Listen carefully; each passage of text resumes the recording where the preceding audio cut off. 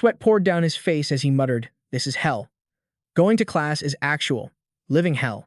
Sung-gu had made up his mind. He had to get a dorm room, or he'd have to drop out and go back home. Suddenly, a familiar voice called out from behind him.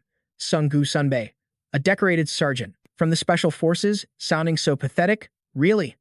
The kid's face was still brimming with youthful energy. He came over to tease Sung-gu, a man who'd endured grueling training. "It's hard to believe a guy like you can't even handle a 2-hour lecture." Sung-gu didn't rise to the bait from this young punk. "Han-ho, enlist in the army first, then we'll talk. Let's see just how much endurance you have then." Han-ho flinched. It seemed he was dodging military service by staying in school, but his eyes still burned with the belief that his resistance would succeed. Sung-gu shot down his argument. He heard Han-ho postpone his enlistment 3 years ago because of Mi Rang. He'd warned him during freshman orientation. "You can do anything you want, just don't be a simp." Han-ho followed Sung-gu into the lecture hall, and when he suddenly went quiet, Sung-gu paused to ask, "Han-ho, are you crying?" "No, Sunbae. Look at the sky." Han-ho's voice was laced with panic. A faint circle hovered in the sky with the number 99%, making him gasp in alarm. But it was so transparent, Sung-gu couldn't see it clearly. He turned to tease Han-ho. "Are you missing Mi Rang so much you're hallucinating?" Han-ho insisted he could read the words clearly. "Monsters. Downloading." The moment it hit 100%, it vanished. It appeared right over the library. Sunbae. Strangely, the sky was now completely normal. There was nothing there like Han-ho had described. Sung-gu felt like he'd been pranked, grabbing the kid in a headlock. "Monsters. Dude, can't you tell the difference between a game and reality anymore?" Han-ho didn't think he was mistaken, but maybe he'd been drinking too much lately and started seeing things. He slapped his own face to snap out of it, asking Sung-gu to grab some coffee. Sung-gu immediately refused. His professor was already walking into class with a knife-like glare.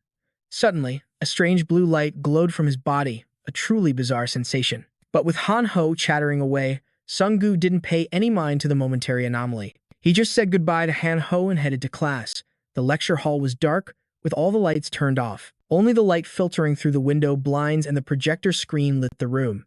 As expected, Sung-gu started nodding off. He regretted not getting that coffee with Han-ho before coming to class. His eyes grew heavy. It looked like another lecture was about to go to waste. Suddenly, a strange, glowing square appeared, jolting Sung-gu awake. On it were large, bold words. "To survive in a ruined world, what is the best profession? Please make your selection now." Sung-gu rubbed his eyes several times, thinking he was hallucinating. Just then, the projector light flickered and died, and even the light from outside vanished. The world plunged into absolute pitch-black darkness. The entire class erupted in chaos. It was the middle of the day. The sun should have been scorching, yet everything was swallowed by an endless night. This was beyond strange. Even weirder, none of their phones would work. A girl's panicked voice suddenly cut through the noise. "Wait, what is that thing? Am I the only one seeing this?" It turned out everyone had the exact same panel that Sung-gu was seeing. It looked like some kind of projection app, but he knew this was definitely not an app. Not a normal one, anyway. Another window flashed into existence, announcing a 15-second countdown. A blinding light flashed, and a series of cards flew out before them. They looked like tarot cards, but they had no names. Only strange red stars. Everyone saw the cards. An upperclassman signaled for them. "Don't touch anything. We don't know what will happen." But Sung-gu had a different idea. If they did nothing, what would happen after that 15-second countdown ended? Did they really have to choose one of these cards, like some twisted game of chance? Only 15 seconds. Now with just 10 seconds left, how was he supposed to make a decision? The clock was ticking down. A young man touched a card, and instantly, a sword fell into his hands. Sung-gu noticed he had touched the warrior card, and a set of armor dropped with it. This proved it. He needed to choose the best option to stay alive in this ruined world. Sung-gu looked closer, realizing the number of stars beneath each card was different. Since he had no idea what any of this meant, he decided to pick the one with the most stars. The results were in. The profession that Sung-gu had chosen was Necromancer. With a rating of 5 stars, the class selection had ended. The notification board announced that those who failed would get another chance. Light returned to the room, as if they had just traveled to another dimension. The guy who chose the hero card finally had a chance to examine the sword in his hand. The bizarre events and the strange object that fell from the sky left them all bewildered. Is this a real sword? It felt like a dream. The four-eyed guy had actually chosen the hero card and become a hero, even receiving a sword. But Sung-gu, who had become a necromancer, got absolutely nothing. Suddenly, a loud crash echoed as the door was smashed open, and a young man stumbled in, screaming in agony. Something was latched onto his back, plunging a knife into his neck. "Somebody, please, help me," he begged before collapsing. The strange thing on his back relentlessly stabbed its knife through his body, causing him to shriek in pure terror. Reaching a hand towards them, he pleaded, "Please, save me." And with that, he breathed his last. The creature on his back slowly rose, its wide yellow eyes and terrifying fangs on full display. Everyone scrambled back in fear from the tiny, ferocious creature. Only Sung-gu was left facing the monster. He cursed inwardly. He was always the one left behind. And of course, now he had caught this monster's attention. His body was frozen, paralyzed with fear. The others frantically urged the four-eyed kid, Min-su, "Hurry up and use that sword to attack it." A trembling Min-su was pushed forward, closer to Sung-gu, who now saw him as a savior in this dire moment. "Min-su, you remember me, right?" But Min-su just screamed back in fury, "Damn it, why do you all keep looking at me and telling me what to do?"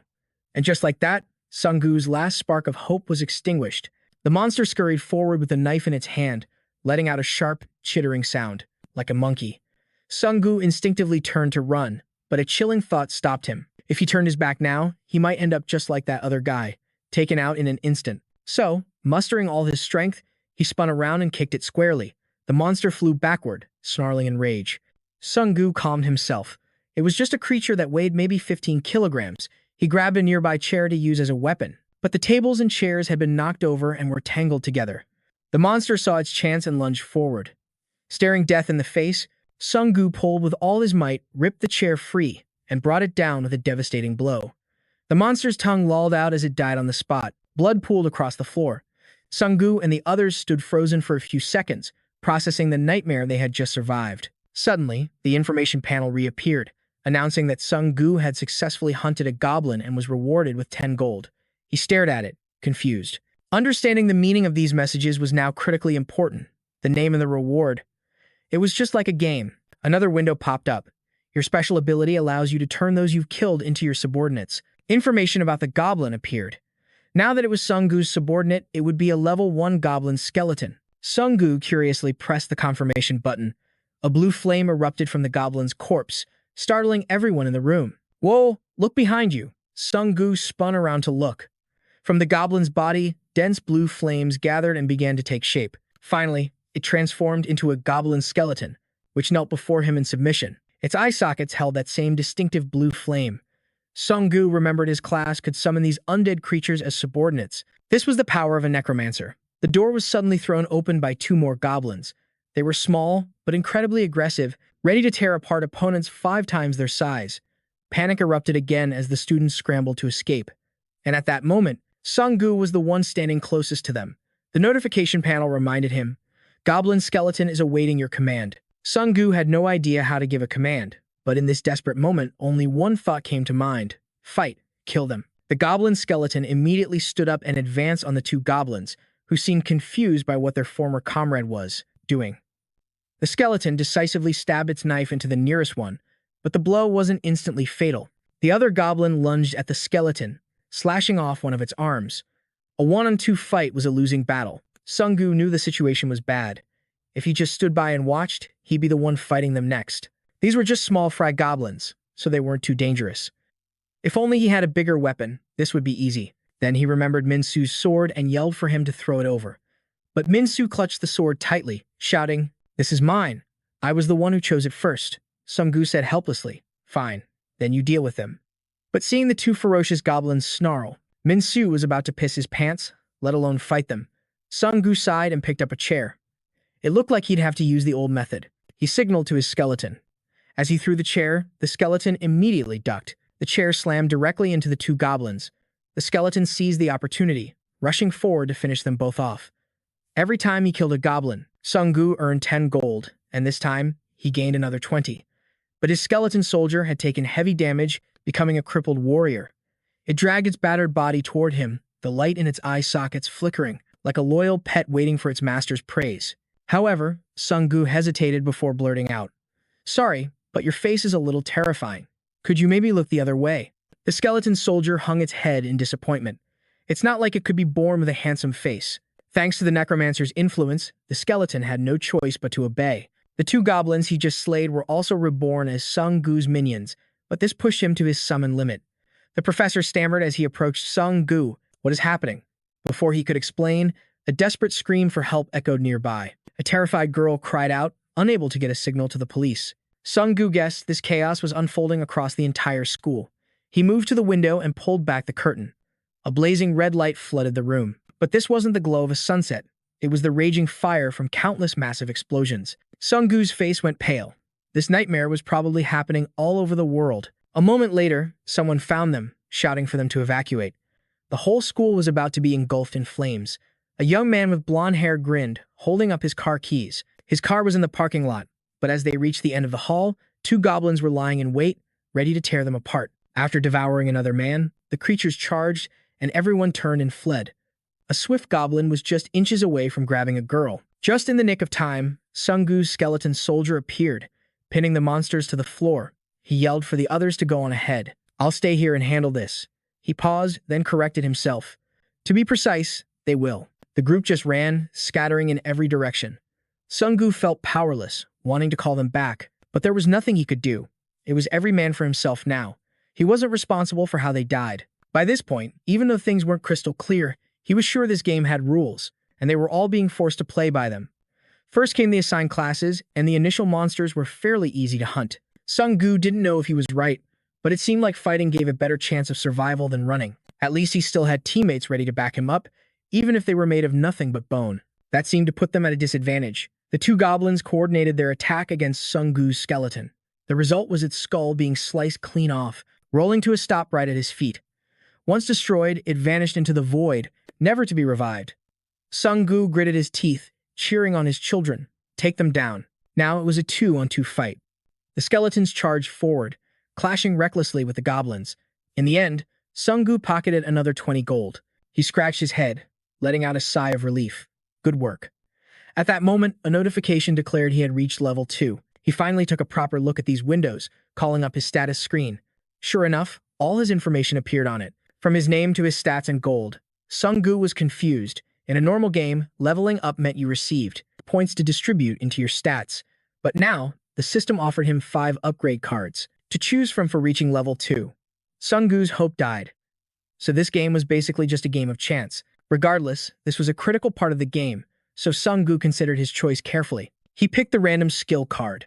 The card flipped over, announcing that the maximum number of skeletons he could summon had increased by 1. With that, Sung Gu resurrected another skeleton soldier from the 2 creatures he had just defeated.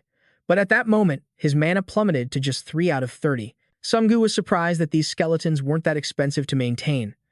Hearing that, all 4 turned to him with sparkling eyes. Sung Gu waved them away with a disgusted look.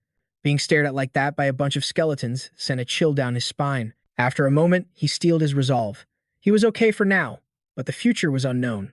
First, he needed to survive and escape this place. Sung Gu looked through the glass. The school grounds below were a scene of horrific slaughter. He slammed his fist against the door. I thought this place would be safer. If he went down there now, he'd be dead meat. Danger was everywhere. But how could he get stronger by hiding in one spot? Sung Gu decided to lead his 4 followers to the floor below. One of them led the way, cautiously creeping downstairs, right when he ran into a young man with a knife running up. And that man just happened to be Han Ho. Their eyes met. Han Ho let out a blood-curdling scream. He shrieked as he plunged his knife into the skeleton's skull, which startled the creature. Sung Gu recognized Han Ho, who whimpered as he looked up at him, then pointed at the skeletons. Who was this twitching skeleton, clutching its head? Sung Gu just told the kid to relax, because every last one of them answers to me. The other skeletons gathered around their leader, tending to its cracked skull. Meanwhile, Sung Gu turned to Han Ho with a question, wondering what on earth possessed the kid to choose the thief class. Sung Gu practically wanted to pretend he didn't know the guy. Han Ho actually picked it because it was a 1-star class and looked like a shining star. It's a good class, right, Sunbae? Sure, let's go with that. Sung Gu didn't have the heart to shatter the kid's innocent dreams. First, the two needed to find a safe place. For now, trailing behind their bony escorts, barely 1.5 meters tall, was their best bet. Suddenly, a status window flared to life, announcing a new synergy skill. If the party possessed 5 Thief's Daggers, their critical hit rate would increase. They would also receive a 10% bonus on all gold drops. Han Ho's jaw dropped as he pointed at the glowing screen, staring at Sung Gu. Hey, you see this too, right, Sunbae? Sung Gu nodded. If they shared the same type of gear, they unlocked an insanely powerful party buff. With the right equipment combo, the benefits could be massive, and it wasn't just limited to human players. Even his entire skeleton army would get a piece of the action, and while he wasn't sure of their limits, his bony soldiers were already proving formidable. This meant that even when he was technically fighting solo, his skeletons formed their own party, granting him their powerful team buffs. Abruptly, the three skeletons in the lead froze. Blocking their path was a small squad of goblins. A hulking chieftain led the group, flanked by its lackeys. But with 4 skeletons in his party, Sungu had a powerful passive effect. His deathly aura automatically debuffed all nearby enemies, cutting their combat power by 30%. The goblins sensed the foul energy and recoiled in fear. A smirk played on Sungu's lips. Looked like this was their lucky day. His 4 skeletons charged forward, completely dominating the battlefield. The goblin minions were cut down in an instant. Hanho watched from the sidelines, jumping up and down with pure excitement. But his celebration lasted less than 3 seconds. The goblin chieftain finally made its move, raising a hand to the sky. A strange magic circle materialized around its wrist. It activated his skill, Wild Frenzy, empowering its minions with a surge of strength. The tide of battle shifted in an instant as the goblins began to push back. Hanho's excitement vanished, and he grabbed Sungu, ready to make a run for it. But Sungu held his ground, calmly analyzing the fight. The minions were only following their leader's command. He had to cut the head off the snake. His eyes locked onto the magic circle on the chieftain's arm as he gave a silent order. One skeleton immediately broke from the pack, charging the boss. Leaping from above, its blade came down in a flash, severing the arm that was casting the spell. The chieftain roared in agony and rage. It retaliated with a brutal kick, sending the skeleton flying. But the mission was already a success. Without their power boost, the remaining goblins were no match for the skeletons. A series of chimes rang out as they were systematically eliminated. The enraged chieftain grabbed its weapon, managing to shatter one more skeleton. But the remaining 3 moved as one, ending the beast with coordinated strikes. With the chieftain defeated, a reward of 50 gold appeared, plus an extra 10% thanks to their party synergy. Hano finally let out a breath he didn't realize he was holding. He rushed over to inspect the items the goblin chieftain had dropped. First was a low-grade spear with no special effects, a common drop, but the other item was a high-rarity wild bracelet. It granted a 20% power boost to small-type monsters when facing off against goblin-type enemies. For his skeleton squad, this meant a 20% speed increase and a skill buff if they fulfilled the goblin-type party requirement. And the final piece of loot was the real prize, the Wild Frenzy skill book, the same one the chieftain had used. It was a D-rank buff that increased damage by 10% and speed by 20% for a full 10 minutes. The only drawback was its 1-hour cooldown. Sungu was more than satisfied, giving his loyal skeletons some well-deserved praise. He no longer saw them as mere tools. Placing a hand on one skeleton's skull, he watched the creature practically vibrate with joy. The magical fire in its eye sockets even curved upwards, like a massive grin. The sight was so unsettlingly creepy that both Sungu and Hanho instinctively took a step back. What a strange feeling. They pressed onward, only to stumble upon an unexpected sight, a large gathering of people. Sungu instantly ordered his skeletons to hide in an adjacent room. The last thing he needed was to cause a panic. In the middle of the crowd, a man who just screamed trouble was rallying the survivors. "We're trying our best to contact the police," he announced. "And the student council is scouting to figure out what's happening on campus." One angry girl wasn't buying it and tried to break down a nearby door, clearly doubting that any rescue was coming. The man simply shook his head. "I've already tried everything. It's no use." "What do you mean, no use? How can it not break?" Seeing her getting hysterical, he told her to calm down and simply listen to his instructions. That's when Sungu recognized him. It was his senior, Lee Jin-seok, a man obsessed with hierarchy and infamous for being a total predator. This guy was clearly ambitious, aiming for a spot on the student council and was desperate to play the hero. Sungu casually heads for the door, but the man barks at him. "I told you to stay away from that door. Is there a problem with your ears?" Sungu turns back, his eyes filled with suspicion. Jin-seok takes a deep breath. He composes himself, plastering on a fake, innocent smile. "Oh, man, I'm so sorry. I've been so on edge today, I just snapped. Since you two just got here, you might not know, but I'm only trying to protect everyone." Sungu could smell it. The guy reeked of arrogance, setting him on edge. Jin-seok recognized him. So Sungu introduced Han-ho as well. The man scratches his head, clearly lying. "Ah, yeah, I think I've seen this kid before. I don't really come to campus that often." Sungu was speechless, wondering why this psycho decided to show up for class today. Jin-seok notices they both have weapons and immediately suggests they join his protection mission. Sungu doesn't refuse. Suddenly, Jin Seok asks about their classes. He glances at the boar hunting spear in Sunggu's hand and guesses he's a spearman. Then, in a condescending tone, he asks, I wonder if you'll be of any help to us. He smugly pats his own shield, showing off.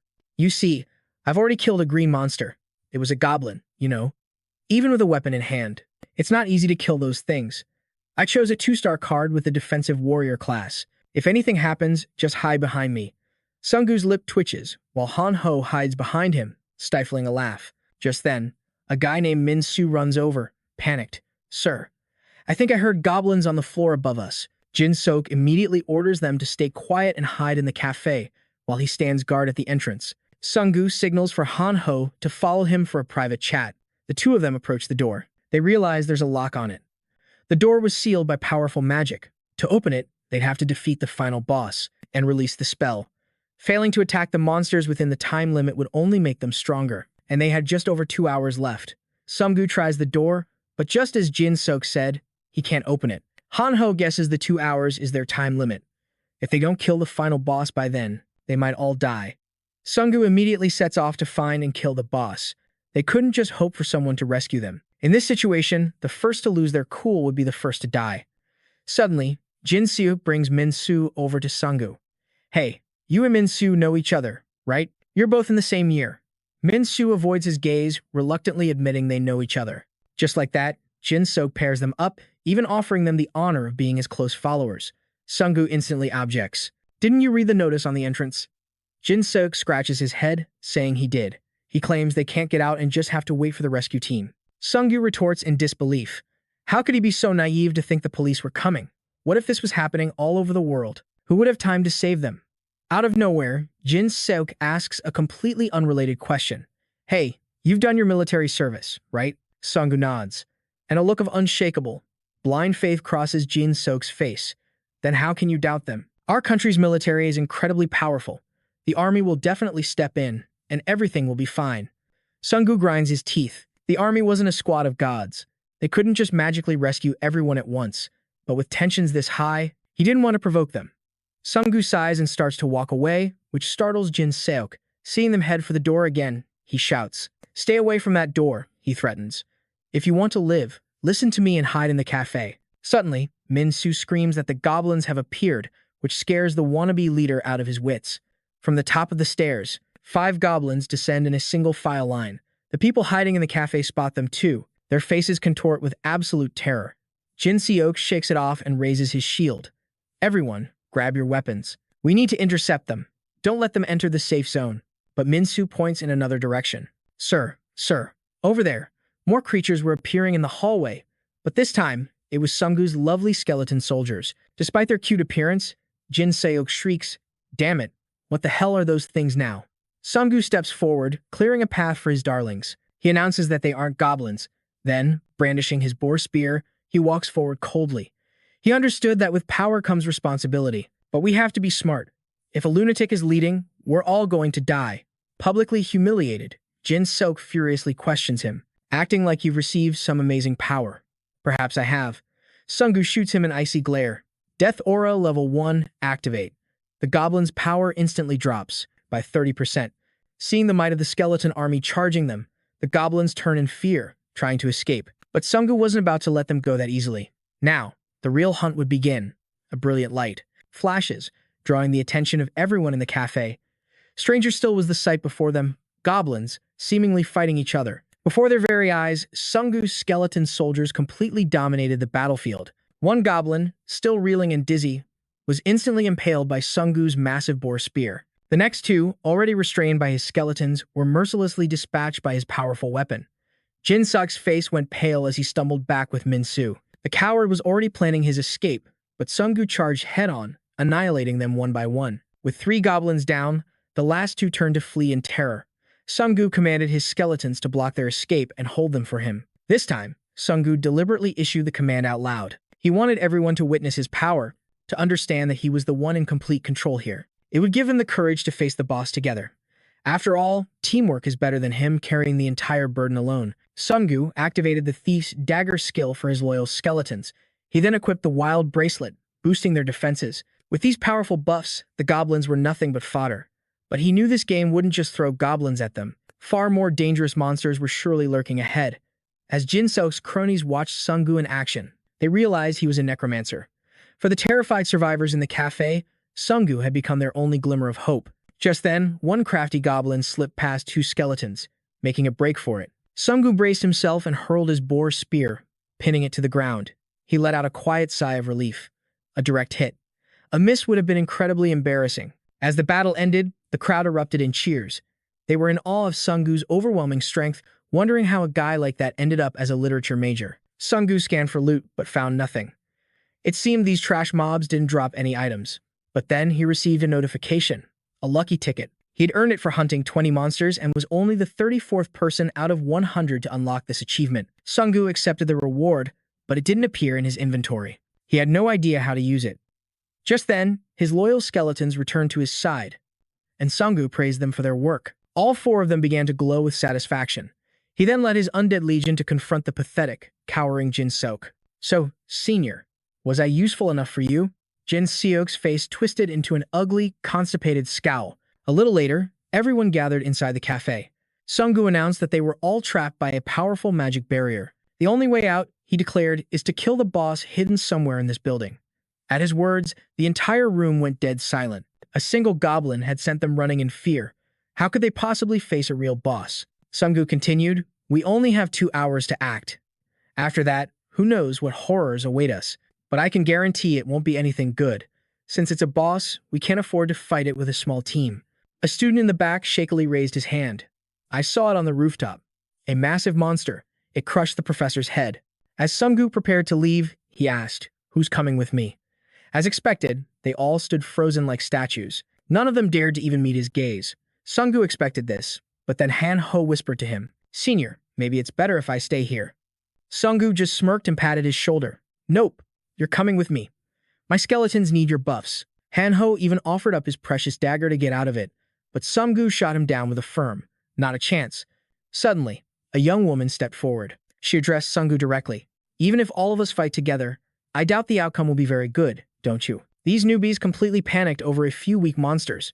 It's pathetic. This was Jung Jisat, a tiger hunter. In her eyes, Sung-gu's skeletons were far more useful than this crowd of cowards. Her burning gaze made several of the students flinch. They didn't even dare to look at her. Sung-gu himself wasn't certain about this fight. No one knew how powerful this boss truly was, or what kind of abilities it possessed. He turned to Jin Seok, asking for his input. The shameless Jinsei claimed he'd stay behind to protect the students, earning disgusted glares from everyone. Sung-gu didn't bother forcing him. He just told him to stay put and play his little leadership game. And so, a new party was formed, consisting of Sung-gu, Jisat, and a very reluctant Han-ho. As they moved out, Sung-gu warned Han-ho to stay sharp. Right on cue, Jisat spotted 2 goblins charging from behind, while another mob blocked their path up ahead. Sung-gu gave the signal, "You two take the rear." But before he could even finish, Jisat had already charged forward, beheading a goblin with a single, brutal swing. Its companion was still processing what happened when her blade pierced straight through its gut. She finished them both with ease, taking a sharp breath. All Han-ho could do was stare in amazement. Before he even realized the fight had started, she had already ended it. He excitedly shouted to Sung-gu, "Hey senior, this girl is a total beast. What was that?" Sung-gu had already taken care of 5 goblins on his end. Han-ho just laughed nervously, realizing he was the weakest one here. "Never mind, I was wrong. It's General Yi Sun-sin." With that settled, they continued upward. There, they found Professor Huang slumped against the hallway wall. His body was covered in wounds, and he was weeping in agony. "My students. They're all gone. It's all my fault." Sung-gu tried to calm the distraught professor so he could explain what happened. He explained that after leaving Sung-gu, they had reached the research lab safely. But the professor knew staying put was a death sentence. So, he made the call to head for the rooftop, strictly following a survival manual. But the moment they arrived, they were met by a hideous monster. Every single student who had put their faith in him was slaughtered. With his final breaths, Professor Huang warned Sung-gu, "Never go to the rooftop. Don't go there. You have to survive." And with that, the professor passed away. Sung-gu's face hardened, suppressing a brewing storm of rage. Just then, a new side quest appeared. The objective: avenge the professor by slaying the boss monster. However, his choice could alter his destiny. Sung-gu wrestled with that single word, destiny. He felt a wave of helplessness wash over him. Damn it, why were we thrown into this hellscape? Shaking it off, Sung Gu began marching straight for the rooftop. Han Ho called out, "Hey, are you sure about this? Do we really have to fight the boss now?" Even the skeleton soldiers paused, but Sung Gu's eyes blazed with resolve. Without a word, he threw open the door to the boss's domain. The rooftop was a scene of pure carnage. Goblins swarmed the area, gathering the human bodies strewn across the blood-soaked floor. The sight made Sung Gu's face twist in disgust. He couldn't stop a curse from escaping his lips. God damn it. Han Ho's eyes went wide, pointing a trembling finger into the distance where a goblin was dragging away the body of a fallen student. That's my classmate. Kisat's knuckles turned white as she gripped her sword, ready to charge in and tear them apart. But Sung Gu immediately held her back. He needed to assess the situation first. They weren't strong enough to rush in blindly. But this was also the perfect trial to temper their skills. With a plan forming, Sung Gu gave the signal to advance. A goblin spotter shrieked the moment it saw them, alerting the entire pack. In an instant, a horde of goblins swarmed before them, weapons drawn. They barely stood a meter tall, but their sheer ferocity was terrifying. Han Ho stammered, "Dude, maybe we should get out of here." But running away wasn't in Sung Gu's vocabulary. He had to face this head-on to grow stronger. He activated the Bracelet of the Wild. All his skeleton soldiers received a buff, plus 10% damage and a 20% boost to attack speed. The two sides clashed in a chaotic melee. A goblin lunged with its dagger, but the blade scraped harmlessly between the bones of a skeleton soldier's arm. In that split second of confusion, the skeleton's sword came down, slicing the creature. Sung Gu jumped into the fray, using a nearby corpse as a makeshift shield. As for Jisad, her combat prowess was on another level. She cleaved through the goblins as if they were firewood. Meanwhile, Han Ho stood frozen in a corner, his special card proving useless. In a blind panic, he hurled a dagger at the horde. An unlucky goblin took the dagger straight through its skull, dying instantly. It was then that Han Ho remembered. He had a knack for this. He tried again, throwing another dagger. A perfect shot. Han Ho stared at his own hands, his eyes now filled with resolve. "I found it," he thought. "This is my fighting style." Back on the main battlefield, the goblins were overwhelmed by the deathly aura, their stats dropping by 30%. Realizing they were outmatched, they began to flee. Suddenly, a loud crash erupted from a nearby set of lockers. A massive goblin emerged. It had a monstrous face, a mane like a lion, and it hefted a gigantic club. The smaller goblins immediately dropped their weapons and bowed before it. From the looks of it, this had to be the boss monster from the quest, the Goblin Chieftain. With their leader on the field, the goblins' morale surged, and they charged at Sung Gu with renewed ferocity. Sung Gu knew this would be a long fight and poured more power into his command. Annihilate them all. One of the skeletons broke free from a goblin and charged the chieftain. A second later, the chieftain's club came down, shattering the skeleton into dust, its very essence erased. Sung Gu immediately summoned a new soldier, but the chieftain just turned to another one nearby and smashed it to bits. Sung Gu had already burned through 2/3 of his mana, and he was running out of corpses. But suddenly, a pair of daggers flew through the air, embedding themselves deep in the chieftain's bicep. Han Ho struck a confident pose, his voice dripping with provocation. "How'd you like that, punk?" The goblin chieftain merely flexed its arm, and the daggers clattered uselessly to the floor. But the taunt had worked. Enraged, the chieftain ignored everyone else and charged straight for Han Ho, brandishing its massive club. Han Ho dashed toward the skeletons, relief washing over him.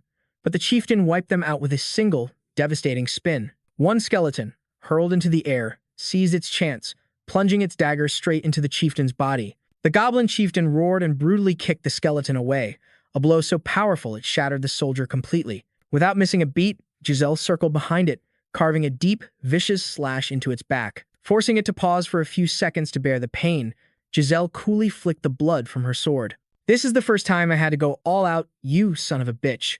Sung Gu could only marvel at her incredible sword skills. Her movements were blindingly fast. If Giselle hadn't been here, he would have died long ago. Sung Gu shook himself back to reality, recalculating his strategy. He summoned more skeletons, surrounding the chieftain with Giselle. First, they attacked from behind, though of course, they couldn't actually harm the chieftain. But it was enough to obstruct its vision. As it turned its back, Sung Gu hurled the spear in his hand. The spear tore through the chieftain's matted hair, leaving a massive gash on its face that made it howl in pain. It roared, unleashing its fury on a nearby skeleton. Sung Gu had to summon another, but his mana was nearly depleted. Suddenly, the chieftain pointed at each skeleton, letting out a strange, chilling laugh. Sung Gu paid it no mind. He was too busy worrying whether victory was even possible. When the chieftain suddenly went berserk, its power instantly multiplied, blasting Sung Gu back. If this continued, they would all be annihilated. He needed to find a way to land a finishing blow. Then, Sung Gu's gaze fell on two swords lying nearby. The chieftain seemed to have activated a cheat code, grabbing a skeleton's head with one hand while blocking Giselle's sword with its club. But in that moment, Sung Gu returned, deadlier than he was 5 seconds ago, wielding the two swords he'd just picked up. He signaled his two minions to block the chieftain's path, but they were nearly obliterated before they could even act. Abruptly, something streaked past the chieftain's head. It was a sword, flying through the air. A skeleton, with only one arm and one leg left, caught the blade, using the force of its fall to attack the chieftain. It was a brilliant team play, but tragically, the chieftain still overpowered it with a single, decisive blow. Without warning, a notification window appeared. Based on the party composition, a synergy effect had been unlocked. The level 1 warrior effect was activated when the party equipped 3 swords. It increased attack speed by 10% and halved the weight of weapons, and that last skeleton had now become the one-armed warrior, a unique individual class created when it equipped a sword with its single remaining hand. The chieftain seemed bewildered by this sudden, insane power buff, but Sung Gu couldn't care less. If he could link their weapons together, they might actually win this. Sung Gu grabbed a chair and threw it at the chieftain. Giselle and the one-armed warrior charged in at the exact same moment. The three-pronged assault left the chieftain unsure how to react. Lost in thought, it took a chair to the chest, followed by Giselle's deceptively light yet agonizingly painful strikes, and finally, the one-armed warrior's attack. But it seemed the warrior wasn't quite fast enough and still got smacked on the head. Suddenly, a dagger sank into the chieftain's weapon arm. It cried out in shock. Han Ho, who had been hiding in the rubble this whole time, finally made his move. As the chieftain struggled to pull out the dagger, Sung Gu saw his chance and immediately signaled the one-armed warrior. As it charged forward, Sung Gu spoke his final words to it. "Goodbye. Thank you for following me this far." It was the most resilient of all his skeletons. From the classroom until now, he would never forget its noble sacrifice. Sung Gu roared, preparing to leap in for the killing blow. However, the one-armed warrior successfully dodged the chieftain's attack, leaving Sung Gu completely stunned. In the next instant, the chieftain's head was sent flying through the air, severed by the one-armed warrior's clean slash. The system explained that the one-armed warrior could block 88% of the damage from a boss monster's first attack. And with that, they had successfully slain the goblin chieftain. Sung Gu received 225 pure gold and advanced to level 3. Han Ho dazedly asked a still-stunned Sung Gu, "Hey, Sung Gu, where did you even find that skeleton?" "I think it was the first one I killed with the desk and chair technique." Just then, the skeleton began to glow. It then transformed, appearing in brand new gear with an emblem on its forehead. It had been promoted after absorbing the goblin chieftain's magical power, gaining increased defense and the new commander attribute. Sung Gu pointed at the strange symbol on its forehead. "What's this? When did you get a face tattoo without my permission?" He reviewed his minion's stats. Thanks to the commander attribute, he would now gain access to even greater party synergy effects. From a squad to a legion, it seems Sung Gu's army is destined to grow. He'll need even more soldiers for the battles to come. Han Ho and Gisat leveled up too. Gisat even reached level 3, matching Sung Gu's current power. She was still debating her level 2 reward, so she asked for his advice. But the system's gifts were all left to all she could do was pray for good fortune. Han Ho was shocked that Sung Gu could actually see his reward cards. Back at level 2, he picked a random skill. It had boosted the number of skeleton soldiers he could summon. This time, Sung Gu acquired a new ability, basic bone weapon crafting. He could now forge weapons from the bones of the fallen, but for now, he was limited to 4 basic forms: a sword, a hammer, a spear, or a bow. The weapon's quality depended entirely on the materials. As the skill leveled up, he'd be able to forge an even greater arsenal. He also completed a hidden quest, avenging his professor. The reward was a random skill, and a change in his destiny. The random skill was another summon slot, allowing him to call 1 more skeleton soldier. In total, he could now command a squad of 5. But Sung Gu couldn't stop thinking about that other reward, a change in his destiny. It looked like he'd need to choose his quests more carefully from now on. Suddenly, a cloak materialized out of thin air and floated down to Han Ho, the bandit's cloak. It granted a 50% stealth bonus against monsters. He threw it on without a second thought. He finally found his combat style, stay hidden, then strike with a well-aimed dagger. As for Gisat, she received a strange red stone. It was called an ignition stone. Han Ho thought it was just a simple fire starter, but he was completely wrong. When used to sharpen a weapon, the stone granted a chance to set it ablaze during combat with monsters. Sung Gu gathered his party to head back. The gateway should be open by now. Meanwhile, back in the cafe, Min Su turned to Jin Sok, her voice filled with worry. Jin-suk, are we just going to stay here forever? The question made Jin-suk's face twist into an ugly scowl. Whispers filled the room as regret settled in. They should have gone with Sung-gu to fight the boss. Before Min-soo could say another word, Jin-soo grabbed her by the collar. You dare whisper behind my back? He snarled. After I've been trying to protect you all? Say it to my face if you've got the guts. He then stormed towards the group, putting on a show of righteous indignation. Is this how you repay me? By talking trash behind my back? Fine. Don't expect any protection from me. Get out. All of you. The crowd was baffled by his outburst. Get out? But where would they even go? Jin-suk, blind with rage, pointed upwards. Then go to the rooftop and die like Sung-woo did. Hearing his claims of protecting them was laughable. You? Someone scoffed. Don't make me laugh. You didn't do a damn thing. The real hero is the one who was up on that roof. You son of a bitch, Jin-suk roared. Don't you dare piss me off, you punk. And with that, the two sides erupted into a shouting match. A cold drizzle began to fall, despite the season. Jin-suk pointed to the roof with a sneer. He's dead. Sung-gu is definitely long gone by now. The crowd suddenly fell silent, feeding his ego. What's wrong? Cat got your tongue? He taunted. Then a calm voice cut through the tension. Who was killed? Brother? That familiar voice. It made all the color drain from Jin-suk's face. He whipped around, only to see skeleton soldiers with their swords aimed right at him. Sung-gu sighed. He'd gone through hell to kill the boss, only to come back. Sung-gu strode forward and threw open the doors. The look on Jin-suk's face was a sight to behold. His voice was barely a whisper.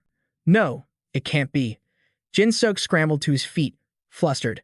Sung-gu could tell the coward wanted to say something. Jin-suk scratched his head, stammering an excuse, but the crowd's scornful voices cut him off. Everyone stared him down with pure contempt. What a joke. This guy bragged about being so strong, but look at him now. Pathetic. Sung-gu led his skeleton army outside. The silence was unsettling. There wasn't a single monster in sight. After scouting ahead, Sung-gu signaled for the others to follow quietly. The scene outside was a massacre. Human and monster corpses were strewn everywhere, piled high in grotesque mounds. Sung-gu was on high alert, knowing that goblins loved to ambush their prey in packs. Suddenly, Han-ho spotted another group of survivors nearby. Among them, a young man in a white shirt raised his sword in a gesture of peace. Sung-gu noted the blood-stained weapons in their hands. These were definitely the ones who survived the Goblin War. Jin-suk's eyes lit up as he recognized their leader. It's the president, he shouted, rushing forward. The president gave a sarcastic smile. Well, look who managed to stay alive. Jin-suk just bowed and scraped, trying to suck up to him. I knew you could handle those goblins, Mr. President. It's such a relief to see you here. Then, he leaned in and whispered in the president's ear, all while shooting a hateful glance at Sung-gu. This snake wasn't even hiding his intentions anymore. He was plotting right out in the open. The president, however, approached Sung-gu with a saintly smile. I'm Park Do-sung, the student council president, he said. I can only imagine the horrors you've all had to endure. We've been doing the same, trying our best to fight back against these monsters.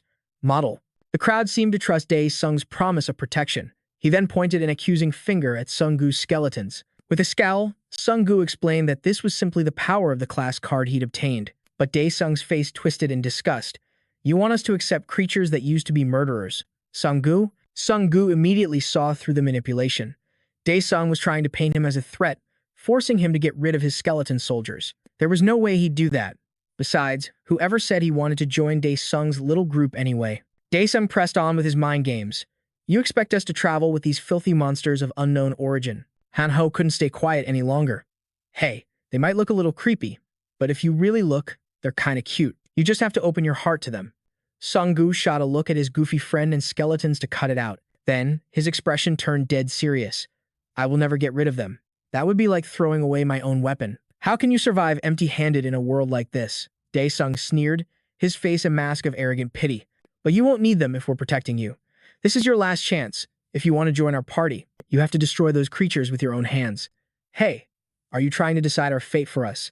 When did we ever say we wanted to join your crew? You think the student council can just order everyone around? You're pathetic. The formidable Gisuk stepped forward, drawing her sword without hesitation. Dae-sung immediately recognized her as the president of the physical education department. The school is in ruins, Dae-sung said, his voice dropping low. What good is a title like that now? Gisuk, calm down and come with us. You'll regret it if you don't. But Gisuk wasn't about to listen to him. This guy pretends to be a saint, but he embezzled hundreds of millions of won from the school festival fund. I'm the one who exposed you on the school's forum. At those words, the color drained from Dae-sung's face. With his dirty secret exposed, he could no longer force them. Instead, he warned them they'd die at the hands of monsters. As they turned to leave, Dae-sung yelled after them, a desperate threat in his voice. "You'll all regret this. Without a proper party, you won't get any of the combo effects. You'll die a miserable death, you trash." Once they were a safe distance away, Sung-gu's curiosity got the better of him. "Why do you hate the student council so much?" "It's simple. He's a piece of garbage. He used to wander around campus harassing the female students. A few of my department members reported him to me. He might have had a fancy title, but trash will always be trash." Sung-gu nodded in understanding, his eyes scanning their surroundings. Their first priority was to avoid the main buildings and get off campus. But Gisok had a plan. "We need to avoid crowded areas. That's where the monsters love to gather." Crowded places, Sung-gu thought for a moment. He then suggested the hill path behind the school. It led straight to the main gate and was usually empty. Just as he predicted, the path was eerily silent, giving Han-ho a very bad feeling. Suddenly, Sung-gu held up a hand, signaling for everyone to halt and stay quiet. Han-ho's heart leaped into his throat. At the bottom of the stairs, a figure was slowly rising to its feet. Its blood-soaked axe rested among the corpses of goblins. It was a massive monster with the face of a pig demon, its skin a terrifying shade of crimson. Just the look in its eyes was enough to instill pure fear. This thing was even bigger than the goblin chief, making Han-ho want to turn and run. But based on all the stories Sung-gu had read, the monster that usually appears after goblins is an orc. The red orc let out a deafening roar and leaped toward them. Sung-gu didn't hesitate for a second. In fact, he was thrilled. He was about to add another powerful subordinate to his collection. Get ready for battle. However, as the orc's face, twisted with bloodlust, closed in, Sung-gu realized something was terribly wrong. He quickly signaled for everyone to scatter. The orc shot forward like an arrow, its trajectory forcing them to dive out of the way. Han-ho landed safely in a nearby bush, yelling, "Geez, how could a monster like that even exist?" The moment the orc's feet hit the ground, it spun around, searching for a new target. Jisuk, being the closest, was instantly in its sights. She barely managed to block its devastating strike with her sword, but she couldn't react in time for the second attack. Just then, a skeleton soldier dashed forward, shoving her aside and taking the full force of the red orc's blow. Sung-gu immediately commanded his poison-hand skeleton to intercept the red orc. Its tiny frame barely reached the orc's thigh. The orc swung its mighty axe again. Luckily, the skeleton had an effect that reduced incoming damage by 88%. The skill activated just in time, allowing it to narrowly dodge. The poison-hand skeleton then leaped into the air. It sliced a deep gash along the orc's arm, sending the beast tumbling to the ground. Sung-gu then signaled for Jisuk to join him on higher ground. Fighting on the low ground was a huge disadvantage. Jisuk gritted her teeth and scrambled up. Even though she had only blocked a single strike, the impact had left her entire arm numb. Once they were in a better position, Sung-gu laid out the strategy. "We can't take that thing on in close quarters. He'd have to use the same tactics from the goblin chief fight." Moments later, the orc appeared. Sung-gu's party dove behind the bushes. The orc spotted them instantly, roaring as it charged forward. Sung-gu's plan was to sacrifice his skeletons first, despite having plenty of other corpses nearby. He had to manage his mana carefully. Just as he predicted, the hulking orc slammed into several trees, a creature that large would always struggle in a dense forest. The orc finally realized it was surrounded. Pinned by the trees and the skeletons, Han-ho leaped from his hiding spot, throwing a dagger as the signal. The skeletons launched their own daggers in perfect unison. The orc swung its massive arms, but could only deflect a few. While it was fumbling, two skeletons lunged at it. The orc instantly shattered one of their skulls, but the other latched onto its arm. Soon, another skeleton joined, locking the orc's arms in a bone-crushing grip. Seizing the opportunity, Sung-gu and Jizo charged forward, but the skeletons weren't strong enough. The monster could still swing its axe to defend itself. Jizo deftly slid between the orc's legs, landing a deep gash on the back of its knee. The monster buckled in pain. Sung-gu immediately moved in and severed its axe-wielding arm. Finally, the skeleton assassin leaped up and delivered the finishing blow. Just like that, Sung-gu earned another 170 gold for defeating the orc commander. Sung-gu was surprised he'd run into an orc leader. It seemed to be ranked just below the goblin chief. This fight gave him valuable experience against a new monster type. Sung-gu tried to summon the orc commander, but his level was too low to raise a medium-sized undead. His face fell, disappointed that he couldn't add a new powerful subordinate to his army. Sung-gu then remembered he hadn't asked about Jasat's class. She said she picked the 3-star Master Hunter card simply because she liked the color. Han-ho pouted. So he was the only unlucky one who drew a 1-star card? Sunggu's mana had fully recovered, so he decided it was time to test his new skill, bone weapon crafting. Let's see what this orc corpse can be turned into. The system window appeared before him. The body could create 6 swords, 5 maces, 2 spears, or 4 bows. Since the maces were a higher grade, Sunggu chose them without hesitation. From the orc's remains, 5 bone maces materialized. They were a little smaller than Sunggu had imagined, though. Still, they looked good enough. Sunggu tossed the new weapons to his skeletons. With all 5 equipped, a powerful set effect activated. The Manji's power buff increased their damage by 30% when they were injured. They also gained the one-hit wonder effect, giving them a 5% chance to stun an opponent. And on top of that, a 10% damage boost against all medium-sized monsters. Seeing his skeleton leader now armed with a mace, Sunggu tossed his katana to Han Ho. The kid's face lit up, but Sunggu immediately drenched him in ice-cold reality. You're just holding it for now. Give it back when I ask. Didn't you see the Assassin Warrior's class effect? Or would you rather we chop off your arm to replace it? They continued on their path until Han Ho stopped and pointed ahead in utter disbelief. Hey, look! Why are there so many cars over there? In front of them, the main school gate was blocked by a massive barricade of vehicles. More importantly, the gate was magically sealed. They had only 8 minutes to defeat the final boss. Just then, a notification appeared. The orc hunting party. It said they track their prey by scent, and the stronger the prey, the more warriors they send. Han Ho's heart pounded at the thought of being hunted. Jasot focused on a single line. The stronger the prey, the more orcs. Doesn't that mean a larger party is actually a disadvantage? As if on cue, a frenzied horde of orcs began chasing after them. Piercing screams echoed in the distance. A chill ran down Han Ho's spine. If they had stayed with the student council, they'd be monster food by now. Sunggu learned another critical lesson. A bigger party isn't always the better choice. What mattered was having the right team composition for the job. He was thankful he chose the Necromancer class. The system announced the first attack wave would begin with 5 orcs.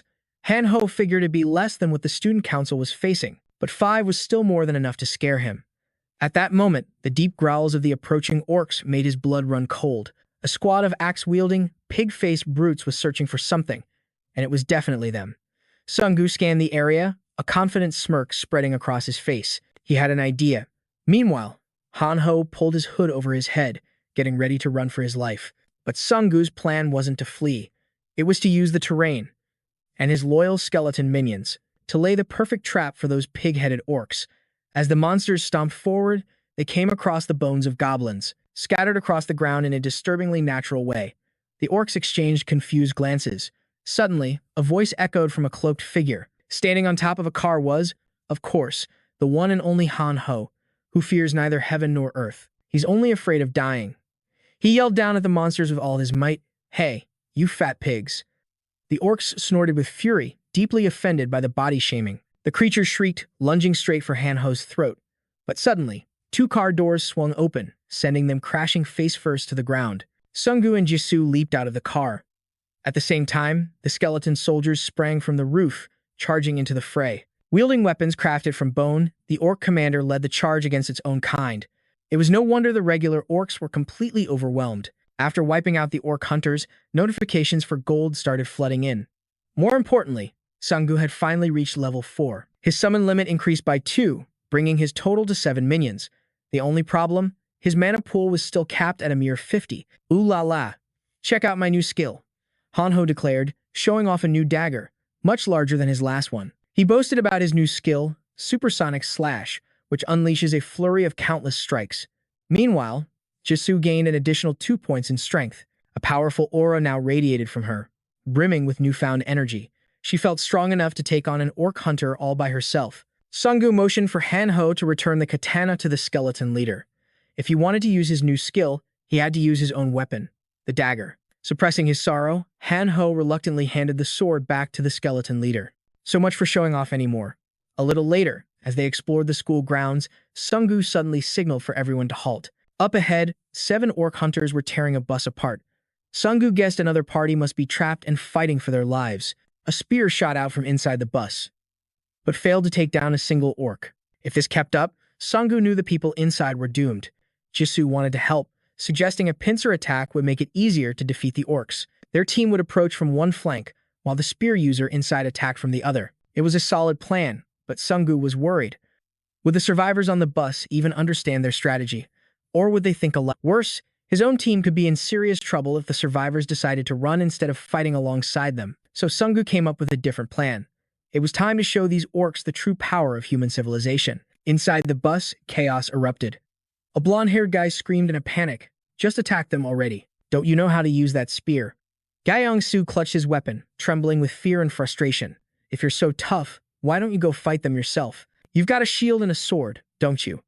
The others just huddled together on the floor, weeping in despair. Just then, the skeleton squad's own bus came crashing through, slamming right into the horde of orcs. The impact sent the monsters flying. Seeing Gyeong-su frozen in shock, the blonde guy started shouting again. But who wouldn't be stunned by a sight like this? The skeleton soldiers were fiercely battling the orcs, leaving the survivors on the bus completely bewildered. Who? What are those things? Why does one monster just lead to another? Moments later, an eerie silence fell over the battlefield. Suddenly, a skeleton soldier peeked in and gave a friendly wave, causing Gyeong-su to stumble backward in shock. "Hey, get lost," one of them yelled. Han-ho banged on the door.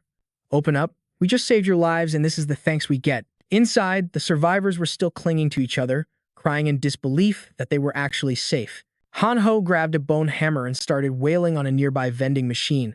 He didn't have any change, so this was the next best thing. But unfortunately, he couldn't even dent it. "Here, let me get that for you." A kind gesture from the blonde guy.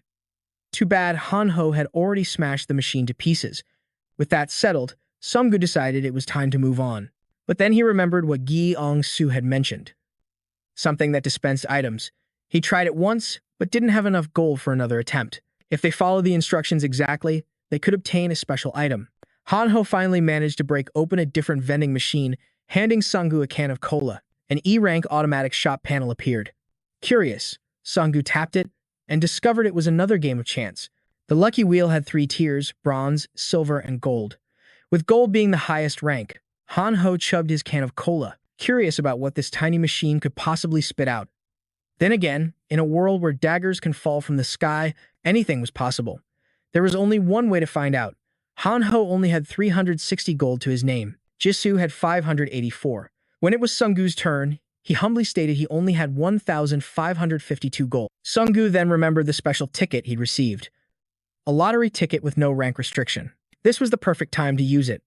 Without hesitation, Sunggu selected the gold tier prize. The prize wheel spun wildly, accompanied by a tense lottery jingle, making everyone's heart pound. Yes, awesome. Han-ho exploded with joy as the wheel landed on the grand prize. It just goes to show, the most important stat for survival is luck. And Sunggu had obtained the magic orb, Tear of the Great Ocean Spirit, a legendary grade item. It increased his maximum mana by 300 and boosted his mana recovery speed by 200%. Han-ho urged Sunggu to spin the silver wheel while he still had cash, but Sunggu insisted on saving his money, settling for the bronze wheel instead. And yet, he still managed to snag a Vanguard shield. Jusat also won second prize, a powerful longsword, while Han-ho got who knows what. All he got was a C-rank medicine pouch filled with colorful potions, much to his dismay. Sunggu told him to quit his whining. What if one of those was a top-tier healing potion? Jusat guessed the group on the other side was probably in total chaos by now. They wondered if they should even help them. Han-ho figured Sunggu would pull that same car crash trick again, but Sunggu just smirked. Nope, this time, we're going even bigger. Meanwhile, over with Dae-sung's group, the Brain Eaters were unleashing a brutal massacre. Dae-sung fought while barking orders, telling them to hold their formation. He swore he'd carve a bloody path forward himself. "Sir, some people got left behind." Hearing his subordinates report, Dae-sung gritted his teeth. "Forget them. You think we have the strength to worry about everyone else?" he snarled, giving Jin Seok a new command. "Siyuk and Hyan Min, take the front with your shields." Just then, a bus came barreling towards them at a terrifying speed, plowing through a few Brain Eaters. The bus then drifted expertly, smashing into several more. Behind the wheel, Mr. Su was spinning the steering wheel like a madman. "Ha. Money, money. Come to Papa." They were heading straight for a group of fleeing survivors. Sunggu leaned out the window, yelling for them to get on. The people from the cafe recognized Sunggu instantly. For the second time, they bitterly regretted not following him from the start. A crazed Brain Eater charged forward. Jusat leaped down to meet the challenge head-on. "You Brain Eaters, I won't lose to you again." The monster brought its axe down with immense force, but it barely made a dent against Jusat's new sword. She grinned victoriously. This time, she could block the blow without even feeling a tremor. The weapon flared with power, scorching the brain eater. Jisat seized the opportunity and finished it off. She turned back, eager to announce her victory, only to see Sung Gu was just as formidable. His skeleton soldiers were relentlessly throwing daggers into the creature's body until it was weak from blood loss, then they would pull them all out. More daggers, and the same brutal process repeated on another brain eater. Everything was unfolding exactly as Sung Gu had planned. His strategy was simple. Never stop moving, maintain distance, and launch continuous attacks while positioning his minions perfectly. No prey could ever escape his grasp. Jisat tightened her grip on her sword. She was someone who worshipped strength. But losing to those monsters on their first encounter made her feel like cannon fodder, while Sung Gu was the true genius. Just then, Dae Sung's exhausted group dragged themselves before Sung Gu. He deliberately taunted them. "What's wrong? I thought you didn't want to be around a monster like me." With Sung Gu holding all the cards, Dae Sung had to swallow his pride. "Come on, don't hold a grudge. You came back for us, didn't you? You're not a heartless person, are you?" And he was right. Sung Gu wasn't cold-blooded, especially not after seeing him run away and abandon the others. Dae Sung tried to make excuses, claiming he was just executing a tactical retreat. "I certainly hope everyone on this bus sees it that way." Sung Gu's words, combined with the glares from the survivors, silenced Dae Sung completely. But the nightmare wasn't over. The orc chieftain was enraged by the failed hunt. They could all feel its powerful, suffocating presence drawing near. Sung Gu immediately got back on the bus. If Dae Sung's group agreed to listen, he'd let them on. Jin Seok looked at Dae Sung, but who could Dae Sung even ask? He had no other choice. But Sung Gu was no saint. He told Dae Sung to hand over his armor. As expected, he exploded with anger. "Why should I give you my armor? Don't I have the right to protect myself?" Sung Gu gave him a taunting wink. "Of course, I'll protect everyone, but everything has a price. We're certainly not about to work for free like some people." A system window appeared. "You have leveled up. Level 5. You can now summon medium-sized monsters to your army." Sung Gu's face lit up. "Medium-sized? Does that mean I can summon brain eaters now?" He thought for a moment. "Just as I thought, getting the skill card was the best move." "Awesome. Now I can summon up to 9 minions." Another notification popped up. The maximum number of summoned monsters has been doubled. Suddenly, a pair of feet quickly approached him. Surprised, Sung Gu turned to see who it was. It was Roy. He looked down at the skeleton and asked, "What's wrong? You don't seem too happy." He then explained, "This is the skeleton soldier I trust the most. That's why I gave him almost all my best gear, and I even gave him a name, because he only has his right arm left. I decided to call him Right." He sighed, looking at the skeleton. "If you're uncomfortable, just take it off." As he was helping Roy with the armor, Han Ho walked over, interrupting them. He called out, "Hey, Sung Gu." Han Ho then pointed to the massive, struggling crowd of people outside. "Are we going to get another vehicle?" Sung Gu replied without hesitation, "Of course. We're going to save them." Still, the bus continued to speed down the road, as Sung Wu's voice cut through the noise. "It doesn't matter.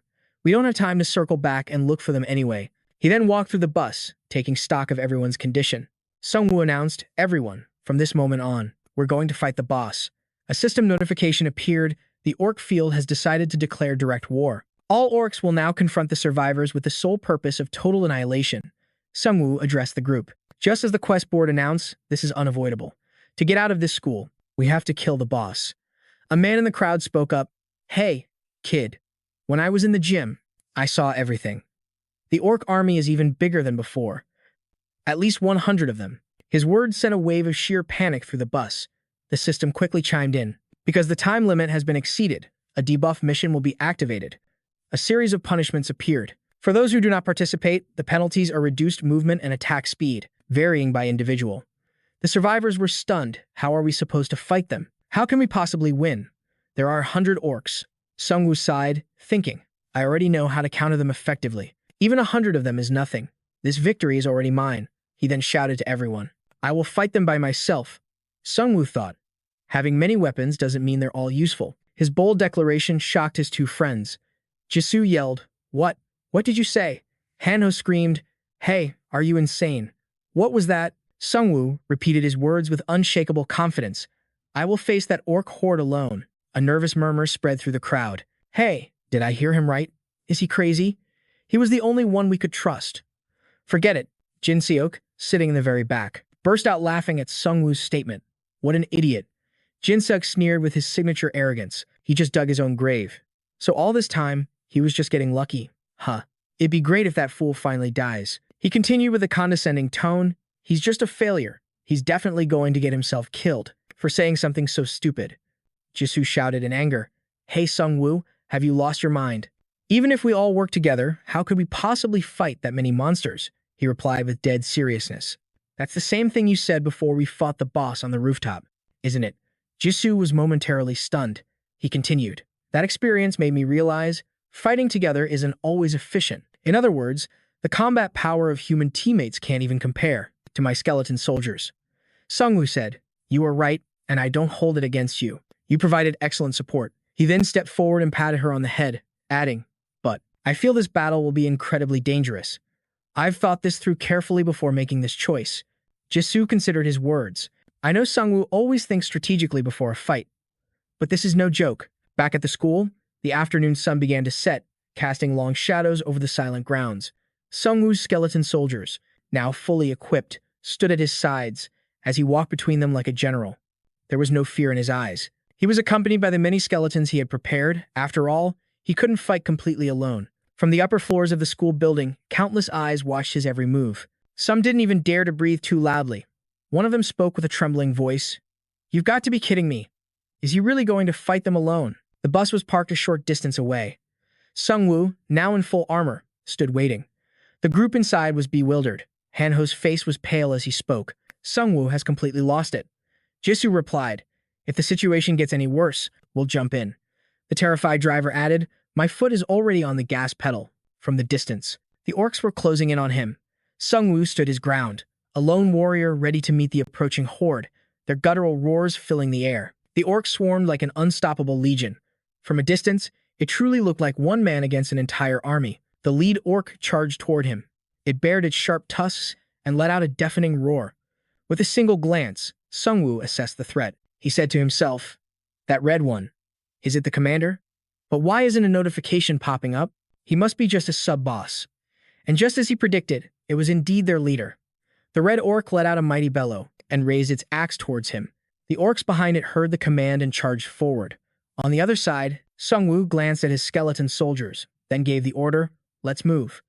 He swiftly positioned the shield from his back. Sungwoo said firmly to Roy, We'll make our stand here. The beast hadn't left his side for a moment. Silently, Sungwoo watched the battlefield, calculating his next move. This narrow stairway was the perfect choke point. He glanced at his skeleton soldiers with grim resolve. Thank you for your service, he thought. Even when you return to dust, do not forget your master. The moment the skeletons descended the staircase, the orcs charged like a pack of bloodthirsty beasts. A system window flashed. Savage Frenzy activated. The orc horde gains a 10% damage boost and a 20% increase in attack speed for 10 minutes. A sharp command cut through the chaos. Attack. A volley of daggers flew through the air, piercing the skulls of the charging orcs and sowing confusion. Sungwoo's skeleton soldiers were brutally effective. The first wave of orcs was nearly wiped out without a single loss on his side. Seeing its minions fall, the crimson-skinned boss let out a furious roar. Then, it charged toward the skeletons in a mad frenzy. But something was wrong. The barrage of daggers simply bounced off its tough hide. Sungwoo's eyes widened in shock. The ranged attacks were completely blocked. Time for melee combat. As if hearing his unspoken command, the skeletons charged in unison, with their weapons raised high, and began their savage assault. A critical strike, Sungwoo schemed, delivered from above. But in an instant, as one skeleton lunged at the crimson boss, it was caught by its hand, seizing it by the skull. It bared its long, vicious fangs, staring at the skeleton, a mere puppet of bone. And then it let out a deafening roar. Sungwoo knew this was his chance, but it would require a great sacrifice. In a flash, his skeleton soldiers were overwhelmed. Thrown to the ground, torn limb from limb, shattered into pieces. Seeing its brethren so brutally slaughtered, Roy couldn't hold back any longer. A burning rage compelled it to charge forward. Sungwoo sensed its thirst for revenge. He placed a calming hand on its head. Wait. To see his loyal soldiers destroyed, it pained Sungwoo just as much as Roy. It's not your turn yet, he said in a low, dark voice. The massive orc boss turned its gaze on Sungwoo, a challenging smirk spreading across its face. It raised a hand to strike, but in that very instant, its head was split in two by a razor-sharp blur. Fresh blood sprayed into the air as it collapsed. The rest of the orc horde fell into chaos. They had no idea what had just happened. The killing blow had come from a skeleton warrior, but this one was different. It was shrouded in an eerie, blue aura. Sungwoo smirked to himself. It's time for the skeleton orcs to take the stage. As the thought crossed his mind, another orc fell dead. A system notification chimed. Death itself now obeys your command. A matching blue aura began to radiate from Sungwoo's own body, just like his new skeleton warriors. Another window appeared. Synergy effect activated. Manji warrior, level 1. The remaining orcs were quickly surrounded by this new breed of undead. They stood no chance. A ruthless command formed in Sungwoo's mind. Annihilate every last one of them. His soldiers, empowered by his will, attacked without end. Sungwoo's resolve hardened. Even if it meant charging to the front lines, no matter the sacrifice, this army would never fear death. The orc horde's morale was shattering. Their strength and their will to fight were draining away. Sungwoo watched his blue flame soldiers as they slaughtered the enemy with cold efficiency. He thought with satisfaction, continue, because they were, after all, born from death, an army of the night. As he reveled in the thought, a wicked smile spread across his face, like a demon from the depths of hell, come to claim his due. He stood amidst his undead legion, like a god of death reigning over his domain, and whispered, "This is the way of the necromancer." High above, the bus windows were thrown open, revealing the carnage below, and leaving everyone on board completely stunned. One of them shouted in disbelief, "Looks like it's already over." The crowd on the bus pushed forward, desperate to see what had happened. Everyone was buzzing. What in the world is he? Did he really get some legendary class? From inside the bus, the scene was even clearer. Everyone was in shock. Ha-ho exclaimed with glee. "Whoa, my man Sungwoo must have gone all in on skill cards again. He could have at least given his boy a heads up so I wouldn't worry." Jisoo muttered in a daze. It's exactly as Sungwoo planned. She thought to herself. To fight like this, he must have calculated nearly every single possibility. Another system window popped up. Sungwoo's eyes lit up. His mana bar was already nearly full again. And that wasn't all. He had obtained a new item. Tears of the Ocean Spirit, a legendary grade artifact. Its class was a spell sphere. Effects, max mana increase, and accelerated mana regeneration. He considered his new prize. So this is the power of a legendary item. As soon as he completed the quest, a blue gem materialized in Sungwoo's hand. Even his skeleton soldiers grinned with joy, sharing in their master's pride. A new notification popped up. The orc squad was weakened by a level 1 death aura. All stats reduced by 30%. The announcement left the monsters utterly stunned. They growled in fury, but the system wasn't done yet. Due to the orc chieftain's fighting spirit, the debuff has been reduced by half. The orcs refused to accept this outcome. The boss and its minions roared with aggression. They raised their crude weapons and charged the skeletons, but the undead army refused to back down an inch. Another brutal melee erupted. That's when Roy could no longer stand by. He launched himself into the fray. It seemed he was communicating with the skeletons telepathically. Hearing his master's command, Roy surged forward, filled with excitement. He dove straight into the horde of orcs, unleashing his skills. Truly Sungwoo's prize familiar. Roy moved like a blur, drawing his sword in a decisive, unhesitating arc. He had watched these brutes slaughter his allies for too long. A simmering rage had been building within him. Everywhere he passed, terror followed. Fresh blood sprayed across the battlefield in his wake. The boss thrashed about in a rage, but it couldn't even touch the swift familiar. All it could do was roar in pure frustration. Despite his small stature, standing amidst the savage skeletons, Roy carried the undeniable presence of a commander. Sungwoo watched the battle with a fierce gaze. He gave the order, clean up the rest. The moment the command was given, all his skeletons advanced, surrounding the remaining orcs. The monsters screamed in utter despair. Finally, it was over. An exhausted Sungwoo collapsed to the ground. A system window appeared, and he wondered. Another reward? The system announced, "This reward is a lucky roulette ticket, now available in your inventory. As a reward for slaying 100 monsters, you are the 21st person in history to complete this limited quest. Only the first 100 challengers will be rewarded." Sungwoo was shocked. 21st? Does that mean this is a global ranking system? Where could the other 20 people be? As he was lost in thought, a loud crash jolted Sungwoo from his thoughts. He looked over to the far side of the lot. Who in the world was driving that bus? He watched, confused, as the bus sped recklessly toward the exit, smashing into parked cars without a second thought. Sungwoo shot to his feet, enraged. Are they trying to run away without facing the boss? Those idiots. But then, he quickly recognized the people inside. It was the student council. Sungwoo's confusion deepened. Were they captured? Just then, an orc grabbed one of them, who immediately let out a terrified shriek. "Help me." Sungwoo gritted his teeth in frustration. Seriously? If they just stayed put, they just had to make things more complicated. Even though it wasn't his problem, Sungwoo knew he had to rescue the people trapped on that bus. Seeing his resolve, the crowd stirred with newfound courage. One of them shouted, "I'll fight too. I won't get in your way. I can at least defend myself." Sungwoo glanced back at them. He preferred to work alone, he thought, but reluctantly, he agreed. "Just don't accidentally attack my skeletons." The door to the building swung open, revealing a dark, oppressive space within. He stepped forward, flanked by two towering skeleton soldiers. Inside, a horrifying scene awaited them. Corpses were suspended in midair, floating aimlessly. Wu Young gritted his teeth in fear. This place, it's horrifying. And in the distance, a shadowy, indistinct figure was sitting on a throne. A powerful, malevolent aura radiated from it. Sungwoo stared, but couldn't make out what it was. He wondered, what is that thing? Is that the real boss? The captured students had already been beaten senseless. Nearby, the orcs were sadistically sharpening their blades, ready to finish the job. Sungwoo shouted, "Everyone, get ready. We're about to face the orc lord." The prisoners' faces were already swollen and bruised beyond recognition. They were speechless with terror, only able to tremble and sob. Sungwoo thought to himself, "I didn't see any of the student council's bodies earlier. Are these orcs really smart enough to take hostages?" At that moment, Tae Sung Dong Min cried out in fear, "Sungwoo, save us." Even Jin Sok, the creep who'd been mocking him just moments ago, was now begging for his life. "Please, I don't want to die." It was strange. How they all suddenly believed he was their only hope. Another student, his face battered beyond recognition, sobbed with a trembling voice, You're going to save us, right? Help." Sungwoo couldn't stand the chaotic noise any longer. "Shut up," he roared, cutting through the panic. "You people only ever think of yourselves, abandoning everyone else. Now, you will all pay the price for your foolishness, for your selfishness. It's time for a reality check." He screamed again, "I told you I couldn't save everyone. I'm not some kind of god."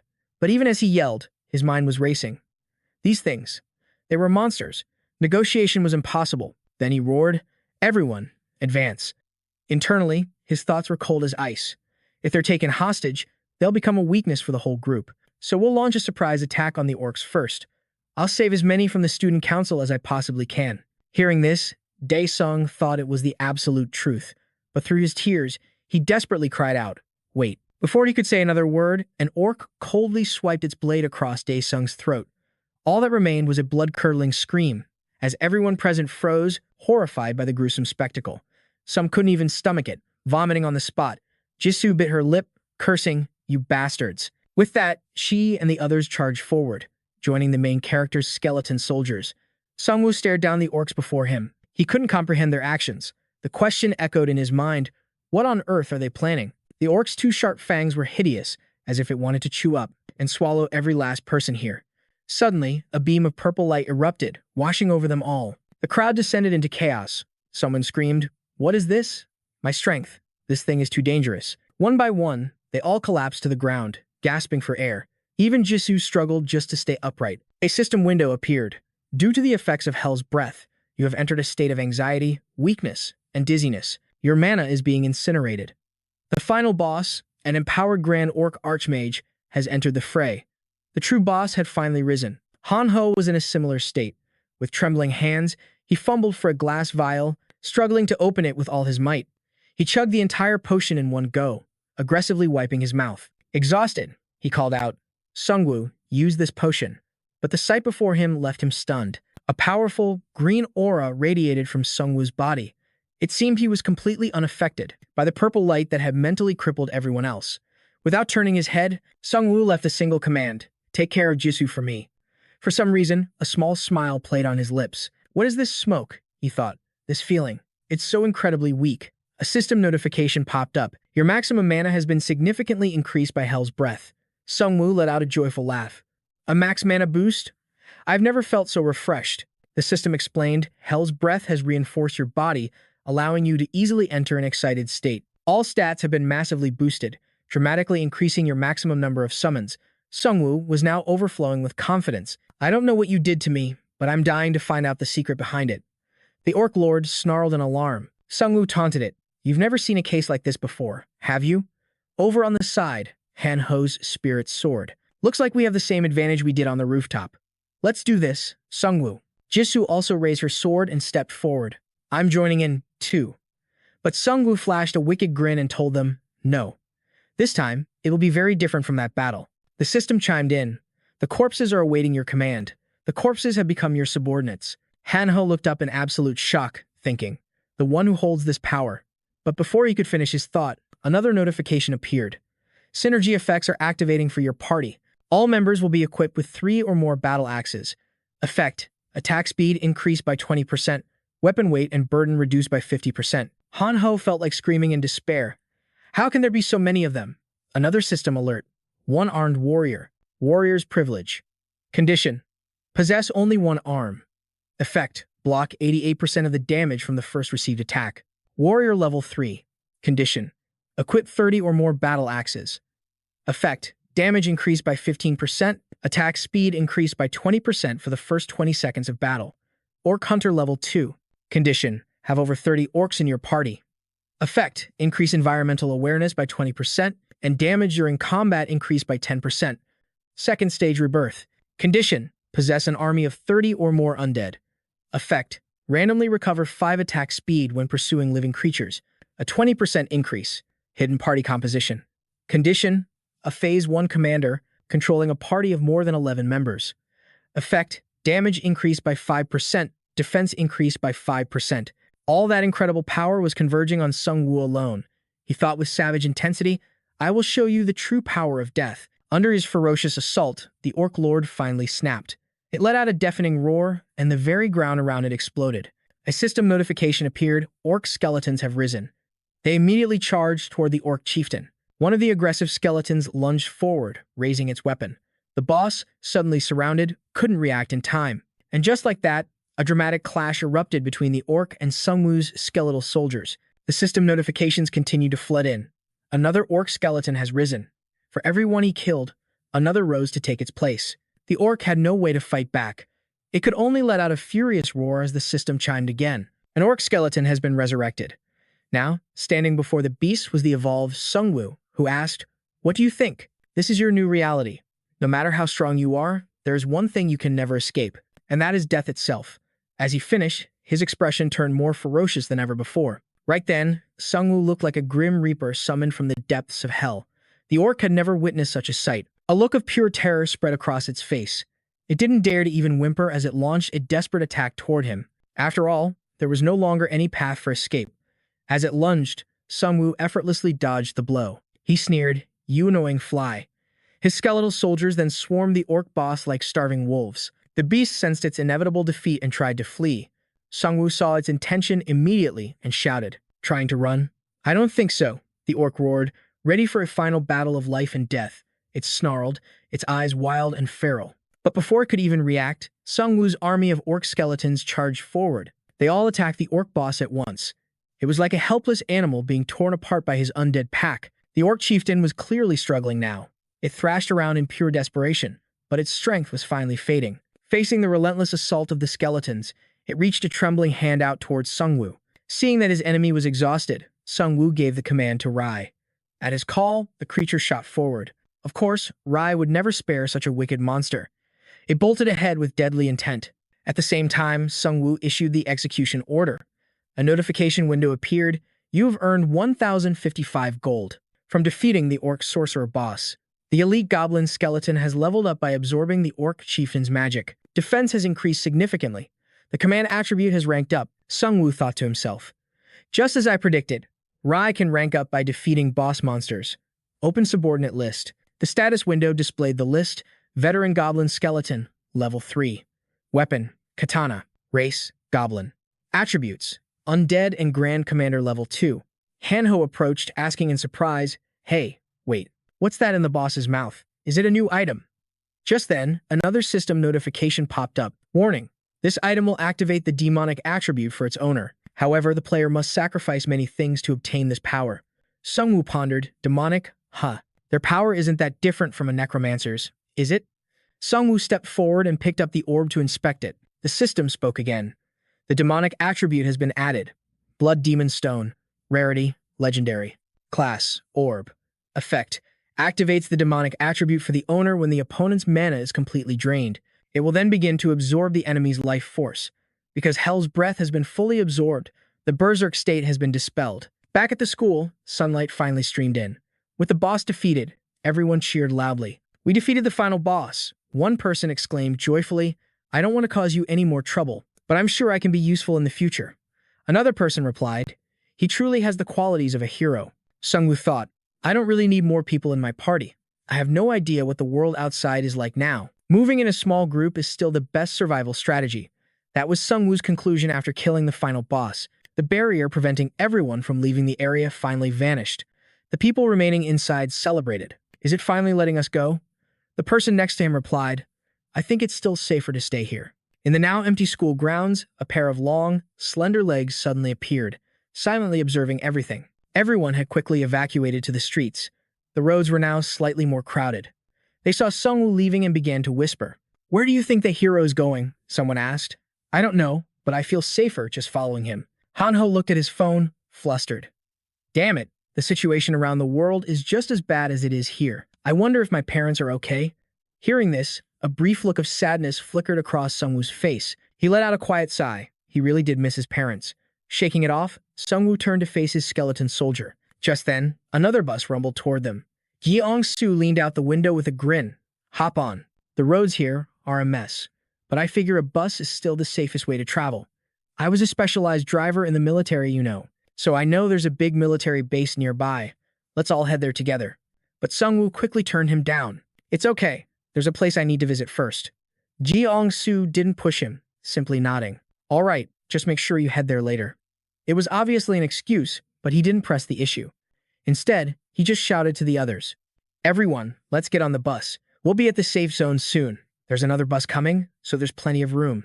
He then shot a cheerful look at Sungwoo and Hanho. Good luck out there. Sungwoo waved back with a smile. Yeah, you too. Good luck. Gyeong-su. Sungwoo's group watched the bus disappear into the distance. Hanho turned to Jisoo, his curiosity getting the better of him. So, where are we heading now? Hey Jisoo, where's your home? She offered a strange smile. I'm staying in the school dorms right now. My family's all the way on Jeju Island. Hanho could only let out a defeated sigh. Jisoo then looked at Sungwoo. So, Sungwoo, can I come with you? I don't know how much help I'll be, but he cut her off with a warm smile. Of course, you can.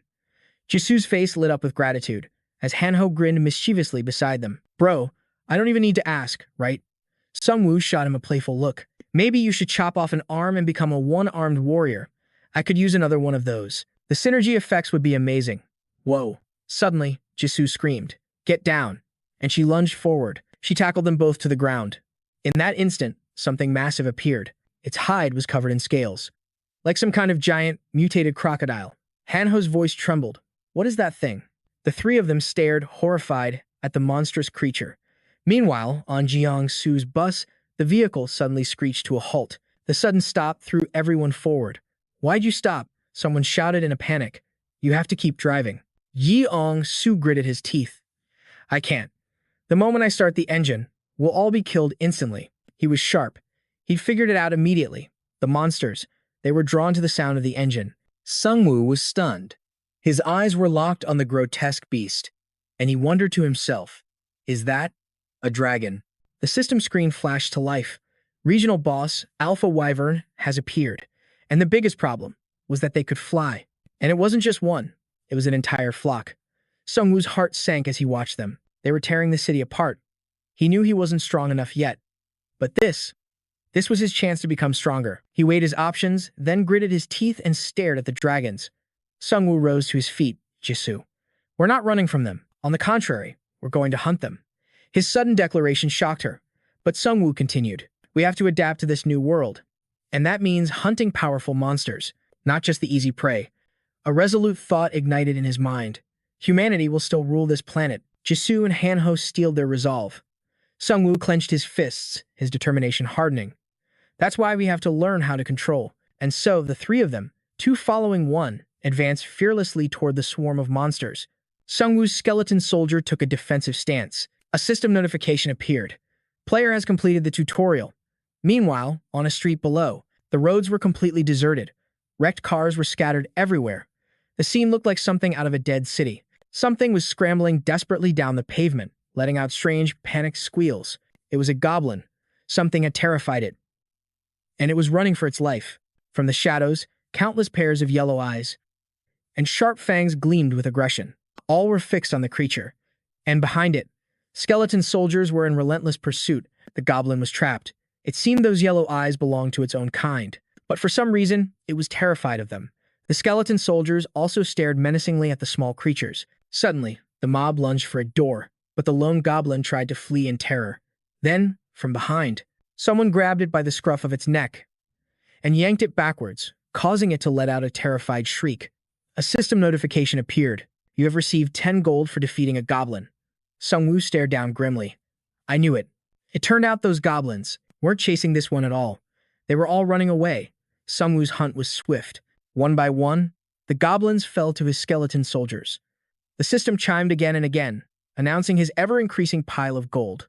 By wiping them out, Sungwoo instantly shot up to level 6. A voice whined from behind, seriously. You went and handled all these small fry by yourself again? Hanho panted, still complaining. Sungwoo just sighed, replying with a bored tone. There were barely any of them to begin with, but it seemed Sungwoo was still unsatisfied, scoffing. Hunting these goblins is barely worth the effort. Another system notification chimed in. Please select an upgrade card. Sungwoo immediately slammed his finger on the strength option. He thought to himself with a grin, a guaranteed 3-point boost to strength. I'd be a fool to pass that up. The moment he chose, he felt power surging through his entire body. The system quickly updated the information on Sungwoo's status window. He clenched his fist, feeling the change. Sungwoo was stunned by how different it felt, just as another notification popped up. You have received 10 gold for killing a goblin. Then, you received another 8 gold, and then 10 more. Just like that, the three of them steadily wiped out the entire goblin mob. Seeing him approach, Jisoo turned and asked cheerfully, You finished on your end? We only had 9 over here. They're all taken care of, Jisoo reported, wiping her blade clean. Sungwoo nodded, satisfied, and gave Hanho an order. Good work, Hanho. You're on dagger collecting duty. In no time, a whole backpack was filled. The skeleton soldiers worked tirelessly as well. Once they were done, he announced, All right, from now on, we're ignoring the goblins. Hanho asked, confused. But why? Jisoo, however, caught on immediately. You mean we're going after bigger prey, right? Sungwoo quickly confirmed her suspicion. Exactly. If you look at the bounty board, the most a goblin is worth is 10 gold. Meanwhile, a single orc is worth 80 gold. It's simple. Bigger monsters mean much bigger rewards. With that, the three of them and their legion of skeletons pushed forward. The streets remained eerily empty. It was just them. Hanho spoke up. I don't really want to say it, but we kind of look like an army of the undead. Suddenly, he spotted a familiar shape in the distance and shouted, Huh, is that a military convoy over there? And just as he guessed, a line of military vehicles was parked up ahead. Their gear was scattered all across the ground. Sungwoo surveyed the wreckage. This place was a battlefield, wasn't it? Suddenly, a figure peeked out from behind a truck, startling Sungwoo for a second.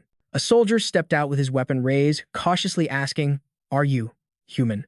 His eyes were filled with fear as he saw what stood behind them. Sungwoo gave a reassuring smile. We're human. We don't mean any harm. The soldier's face flooded with relief as he yelled to those inside. Sergeant Kim, they're friendlies. A voice called back from inside, Well, obviously. What did you think they were? Goblins. Sungwoo looked toward the truck as the soldier went inside. The voice spoke again, this time with some embarrassment. My apologies. But as you can see, with my leg like this, I can't exactly get up to greet you, Sergeant Kim explained. Sungwoo guessed just by looking, You were attacked by a goblin's dagger, weren't you? Sergeant Kim didn't deny it and began his story. They were like homicidal children, slowly assassinating our regiment. We managed to kill the goblins, but Sungwoo's face grew serious as he cut him off. Killed them. What about your guns? Sergeant Kim quickly answered his question. The firearms are useless. There's no damage to them, but for some reason, nobody knows why. They just won't fire. So our soldiers had to use shovels and knives to kill them. At that moment, Hanho stepped forward, hesitantly speaking to Sungwoo. Sir. I. From his bag, Hanho pulled out a red potion. The second Sergeant Kim saw it, he became agitated. Wait, that thing. I saw another player with one. Can you spare a little? Sungwoo cut him off. I'm sorry, but you know as well as I do. In a situation like this, nothing comes for free. Sergeant Kim struggled to sit up, asking, Then what about trading for information? Sungwoo's interest was piqued. Information? I'll tell you everything I've seen and heard. Sungwoo gave a silent nod. You can start now. The sergeant began to recount his tale. There's a pack of giant wolves, and their size is comparable to a bull. We couldn't even take down one of them, and they completely wiped out our battalion. He continued, and the QR code. Have you ever seen a blue QR code? Hearing this, Hanho and Jisoo exchanged curious glances. He said he saw one over there. You can find it in the parking lot down this road and at the station's transit center, the subway. Scan it with your phones, and it will prompt you to install an app. As he spoke, he held up his own phone. The sergeant explained, it's the only method of communication we can use right now. A virtual social network. Sungwoo realized, this must be an application for the survivors. Model, he handed over the medicine. Sergeant Kim asked, so, where are you guys headed next?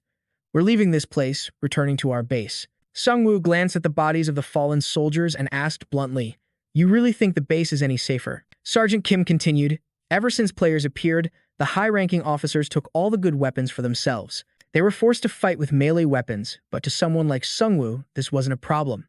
He gave a slight smile. As for us, we still have places we need to be. The sergeant didn't try to keep them. Well then, I wish you all a safe journey. Sungwoo offered a kind warning. You guys should keep an eye on the sky. The sergeant asked back, confused. The sky? Sungwoo said matter-of-factly, yeah, you know, flying lizards tend to pop up there. The sergeant and his squad went pale. Thanks for the information. And with that, the two soldiers quickly drove away. Sungwoo's party watched them for a moment. Then, they continued on their own journey. 3 people and a horde of skeletons, wandering through the city streets. Soon enough, Sungwoo's group reached the place Sergeant Kim had told them about, the one with the green QR code. He turned to the others and said, there's the QR code. He then took out his phone to download the app. Hanno asked suspiciously, hey, are you sure the thing doesn't have a virus? Sungwoo sighed at the question. So what if it does? It's not like our phones are useful for anything else these days. Everyone quickly followed his lead and downloaded it. A series of notifications appeared. Before using the app, they all clicked and followed the on-screen instructions. Just as Sungwoo guessed, this was an app made for survivors.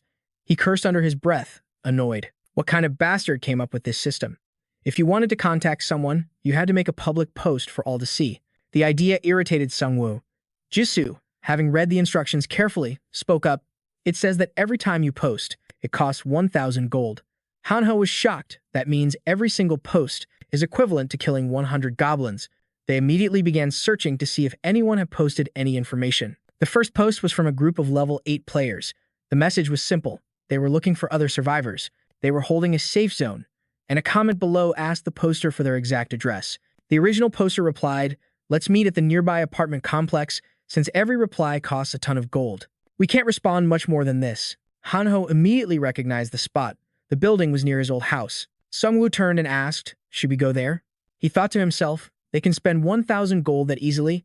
I just hit level 6, and they're already at level 8. Sungwoo suspected something was strange. But I'm also curious to meet these high-level players. And so, Sungwoo's party started moving towards their location. They headed for the so-called base. But they were unaware of a mysterious detail. Those comments from earlier, they were deleted by the poster just moments after. Another user noticed, asking, I can't read the comments above. Why did they delete them? Was there important information in there? The poster quickly replied. Some idiot was just posting nonsense, so I deleted it. Don't worry, just come on over. Somewhere in a dark corner, the author of that post watched the feed, a deeply untrustworthy look on his face. A satisfied smile spread across his lips, revealing 2 sharp fangs. One look was all it took to know. This was not a good person. On the high-rise rooftops, a bright light flashed as another goblin with a dagger appeared. It charged forward aggressively. But before it could even bite its target, it was struck down in a single blow. A terrified man swung a baseball bat wildly, screaming, get away. A pack of goblins stared hungrily at their target. The man screamed in desperation, help me. The little girl behind him was crying in fear. He saw people watching from a building above. A flicker of hope ignited. Is anyone there? At least save the child. But the heartless people simply drew their curtains. They acted as if they saw nothing. The pack of goblins, like starving wolves with daggers, rushed toward the 2 of them. Suddenly, a dagger flew from out of nowhere, lodging itself in a goblin's head.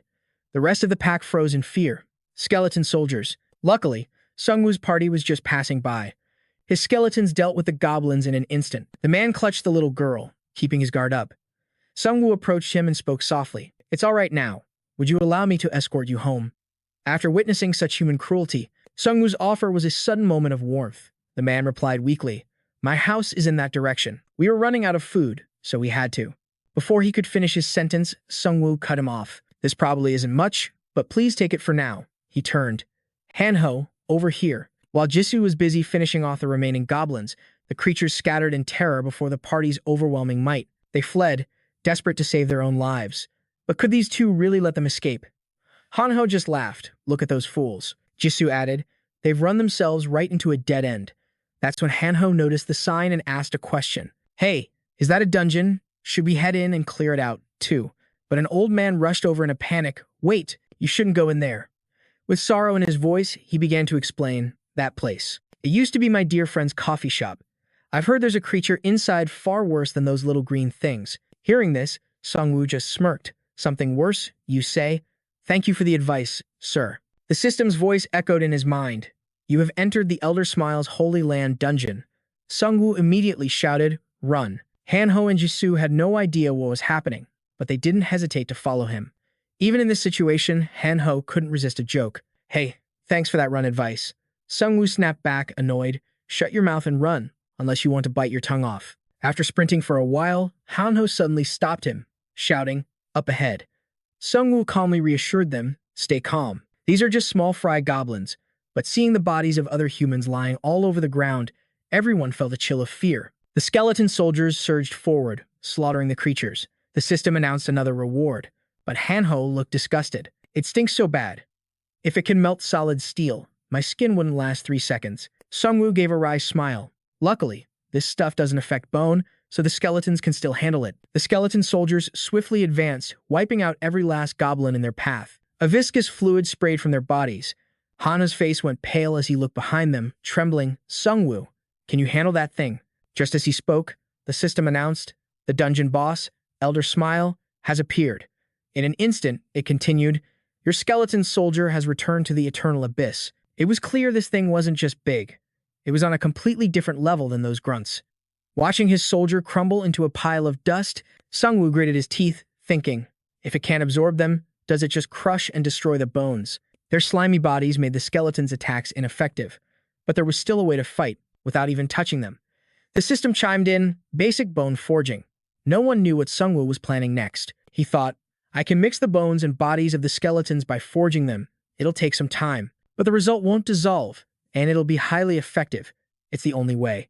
Meanwhile, Jisoo was fighting for her life against the giant, gelatinous monster. It was obvious she was struggling. Then, Jisoo quickly tossed a white skeleton toward him, shouting, Sungwoo, catch. He immediately began the basic bone forging process. In that moment, Sungwoo looked like a master craftsman. But of course, the goblins wouldn't just stand by and watch. One lunged at Sungwoo with incredible speed, spitting a glob of slime that sent both him and Hanho flying. Another skeleton soldier sacrificed itself, taking the hit for him. The creature swallowed the soldier, trying to digest it as the system announced. Your skeleton soldier has returned to the eternal abyss. Sungwoo smiled, satisfied. You just made a huge mistake. The thing you just tried to swallow is nothing less than a ticking time bomb. And just as Sungwoo predicted, the goblin exploded from the inside less than 10 minutes later. Seeing his chance, Sungwoo gave the order to his remaining soldiers. Now, finish it. Tear it to pieces until it can't regenerate. More of the strange liquid poured from its ruptured body. It seemed this was the creature's blood. The system instructed Sungwoo, fill the empty bottles with the liquid from its body. He commanded his skeletons to do as it said, and they worked enthusiastically. Before long, they had collected a considerable amount. Sungwoo thought to himself, this liquid is like a powerful acid. This will definitely be useful later. Suddenly, he noticed something else on the ground amidst the creature's remains. This is its core. A rare item. Inside this object was a massive amount of concentrated acid, capable of melting almost anything. While Sungwoo was busy observing his new prize, Hanho was staring at his phone and suddenly shouted, Hey, look at this. He voiced his confusion. They're really dwarves. So why have most of the comments been deleted? Something shady is definitely going on here. Sungwoo took the phone and studied it carefully. Hanho continued, Doesn't this seem weird to you? Sungwoo's mind raced. Who would just throw away 1,000 gold to help someone else so easily? But the truly suspicious part is, why would so many people spend 1,000 gold on malicious comments, only to have them deleted? Sungwoo's thoughts were a tangled mess. He cursed himself in frustration. Why can't I figure this out? Night fell, the moonlight illuminating the sky.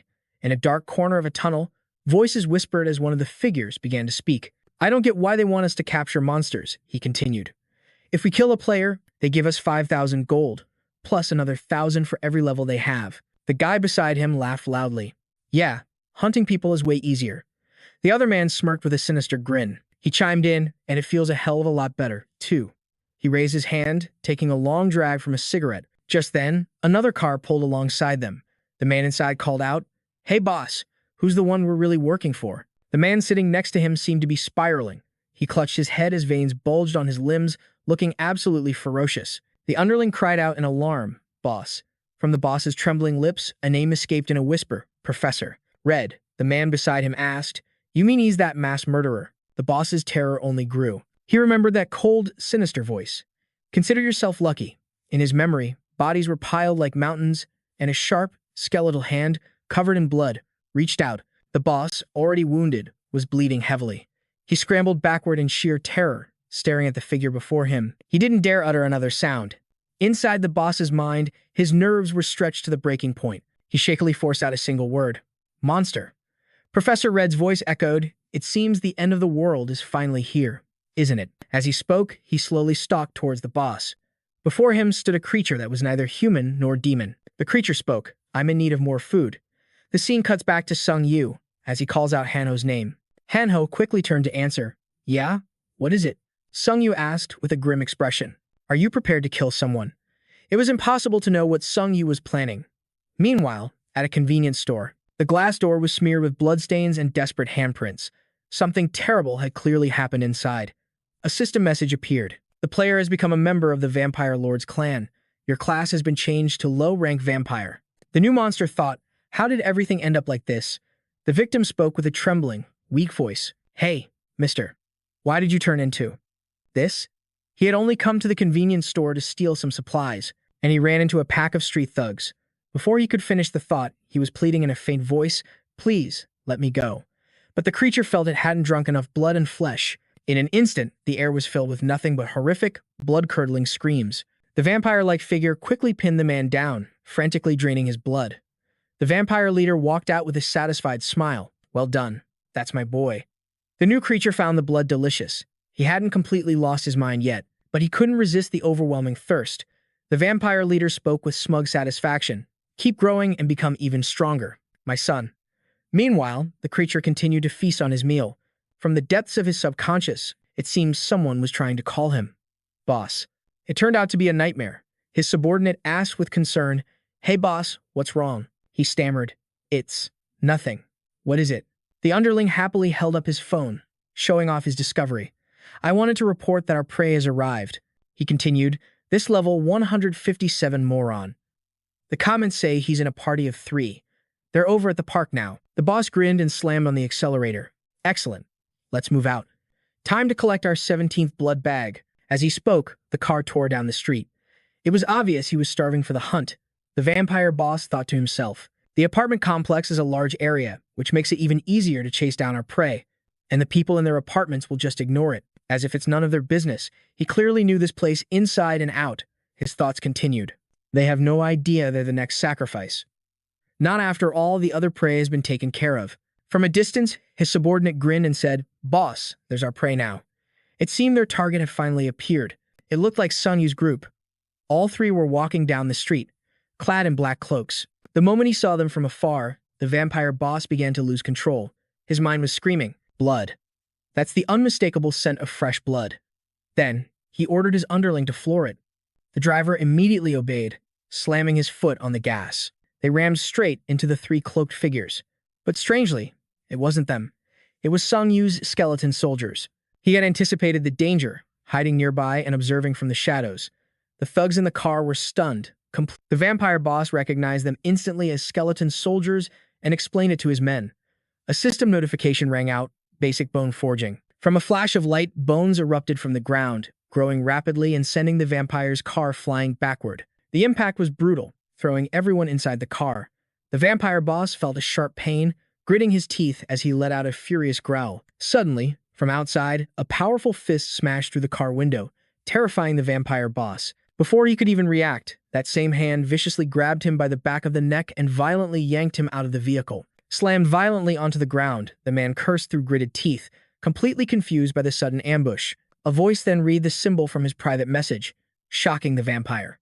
It was Sungwoo and his party.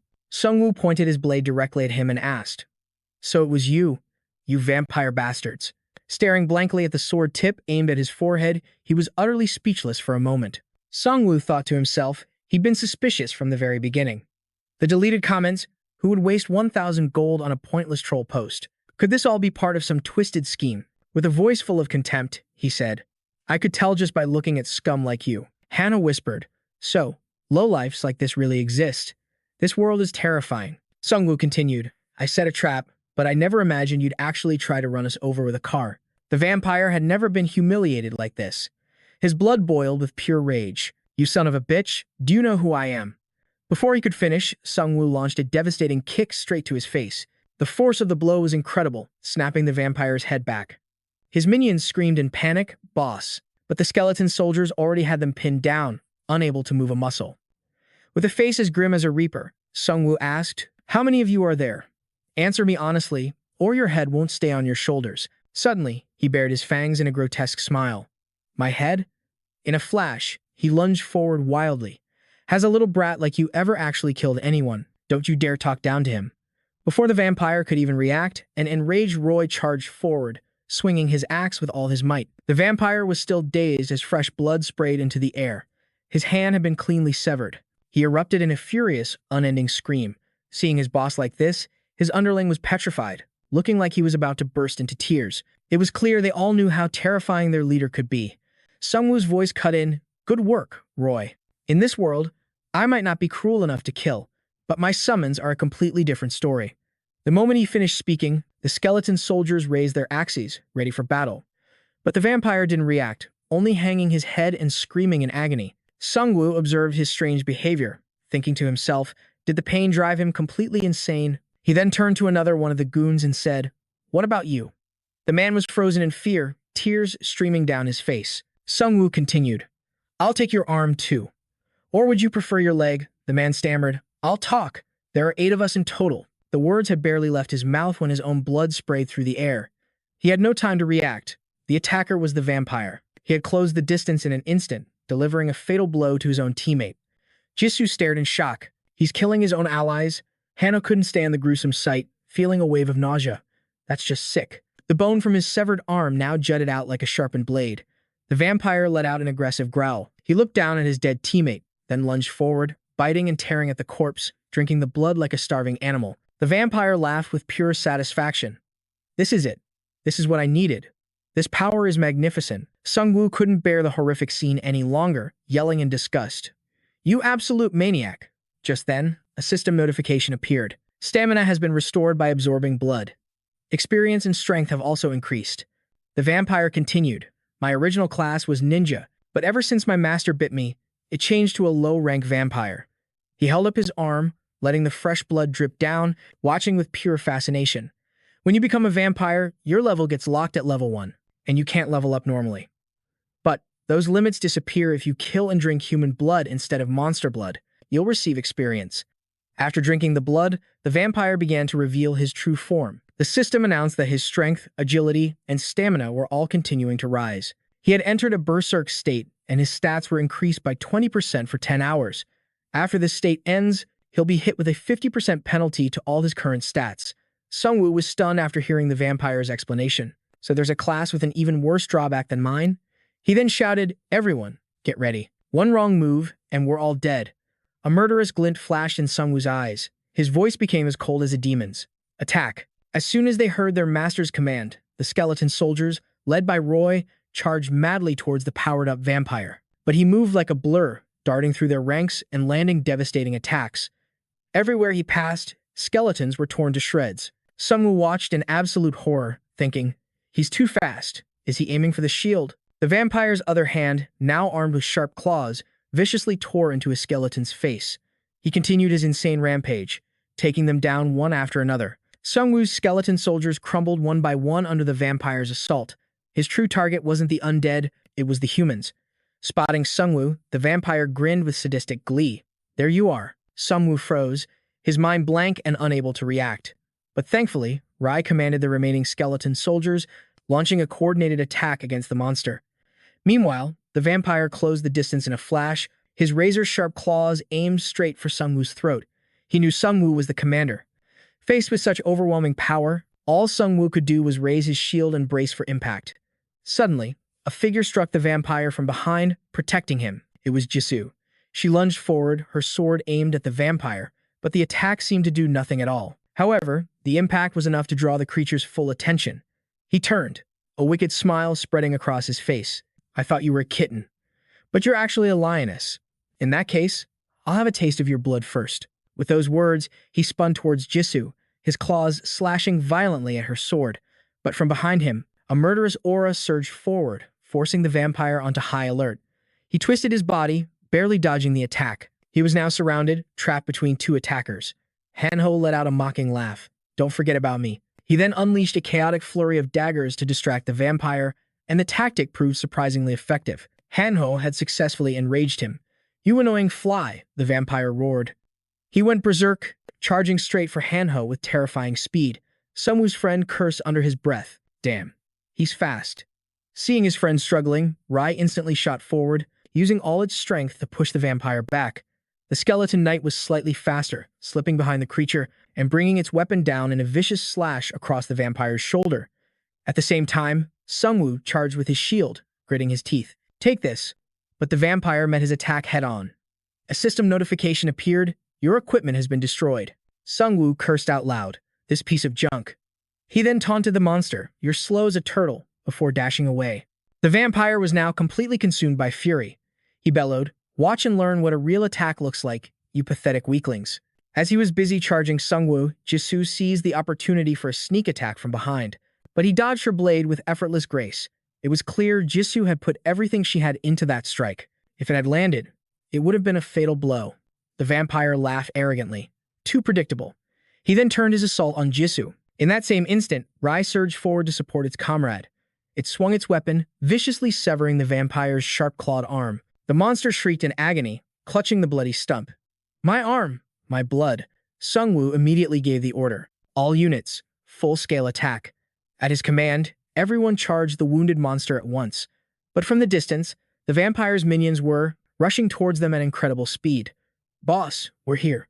Seeing his reinforcements, the vampire let out a satisfied laugh. Excellent. He no longer looked human at all. His own underlings were horrified by his current state. "Boss, your arm." While his guard was down, suddenly, someone struck his injured arm again, causing fresh blood to gush out. Jisoo had been waiting for the perfect moment to land a decisive blow. She knew she was no match for him in a direct fight. As she pulled her sword back, Rai lunged forward, continuing the assault. The team's coordination was flawless. The skeleton soldiers followed, bringing their axes down with immense force. Overwhelmed by the assault from all sides, the vampire was momentarily stunned. He suddenly coughed up a mouthful of fresh blood. It was clear the combined attack had dealt catastrophic damage. Sungwoo stood before him, his voice dripping with ice. "If you're so confident in your monster regeneration, why don't you try regenerating your head for me?" With his final words, he swung his blade with cold fury. A system alert popped up. "You have killed a level 1 player and received 1,000 gold." A thought flashed through his mind. Gold. From a player. The horrifying truth of the situation finally dawned on him. Sungwoo spun towards the minions, his voice laced with rage. "So this is how you've been farming gold?" They stood frozen, unable to answer. But their silence was an admission of guilt. "You bastards," Sungwoo roared, stalking towards them. In that moment, Sungwoo was like a grim reaper stepping out of hell itself. His voice was deathly calm. "You're the level 8 group, aren't you?" Though he was almost certain, he wanted to hear them confirm it. Once they admitted it, his voice dropped lower. "Drop your weapons, or I'll send you to meet your maker." Faced with his crushing presence, they all threw their weapons to the ground in terror. The skeleton soldiers immediately destroyed their vehicle, cutting off any chance of escape. Under interrogation, one of the minions explained they worked for a boss. He stammered, "We don't even know who he is." "We got our orders from the boss," Sungwoo thought grimly, "but I never imagined he'd end up like this. I wonder, was the chairman the one who turned him into that monster? Is he even human anymore? And what exactly is his class?" Sungwoo guessed his power was at least 5-star. Either way, he now knew some insanely powerful being was roaming the city. Sungwoo turned his attention back to the thugs. "How many people have you killed?" One of them answered honestly, "About 20, maybe more." The moment he heard it, Sungwoo's eyes turned ice cold, his gaze burning with fury toward the murderers. His skeleton soldier understood instantly, raising its axe to execute them as the group panicked. "Please, spare us. We were just following orders." But how could he ever forgive killers like them? The skeleton soldier swiftly brought its axe down, and a system notification confirmed Sungwoo had gained a large amount of gold from the... Seeing his swift, decisive action, Jisoo and Hanho cried out in shock. Hey, Sungwoo, what are you doing? Without turning back, Sungwoo radiated an aura of pure rage. If I don't kill them now, they'll just keep killing others. A leopard can't change its spots. Jisoo let out a long sigh. You're right. I can't argue with that. As night fell, silence descended once more. Lights were still on inside the military headquarters, as soldiers buzzed about the victims' online comments. Before that vampire-like figure deleted the post, someone nearby had witnessed the event and spread the word. One soldier frowned in frustration. Even if you join the army, survival is still a nightmare. I'm so done with this world. Another comment suddenly mentioned Sungwoo. The person wanted to meet him and his skeleton soldiers. The soldier wondered aloud. Skeleton soldiers? It turned out this was Sergeant Kim. He smiled to himself. Could it be that group? Just as I thought, they really are on another level. A teammate rushed in, urging Sergeant Kim to hurry and assemble, but he was completely absorbed in the comments. He quickly left his own comment, praising Sungwoo's group. Below his post were others from grateful survivors Sungwoo had saved. He told his teammate, I'm checking up on our benefactor from the other day. I'm busy. Let's talk in a bit. Soon, the sun began to rise. In an abandoned high-rise, someone else was monitoring those same comments. Now that's some interesting information, he thought. He quickly stood up, pocketed his phone, and whispered to himself, I can't believe there are still good people like him out there. Shall we begin? As the thought finished, a portal ripped open before him. Blinding light poured in. Down below, the city streets were eerily empty, with cars overturned everywhere. The scene looked like a city of the dead. Hanho was in charge of monitoring the community board on his phone. He suddenly exclaimed, Whoa, Sungwoo, there's a new post. The post was created by someone named Prosecutor Ion. It was a free-for-all discussion board where anyone could comment, with each post limited to 200 characters. And if you wanted to change your nickname, it would cost 100 gold. Hanho continued, This is insane. This person spent 1,000 gold to open a post, just so everyone can comment for free. Jisoo quickly grabbed her phone to check out the comments herself. Most of them were just people looking for party members. Sungwoo glanced over. It was all information he basically already knew. Still, it was good to check regularly for any new intel. Hanho looked at him teasingly. A lot of people are praising you for what you did a few days ago. It's all over that prosecutor's post. Sungwoo replied nonchalantly. I couldn't care less. The sun began to set as evening approached. The group walked up to an apartment building, and Hanho spoke up. Hanho is here. Sungwoo pointed ahead with a smile. We're finally at your place. But Hanho was trembling with fear. Are my parents okay? He was clearly desperate to see his family. He pointed upwards. My apartment is up there. Sungwoo warned him. Calm down. We have no idea what's inside yet. Hearing this, Hanho grew even more anxious. I just hope nothing terrible has happened. Jisoo scanned the area. There are a lot of bodies here. Hanho couldn't stop shaking as he clasped his hands together. Please, please, please. I finally made it back. Soon, Hanho saw a long, clean slash mark across his front door. He screamed, Mom, Dad, open up, it's me, Hanho. At the sound of his voice, the door was thrown open.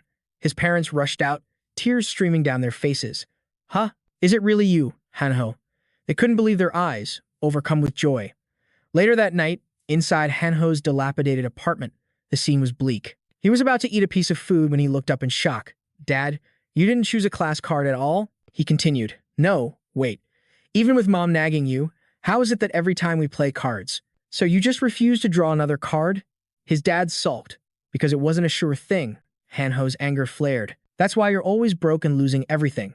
Sungwoo cut in, curious. If I may ask, how did you two manage to fend off the orcs? Hanho chimed in. Right, I wanted to ask that too. The orcs wiped out almost everyone else in the building. So what did you do to stop them? His father explained simply. We used nasal spray. The statement left everyone completely stunned. His mom added, Your dad sprayed it at them as we made our escape. The old man's face swelled with pride. Hanho nearly choked on his drink. Are you serious? Sungwoo was amazed. I never would have thought you could fight orcs like that. Hanho's mother then said, Thank you, you two, for bringing all this back. I'm sorry, we don't have much to offer. But please, have some tea. Jisoo immediately responded. Oh, no, it's more than enough. Sungwoo stepped forward to accept the tray. Thank you. Hanho puffed out his chest, boasting. Hey, Mom, I'm pretty strong myself, you know. I can take down those monsters with just a dagger. His mother's expression darkened as she fell silent. She then warned them, The building's heating system is out, so it gets very cold at night. But the water is still running, so please, feel free to wash up. Darkness slowly crept over the city. In this ruined world, nightfall is what people fear most. And down below, near the building, a group of figures stared intently upwards. Their faces were hidden in the gloom, but sinister smiles stretched across their lips as they watched the single-lit window of Hanho's apartment. Inside, Jisoo finally finished her shower, stepping out while drying her hair. "I'm all done. Thank you again for lending me these pajamas." After so many days out on the dangerous roads, she finally felt clean and refreshed. Jisoo looked like a completely different person. Hanho's mother gasped, "Goodness, she must train incredibly hard." Hanho jumped in, "You have no idea. Jisoo is like 30 times stronger than me." After she was done, it was Sungwoo's turn next. With only one bathroom, they decided the ladies should go first. He let the warm water wash over him. It had been so long since he felt this relaxed, this clean. But more importantly, Hanho's family was safe. To be honest, he'd been just as worried as Hanho on the way here. Sungwoo felt a wave of relief.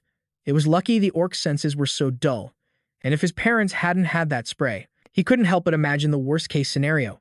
For Sungwoo, having a place like this to return to was a small miracle in this insane world. He turned his head and saw Hanho and his dad bickering without a care. A strange warmth filled his chest. After everyone had washed up and cleaned their clothes, they all began meticulously cleaning their weapons. Everyone had a task to do. Suddenly, Hanho broke the silence. "So, what's the plan?" "We can't stay here forever, right?" Sungwoo replied. "I'm going to keep moving forward." He continued, "Those orcs downstairs were just scouts. That means there's a much larger orc settlement somewhere in this area." Sungwoo thought to himself, "The problem is, I still don't have a destination in mind. I need to at least pick a direction." Suddenly, Hanho yelled, "Sungwoo, look at this." Sungwoo sighed, "Look at you, already absorbed in the community forums." "No, it's not just gossip," Hanho insisted. The Yeongdangpo prosecutor posted a new comment. He made a whole new post. "Look, apparently, he's established a new, safe shelter for survivors. But they're looking for a new leader, need more gold and fuel. And there's some kind of test to get in." Jisoo leaned in to look. "Can we really trust this?" Hanho offered his thoughts. They seemed like good people. But Sungwoo let out a cold scoff. "So this is why they made that post yesterday." His question hung in the air, making the room feel heavy. They all nodded in unison. Sungwoo's mind raced. The shelter that prosecutor created is probably real. This world is basically a game now, complete with overpowered skills and special classes. However, he continued, yesterday, someone spent 1,000 gold just to open a private chat room for survivors. It's hard to believe that was an act of pure charity. Look closer at the other comments. Hanho and Jisoo immediately scanned the post again. Below the main announcement, there were tons of replies. Most were praising the prosecutor, thanking him for his help. But a few others were suspicious, questioning if he was really as benevolent as he seemed. Jisoo and Hanho could see the post was flooded with praise and comments full of gratitude. Sungwoo explained, "They're trying to build trust. They're presenting themselves as saviors with a righteous leader. People will flock to them, and the shelter will start collecting gold and resources." Just like that, a new power structure is born. "My guess is they're secretly hoarding gold and potions already." Hanho's jaw dropped in disbelief. "It seems nothing comes for free, does it?" Sungwoo was carefully calculating, though this was just his own assessment. "Hanho's parents are here with us. That other location is too far, so it's not a viable option." Hanho spoke up, "What about this place?" But when he reread the post, some old man was looking for girls to join his love castle. The comments below were filled with criticism. His face darkened. "Ah, never mind." Hanho kept desperately searching for their next destination. He quickly held up his phone screen and asked, "Is this place okay?" The commenter was a section chief Gu. He said there was a fairly safe place in Suwon and that he was a 2-star clergyman. If they wanted to stay, there was a fee. Sungwoo thought to himself, "I don't like the idea of paying for shelter, but at least it sounds secure." Regarding these safe zones, he asked Hanho, "Suwon Hwasong isn't too far from here, right?" Hanho quickly answered, "If we take a bus, I'm guessing it would take about 20 minutes. Sungwoo held up the phone. "Then our next destination is decided." Hanho was thrilled. "Yes, I'll go tell my parents right now." With that, everyone began to pack. With everything arranged and ready for the road, Hanho's family was all set. Sungwoo turned to the two of them with a polite expression. "I apologize for making you move like this." Hanho's father smiled warmly. "Don't worry about it. After all, you brought Hanho home safely, so we know we can trust you." Hanho's mother added, "Besides, it isn't safe here. There aren't just monsters out there. There are gangs of thieves. 2. Sungwoo was surprised to hear this. Gangs of thieves? The older man continued, I think they're just a bunch of street punks. They roam all over the place, bullying people and stealing all their possessions. Sungwoo scratched his head, thinking, I can't believe we have to deal with wannabe gangsters out here. The moment he finished speaking, they heard the roar of motorcycles approaching. They were yelling and screaming, speeding right towards Sungwoo's group. A girl on the back of one bike shot them a nasty glare, her voice dripping with venom. Hey, old man. Hearing this, Hanho froze. To be fair, Sungwoo did look a bit old. Jisoo covered her mouth, her whole body shaking as she tried to stifle her laughter. One of the thugs arrogantly shouted, We own this road, so hand over anything good you've got as a toll fee. Or do you want to be crying while you do it? Sungwoo just mumbled, well. Behind him, his army of skeletons stared down the pathetic gang. Their glowing blue eyes looked like reapers of death waiting to claim a soul. Before the leader could finish his threat, another thug screamed, What the hell is that? The whole group panicked at the sight of those glowing blue eyes. They shouted at each other as they frantically revved their engines. Let's get out of here. Go, you idiots, go. The gangsters fled as if they were running from the devil himself. They didn't even dare to look back. Jisoo and Hanho were shocked. Huh? What's gotten into them? Even Sungwoo was surprised and turned to look behind him. A voice rang out, Be careful. Something is approaching from a distance. Paws like a dog's, but with razor-sharp claws, came charging forward. Cars on the street were tossed aside like toys. It seemed they had run into some kind of enormous beast. Sungwoo gritted his teeth, on high alert. They are. Though they couldn't get a clear look, everyone quickly drew their weapons. It was a pack of direwolves, and they were looking at Sungwoo's group like a fresh meal. They slowly closed in, and he observed that they hadn't attacked immediately. Could it be that they have the same pack instincts as normal wolves? Guessing this was the case, Sungwoo told everyone to fall back. He knew that fighting them in close quarters would be incredibly dangerous. With those teeth and razor-sharp claws, they could tear the whole team to shreds. Their bodies were built horizontally, while a person's is vertical. If anyone got knocked down, there would be no getting back up. In that moment, your life would surely belong to them. Sungwoo silently calculated every possible move. Hanho trembled. Hyung, is it safe to hold our ground here? Sungwoo's answer was blunt. No, he said. If I were them, I would completely flatten this place. Hanho panicked. Then what are we supposed to do? Just as they finished speaking, one of the massive wolves couldn't hold back any longer. It let out a deafening roar and lunged forward. As expected of a dire wolf, its power was on a completely different level from a normal wolf. It charged ferociously, slamming into the door with immense force. Suddenly, a glass bottle flew out of nowhere, smashing directly into the wolf's head. It shattered on impact, and a green liquid splashed out from inside.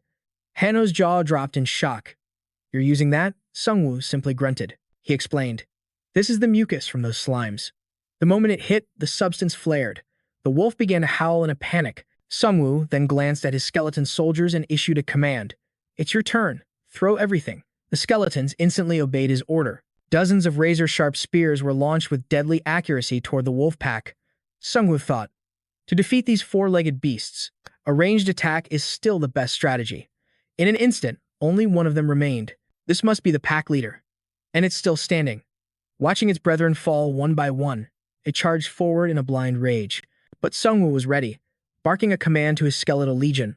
All of you, advance. At his word, the bone soldiers surged towards the massive wolf. In a flash, the beast lunged, its powerful jaws snapping shut and crushing a skeleton's arm, chewing furiously. Suddenly, a strange mucus oozed from the shattered bones, and the moment it made contact with the wolf, the substance began to work its magic. As the beast recoiled in confusion, Sungwoo smirked. I guess no one ever taught you not to take things from strangers, huh? I secretly packed that skeleton's arm with slime fluid, just for you. The wolf's mouth began to burn and sizzle as if scalded. Roy gave it no time to recover, soaring straight for the beast with his sword drawn. With one clean, decisive strike, he plunged his blade straight through its skull. A system notification appeared. You have acquired 240 gold for defeating a wild wolf. With that, Roy swiftly withdrew. And just like that, another wolf had fallen. Meanwhile, his skeleton soldiers were busy finishing off the last one. The final wolf, having witnessed what just happened, became more cautious, but it was too late. 1,000 sharp daggers of bone pierced through its belly. The system chimed again. Sungwoo had earned another 240 gold. By defeating the wolf, he had leveled up to level 7. One after another, the entire pack was annihilated. This unexpected hunt left Sungwoo with a hefty sum of gold. Jisoo, seeing that he had wiped out the pack single-handedly, sighed in disappointment. I was no help at all again. Sungwoo consoled her. No, this time, the strategy just wasn't suited for you. But he thought to himself, for someone with her class, this must feel like a disgrace. Still, it's better to let her focus on her physical strength. She's much more talented in that area anyway. Before the adrenaline from the battle could even fade, Sungwoo glanced over at Hanho. The kid was cheerfully introducing Roy and the skeletons to his parents. Sungwoo deadpanned, "Does this guy ever get serious?" A new system message appeared. "The corpse has rejected your summons. Your level is too low to resurrect a large-scale monster." Sungwoo sighed in disappointment. "Still can't summon it." "Huh?" He then turned to the others. "We need to get out of here. Fast. I'm sure there are more of them nearby." But in another part of the city, a roar echoed from a maw filled with razor-sharp teeth. Flying dragons, wyverns, they were closing in on a military helicopter. They moved with terrifying speed. A man inside the chopper screamed in panic, "Hey, can't this thing go any faster? At this rate, they're going to catch us." The pilot replied helplessly, "This is maximum speed, sir." The man exploded in a rage, cursing loudly. "Sergeant Kim, that damn bastard. He should have reported monsters like these existed sooner." The pilot thought to himself, "Wait, wasn't he the one who refused to accept the sergeant's report in the first place?"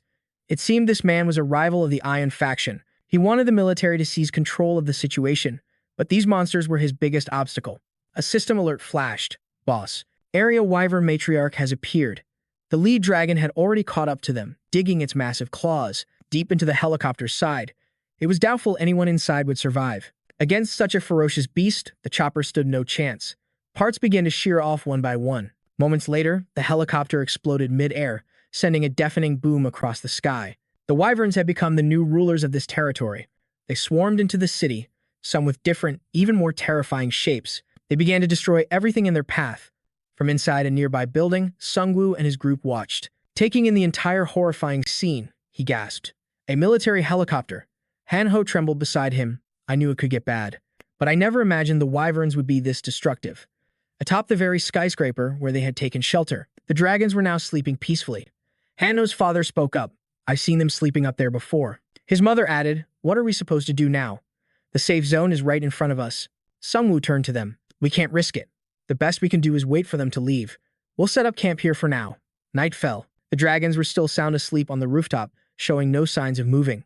Inside, Hanho's parents had managed to fall asleep as well, but no one else could even close their eyes. Suddenly, Sungwoo felt a strange sensation and sat bolt upright. A system window materialized. "Which occupation will help you survive in this apocalyptic world? Please make your choice." Hanho urged his parents, telling them to pick the cards with the most stars. His father scoffed. "I've been playing cards for nearly 20 years. I'm not about to make such a rookie mistake." The system announced its presence. A new prompt appeared. "Please select a card that synergizes with your current class." The message took Sungwoo by surprise. And then, the system announced they had only 15 seconds left to choose. Sungwoo's mind raced. A synergy card? Does that mean it's related to my Necromancer class? But as soon as he had that thought, one of the cards floating before him suddenly vanished. Sungwoo blinked, realizing what had happened. Looks like someone else grabbed it first. So these card sets were shared among multiple people. He understood now. It was a race against time. Meanwhile, Hanho was chanting like a madman. "The more stars, the better. The more stars, the better." He tried to calm himself down. "Okay, deep breaths. If it's about synergy, the highest star count might not be the best choice." He needed to pick a card that would perfectly complement his necromancer abilities. As that thought solidified, his hand shot out and snatched a card from the air. This one. A system notification chimed. "You have selected the synergy card, the Coven. The card is now fusing with your current class. A new skill is being generated." It was a powerful aura. A buff for his allies and a debuff for his enemies. Sungwoo whispered its name, Necro Aura. An aura that strengthens my side while weakening the enemy. Perfect. Across from him, Hanho was tearing his hair out. "I'm so screwed." Tears welled up in his eyes. The 4-star card I wanted got snatched.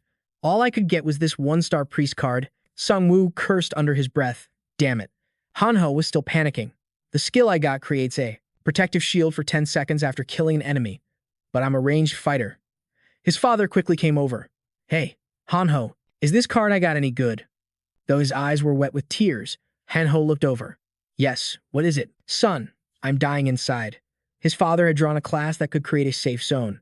The engineer card. Hearing this, Sungwoo's face lit up with excitement. He couldn't help but let out a cheer. "With that, we don't need to move to the Suwon, Washington area anymore. The sky began to lighten. The area where they had decided to rest was completely deserted. For now, this was probably the safest place they could find. Hano's father was still excitedly studying his new skill. Son, have you seen these abilities? Did you see this? I should have learned this stuff sooner. Then those two would have died by my hand. Hanho turned to his mother. What card did you get? She replied, I'm a chef. He was stunned. Shouldn't you have picked something to help you fight? His parents suddenly burst into tears, hugging each other.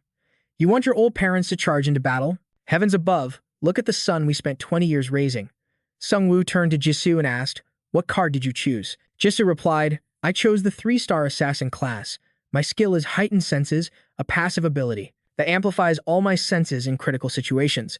Sung-woo stroked his chin, thinking, heightened senses, Jisoo analyzed him internally. He's powerful. He knows how to effectively use others, and his ability to clearly assess any situation is crucial for survival. No matter how hard she tried, she knew she could never be like him. All this time, Jisoo had been trying to catch up to Sung-woo. She wanted to be strong, too. If I can't be like him, then I'll find my own path. My body, my mind. I have to become stronger. Sung-woo then spoke up again. Sir, could you explain the skills of the pioneer class? Hanho's father replied immediately. Of course. Give me a moment, and I'll give you all the details. The pioneer can create a safe zone, which blocks attacks from monsters. The effective area is limited to 200 square meters, with a height of 10 meters. The safe zone is protected by a shield, but it can still be destroyed by an overwhelmingly powerful attack. Sung-woo calculated the risks. It'll be difficult for us to create and maintain a safe zone right now. Gathering everyone into one large group just to collect gold isn't a wise choice either. After thinking it through, he announced, we'll only use that skill when it's absolutely necessary. After all, we still need to find a suitable place to even establish the zone first. Hano's father asked, really? Hano was shocked. Senior? So we're not going to the safe zone in Suwon Haseong anymore. Sung-woo turned his head to the side. There's no need. He looked up at the sky. Besides, any large group has a leader you have to follow. Dealing with them would just be a headache. His eyes were fixed on the dragon high above. It was starting to move. After sleeping for so long, it was finally rebooting. The colossal dragon in the upper atmosphere was now fully awake. It began to spread its wings, preparing for flight. Sung-woo turned to give Hanho a warning. Check if any shops are still open around here. Sung-woo quickly agreed, scrolling through his phone. He had one thing on his mind. He needed gold to level up. We have no idea when we'll run into another creature like that, Wyvern. Hanho scratched his head in confusion. I can't find anything nearby. Suddenly, the silence was shattered by a violent tremor, as if an earthquake was ripping through the world outside. A group of people on motorcycles sped past, shouting, the Wyvern's gone. Hurry up. Hanho recognized them instantly and gasped, ah, aren't those the kids from yesterday? Go ask them. An idea sparked in Sung-woo's mind. Didn't they steal gold from other people? If so, they must know where a shop is, a place to spend their stolen fortune. In fact, there was a huge supermarket nearby, but it seems Sung-woo's group hadn't noticed it. Taesung cursed under his breath, damn it. We went through a hell of a night because of that Wyvern. How long were we even in that butcher shop? Yongshik chimed in cheerfully, hey, at least we got to eat some meat because of it. Yongshik then asked Taesung, think you can spin the silver roulette this time? He replied lazily, I need to collect a bit more first. Taesung continued, last time, I got that crappy survival kit, so I'm hoping to get something useful this time. He then shouted, hey guys, we're back. You all probably thought we were dead, didn't you? But from inside, there was only silence. He was surprised. Why is it so quiet? One of his men called his name, his voice trembling with fear, but Taesung quickly silenced him. Quiet. The group began to move with cautious, stealthy steps. After all, in this chaotic new world, they instinctively knew what to do in moments like these. He reached down, his hand slowly moving to push the door open. They had to know what was waiting inside. A moment later, the group outside gasped. What the hell? Everyone was gathered here. Taesung's mind raced with confusion, but he forced a smile onto his face. What's with this atmosphere? Where's Yujin? Min-sik began to explain, shaking with terror. He came.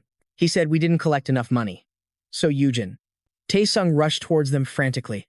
Damn it, what happened to Yujin? Nearby, the person named Yujin screamed, shut up. Taesung was stunned. Are you okay? The moment that person removed their mask, a wave of horror washed over Taesung. He yelled, what happened to you? It looked like she'd been turned into a vampire. Be quiet. Don't say another word. I can smell the scent of human flesh. Every time I smell it, the craving takes over. Someone was sitting with their feet crossed on a table, looking down at the two of them before cursing loudly. So that bitch does have a weak side for us to exploit. Just like your so-called leader, Gusiak. He remembered how he killed the man, laughing as he stood over the corpse. Why'd you have to die like that? You bastard, Tae-sung seethed with rage. That punk? How dare he attack us? The man on the table continued, well then, I guess Sujin is next on the chopping block. He slowly rose to his feet. I told you. If you resist the bloodlust, you're the only one who suffers. You need to drink a certain amount to stay sane. Don't you brats understand what I'm saying? Tae-sung yelled back. A certain amount? Do you have any idea how many people Guzio killed? Hearing his outburst, the mysterious masked man just laughed. You dare talk back to me? His voice turned threatening. The leader is watching you. How long do you think you'll survive if you don't listen to us? Tae-sung glanced at Yujin, his face pale with fear. Then just leave us alone, and we'll get you what you need. But the man shot up and closed the distance to Tae-sung in an instant. Wrong. You have to die. He snarled, his face inches from the boys. Disobey me, and I will kill you. All of you. In the end, Tae-sung was just a kid facing the terrifying threat of a vampire. He couldn't stop his legs from shaking. Rot continued, get me 10,000 gold in 2 days. If you don't, your neck is next. You know you can't run, right? But suddenly, from the doorway, a shout echoed, making Rot turn around, intrigued. The voice rang out again. Who the hell are you people? Let me go. It was Sungwoo. Shouldn't you be treating us like valued customers? This shop's service is seriously lacking. The man looked surprised. A customer? All right then, customer. What is it that you want? Sungwoo raised his sword, pointing it directly at him. Everything. Rot was confused. What? Sungwoo repeated his answer. His voice was crystal clear. Give me everything you have.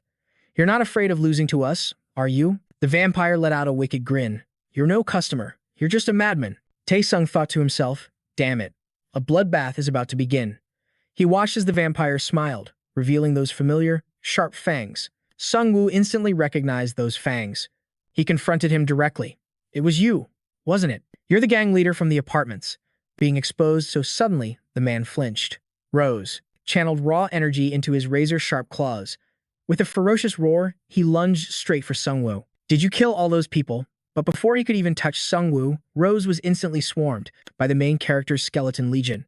His clawed hand was caught in an iron grip by a bony warrior. Held fast, he couldn't move an inch. Rose roared in disbelief. What the hell are these things? Nearby, Tae-sung was so terrified he collapsed.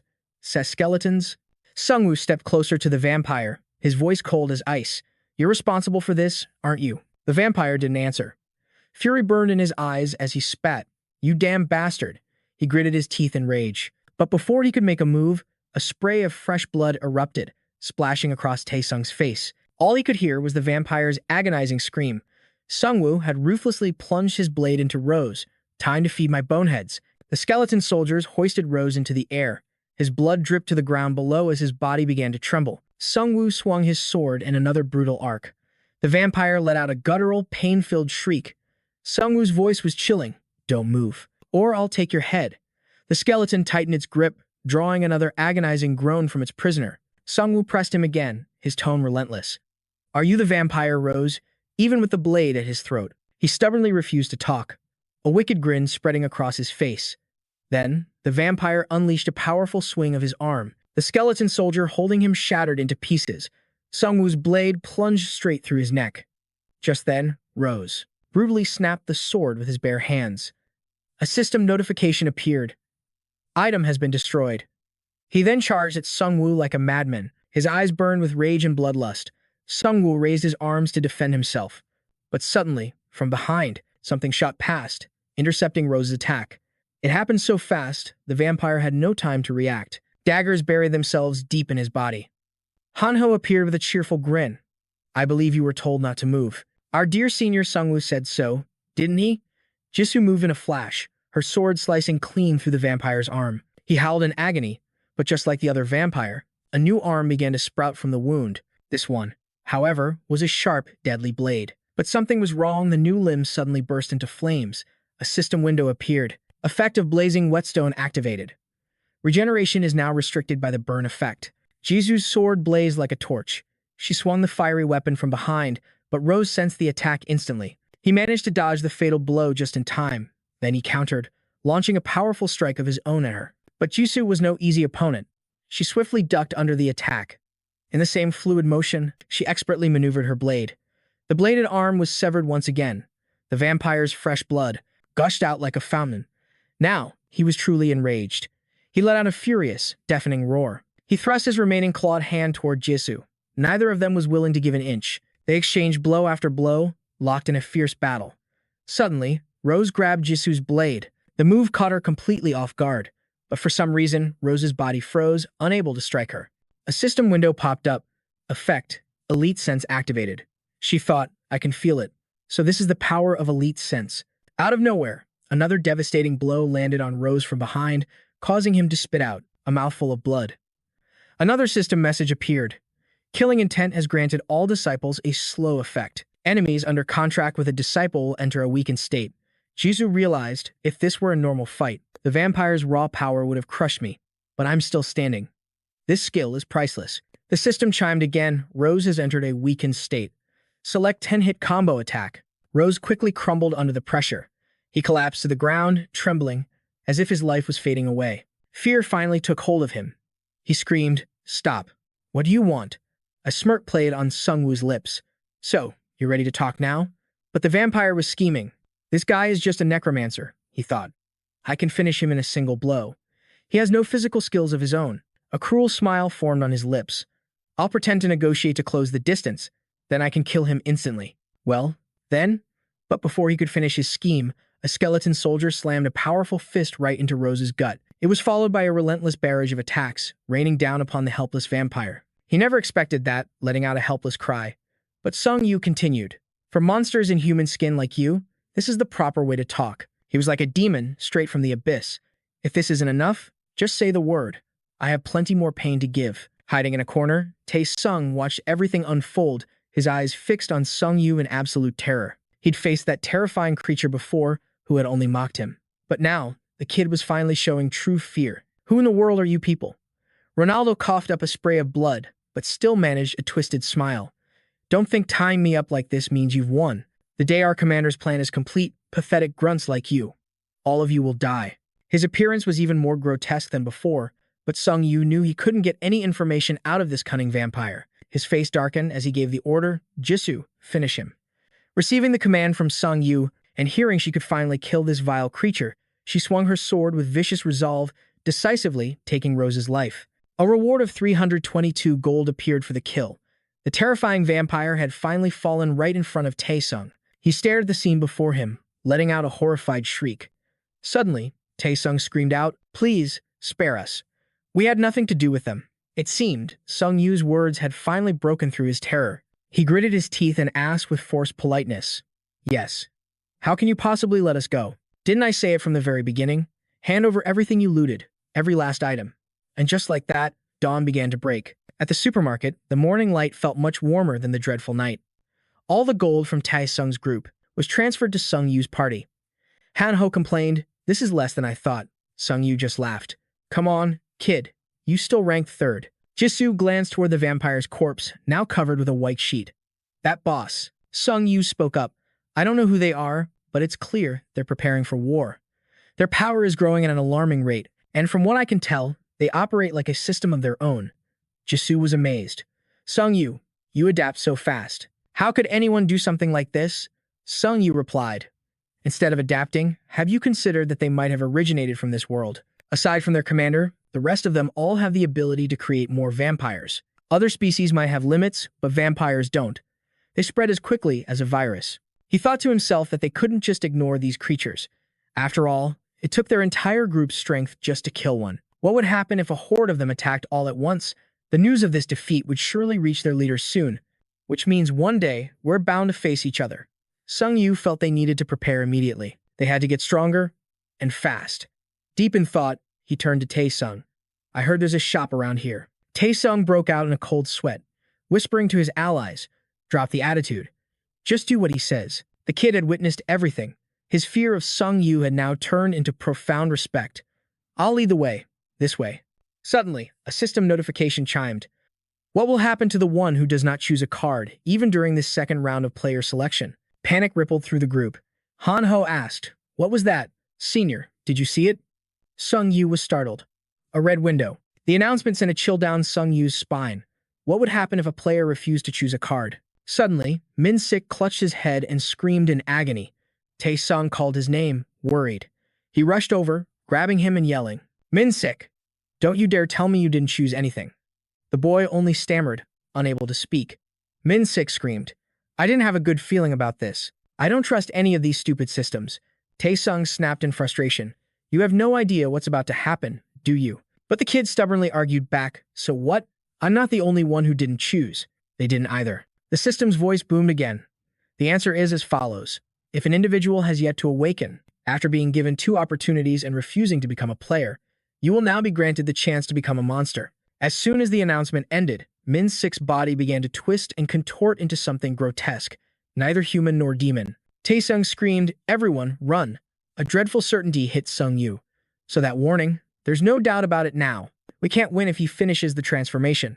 But Sung Yu knew the process wouldn't be instantaneous. This meant that while they were transforming, there was a window of opportunity to escape. But instead, he shouted, Everyone, attack now. Jisoo was stunned. Roy, however, reacted instantly and charged toward the people who were turning into monsters. Sung Yu gritted his teeth. I'm sorry, but there's no other way. He had to kill these people now that they had lost all consciousness. Roy and his skeleton soldiers were already fighting with everything they had. This new group of monsters was much larger than anyone had imagined. As Sung Yu watched how they fought, he was completely shocked. With a body that tough, how could its counterattack be so clumsy? Meanwhile, Roy and the skeleton soldiers were still ferociously wiping out the enemy. You have received 3,000 gold for hunting 2 werewolves and have leveled up to level 8. The notification left Sung Woo stunned. He was in disbelief. Just one of them was worth 3,000 gold. He was shocked because even a dire wolf was only worth 240 gold. How on earth did those kids transform into such high-class monsters? That was a close call.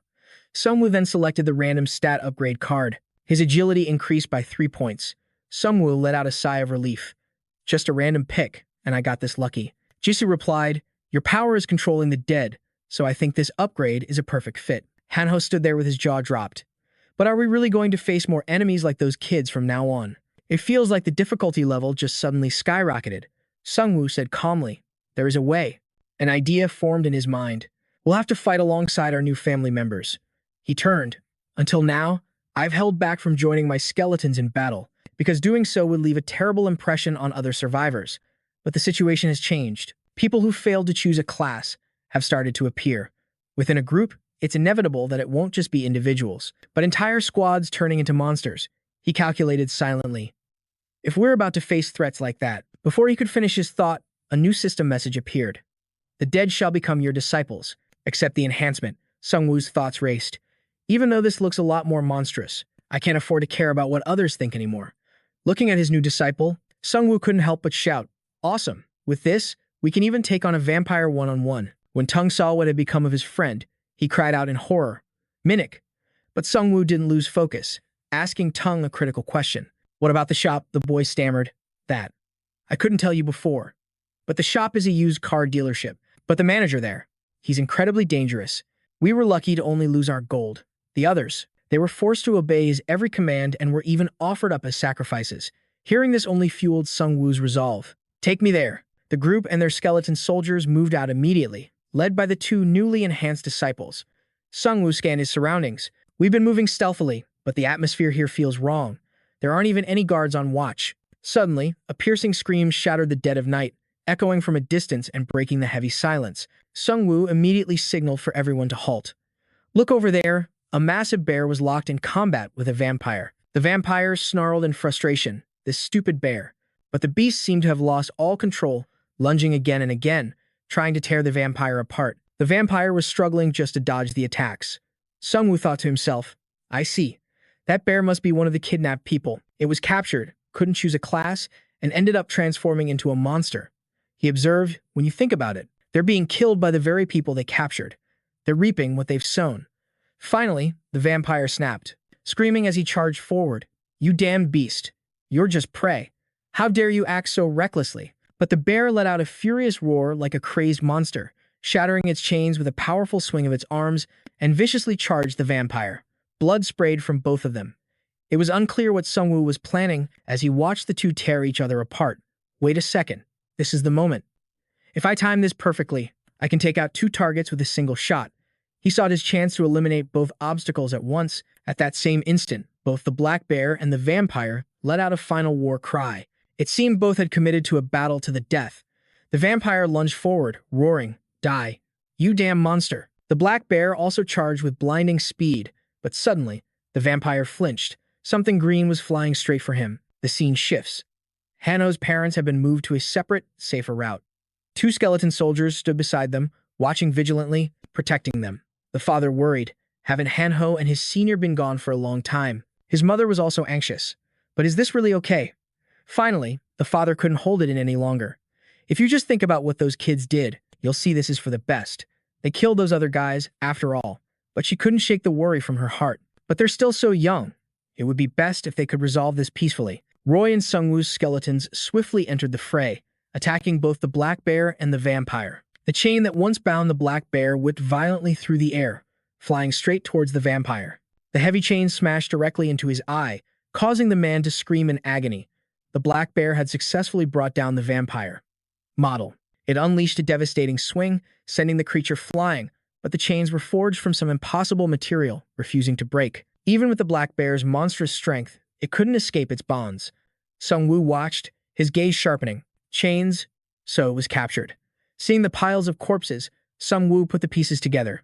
It seemed this single beast had slaughtered all of those vampires by itself, but then it identified the werewolf disciples as a greater threat, shifting its focus from the vampires. The black bear charged, grabbing a werewolf in its crushing grip and letting out a primal roar. Sungwoo's face darkened at the sight. A chill ran down his spine. Oh no, I was wrong. Unlike bears, wolves understand how to hunt in a pack. He thought the werewolf disciples would be overwhelmed, but no, they quickly gained the upper hand. Sungwoo shouted encouragement. I will make it your new ally. Advance. The werewolf disciples wasted no time in taking down the black bear. The system's voice echoed. You have acquired 3,500 gold from the bear fiend hunt.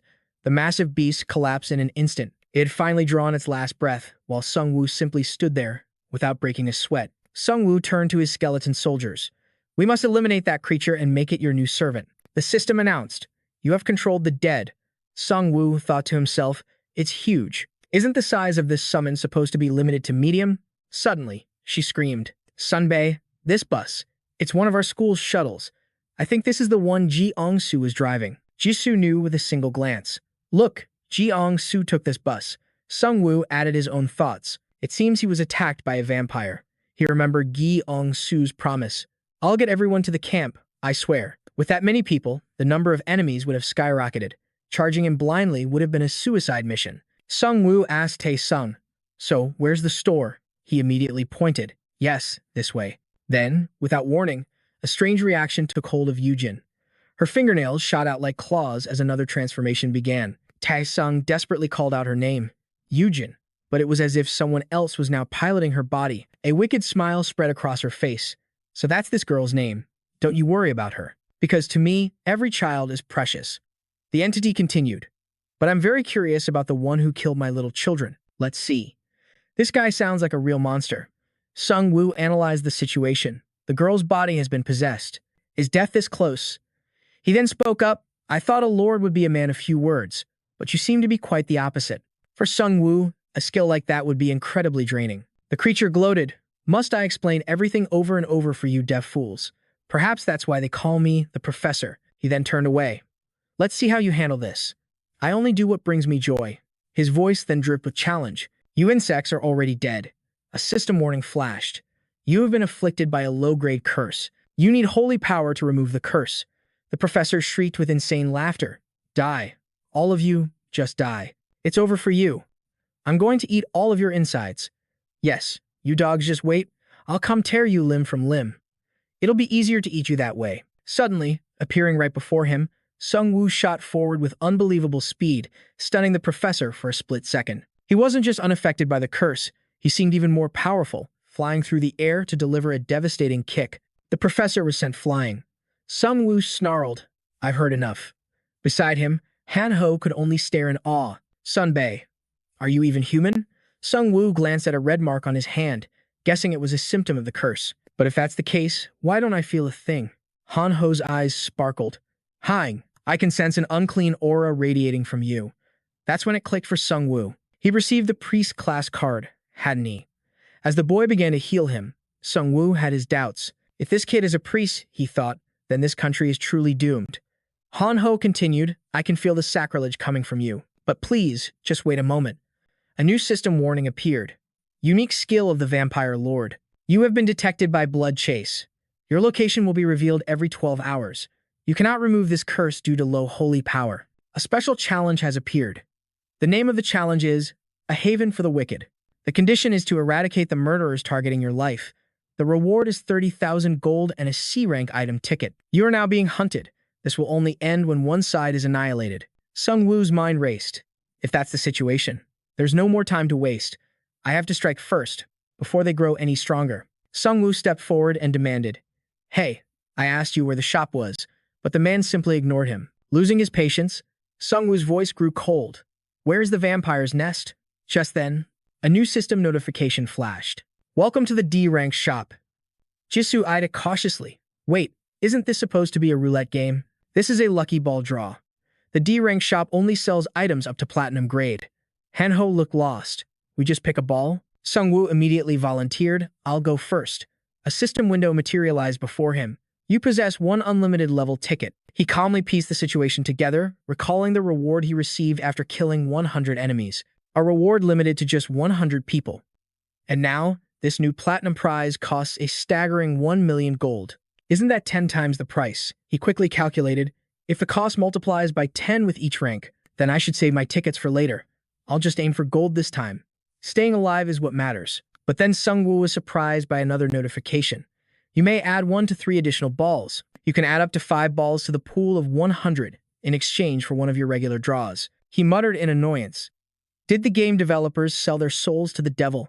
But he remembered his last incredible prize. It's better to go for the top prize, no matter the cost. Jisoo panicked. There will be other good items later. Hanho also chimed in urgently. Sunbae, my gut tells me this is a total trap, but defying all expectations, Sung Woo won the grand prize. He received a random professional skill. This skill automatically reaches the master level without any special training. Its name, Empty Sanctuary. At the artisan level, it creates a sub-dimension, a resting place for his followers. However, the space only accepts followers who are completely unharmed when summoning a large group at once. You will radiate a death curse throughout the area. Sung Woo was stunned by his incredible luck. He turned to the others. What's wrong? Hanho shouted. Sunbae, move aside. I want to try, too. Jisoo was just as eager. Without delay, Sung Woo tested his new power. He raised his hand, allowing his skeleton soldiers and followers to enter their new resting place. He smiled with satisfaction. This is incredible. Even if the capacity is limited now, it means I can expand it. This would grant him extra storage, teleportation, invisibility, and even allow him to expand his safe zone, especially when he found more survivors. Sung Woo turned to his friends with a grin. So, did you get anything good? They both looked crushed. A B-rank survival box. Bandages, first aid spray, rope, and oil lamp, just common junk. And a set of bull trainer's armor. Sung Woo expertly ignored their misery. Well, shall we get a move on? Hanho roared in frustration. I'm definitely going first next time. Meanwhile, in a distant skyscraper, an unknown voice spoke. Don't expect much. Where did I go wrong with these slaves? Gyeongsu addressed his group. All survivors, get in the cars. He thought to himself, I completely underestimated this world. His mind wandered back to Sung Woo. I should have stayed with that man, shouldn't I? No, I definitely should have. He'd assumed the military camp would be a safe haven, but now everything was destroyed. It had been so difficult. They had to fight their way past wyverns and countless monsters just to get here. At the camp, fire and smoke filled the air. It was obvious this place was no longer safe. The person beside him whined endlessly. Gyeongsu, what are we going to do now? I only came here because you said it was safe, but there's nothing left, he screamed. If the military camp has fallen, we're all dead. What do we do now? Gyeongsu gritted his teeth, trying to stay calm, but the man's panicked words echoed in his ears. Damn it, I'm just the driver. Why is all this pressure on me? Suddenly, a woman in the car held up her phone. She shouted, Gyeongsu, look, he read the screen. A safe zone? The woman nodded. That's right, in Suwon Hwaseon. Should we go there? The crowd behind them erupted. What's the plan? Please, choose our next destination, Gyeongsu. Their faith in him rekindled his spirit. That's right. I survived by creating the strategy to avoid the wyverns. These people risked their lives to follow me. I have to be more confident. Gi Ongsu's voice rang out with new determination. All right, everyone, we're moving out. But now, looking back, he was filled with immense regret. That decision was too hasty. I should have been more careful. What was waiting for them? Gi Ongsu gritted his teeth, forcing his head up. What waited for them were monsters in human skin. This place was a vampire's den, a trap designed to lure survivors to their doom, and one of them slammed a boot square into his back. Hurry it up, you pathetic fools. Seeing Gi Ongsu's defiance, the vampire sneered, What's the matter? Is this too much for you? If you can't handle it, just say the word. You can be our chef in the kitchen instead. He then turned to his cronies. These slaves are painfully slow. Shouldn't we just find some replacements? His companion agreed. You're right. Some of them get defiant ideas when I level up. The vampire glanced back at Jia Young-su. We could just ambush them and steal their gold, then tear them to shreds to level up ourselves. Pretty creative way to get rich, huh? Young-su felt his hope fading. Damn it, it's all useless. I'm going to die just like all my friends. Just then, the vampires roared at the prisoners. Move it, you dogs. Fall behind, and you become my next meal. But suddenly, the vampire leading the way froze in his tracks. Jiang-su crashed right into his back. Why did he stop? Standing before them was Rai. It seemed Sungwoo's party had finally arrived. Facing the enemy, Rai stood like an unbreakable warrior, his blade aimed squarely at the vampires. The two monsters were stunned. What is that thing?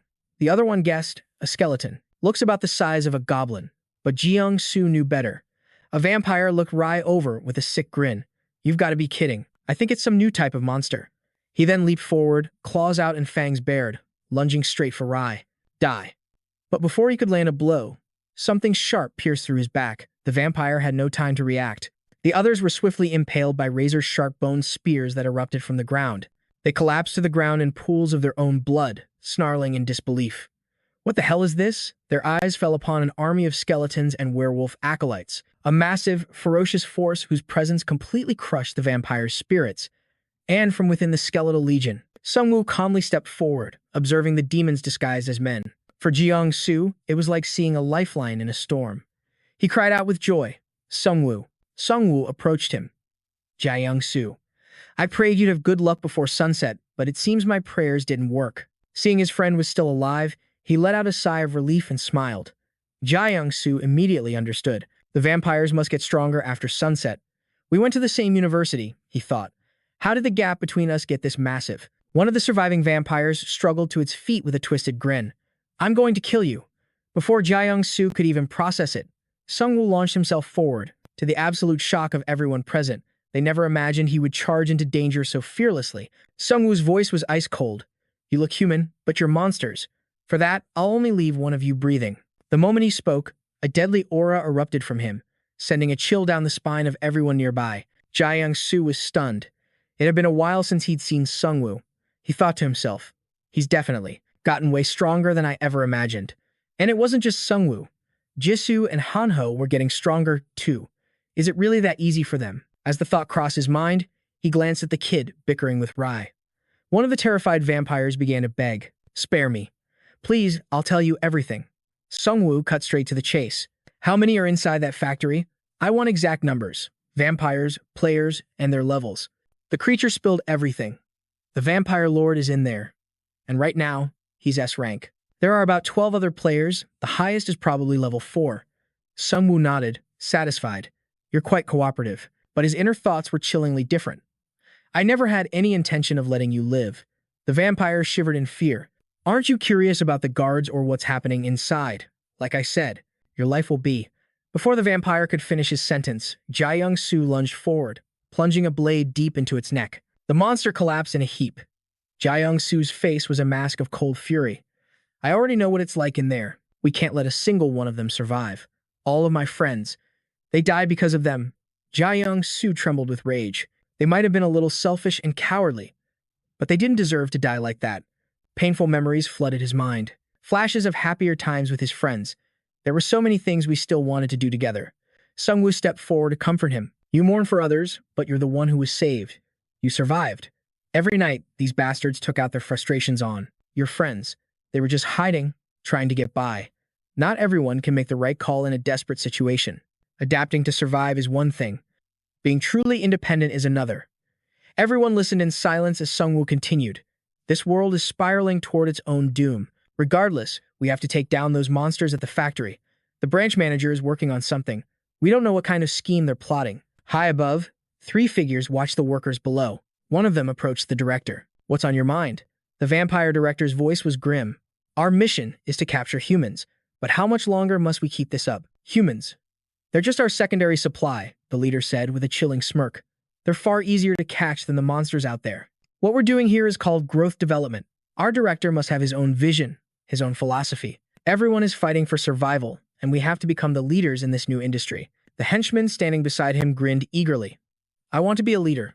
2. The vampire manager continued. Work hard, and you can become a full-time employee. Just like how he promoted me. While I was just wandering around this warehouse, the director promoted me. He can do the same for you. Suddenly, a voice echoed through the space, startling the vampire. You're not full-time employees. You're just monsters. In the doorway stood a tall figure, his coat billowing in the wind. The vampire shouted, Who's there? The figure was Sungwoo. He shot back. Growth development? You've really found a way to make people give up on their own humanity. The vampire manager and his two lackeys instantly leaped from their perch. Their underlings surrounding them began to take defensive stances. The manager sneered. I asked, Who are you? But inside the iron cages, the prisoners' faces lit up with hope when they saw Sungwoo. That guy. Is that him? One person whispered. Yes, the one we saw at the school. Who is he? He's the one who saved all of us back then. Silence, you dogs. The vampire manager roared, glaring at the prisoners. Who gave you Fu the right to speak? He shot a threatening look at the caged humans. Sungwoo's voice was cold as steel. Didn't you get a message from your boss? Didn't your director tell you who I am? One of the vampires stammered. Are you the one who killed Manager Park? Sungwoo scoffed. Manager? He broke into a mocking laugh. What is this? Are you all playing office? You bunch of frauds. Enraged by the mockery, the vampire snarled. We knew you had to be crazy to just walk in here. But why the hell are you acting like this? Sungwoo simply replied, Why?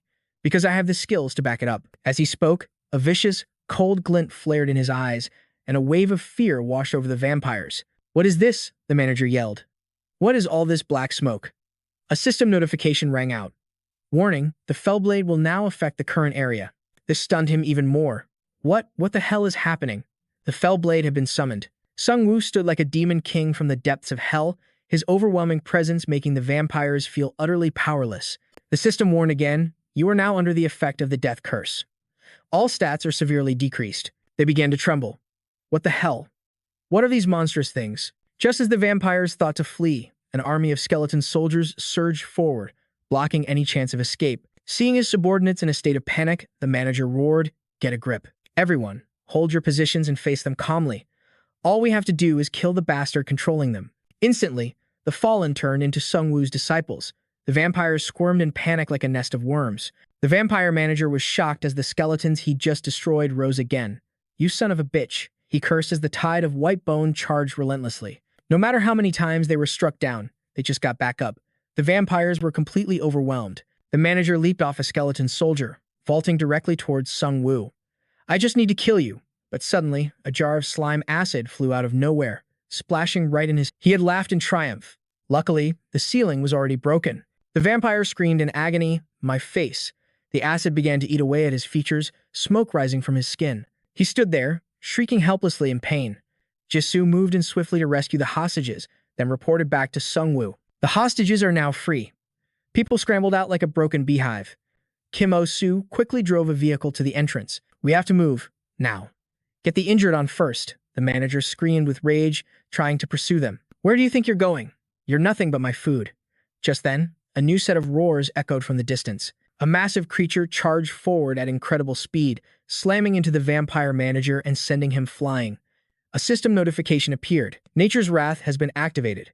For the next 10 minutes, attack power and attack speed will be increased. The manager knew he was in grave danger.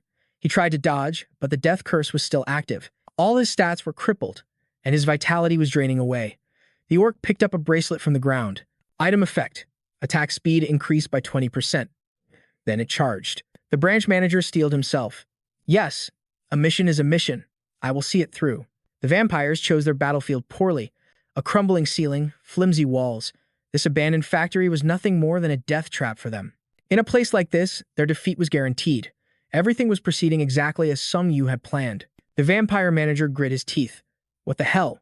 That brat is stronger than he looks. My head is spinning. One of his underlings rushed forward. Branch manager, let me lend you my strength. You must crush them. A chill ran down Han Ho's spine as he watched the scene unfold, and he cried out in alarm. Sunbae, he's getting bigger.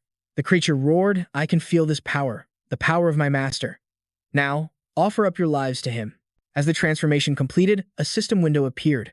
Warning, a high-tier vampire has entered a berserk state. His body had become a grotesque mutation, like a walking skeleton with razor-sharp fangs, but Sung Yu remained perfectly calm. So this is what he saw in his vision. It seems the vampire has abandoned its humanity completely. It no longer walked on 2 feet. The creature scrambled toward them on all 4s, but Sung Yu's skeleton soldiers instantly formed a defensive wall to protect the group. This interference only enraged the vampire. It whipped around and shrieked, all of you, silence. The skeletons charged relentlessly, but the manager refused to yield, attempting to break the siege all by himself. A werewolf lunged from behind, sinking its teeth into him. The manager faltered for a moment but refused to go down so easily. With a furious roar, the vampire retaliated, swinging a devastating blow right at the werewolf. The strike sent the beast flying, but as soon as one was knocked back, another lunged to take its place. The manager unleashed his full speed, trying to force a breakthrough, but the werewolves were just as relentless. One leaped forward, raking its claws deep across the vampire's back and making the monster howl in pain. Jisoo watched the stalemate drag on, growing impatient as neither side gained an advantage. Finally, she couldn't wait any longer and shot forward, sword in hand. But surprisingly, she avoided a frontal assault. She vaulted cleanly over his head, landing silently behind him before bringing her blade down in a vicious arc. Bombarded from all sides, the vampire manager was losing his composure. He was truly enraged now. You, wretched pests. As it lunged to attack, Jisoo grabbed its arm and yanked it back. Her speed and power were so immense, the creature couldn't even react. It was sent spinning into the horde of skeletons, forced to fight against the entire undead swarm. But the beast showed no signs of tiring and was clearly underestimating its foes. Jisoo shouted a warning, don't look down on them. The words had barely left her lips when 2 skeletons broke through its guard, plunging their blades deep into the manager's chest. The system chimed instantly. The deceased has become your follower. Han Ho stared in awe. Jisoo Nuna, you're incredible. So that's what they call a berserk state, Sung Yu mused, watching intently. That's precisely why this isn't going to work. He could tell the creature was just burning through its remaining life force in a drug-fueled rage. It wouldn't last much longer, but its body would likely be destroyed in the process. It would be dangerous if his attacks broke their defensive line. But the real issue was that this monster was merely a follower of the vampire, Ross. A shiver went down Sung Yu's spine. If a mere follower is this powerful, then how terrifying is Ross himself? Suddenly, another system notification pulled him from his thoughts. The deceased has become your follower. Synergy effect. Undead Legion has been granted. A small smile played on his lips. What a shame. I was going to use a lot of power to capture him, but I'll have to make good use of this werewolf instead. It increases attack speed, plus its power and defense are boosted in narrow corridors. The vampire was stunned. The skeletons. They suddenly got stronger. Before it could process the change, Sung Yu gave his command. Werewolves, tear him apart. All 3 beasts lunged at the vampire manager at once. The relentless assault gave it no room to counterattack. The creature screamed in helpless fury, damn you all to hell. And then, its body began to dissolve into dust. Sung Yu watched it fade and said coldly, go tell your master. His little business venture in the Hueso district is finished. A system window popped up. You have acquired 10,000 gold for eliminating a named player. Sung Yu's eyes widened. A player? Even though it looked like a monster, the system still considered it human. That means I might be able to raise it as my subordinate. Sung Yu stared at the massive corpse, calculating. He frowned. Because of a vampire's regeneration, I usually have to take the head to finish them for good. Since the heads are gone, I can't raise them as undead. But if it's this one, the system chimed once more. The deceased has become your follower. Sung Yu spoke to his new undead servant. From this moment on, you serve me, not your master. With the vampire manager now his subordinate, the system spoke. You may now access the memory fragment of the acolyte, Urkum Sanlakos. Sung Wu's eyes widened. A memory fragment? What's that? Suddenly, visions of darkness flooded his mind. What is this? He never experienced anything like it before. Is this a power unique to a necromancer? Then, a voice echoed in the vision, and Sung Wu listened intently. That's exactly my point. You cunning bastard, Ross. Think it through. What is the true purpose of this game? Does anyone care to answer? Faced with this question, the vampires glanced at each other in silence. When no one dared to speak, the man took a slow sip of fresh blood. Is it possible that not a single one of you knows? To be honest, I don't know what's going on either. He continued, his voice resonating with power. But I know what must be done. We must evolve. Isn't that right, manager? As if mesmerized, the manager known as Kim replied with reverence. Yes, my lord. You are absolutely right. Ross's brainwashing continued without pause. Gods, cosmic entities, or some other universal being, it doesn't matter who they are. They have bestowed upon us a very special opportunity. We must cast off these frail, mortal shells. This failed race, called humanity, has reached its absolute limit. Even if this event hadn't started, some other cataclysm would have. Either way, their extinction was inevitable, he coaxed. He promised they would evolve into superior beings and usher in a new world.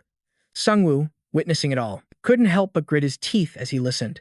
So it was you, the vampire lord. The man went on. I have a mission, and all of you will help me complete it. Sungwoo thought to himself, a mission. They roared with absolute loyalty.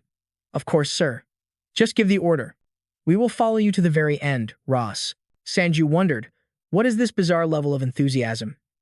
Does that stuff brainwash them or something? An almost unnatural instinct of loyalty. So, this is how their organization grew so powerful in just a matter of days. Raising his glass high, Ross declared, we shall celebrate with a grand feast. Hwaseong will be our first stage. A thrill of excitement shot through him. The name of this operation is the Grand Feast. Let's invite all our neighbors to the festivities. Manager Kim, you will handle the procurement of meat and harvest the necessary ingredients. Sungwoo was utterly disgusted by these people. He cursed under his breath. That absolute madman. Harvesting human flesh, creating combat slaves. A feast of pure carnage. They were concocting an insane plan, and the core of it Was to use the safe zone as bait to lure people in. It was horrifyingly and chillingly effective. The system window appeared once more. You have been issued a hidden quest. Sungwoo was taken aback. This is the second time since the professor's death. What more do you want from me, system? The mission. Either prevent the coming massacre, or orchestrate it as the Reaper himself. You can save countless lives, or let them perish and raise them as your undead soldiers. The choice is yours, and it will drastically affect your future destiny. Jisu's voice cut in, stopping Hanho. Wait a second. She seemed to be hesitating. Suddenly, a hand slammed down on Hanho's head, making him jump. Sungwoo's face was dark with anger. What did you just eat? Hanho trembled, stammering, Sunbae, it's not what you think. Sungwoo's expression grew even colder. You said you'd do anything I asked, didn't you? His words made Hanho flinch with guilt. It was nothing, really. A sharp smile spread across Sungwoo's face. Good, you'll be completing this quest with me. Hanho's panic skyrocketed. What? The scene shifts to another location. A clawed hand clenched into a furious fist. The branch manager was killed? Huh? A woman named Yang gasped. What? How is that possible? He received power directly from the director and still died. Ross scratched his head. Seems this guy is stronger than I thought. He mused to himself. I have no idea how he managed to kill a branch manager with just a few measly skeletons. But it's definitely bothering me. Yang spoke up again. Won't this incident affect the director's plans? A savage grin spread across his face. Lady Yang, are you looking down on me? His tone was deceptively light, but it was dripping with menace. Yang flushed, stammering in a panic. Oh, my apologies. That was rude of me. It seems she'd forgotten just how ruthless her master truly was. He watched her reaction. No, Lady Yang, you're not wrong. It is rather irritating to be constantly interrupted when we should be focusing on the main quest. But, as long as we can track him with the curse, once the grand feast is over, it'll be his turn. I'm dying to find out just what kind of man he is. Later that afternoon, at a factory complex, the area was eerily quiet, but the people within were a flurry of activity, some hauling supplies, others gathering weapons, preparing for war. The wounded were being patched up. A heavy sigh cut through the air. The cleanup seemed endless, and it was clear this had taken a toll on them. Hanho turned to Sungwoo. Sunbae, do we really have to do this? The question came out of nowhere. Sungwoo eyed him, slightly confused. What are you getting at? Jisoo cut in. If what you said is true, then the massacre will happen in Hwaseong, right? Sungwoo explained grimly. We can't stop it at the source. And it looks like we're out of time, so for now, we prepare for the worst. He noticed her searching. Looking for something, Jisoo found these vials in Manager Kim's things. Jisoo held them up. They looked like some kind of potion. Sungwoo's eyes widened with curiosity. He picked one up, a grin spreading on his face. Quite the medical stash, huh? Jisoo examined them closely. They hunted people, not monsters. That's why they had so many useful items. Suddenly, Hanho shouted with joy. I was so worried about what we were going to do, with the power out and all. But look at this. The item he found was a small power bank. It could provide power or charge batteries. Remaining capacity, 87%. Sungwoo immediately plugged his phone in. A system message popped up. Charging. 10 minutes remaining. He was amazed. This is perfect, and so simple to use. Jisoo then presented a white vial. Sungwoo, look at this. It's a mid-grade elixir. Cures various infectious diseases and soothes injuries. He leaned in for a closer look, a satisfied smile on his face. I think we'll have a use for this, too. As the group bustled with activity, dust began to settle over the sky. In these chaotic times, a terrifying silence hung in the air, day or night. Suddenly, Taesung and his group appeared before Sungwoo. In unison, they bowed their heads respectfully. Thank you so much, boss. The young man glanced happily toward his girlfriend. It couldn't have been easy to accept us. And you even gave us medicine. He felt a surge of relief, knowing the danger wasn't over. Even though she wasn't fully cured, the elixir had clearly worked. Sungwoo's expression remained neutral. If the vampire lord controls her again, and she attacks me, I won't hesitate to kill her, so watch her closely. Taesung flinched. Yes, I'll make sure that never happens. Sungwoo studied Taesung. Was this kid trying to defy me? He had the look of a street thug, but that's not what he was. Sungwoo's voice cut through the air again. This wasn't free. I'll have a job for you all later. Taesung responded without hesitation. Yes, sir, we'll do whatever you ask. No one could guess what Sungwoo was planning. After settling things with Taesung, Sungwoo turned to Hanho's father. Let's begin, sir. The older man beamed. All right. The man's eyes lit up with passion. Finally, a chance to use my mysterious power. Hanho stood beside him, dumbfounded. Mysterious power, Dad? In the next instant, the area transformed, becoming a pioneer camp guarded by a central shield. Within its barrier, health would be restored. And the manager could restrict entry and exit. Everyone stared in absolute wonder. It feels so warm. It's like stepping out of a sauna. To top it all off, Hanho's mother prepared a feast, leaving the survivors completely stunned. There's even hot food. We're starting to live like human beings again. Instantly, everyone's stamina began to rise. Thanks to the special meal she prepared, a stamina buff would activate for the next 20 minutes. A pang of sadness hit Jisoo. It was clear how much they had struggled just to adapt to this horrifying new reality. If only we can resolve this massacre, then. Sungwoo's voice broke her train of thought. Jisoo, did you receive some kind of special quest? She was quick to deny it. No, of course not. Sungwoo thought to himself. It seems Jisoo is obsessed with stopping this massacre, even though she didn't receive a quest for it. No hidden objectives, nothing special. But even without a quest, me and that vampire lord, we already have a blood feud. This fight is unavoidable for me, but it's different for Jisoo. Sungwoo said it plainly. You know, stopping this massacre isn't your responsibility. Isn't that right? She shot back. That's true. But he cut her off, his gaze intense.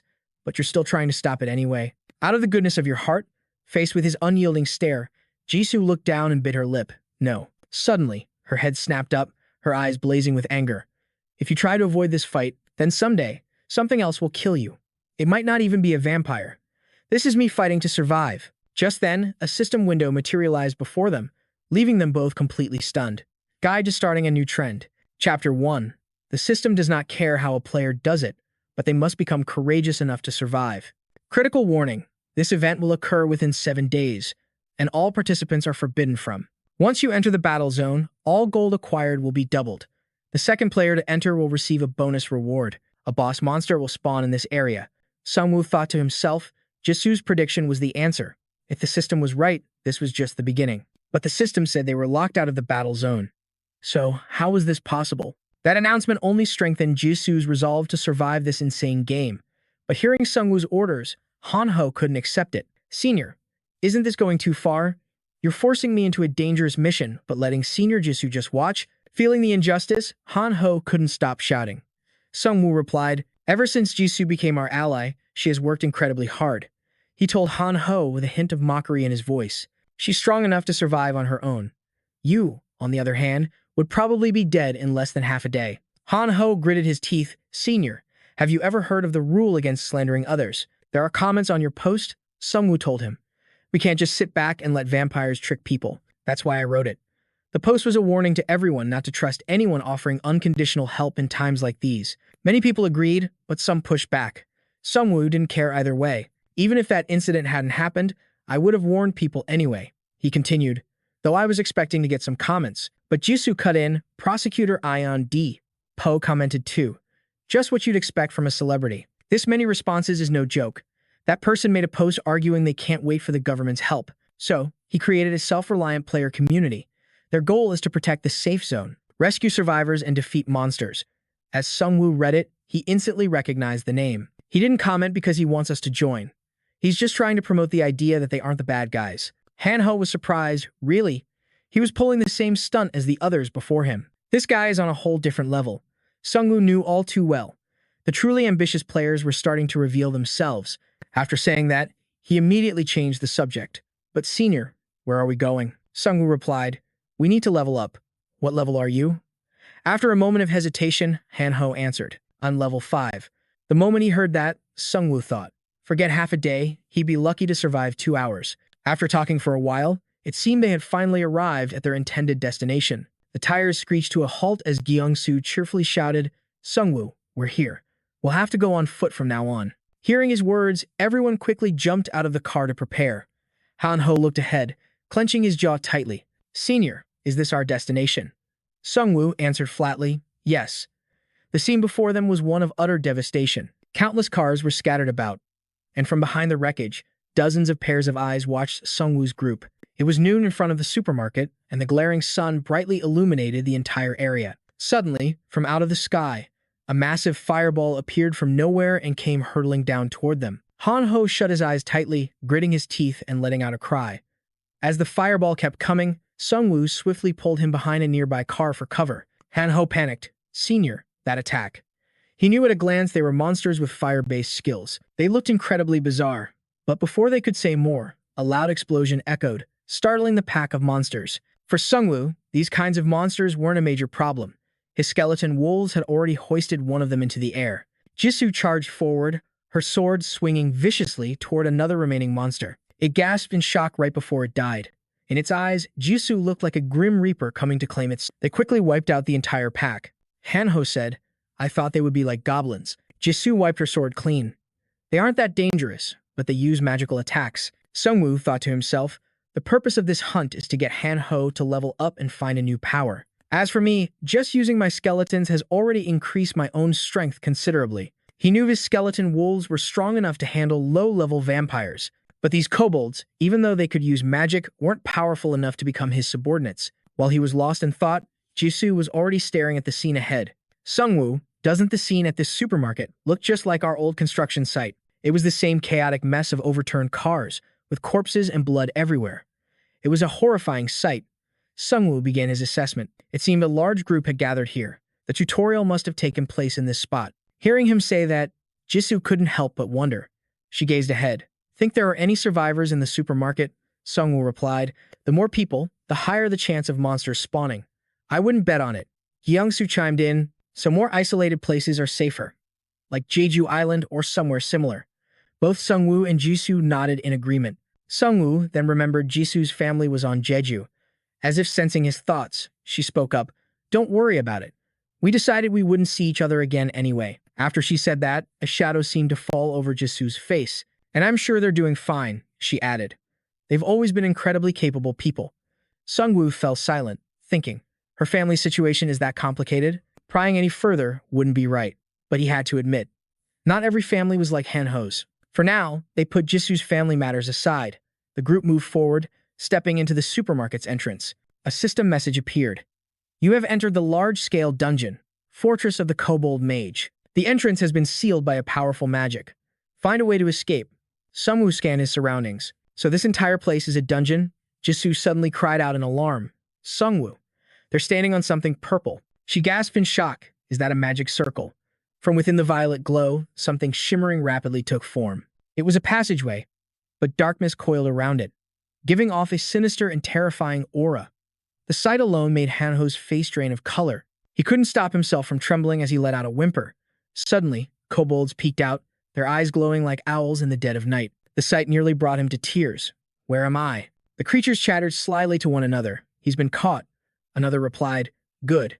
He stepped right into the trap all alone and with nothing. Now, he just has to wait for death. Hearing their voices, Hanho was stunned. Are those monsters talking? Seeing how they looked down on him, Hanho just smirked smugly. "You wretched kobolds, the weakest monsters in the world. Even if I'm by myself suddenly," he froze. By myself? It seemed he hadn't realized he'd fallen into their trap alone. There was no one else around him. Before Hanho could even process the situation, the kobolds let out a piercing shriek. A leader-type creature commanded, "Kill him." The others screeched with excitement, "You're finished."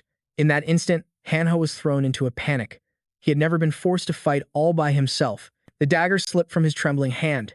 He screamed in pure desperation, "Senior, save me." His pathetic cries only made them more excited. They jeered at him. "Look at the shrimp. What a weakling." Tears streamed down his face as he thought, "Mom, Dad, your beloved son is heading to the afterlife. I followed my senior into a dungeon and died a painful death." But before he could finish his tragic last words, he realized, wait, why doesn't it hurt? Two of their daggers were still lodged in his head. Then, a barrier materialized behind him. It was a skill that could only generate a shield after killing an enemy. Now was the kobold's turn to panic. "What? I don't get it." Hanho regained his composure and stood up. A newfound confidence and aggression filled him. "Now who's the shrimp, you pathetic weaklings?" At the same time, Jisoo was frantic. "Jeongsu, hurry. We have to find Hanho and Sungwoo." Jeongsu quickly agreed. She was worried sick. If those two are together, it's fine. But if they were separated? Before she could finish her sentence, Hanho's scream echoed through the air. Jisoo's heart felt like it was on fire as she dashed toward the sound. She yelled, "Hanho, are you all right?" Just then, Hanho emerged, daggers in both hands and a fierce look on his face. "Senior Jisoo." Jisoo stared blankly at the scene around him. "Don't tell me. You cleared this entire area by yourself." Hanho puffed out his chest with a huge grin. "Did you see that, Senior? This is my new skill." Getting carried away, he began to brag. "A true powerhouse just took care of a bunch of weaklings. And that powerhouse is me, Lee Hanho." Jeongsu was speechless. That's not exactly a virtue, you know. But Jisoo was still deeply worried. If we're here, then Sungwoo is still alone. Hanho replied calmly, "If it's Senior Sungwoo, you don't need to worry." Luckily, Sungwoo had been trapped with his skeleton soldiers and dire wolves. They were already busy tearing through the kobolds. In just a short time, Sungwoo's side of the dungeon was clear. The corpses of kobolds littered the ground. With the immediate threat handled, he and his skeletons quickly set off to find the others. Sungwoo muttered to himself, "I'm worried about Hanho. I really hope he's with Jisoo." They continued to press forward. "This warehouse is bigger than I thought. Finding an exit is going to be tough." Suddenly, in a far corner, he spotted a dead body. But as he looked closer, Sungwoo realized the man was still alive. He was covered in blood, but his chest was still rising and falling. He quickly assessed the situation. Those wounds. It looks like even my divine potion might not be enough to save him. Seeing Sungwoo approach, the dying man trembled, his eyes struggling to open. Then he weakly pointed towards something nearby. Sungwoo's gaze followed his hand to a box on a high shelf. It was clear what he wanted, for Sungwoo to bring it to him. Without hesitation, Sungwoo retrieved the container. This, he wondered, some kind of final message. As he opened it, a system window appeared. It was an unidentified egg. This was a unique item for a Dragon Knight. If this egg is successfully protected, your destiny will change. In that very instant, cracks appeared on its surface. Stunned, Sungwoo stammered, "What is this?" But before he could finish his question, the man coughed up a spray of crimson blood. With his last ounce of strength, he gasped, "The boss monster took the ID code." Sungwoo was confused. An ID code? The knight's voice was a ragged whisper, the words barely forming. "It identifies the owner." It was obvious from his state that he didn't have much time left. Sungwoo could only watch, powerless to help in any way. He cursed under his breath in frustration. Damn this world. This man was probably a 5-star Dragon Knight, and to think he met his end in a place like this. Sungwoo pieced it together. The knight must have been trapped. He'd been ambushed while searching the supermarket, and that's when the boss monster stole his ID code. What's more, Sungwoo thought, according to the item description, this class has explosive late-game potential, a future this knight would never get to see. Sungwoo carefully examined the egg. Despite being unidentified, he knew it was a dragon's egg. He felt a pang of sorrow for this fallen stranger. Even at death's door, his last act was to entrust this to me. In that case, I'll accept this, as your final plea to end this damned game. Just then, more kobolds spotted him. A human. Kill him. Get them. They're over there. But before they could even get close, a werewolf subordinate lunged forward, moving between them and Sungwoo. The kobolds were slaughtered in an instant. One only had time for a desperate cry, "Help me." The last thing I ever saw was Sungwoo, standing there like the Grim Reaper himself, his resolve hardened. Besides avenging that nameless knight, we need to retrieve that so-called ID code. The remaining monsters were swiftly annihilated. He earned another 150 gold for the hunt, but as one wave fell, another charged forward. Their eyes locked onto Roy and the skeleton soldiers. There, Sungwoo found it strange. Don't they see what's happening? They're being massacred, but they refuse to back down. He analyzed the situation. Are they even a real fighting force? They can't even last a single second, and yet they just kept rushing forward like zombies. As the clash continued, a massive explosion suddenly erupted. The blast even made Roy flinch. A figure stood in the center of the mob, laughing. Isn't magic a beautiful thing? It was a kobold mage. It erected a magical barrier, blocking the skeleton soldiers' advance. A barrier like that can be shattered with a flick of the wrist. From the mage's body, a powerful blue aura began to radiate. This one was clearly the leader of the pack, but even it fell in a single strike. Sungwoo received 800 gold for defeating the kobold mage. He glared fiercely at the survivors. Now you're surrounded, front and back. Sungwoo was determined to leave none of them standing. The skeleton soldiers charged, wiping them out completely. Gold from the hunt poured in. And finally, a level up. Sungwoo's eyes widened. A skill selection? He hoped for something to boost his damage output. The new skill was named Corpse Explosion. Its purpose, to detonate a corpse, turning it into a living bomb. An explosion? He mused. He couldn't understand why these kobolds were as numerous as blades of grass. Just then, another wave charged mindlessly forward. Over there, stop them. No, kill them all. But this time, for some reason, Sungwoo held his minions back. With a simple gesture, he gave the order. Everyone, fall back. A cunning look crossed his face. The skill I just acquired. And now, some perfect test subjects have delivered themselves right to me. The kobolds had no idea what was happening. All they saw was a golden light suddenly enveloping one of their own. It was a brilliant, blinding flash. And then, its body detonated in a devastatingly powerful explosion. Deeper inside, a few more kobolds waited. Their leader was listening intently, trying to figure out what was happening outside. He had sent wave after wave of his soldiers to fight Sungwoo's group. An explosion? He wondered aloud. A subordinate chimed in. A magical misfire. Perhaps? The leader snapped back, annoyed. You coward. Go and see for yourself. But they never got the chance. Roy burst through the entrance, charging forward with his sword raised high. The kobolds could only scream as they were cut down. Blood sprayed everywhere. It was another one-sided slaughter. In a panic, one launched a fire attack at Roy, shrieking, "You monster!" But to them, Roy was an unstoppable force of destruction. Before it could even finish its attack, Roy was already behind it. His blade moved with the deadly precision of an assassin, relentlessly slashing at their foe. A satisfied smirk crossed Sungwoo's face. Just as he'd expected, Roy had completed his mission flawlessly. Earning his master's praise, the skeleton warrior seemed almost shy. Sungwoo then fell silent, observing. He sensed that something big was about to happen. His eyes focused on where the monsters were gathering. Were those tree roots? And standing there, a kobold with ferocious eyes. It was staring right at him. This was the boss monster, a high-level kobold mage, and it was protected by an incredibly strong barrier. Most attacks would be useless against it. Sungwoo wondered aloud. A barrier? So that must be the reason. Why you haven't charged us without your minions, isn't it? He glared, deliberately provoking the creature. You've been stalling for time, haven't you?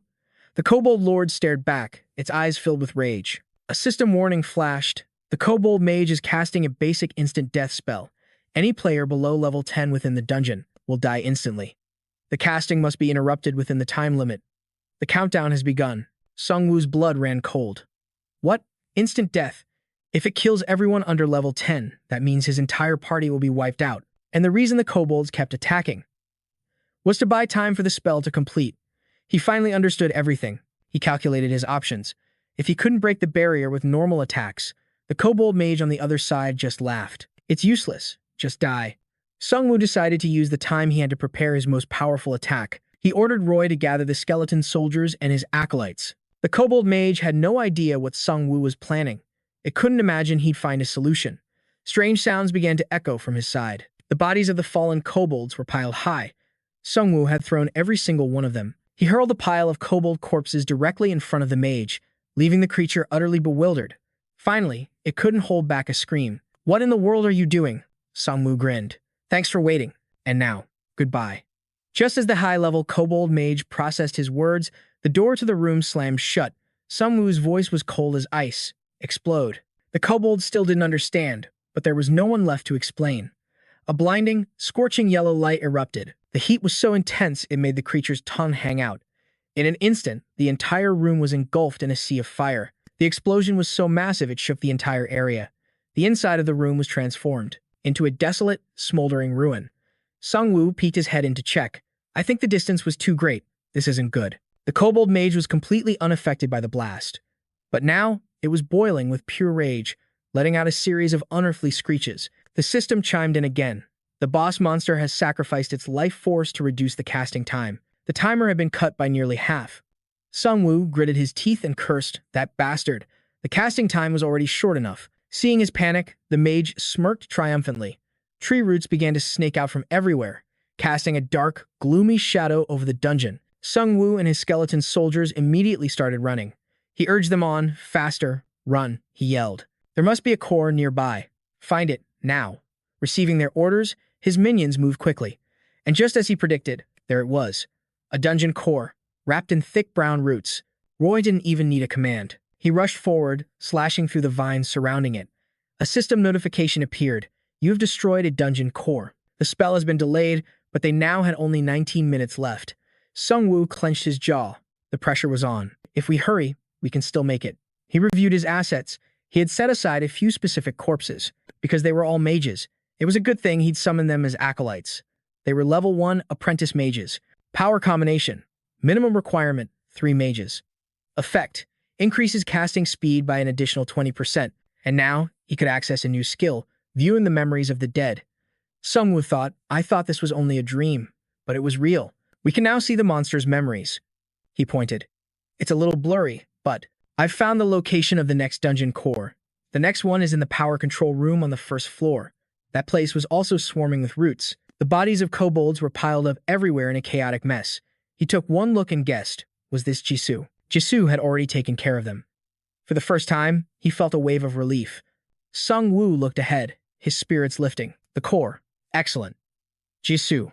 The instant death warning must have been sent to everyone in the party. Suddenly, a kobold collapsed right in front of him. It let out agonizing screams of pain. The sight shocked Sungwoo. He yelled in a panic, Jisoo, find Han-ho and Jiang-su. I'll take care of the last core. But what he saw next was the complete opposite of what he'd imagined. Han-ho was cheerfully holding up a kobold by the neck. Sungwoo-sanbei, you're a little late. Staring at the scene before them, Sungwoo and Roy were completely dumbfounded. Blinking, Sungwoo tried to make sense of the chaos. His expression turned grim as Jisoo rushed forward. Sungwoo, I destroyed the core. But what in the world is this situation? The dungeon boss was planning something, but Hanno cut in. We can worry about that later. What happened to you is more important. He then urged, there's no time. Let's take out the last core first. Surprised, Sungwoo still agreed. All right. The system's voice rang out. Neutralization must occur within the time limit. They only had a mere 13 minutes and 27 seconds left. Everyone launched a frantic assault. The kobold leader screamed, stop them. Sungwoo felt the pressure mounting. We're running out of time. Focus on destroying the final core instead of killing them. Jisoo charged toward the kobold and shouted, Sungwoo, over there. The creature looked terrified. Stay back. Don't you dare come any closer. As the bone soldiers surged forward, the kobolds swarmed them like moths to a flame. Sungwoo analyzed the situation. These kobolds were defending the core with their very lives. He crossed his arms, lowered his stance, and yelled, Roy, here. Hearing the signal, Roy needed no further instruction. He leaped high into the air, sword raised menacingly. Roy successfully shattered the final core. A system message appeared, you have destroyed the dungeon core, neutralizing the threat within the time limit. They completed the mission with 9 minutes and 8 seconds to spare. Sungwoo immediately commanded his bone soldiers, now, clean up the rest. The kobolds scattered in panic. Help us. What do we do? Another system notification chimed. With all cores destroyed, the barrier will now be lowered. Sungwoo let out a sigh of relief. Now we just have to stop that instant death magic. A vein throbbed on his forehead in frustration. We suffered all this because of that bastard. Just you wait, I'll make you pay. Hanno then chimed in. Sunbei, taking down the boss should be easy, right? I mean, you did get that corpse explosion skill. Sungwoo felt a wave of relief. He's back to normal. Hanno continued. That's right. The power of blowing something up should be way stronger than a normal Corpse explosion. Just throw them at the entire building and boom, bury the boss. At Hanho's words, Sungwoo paused. The whole building? He then said, let's regroup and go face the boss. We don't have much time. They quickly returned to the mage boss's chamber, where the tree roots were now growing endlessly. The system alerted them. Sungwoo, only 2 minutes and 12 seconds remain. Seeing them return, the boss was stunned. How did you all? Sungwoo smirked. What's wrong? Looks like your little plan has crumbled. And unfortunately for you, you only have 2 minutes left. A bone soldier stood before it, bathed in a ghastly blue light, like a reaper from the underworld. A searing flash of light erupted in front of the kobold mage, and it was instantly obliterated before it could even react. All it could manage was a single, agonizing scream. The instant death magic had been successfully prevented. Sungwoo gritted his teeth. The spell you worked so hard to prepare was a failure. Do you have any other tricks? If not, then your life ends here. The boss roared, refusing to accept its fate, as blood poured from its eyes, nose, and mouth. The roots continued to grow at an alarming rate. Just as Sungwoo finished speaking, his eyes widened in horror, and Hanho screamed, You jinxed it, Sunbae. It's transforming. A system message flashed. The true boss, the fallen treant, has appeared. It charged at them with insane ferocity. They realized in shock that this was no longer a kobold. The true boss frantically pursued them, attacking Sungwoo's bone soldiers. It looked like a giant tree monster, its entire body woven from tangled roots. Only its eyes glowed with a brilliant gold light. It could no longer speak, only letting out terrifying roars. Faced with this sudden turn, Sungwoo was momentarily frozen. Jisoo stepped in front to protect him, but the monster brought down a devastating blow. Sungwoo screamed, Everyone, get back now. Jisoo, however, showed no fear.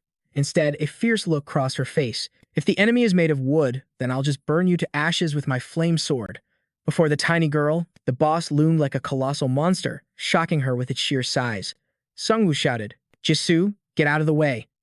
He quickly ordered his lycanthrope follower to throw something. The boss seemed surprised as Sungwoo hurled the corpses of the dead kobolds right at its feet. For a moment, it stood still, watching to see what Sungwoo's next move could be. Then, boom. With a deafening sound, a massive explosion erupted, seemingly tearing the boss to pieces. Sungwoo watched intently, gritting his teeth. Did we get it? Hanho covered his ears tightly. Sunbae, you're its worst nightmare. The boss was clearly blown apart, but then, its body began to slowly pull itself back together. Sungwoo was shocked. Regeneration? In an instant, its body stood tall again, as if nothing had happened. It then charged straight for Sungwoo. But before it could even react, another devastating attack came slashing down upon it. Flames engulfed the boss's entire lower half. It let out an agonizing roar of pain. Its body was being torn apart by the inferno. Hanho screamed, That boss. Can we even take it down? It just keeps regenerating, Sungwoo cursed. Keep attacking it. Just then, the system announced, the enemy has depleted its mana, and is now consuming its life force instead. The beast seemed stunned. Sungwoo smirked, I've been using this from the very beginning, and now, its life force is finally draining away. Thank you. The skill he used was Blood Demon Art. Its user collects demonic attributes. Each attack leeches the target's mana. Once their mana is gone, it starts devouring their life force. The boss roared in pure frustration. Hanho cowered behind him, but Sungwoo, it hasn't stopped completely. Sungwoo's eyes widened at the scene before him, shouting, That's the signal. Everyone, fall back. The werewolf followers scattered, and the boss blindly chased after its target. It moved slowly, with its heavy, broken body. As everyone else made a swift escape, it was left all alone, dragging its massive frame behind. Before leaving, Sungwoo glanced back with a triumphant smirk.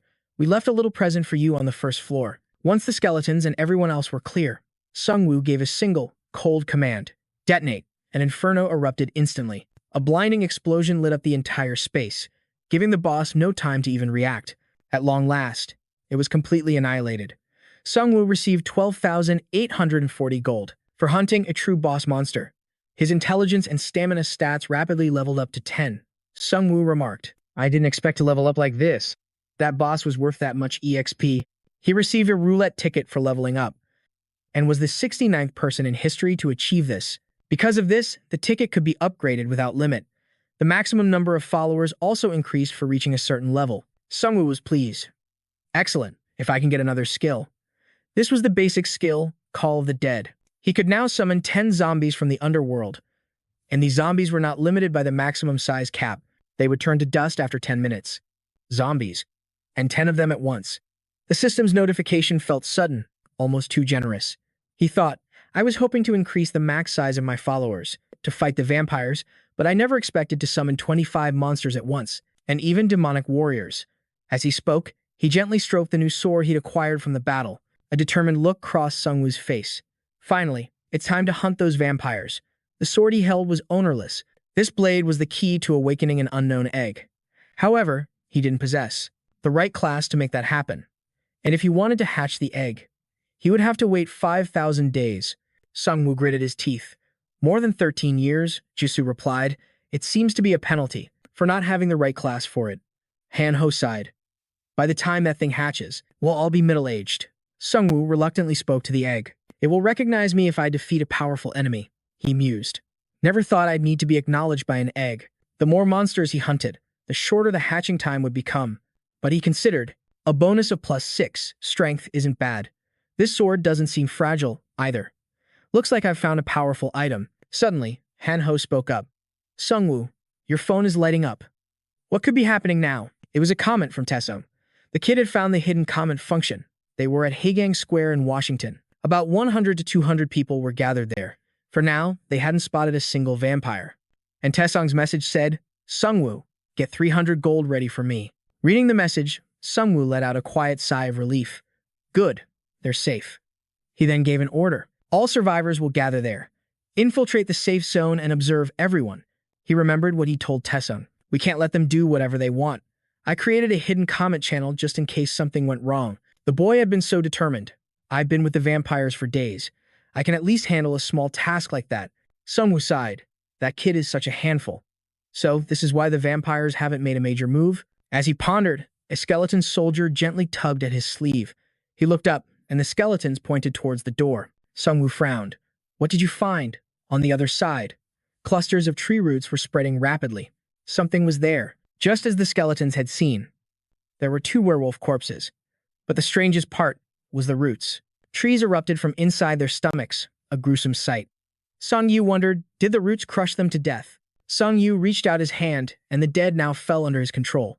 With these 2, he now commanded a pack of 5 werewolves. He reviewed his forces, werewolves, skeletons, bone soldiers, and a kobold sorcerer. In total, he now had 15 minions under his command. Time to head to Suwon Hwaseong and witness the fate of those damned vampires. Night fell once more, draping the city in a cold, ominous gloom. The scene shifts over to Taesung's group. He spoke to the others. Is this supposed to be a safe zone? Is no one in charge here? It seems like there are no monsters around. Let's just wait and see. They all looked up at the floors above. A group of figures stood on the upper level, looking down. They had been watching Taesung's party for a while. One of them sneered, when will the food arrive? Another pointed, you see that kid? He's mine. That brat's blood will be divine. Their leader bellowed, everyone, prepare to move out. Another vampire cheered with excitement, asking, is the feast about to begin? The leader shot him a vicious glare. No, we're going to capture the kid who attacked the factory first. One of them questioned the order. Didn't the agent say we would start after the feast? His comrade replied. He said we need to conserve our strength in case of major trouble. The leader's expression grew grim. The situation has changed. That guy is nearby. He then asked again, is that bastard an idiot? If he saw the posts, he should have known we control this entire area, right? The leader affirmed, trust me. We have to hunt him down and kill him before he ruins our feast. He grinned menacingly. These are the boss's orders. Kill him, and don't leave a single bone intact. Taesung's group quickly grabbed their phones. They left hidden comments to relay the information to Sungwoo. The vampires were terrifyingly fast. They had already assembled on the lower level of the parking garage. The surroundings were deathly quiet as one of them spoke. The elementary school near the shopping center. They're hiding closer than we thought, the leader added. He probably doesn't even know there's a curse on him. That's why he's being so careless. Suddenly, a subordinate cried out in alarm at the sight before him, Boss, I've found the corpse of a dire wolf. The entire group was stunned. Such a massive, ferocious wolf. Now lay dead and stiff on top of a car, its blood almost completely drained. They moved in to investigate. The blood hasn't dried yet. These claw marks look like they're from a werewolf, but there are no bite marks. It must have become one of that guy's minions. The situation unfolding before him made the leader's face darken. He never thought his opponent would have this kind of power. He used his heightened senses to sniff the air, then declared, the scent of dire wolf blood is coming from that direction. They muttered amongst themselves, That dire wolf lost to a clumsy fool like him. Well, it wasn't one of ours anyway. If there's a blood trail, monsters will be drawn here soon. It seems this guy doesn't even know how to cover his tracks. The others followed the trail of blood. Boss, look, the blood leads right to the main hall. The vampires grinned wickedly. Don't let them escape. Everyone, charge. Their leader roared like a madman. Just as the Lord said, the minions he summons are just skeletons. We only need to be wary of the werewolf minions. It seemed this leader was fatally underestimating his foe. He was absolutely certain that his opponent's fighting force was, at most, 5 werewolves. If that was the case, his team could handle it with ease. The leader boasted smugly, I am a direct subordinate of the Lord himself, a master vampire. I have the power to defeat 2 werewolves at once. In a flash, they stormed into the great hall. Their blood-red eyes glowed with a terrifying light. One of the vampires kicked down the door and roared with glee. You dare challenge my lord? You fool, this place will be your grave. Seeing the people with Sung Yu, he questioned them. Is this all you've got? The boss said there were 10 of you. They grew even more ecstatic. Whatever, another one sneered. Brother, have you cleaned your neck yet? The blood of such filthy prey is disgusting. The whole pack broke out into wicked laughter, but I happen to like it that way. The leader savored the moment. Oh my, look at that young man running in fear. They swarmed forward, rushing towards Sung Yu, but for some reason, he darted out the door. The vampires howled, he's cornered. You moron! Sung Yu, who had been sprinting, came to a sudden halt. He turned back, his eyes blazing with fury. So, you finally found a place to die. For a moment, they didn't understand his words. The leader demanded, what was that? Sung Yu spoke again. You just couldn't sit still while I was nearby. Normally, when you feed dogs, they just get more sensitive and aggressive. He continued, glaring at the entire pack of vampires. So, you all came crawling here. I guess you still don't understand my power level, do you? Just as I predicted. Your eyes lit up seeing me, that arrogant vampire. Skill level? Are you talking about your bony little minions? How many do you have? A wicked smile spread across his face. They're not just skeletons, they're heavyweight champions. A system notification flashed into view. The fallen blade will now be cast. In that moment, Sungwoo was like a demon from the depths of hell, here to collect the vampire's souls. The system continued its announcements. Zombie call will now be cast. They never expected zombies. One of them screamed, damn it, I'm not ready for this. Sungwoo casually sat down, watching them struggle. You're all the same. I wonder who's really the hunter here. In an instant, the vampires fell. Sungwoo received a steady 2,000 gold, a reward for killing players. He provoked them again. Now, do you get it?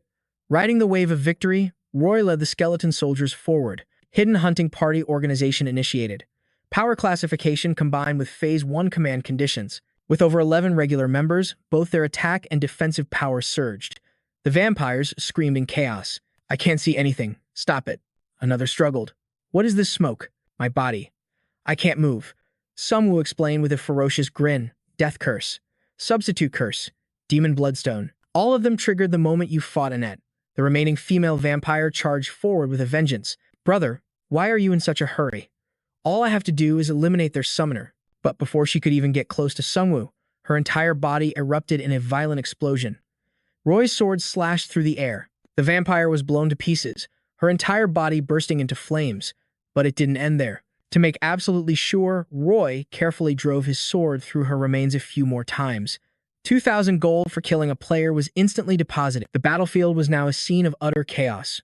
Vampires clashed relentlessly with his undead minions. The vampire leader was now truly enraged. He roared, you rotting piece of filth.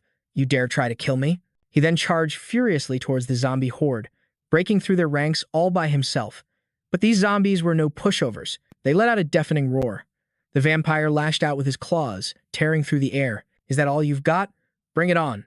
I said bring more, don't you hear me? It was clear he'd been driven into a frenzy. But even in the face of his madness, Sungwoo remained completely unfazed. 2 zombies lunged at him, one from each side. They bit down hard on the vampire, startling him. The leader, now furious, unleashed all of his inner power. Stop clinging to me so pathetically, he struggled desperately. Seeing Sungwoo sitting there so calmly only fueled his rage. That's right. You, the one controlling these worthless pawns. The leader shot forward like he'd spotted his prey. I just need to kill you, and this will all be over. But in the dead silence of the battlefield, Sungwoo's eyes began to glow. The vampire's scream echoed, a sound that would terrify anyone who heard it. I will kill you. The vampire's mind was no longer clear. You are the only true enemy of the Lord. Faced with such a ferocious opponent, Sung-woo simply sat there and held out a hand. Don't just run around like that. The vampire glared, grinding his teeth, unable to understand. He shot back. What? The scene shifts back 2 hours before the battle. Sung-woo stood, giving orders. You must wait for the vampires to arrive. Then, he pointed to another skeleton soldier. First, you get over to the other side. It quickly obeyed, moving to the spot he indicated. Sung-woo nodded, satisfied. Good. He continued. Now, create an explosion. His words made the skeleton jump in shock. Seeing its reaction, he pressed on. It's not working. It didn't answer. Its body just trembled.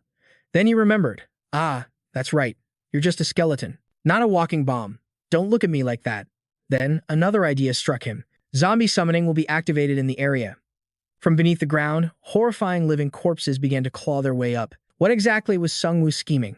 He looked toward the zombies with a dark expression. What about these corpses? It was impossible to know if the zombies understood his meaning. They just stared blankly, mumbling as if they wanted to say something. Back in the present, he spoke to the vampire leader. The consequence is that the blast radius is determined by your movements. It was then revealed. Sung-woo had cast corpse explosion on the vampire leader himself, causing him to detonate from within. The searing heat of the flames caused him an agony so intense he was trapped in a hell where he couldn't live, but wasn't allowed to die. He screamed endlessly before collapsing to the ground. Sung-woo watched with a cold calm as his target burned like a moth in a sea of fire. The man still had some fight in him. You bastard. I will kill you. But Sung-woo wasn't about to grant him a quick death. His werewolf minion lunged forward, grabbing the vampire's leg and sinking its teeth in with brutal force. An unearthly shriek echoed as he trembled. You think you can stop our lord? He is a transcendent being. Sung-woo was annoyed. To think their leader could brainwash someone so completely in just a few days. Even facing his end, the vampire screamed, "The Lord will kill you." This only fueled Sung-woo's fury. That bastard. The vampire lord is a disgusting mutt. His repressed rage and hatred exploded, channeling directly into the dagger in his hand. Gritting his teeth, he plunged the blade down with brutal force. Just like that, he collected 20,000 gold. For killing a special player, a system message appeared. The egg will hatch in 4.949 days. He began to calculate. It was time to replenish his fallen minions. He would gather the corpses that were still in good condition. Soon after, a new army of minions was created. The system announced, the dead have become your minions. The player has triggered a synergy effect. Notification, Bloodthirsty Ones, Stage 1. Synergy power. Condition, 5 vampires. Blood Siphon will increase attack power. All stats will increase by 10% in a final burst just before defeat. Sung-woo was satisfied. With this, his strongest possible lineup was finally complete. A hidden message popped up. It was from Jisoo. They've started moving to a new location. The managers, who had been lazing around, suddenly began confiscating weapons, claiming it was a condition for entering the safe zone. He had a feeling something big was about to happen. Seeing the message, Sung-woo knew Jisoo and Hanho had successfully infiltrated the enemy's base. He must have sensed his underlings were killed, Sung-woo thought. That's why he's in such a hurry. But now, they are my minions. Sung-woo's thoughts were absolute. The tables have turned. This will be your end.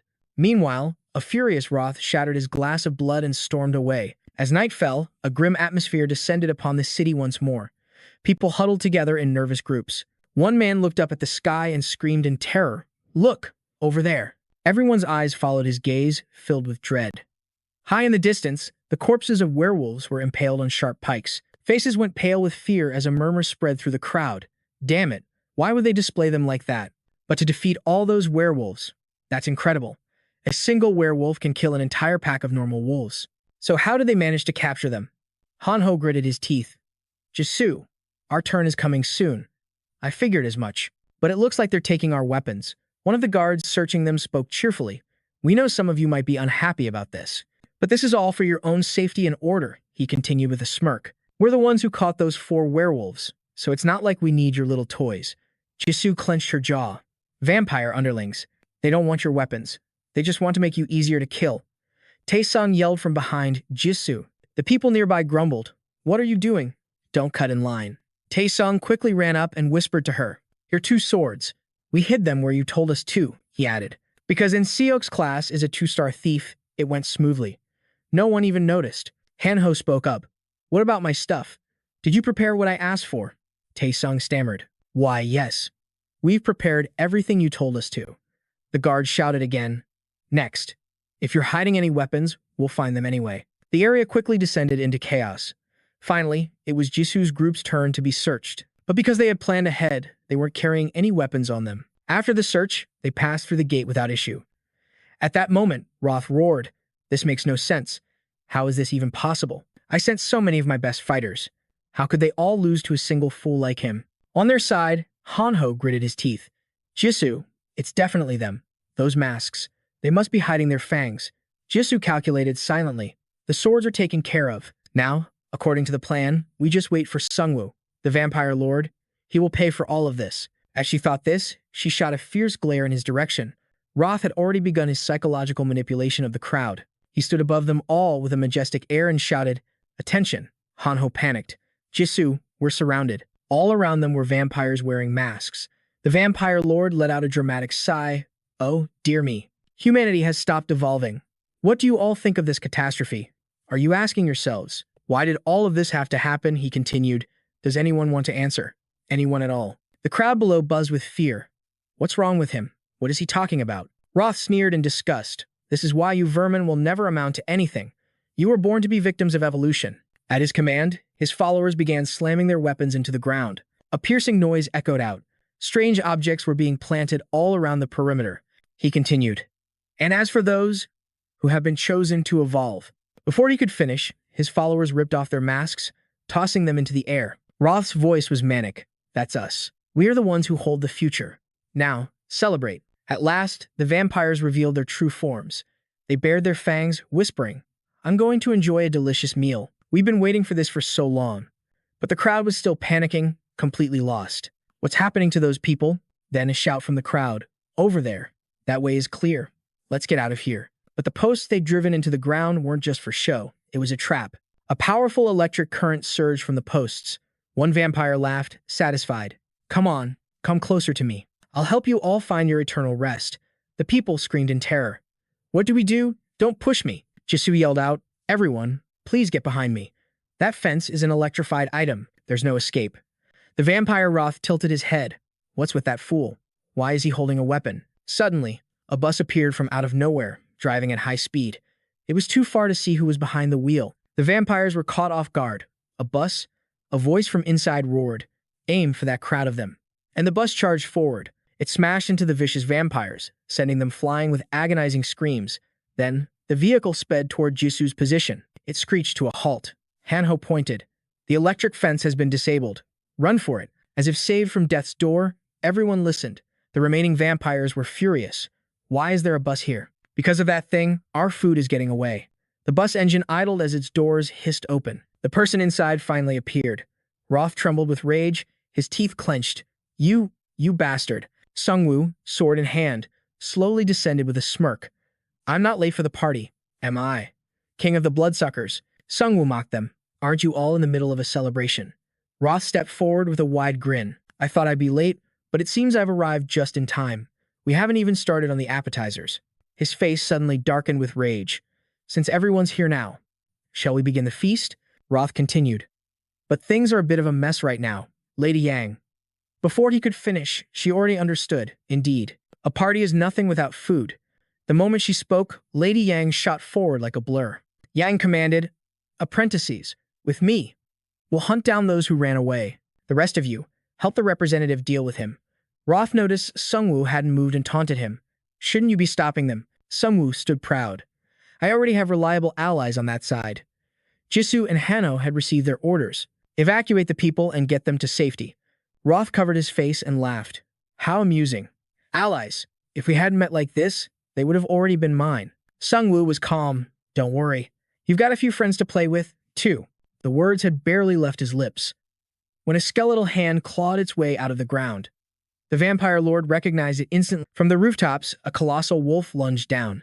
It hurtled toward Roth, jaws ready to snap him in two. But he and his minions simply stood there, watching with blank expressions. "Don't tell me you plan to fight me with these." He raised a hand and flicked his wrist. The dire wolf exploded into dust. Roth found the entire situation laughable. How could he be so underestimated? Another dire wolf charged, baring its fangs at Roth. But the vampire lord refused to be outdone. With razor-sharp claws, he lunged forward, sinking them deep into the wolf's skull to control it. As he fought, Sungwoo spoke casually. As expected, A lavishly prepared party is always the best, isn't it? Before Roth could regain his composure, a swarm of goblins appeared. The vampire was shocked. Goblin corpses? The corpses began to glow and then detonated. The massive explosion shook the entire area. The vampires standing outside saw their master caught in the blast and screamed in terror. Representative, Lord Roth. The vampire leader lay motionless on the ground. The remaining horde scattered like headless snakes. How could this possibly happen? One of them tried to rally the others. Calm down. There's no way our representative fell that easily. I'll handle this. The rest of you, go kill those humans. Sungwoo had already dashed back to the bus. The vampires shouted to each other, "That guy, he's getting away in the bus." The vampires swarmed the vehicle, blocking the doors. "Don't let him escape. We'll end him right here." But when they looked inside, they froze. What is this? Where did he go? There's nothing but monster corpses in here. Then, one of them looked up at the roof. Damn it! All of you, get away from there. Sungwoo was already standing outside the vehicle. A satisfied smirk crossed his face. You've all gathered in one spot. How convenient. Then, Sungwoo's expression twisted into a vicious snarl as he triggered the blast. The corpses inside the bus instantly ignited. The sheer number of bodies fueled a cataclysmic explosion. Outside, a lone survivor stared in disbelief at the inferno. Impossible. Is this how we get wiped out? The hand of the vampire lord twitched faintly. But amidst the chaos, no one noticed the subtle movement. Elsewhere, the group sent to hunt the humans heard the thunderous blast. They exchanged panicked glances. That explosion just now.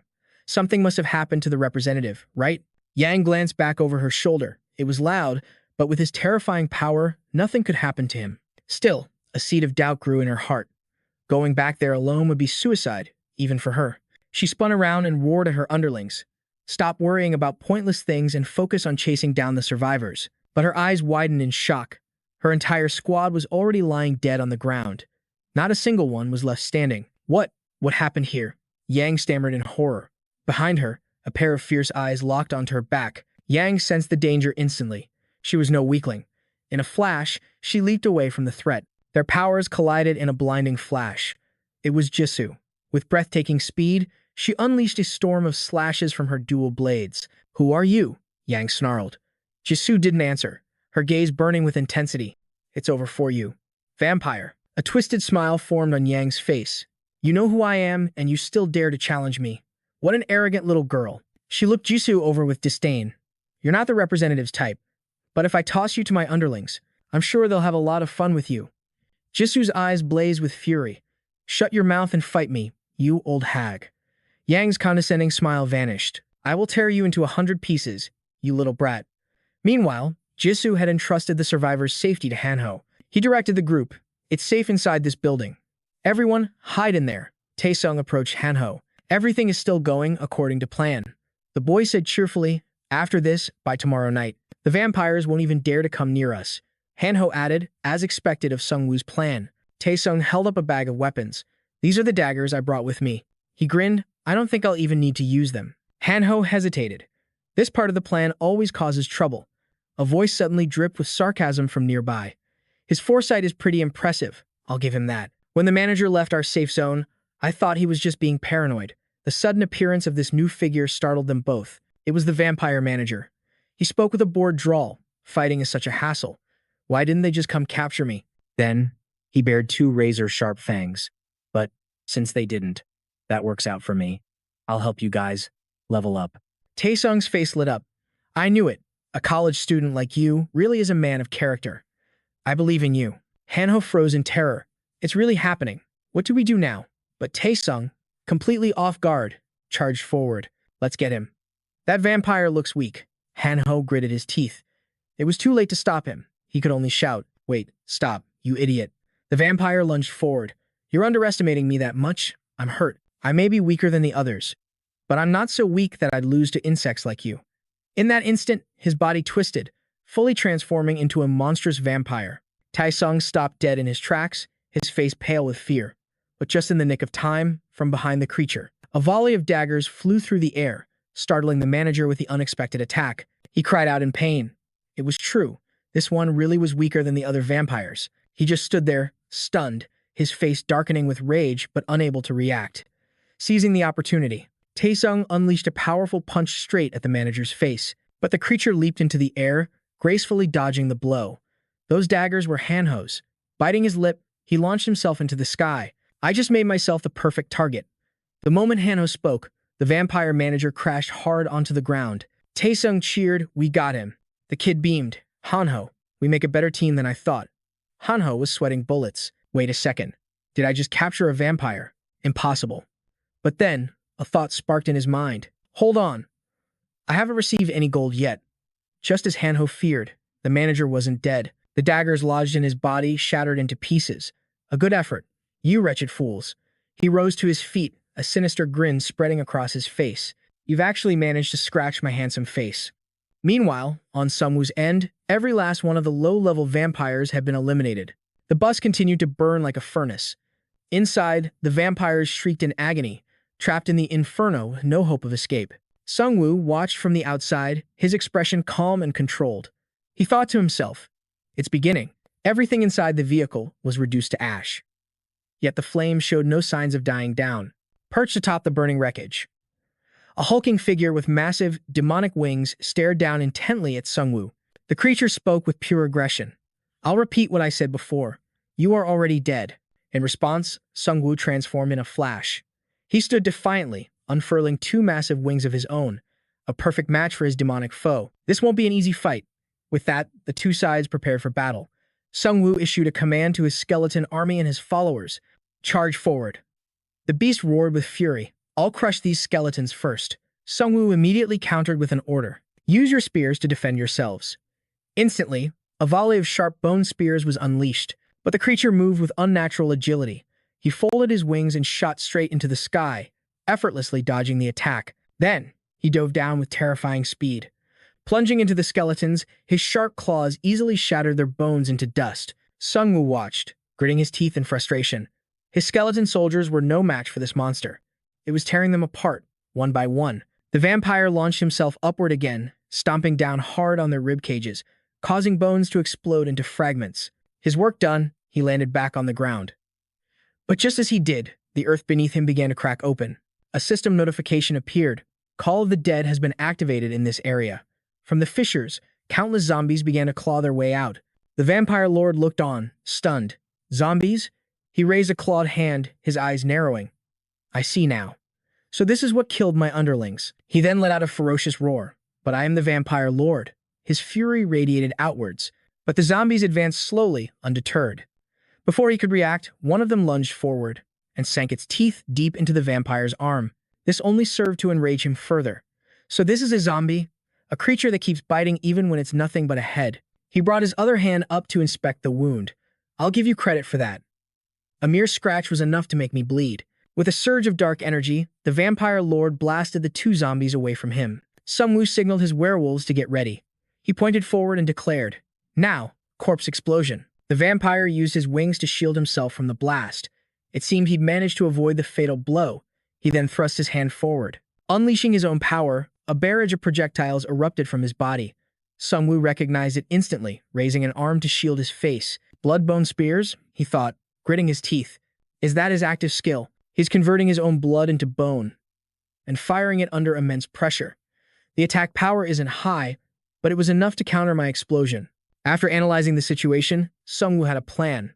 All right then, the werewolf's Severus synergy. Thanks to this power, my own physical stats are boosted enough to face him. But these monsters were on another level. Still, Sungwoo's attack sent the vampire flying. He was thrown a great distance, struggling just to regain his balance in midair.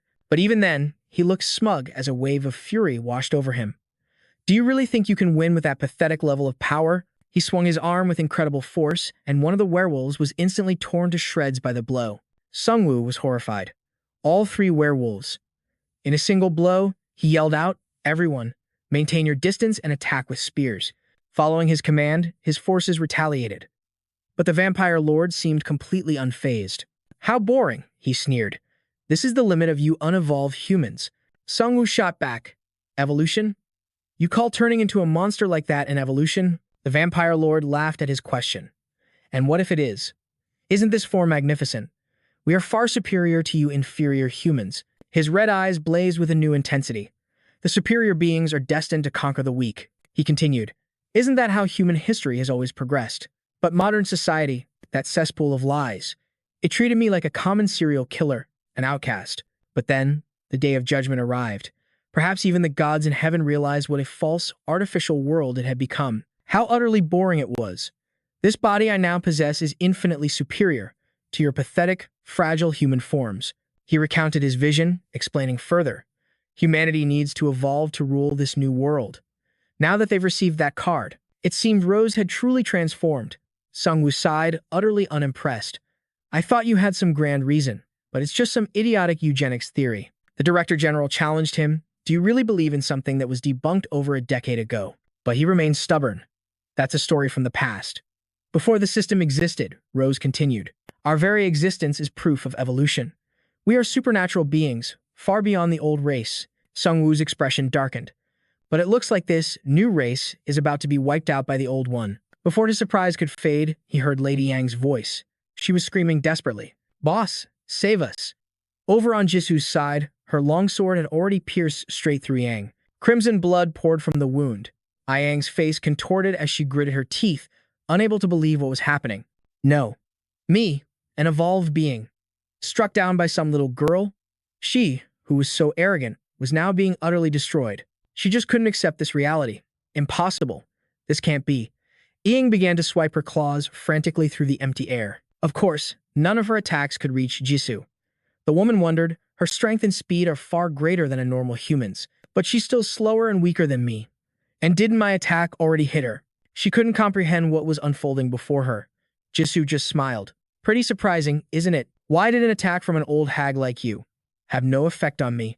Jisoo grit her teeth, reflecting on her own growth. I may not be as strong as Sungwoo, but I've improved a lot by hunting constantly. Leveling up doesn't just raise your stats.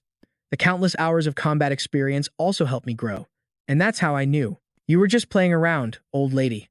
Yang was struggling desperately to block the powerful blows, and they just kept coming from Jisoo. Jisoo analyzed her opponent internally. Unlike my raw power, her attacks are simple and predictable. She's just trying to intimidate her opponent. She deduced that Yang must have gained her experience while serving under the Vampire Lord. The moment that thought passed, Jisoo unleashed a ferocious slash that left the vampire completely. Yang was truly overwhelmed by the attack, unable to react at all. All she could do was stare at the sky and let out a pained cry. Damn it. Jisoo walked over to the dying vampire. Tears and snot were streaming down the woman's face as Jisoo spoke in a low voice. Hey, old lady, thanks for helping me prove that I'm not weak. As the words left her lips, she gripped her sword tightly and plunged it deep into Yang's chest. A blood-curdling scream echoed through the mountains. Mr. Representative, please save. Before she could finish, fresh blood sprayed into the air. After it was over, Jisoo let out a long breath. She had finally taken down this cunning vampire. Jisoo began to assess the situation. Right now, Hanho is evacuating everyone. And this will all be over once Sungwoo defeats that vampire lord. Elsewhere, Taesung and Hanho were collapsed on the ground, trembling. The young man struggled to speak. Hanho, bro, are you okay? The vampire manager stepped forward. I thought you were just a bunch of weaklings, but you're surprisingly durable. Hanho asked, can you still fight?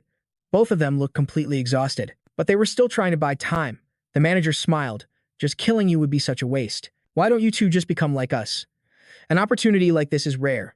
Hanho faced the manager's tempting offer. He was stunned and asked again, what? You want me to become a vampire? You chose a card during the tutorial round, didn't you? A class card. To survive in this chaotic world. For a moment, neither of them knew how to respond. The manager continued, honestly, instead of choosing a class to fight for survival, I think you should have made a different choice, one that would guarantee your survival. And the best method for that is to be a parasite. He remembered the world before the chaos and the people who had never fought before. Students, janitors, bartenders. What could they do when trapped in a world turned upside down? The best choice they have is to cling to the strong. So, join us. Survival is the top priority, isn't it? A strange light gleamed in the vampire manager's eyes. Hanho suddenly looked dazed. He bit his lip. You're right. Taesung, standing beside him, yelled in shock. Hanho continued. But it looks like our side is way stronger than yours. He pushed himself to his feet. It's not just the two of us fighting you. From the distance, a motorcycle roared toward the vampire manager. He scoffed in disbelief. A motorcycle. But as he glanced back, Hanho seized the opening, launching a dagger. You should never look away. The vampire dodged with a laugh. You fool. You just killed your own teammate. Since he dodged, the dagger was now hurtling straight for Tae-sung. But then, something happened that stunned the vampire. Tae-sung wasn't the one who took the hit. A goblin had been thrown in the way, acting as a living shield. The blade sank deep into its skull. Hanho smirked. I was never aiming for you. The goblin was my target all along. The vampire suddenly froze. What the?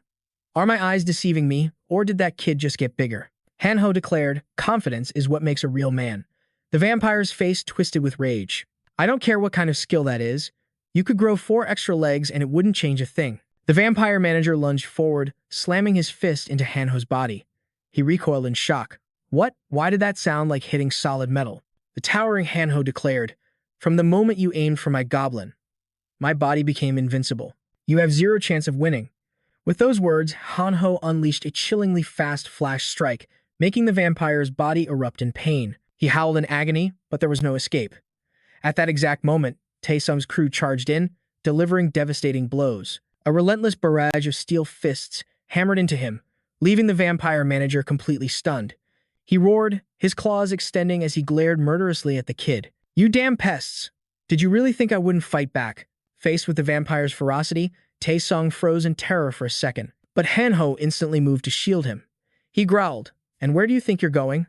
Hanho glanced back. In a situation like this, I have to be incredibly fast to stop you. For some reason, this damn vampire won't be getting away. A quiet darkness fell over the city, centered on the towering skyscraper. Suddenly, a savage scream tore through the night, sending a chill down the spine of anyone who heard it. The vampire manager slashed wildly at Hanho. Why aren't you taking any damage? Die. Just die already. Tae-sung couldn't stand it anymore. Gritting his teeth, he charged. Let me help. Steel fist. A powerful wave of energy blasted from the boy's fist, sending the vampire flying. The creature thought to himself, their individual attacks are nothing. But their teamwork is perfect. I've already lost my footing, and I'm bleeding from their constant strikes. He glared at Hanho. And on top of it all, they have a giant living shield that moves with impossible speed. This is bad. But in the heat of battle, Hanho ran into a problem. Damn it, my power. It's fading. The vampire manager grinned, gritting his teeth. I knew it. There's no way a skill that broken wouldn't have a time limit. Now, it's over for you. And just like that, Hanho shrank back to his normal size. He hurled a dagger into the sky, but somehow it struck another goblin right in the head. He stared in shock. Another goblin? What's a goblin doing way up in the sky? A familiar voice called out. Nice shot, Hanho. I heard your mission was to get the goblins to a safe place. Come to think of it, my job was the toughest of all. Hanho's eyes widened. How many floors did you climb? In an instant, his body expanded once more. All I have to do is take out the goblin that just fell. And this power will never end. The manager seethed with frustration. Hanho continued, you said you'd hurt others just so you could live, right? His expression turned deadly serious. You're dead wrong. True survival is having friends you can trust with your life. He pictured all of their faces in his mind. It's about uniting to overcome any challenge. That's the world we're building. That's how we survive. Through love and peace. Hanho spoke, his mind flashing back to the better days, the times they shared before the world fell apart. The vampire manager couldn't believe what he was hearing. He stammered, impossible. That's just. But he shook it off, screaming, you're just a bunch of pathetic kids, you bastards. Tae-sung's crew charged forward, their eyes burning with fury. Let's finish him. Die.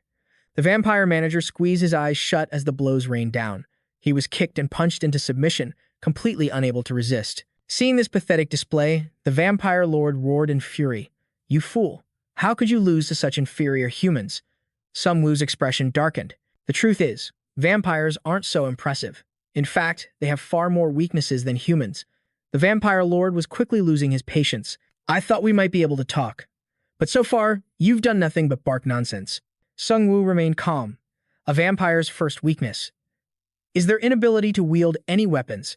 At his command, his skeleton soldiers raised their sharp spears, forming a deadly circle around Rose. He continued, I used to think your long claws were a substitute for weapons, but now I see the truth. They're a death sentence. In terms of range and reach, a fighter with no weapon. A truly devastating penalty, isn't it? Sun Yu held up a second finger. Your second weakness is your regeneration. Because you can heal instantly, your defensive instincts are almost non-existent. You fight with reckless abandon, completely ignoring your surroundings. Just as he spoke, his skeleton soldier struck. The vampire lord was riddled with wounds, and he roared in frustration. You fool! This is our true power. But Sung Yu's voice cut in again. Third, vampires don't use mana. Every single one of your skills, including your regeneration, is fueled by blood. He raised a menacing orb. You're still acting so high and mighty, without even realizing your power is being drained. In his hand was the Blood Fiend Orb, an artifact that consumes life force as fuel when an enemy has no mana. The truth finally hit the vampire lord as his strength abandoned him. He collapsed to one knee, sputtering, You monster. Sung Yu looked down on him. Fourth, you talk way too much. If I were you, I would have ignored the taunts and gone straight for the necromancer from the start. That seemed to finally push the vampire lord over the edge. He threw his head back and screamed, Crimson Domain. Then he lunged at Sung Yu with ravenous intent. But it was far too late for that. I just need to absorb the last bit of blood. But from out of nowhere, Roy dove from the sky, sword drawn. The vampire was stunned. What the? The vampire viciously swiped his razor-sharp claws at Roy. You think that toy can stop me? Sung Yu's voice calmly cut in. And fifth, a system notification appeared. One-handed warrior's assault. In a flash, Roy's blade sliced right through Roth. Sung Yu continued. You judge things only by their appearance, which makes you incredibly careless. He was being toyed with at every turn. Roth struggled desperately, while Sung Yu remained completely untouched. The humiliation was infuriating. You little punk. Suddenly, from within his own body, Roy launched a vial of green liquid, landing it perfectly in Roth's open mouth. The explosive fluid erupted outwards, searing the vampire lord's eyes with agonizing pain. He let out a blood-curdling scream. The green liquid dripped down, melting the very ground it touched with a sizzle. The vampire lord thrashed in agony, howling at the sky with furious regret. That demonic slime. It was a trick. From a safe distance, Sung Yu and his skeleton soldiers simply watched the scene unfold. A satisfied smirk played on his lips. Roth's vision blurred, his eyes stinging horribly as he struggled to open them. But everything around him was a distorted haze. My eyes. I can't see properly. He'd already lost too much blood, and his legendary regeneration couldn't heal his sight. The vampire leader trembled with fury as Sung Yu seized the opportunity, his voice booming. Let's end this right here and now. But the vampire refused to accept his fate. With his sight gone, he focused on his hearing. Footsteps echoed from all directions. Panic set in. Am I going to die? But his panic quickly turned to rage. Die. Never. I am destined to rule over all. You think I'll fall in a place like this? Despite his injuries, the vampire attacked with wild ferocity, shattering the skeleton soldiers around him. Sung Yu watched with a flicker of surprise. Still thrashing about, are we? No matter. The outcome is already decided. At this point, Roth was completely unhinged. A single thought screamed through his mind. Blood. I need blood. Suddenly, the scent of fresh blood hit him, and a wave of euphoria washed over him. I can smell it. It's close. He smashed through the remaining skeletons and bolted from the encirclement. Out of my way, you trash. Sung Yu yelled. He's escaping. After him, we can't let him get away. This time, Sung Yu was determined to finish the hunt, but the vampire lord's speed was incredible. In an instant, his shadow was gone. Finally, he found it. The source of the scent he craved. The blood of werewolves. Like a man dying of thirst, the vampire lunged toward it. He thought, it's not fresh. It's been exposed to the air for too long, but it doesn't matter. Once my body is restored, I can slaughter an entire army for more. His blurry vision focused on 4 werewolves, impaled on stakes atop a roof. He reminded himself, no more letting my guard down. But suddenly, a sound made him freeze in his tracks. Sung Yu's voice echoed through the area. You absolute fool. I knew you were starving, but did you really think my skeletons were just for decoration? He gave a sharp command, and his skeleton soldiers moved to intercept the vampire, cutting off his path to the blood. The werewolf disciples advanced, forming a solid wall. Sung Yu declared, there's not a single drop of blood here for you to drink. In an instant, Roth was impaled by a volley of long spears. His struggle was beyond pathetic. Then, a final, crushing blow came from above an attack his battered body could no longer withstand, and crashed violently to the ground. He coughed up another sickening mouthful of blood. Blood gushed endlessly from his wounds. Ross couldn't accept it. This wasn't possible. I'm supposed to rule this new world. Sung Woo's expression hardened. The guy was as resilient as a cockroach. Finally, Ross shot him a furious glare. His body trembled uncontrollably. Sung Woo continued, we started this party with a bang, so let's make the finale just as spectacular. The moment he finished speaking, his werewolf followers lunged forward, brandishing razor-sharp bone spears. They plunged their weapons into the vampire's body again and again. He thrashed violently, but he was too weak from blood loss to fight back. He could only lie there and take the punishment. A blood-curdling scream erupted, but Ross still wasn't dead. Just as Sungwoo said, the man refused to die. Ross gasped, struggling to breathe. Here, Sungwoo quickly dragged the other vampire corpses over to Ross's position. He was about to activate corpse explosion. A blinding, intense light began to burn brightly. Ross screamed, his voice filled with despair, "No, I don't want this." Sungwoo offered his final words, "Try to have a happy life." In hell, the moment he finished, the vampire exploded. A system notification popped up. You have received 10,000 gold for killing a special player. Both the exclusive quest and the devotion quest were now complete. The total reward was 30,000 gold, and a C-rank item. On top of that, he also received an exclusive skill as a reward, and just like that, his destiny was rewritten. Sungwoo was pleased. This boss raid had paid off handsomely. Jisoo and her group quickly gathered around him. Everyone erupted in joyous cheers and shouts. "Sunbae, I knew you were the real deal." Sungwoo turned in surprise to face them. "Shouldn't you all be somewhere safe? Even though this world is dying," Sungwoo thought. Then he let out a small smile, breathing a sigh of relief that his teammates were unharmed. In that moment, Sungwoo vowed to himself that he would keep on living, no matter what. The people standing before him were like a second family to him now. Suddenly, a brilliant light shone down upon the entire city. The crowd erupted into cheers. Did those people really defeat the vampire lord? They murmured excitedly amongst themselves. "I don't know who they are, but they definitely saved us." "That's right, they saved all of us. I've told you about them before. That's the guy from room 157, the one who saved me and gave me food." Someone else recognized him. "Is that the young man from the Hwaseong apartments? Hooray." Hearing all the chatter, Jisoo couldn't help but smile. "Sunbae, it seems like a lot of people know who you are now." Sungwoo answered calmly. "This is a residential community. We had no choice but to save them." Suddenly, a citizen pointed into the distance. "What's going on with those people?" A girl in the crowd looked around. "What? Who?" A group of people dressed in military uniforms was running toward them. Everyone wondered what was going on. The army, where were they when we were fighting the monsters? Now that everything's settled, they finally decided to show up. But it didn't look like they held any goodwill towards Sungwoo's group. The residents muttered amongst themselves, "Why is the army here? Did they desert their posts?" One of them asked aloud. "How is everyone holding up?" The voice sounded familiar, startling Sungwoo and his companions. The man smiled. "I was curious to see who caused such a huge battle. I never expected we'd meet again." The whole group yelled out, "Sergeant Kim." Sungwoo stepped forward and shook his hand warmly. "It's a relief to see you're still doing well." The sergeant replied, "Yes, I'm still alive thanks to the medicine you gave me back then." Sungwoo was curious, "But isn't your timing a bit odd? Why have you come here now?" Sergeant Kim began to explain. "For the past few days, we've been monitoring the people who established the safe zone here. I couldn't have imagined something like this would happen. It seems the army has been moving a little too slowly." In any case, Sungwoo had already taken care of everything. But Sergeant Kim's words made him furrow his brow in thought. Monitoring, he thought, does that mean he knew something bad was about to happen? Looking at the situation now, it's probably best not to get involved with them. Sungwoo looked at the soldiers before him, a natural distrust welling up inside him. He was the type of person who preferred to avoid trouble. Sergeant Kim spoke again. "I'm sorry for springing this on you, but there's someone who wants to meet you." Sungwoo was stunned into silence for a moment. "Me? Who?" Sergeant Kim was being cryptic. This was now an official matter for the South Korean army. At a military compound, high up in a tall building, a man was standing by the window. From the look on his face, he was clearly not a good person. In another room, Sungwoo stood surrounded by piles of bones scattered across the floor. He was checking his information on the system. A smirk crossed Sungwoo's face as he saw he'd earned 150,000 out of a total 300,000 gold from the battle. This was on a completely different level from hunting monsters on the streets, and there was more.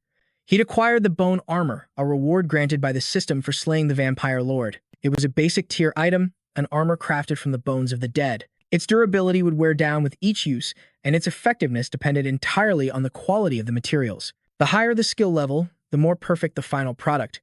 He equipped it, and it molded perfectly to his body, denser than he'd imagined, yet it allowed for complete freedom of movement. Though the armor was forged from the dead, its defensive power would only grow stronger over time. Right, there were also the items from the quest rewards.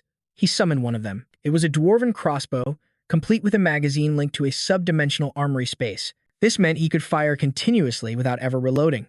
Sungwoo was satisfied. It was the perfect item for him. The long-range scope was a particularly nice touch. He was also given a greatsword, but it just didn't fit his combat style. He clenched his fists with newfound resolve. He had grown immensely today, and he would only get stronger. Strong enough to defeat any enemy that stood in his way. He wasn't the useless person he used to be. It was clear Sungwoo was determined to wipe out every last villain. But suddenly, from behind him, a familiar cry echoed. Sungwoo! The voice ripped him from his thoughts. The desperate screams made him whip around in shock. It's so hot. Sungwoo. The cries grew louder. Is anyone there? Please, help me. Save me. Sungwoo, please. In an instant, he found himself standing before a massive house engulfed in flames. Sungwoo stared in horror. Through the inferno, he could make out the silhouettes of a man and a woman trapped inside. The fire roared, consuming everything in its path. The image of his parents, screaming in agony, appeared with terrifying clarity. The man inside the blaze shouted, "You're strong now, son. Hurry up and save us." Sungwoo raised his hand to summon his fallen sword. But suddenly, his hand became tiny. He looked down, bewildered. It wasn't just his hand. His entire body had shrunk, reverting to that of a small child. Just then, the two figures crawled toward him, wailing, "Why aren't you saving us? Look at how much we're suffering." Overwhelmed with terror, Sungwoo screamed and turned to run. Their voices chased after him. "Don't go. Are you running away again? You coward. I thought you'd gotten stronger, but you're still." The small boy ran, crying in agony, completely lost. It was all just a dream. Hanho's worried voice cut through the nightmare. He'd seen Sungwoo drenched in sweat and shouted, "Sunbae." Sungwoo shot up, clutching his head. Hanho spoke again. "You've been asleep all day. You must have been exhausted, right?" His friend was clearly concerned. "I saw Sergeant Kim talking with some other soldiers." Sungwoo remembered. Sergeant Kim had asked him to come with them to their unit. He'd said to find him if he ever needed anything. From outside, Sungwoo could hear voices. "There's no reason for us to visit him while he's this exhausted." After hearing Hanho, he quickly grabbed his jacket and stood up. "Wait here a moment." Hanho immediately replied, "Got it." The nightmare still haunted him, and a single thought echoed in his mind, stronger. I need to become stronger, strong enough to save people, so that I never have to abandon anyone again. Outside, soldiers were pacing back and forth, clearly growing impatient. One of the men saw Hanho and approached him. "Is he here?" he demanded. Hanho was taken aback. "I'm sorry, but could you please wait a moment?" The man yelled in his face. "Wait, do you think this is some kind of child's game? Hurry up." Upon seeing Sungwoo, the man's expression turned stern. "I am Lieutenant Park Tae-yong of the 51st Infantry Division. You're the Necromancer, correct?" Sungwoo was putting on his jacket when he heard the question. He turned to face the man, momentarily stunned. The lieutenant brazenly sat down. "You know we don't have much time. We've traveled a long way to get here, don't you? So, I'll get straight to the point." Sungwoo quickly took a seat as well, his brow furrowing at the man's sheer audacity. But he replied calmly, "Okay." The lieutenant continued, "The group in Hwaseong, you were one of the ones who defeated them, correct? I need your testimony regarding that incident, and I want to discuss your future cooperation." Sungwoo answered coolly. "The testimony is fine, but what kind of cooperation are you talking about?" The lieutenant pointed a finger straight at his face. "Join the army." So that was their game. They were here to recruit him. The demand left both Sungwoo and Hanho completely stunned. Annoyed, Sungwoo rested his head in his hand. "Join the army? You've got to be kidding me. And what reason would I have to do that?" Clearly, he was not interested. The lieutenant began to explain. "Our country is in a state of emergency. To be more precise, we are in a desperate situation. Besides, with martial law in effect, asking you to join the military isn't against the rules. Of course, we're prepared to offer you special treatment." The man was now trying to sweet-talk him. Sungwoo thought to himself, not against the rules? In a situation where the country has fallen apart? A little too late for that, but he remained on guard. "What do you want from me?" The officer replied calmly, "Serve your country. Reclaim our territory. Protect the system. You just need to support those operations." Sungwoo buried his face in his hands, thinking grimly. "In other words, you want me to be your slave?" The officer's face hardened at his attitude. "You've served before, so I trust you understand these matters better than anyone. The current situation is almost unimaginable. Even if we mobilize every citizen, it wouldn't be enough. But that man, that prosecutor, he betrayed our country. He decided to form his own puppet army." Sungwoo immediately knew who the officer was talking about. He silently recalled what the prosecutor had done, rescuing civilians in Yongdongpo, creating Korea's first guild, establishing a safe zone, ensuring security, and even taking down a boss monster. The man had truly led his people. The prosecutor's purpose seemed crystal clear. The lieutenant pressed on. "This is no time for weakness. All citizens must unite under the military's command. The more severe the crisis, the more crucial it is to follow those who can see the bigger picture. Everyone should follow our lead. follow our orders, manage society systematically, become a soldier of Korea, and become a hero. We have so much to do right now. Sergeant Kim and his comrade listened silently, as did Sungwoo, but each of them held a different thought. As soon as the lieutenant finished, Sungwoo spoke up. "No, I disagree," he retorted. "The army has no right to say that." The officer's face twisted in anger. "What?" Sungwoo continued. "When all this happened, the government and the army did nothing.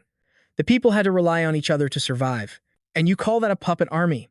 At his words, the lieutenant began to tremble with rage. But he couldn't get a word out as Sungwoo pressed him. "We just adapted to the new system better than you did. Monsters appeared, items were given out, and quests began. This isn't a problem the country or the army can take responsibility for." He then raised a hand. "You told me to become a hero, right? Well, I'd rather be a mercenary." "No," the lieutenant screamed. "Are you saying you want to stand against the nation?" Sungwoo was unfazed. "People are dying, and you can't do anything about it. The nation's purpose has already vanished." Every word Sungwoo spoke dripped with challenge and contempt for the military. The lieutenant completely lost his composure. He lunged forward, roaring, "Every single word you speak is an insult to us. How dare you deny the country that raised you?" Sungwoo didn't bother arguing. He simply shoved the man's hand away. The negotiation was over. He stood, turned his back, and began to walk away as the lieutenant shrieked behind him. "You'll regret this. How dare you insult us? Unity and discipline are the bedrock of humanity's strength. How can you possibly survive alone against an army?" Hearing this nonsense, he shot back a glare over his shoulder. "I'm more comfortable as a lone wolf." Back inside the military zone, soldiers were diligently performing their duties. Guards stood watch, and patrols moved with purpose. People murmured amongst themselves, "Now that the army is here, it feels different. Things will go back to normal soon." Hanho sighed, "We were the ones who saved them, not these soldiers who showed up late." Jisoo replied calmly, "It's understandable. People need someone to rely on, since none of us know what's happening to this world." She didn't need their gratitude. She just wanted the people to feel safe and happy. Hanho reconsidered. "Honestly, I feel a bit relieved too. After all, they have more combat experience than us." Jisoo thought, "That's true. They are professionals when it comes to battle. They're probably the most experienced and powerful group here. But their expressions don't look right. I wonder why." She carefully observed the soldiers' attitudes and expressions, making her own assessment. Hanho walked over to a group with a friendly smile. "Excuse me." A surprised soldier answered, "Yes, what is it?" "You're Sergeant Kim's subordinates, right?" Hanho asked casually. "We met someone else with the sergeant last time. I think his name was Private Kwan. Where is he now?" For some reason, this simple question sent a wave of fear through the soldiers. They all began to stammer nervously. It seems the morale of the soldiers handling security is a little shaky. Hanho muttered to himself, scratching his chin and thought, "Is that so? I've never been in the military, so I wouldn't know." Jisoo, standing nearby, overheard their conversation. Her curiosity piqued. "Isn't he asking about the location of some private?" Hanho approached her and whispered, "Jisoo, doesn't the air feel strange?" Jisoo agreed, "I think so too. I have a bad feeling about this." The scene then shifts back to Sungwoo in the hallway. He and Roy had just stormed out of the lieutenant's office. His negotiation with the military was officially over. He had intended to maintain a good relationship with them, but the mere thought of that lieutenant made his blood boil. That man needs to learn some restraint when giving orders. To think he'd demand I enlist. Suddenly, the sound of frantic footsteps echoed down the hall, followed by a panicked voice. "Mr. Sungwoo." He turned his head, surprised to see Sergeant Kim rushing toward him, looking apologetic. "I'm so sorry for putting you in such an awkward position." Sungwoo offered a faint smile. "It's nothing. This is the military, after all. A soldier can't be held responsible for this. But you were the one who asked me to come here, weren't you?" Sergeant Kim scratched his head, stammering. "Well, about that." Sungwoo sighed. "It seems you all really do need me, huh?" The sergeant's expression turned serious. "Yes, it's true that we desperately need you, Mr. Sungwoo, but I had no idea the commander would pull a stunt like that." Then, he leaned in close, whispering into Sungwoo's ear. "That's why I think I need to show you something, even though it's a secret." As the sun began to set, the military complex grew eerily quiet. Sergeant Kim led the way, with Sungwoo and Roy following close behind. The surrounding roads were completely deserted. Sungwoo walked, his mind racing. A secret? Could it be about the information the military possesses? Finally, they arrived at their destination. Sergeant Kim turned to Sungwoo. "Please, wait here for just a moment. If I get caught, I'll be shot on sight. But the soldiers are distracted right now, so I'll try to sneak it out." Sungwoo watched him go, his mind reeling. Shot? Whatever the reason, Was this man really willing to risk his life just to show him something? Sergeant Kim was incredibly cautious. He glanced left and right before whispering urgently to Sungwoo, "Someone's coming. Get in, quickly." Inside a long corridor, it seemed they were completely alone. Sungwoo stared at the object before him in utter shock. "What is this?" "This," Sergeant Kim explained, "is an item called the Oracle Stone." Sungwoo gazed at the transparent, crystalline rock. It pulsed with a soft inner light, sparking his curiosity. The sergeant continued his story. "I heard these artifacts were scattered all across the world. They allow people to see events that will happen in the future. We don't see the exact scene, but the vision is frighteningly realistic. Whoever is lucky enough to find one of these gains a massive advantage. This whole game is just an unbalanced lottery of luck." As Sungwoo listened, he couldn't take his eyes off the object. He stared, captivated by the stone in Sergeant Kim's hands, as a single word echoed in his mind: future. Then, as if guided by an unseen force, Sungwoo's hand reached out and touched the stone. A system window blazed to life. "You have touched the Oracle Stone." Season 2. Sungwoo looked up, and a blinding blue light left him completely stunned. "The sky, where am I?" Sungwoo found himself floating high in the air.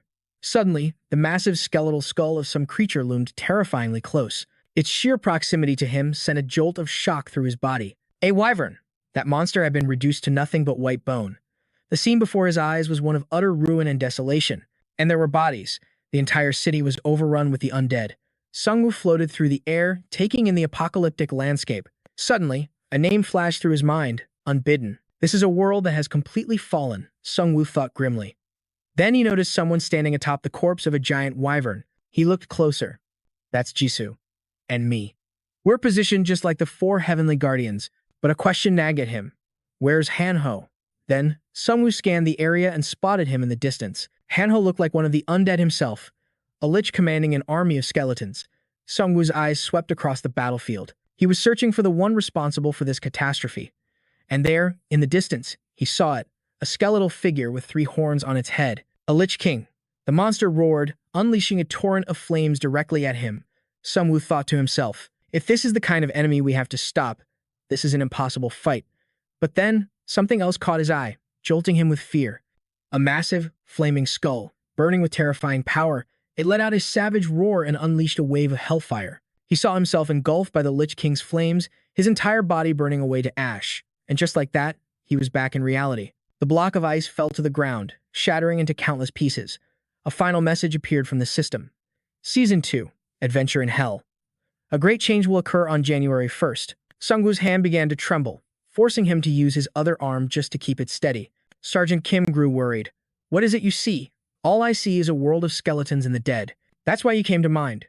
The system announced, "This is an exclusive quest titled, Who is the Master of Death? The objective is to claim the Death Scythe, and the rewards for this game are legendary. The location of the Death Scythe will be revealed upon reaching level 15. Sungwoo pressed a hand to his forehead. An incredible item. Now I finally have a clear goal. Sergeant Kim gasped in surprise. "You're still haunted by that damn prophecy. Level 15? In just 2 months, before Season 2 even begins." Sungwoo calculated his options. If he failed to claim the Death Scythe, he was destined to become the very monster from his vision. "I saw what was in it, but it won't come to pass." He then said, "Sergeant Kim, let me ask you something. I know each region has a boss monster. Do you know where any of them are located?" He quickly calculated.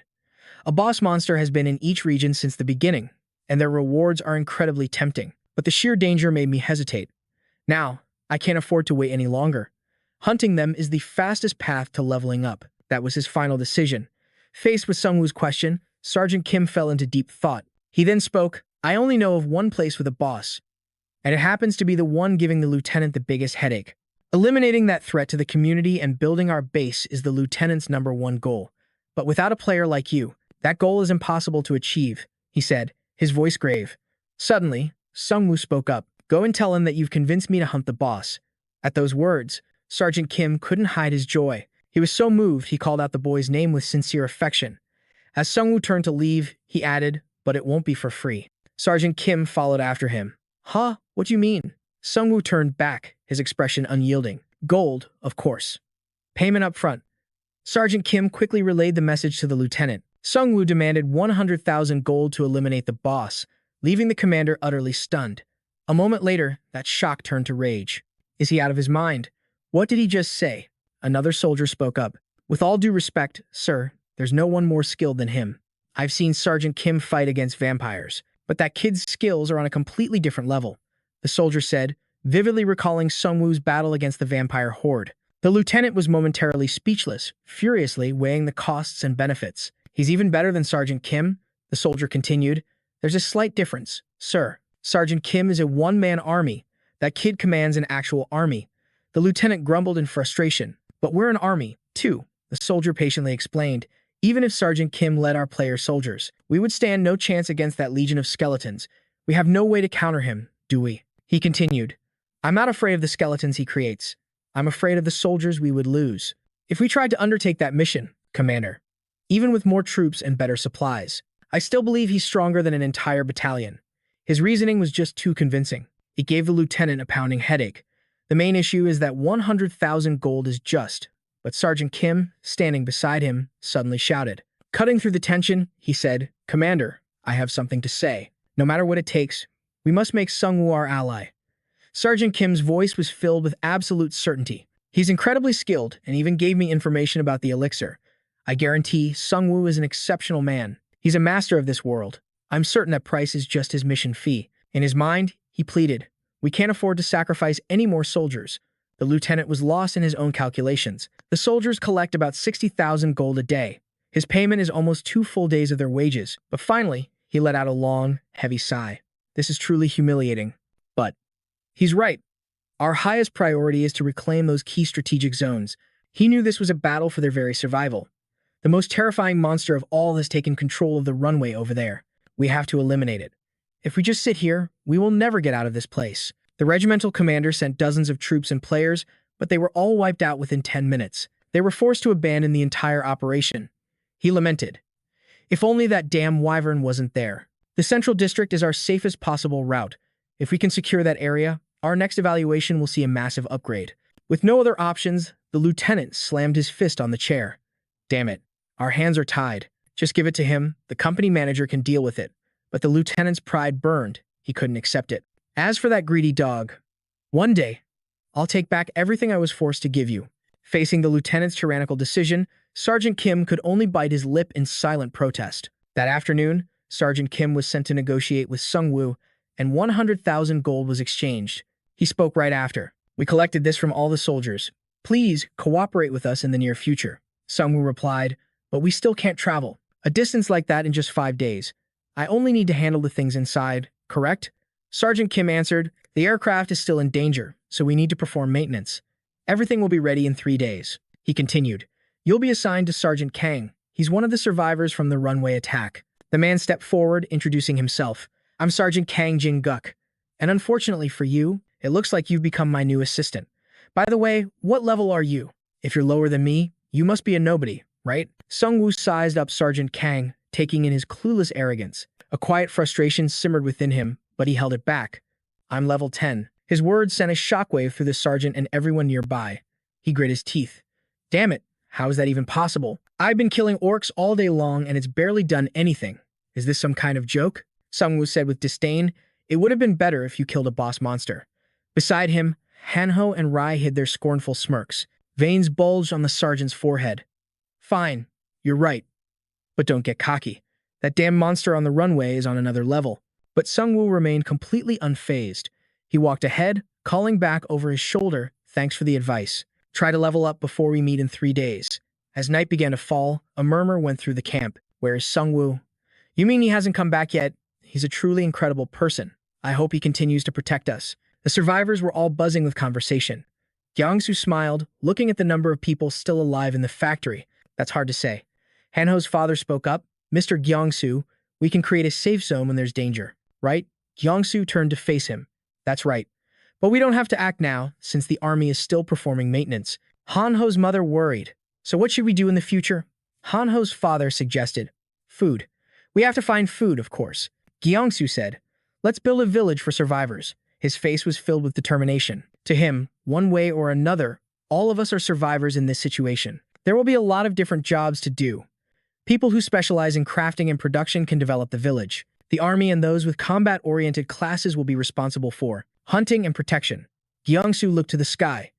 Our main goal is to constantly increase our gold and our forces. Hanho's parents applauded. That's a wonderful plan. We've always believed in you. Gyeongsu said shyly, Ah, no. To be honest, this was Sungwoo's idea. I'm not that talented. I was a failed leader before, the team I managed. And my friends, they lost their lives because of my foolish decisions, he said sadly. How can someone like me lead other people? Remembering the past brought a fresh wave of pain to Gyeongsu. Hanho's parents fell silent. The mother's eyes welled up with tears, and she began to sob. Hanho's father approached him. Leading others in this world is not something an ordinary person can do. Gyeongsu lowered his head. I know, he continued. It's a sad story, but when no one else would lead, you stepped up and made a decision. What's more, you did your absolute best. That in itself was a brave act. Be confident. You deserve it. His words brought tears to Gyeongsu's eyes. Hanho's father then said with conviction, Gyeongsu, please become our village chief. He was deeply moved. Thank you, sir. But the old man had ulterior motives, thinking, I don't want to carry a stressful position like that, so I'll just pass it on to you. Meanwhile, Sungwoo's group continued to hunt down massive orcs. Flames licked the ruins around them. Hanho spoke up, this almost feels like a joke. Sungwoo glanced back. At our level, this is just business as usual. You think just 3 of us and 1 skeleton wiped them all out? If they got lucky and brought more orcs, they would have just been cut down by the fallen sword anyway. Hanho was bursting with pride for himself and his teammates. His confidence was soaring. Sungwoo, however, was already planning his next move. If the numbers got too high, he'd just end it with a corpse explosion. No matter how massive the orc horde, they wouldn't survive. A devastating attack like that. As for the stragglers, Hanho thought back to the chaos of the fight. An orc had charged him with savage fury, but Sungwoo had calmly raised his crossbow and sent a bolt straight through its skull. With the monsters outside cleared, Sungwoo's party pushed their way inside. Hanho spoke up, Sunbae, there's a dungeon sign over there, but that's not it, right? Sungwoo went over to take a look. It was the shape of a hammer. A blacksmith's forge, maybe. Let's go in first. Following his lead, the team quickly entered. A system notification appeared. You can combine items here. The Tear of the Sea Spirit, the Demon's Bloodstone, and the Elder Slime's Core. The required fee is 100,000 gold. Sungwoo's mind raced. I can combine legendary items. What kind of incredible artifact is this going to create? Sungwoo mentally reviewed the items he possessed. He had the Tear of the Sea Spirit from the shop, the Demon's Bloodstone from the Orc monster, plus the Elder Slime's Core. Sungwoo knew these items were crucial. Hanho piped up, Sunbae, the result is totally random. He grinned slyly. So you might get an item that's a perfect match for me. Something like a dagger, for instance. Sungwoo scoffed. Have you already forgotten about my luck? Besides, I have 2 orbs. How could it possibly turn into a dagger? Just then, Jisoo, who had been silent, caught Sungwoo's eye. She was deep in prayer. The system announced. The required cost is 100,000 gold, and the probability of the orbs shattering is 2%. Do you still wish to proceed? Sungwoo answered decisively. Are you kidding? Of course, I'll proceed. The system continued. The orbs are beginning to merge. Please step back from the table for your safety. Sungwoo thought with a sense of dread.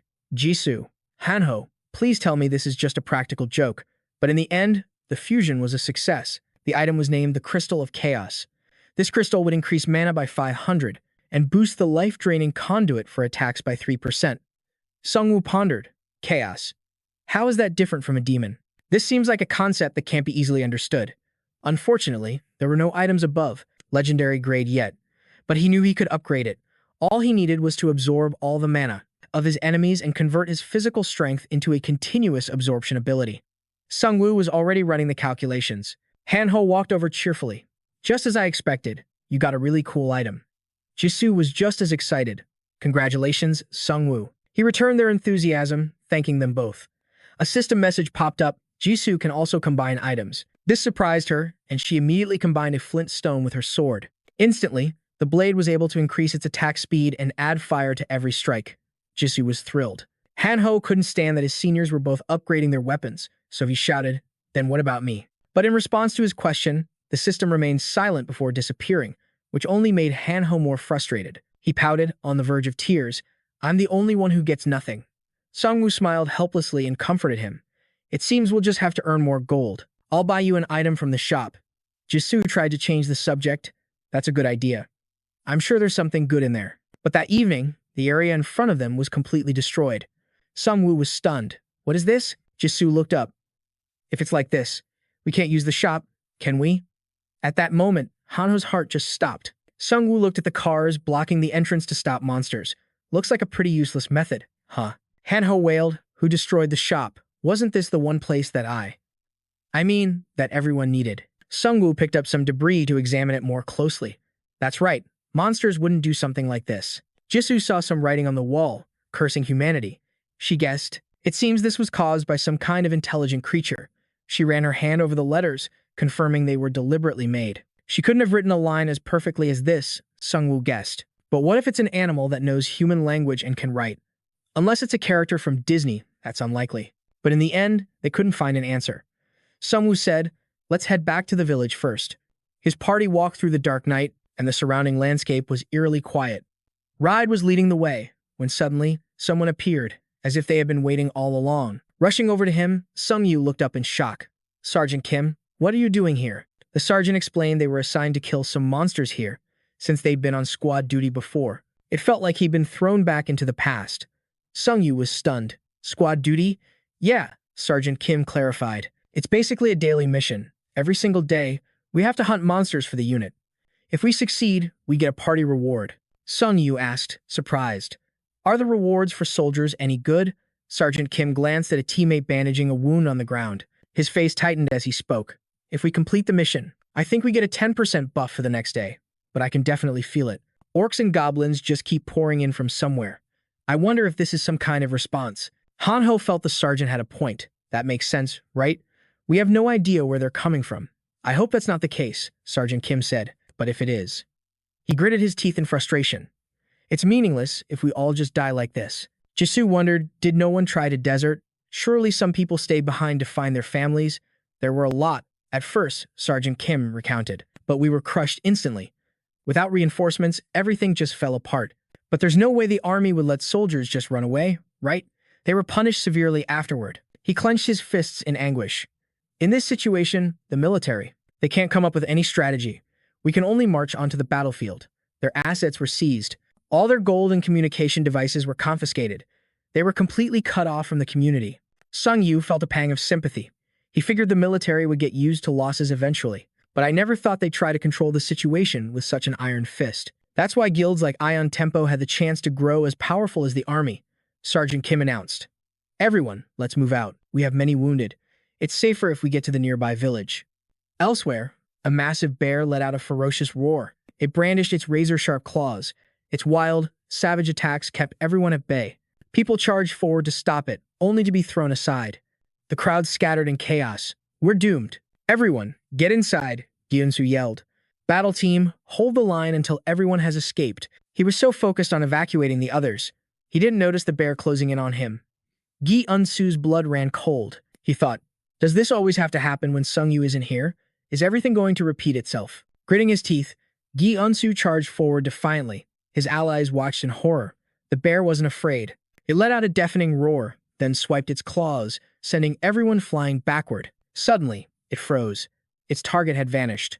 The bear stood there, confused, and in that moment of distraction, Gyunsu leaped high with his spear, teeth clenched.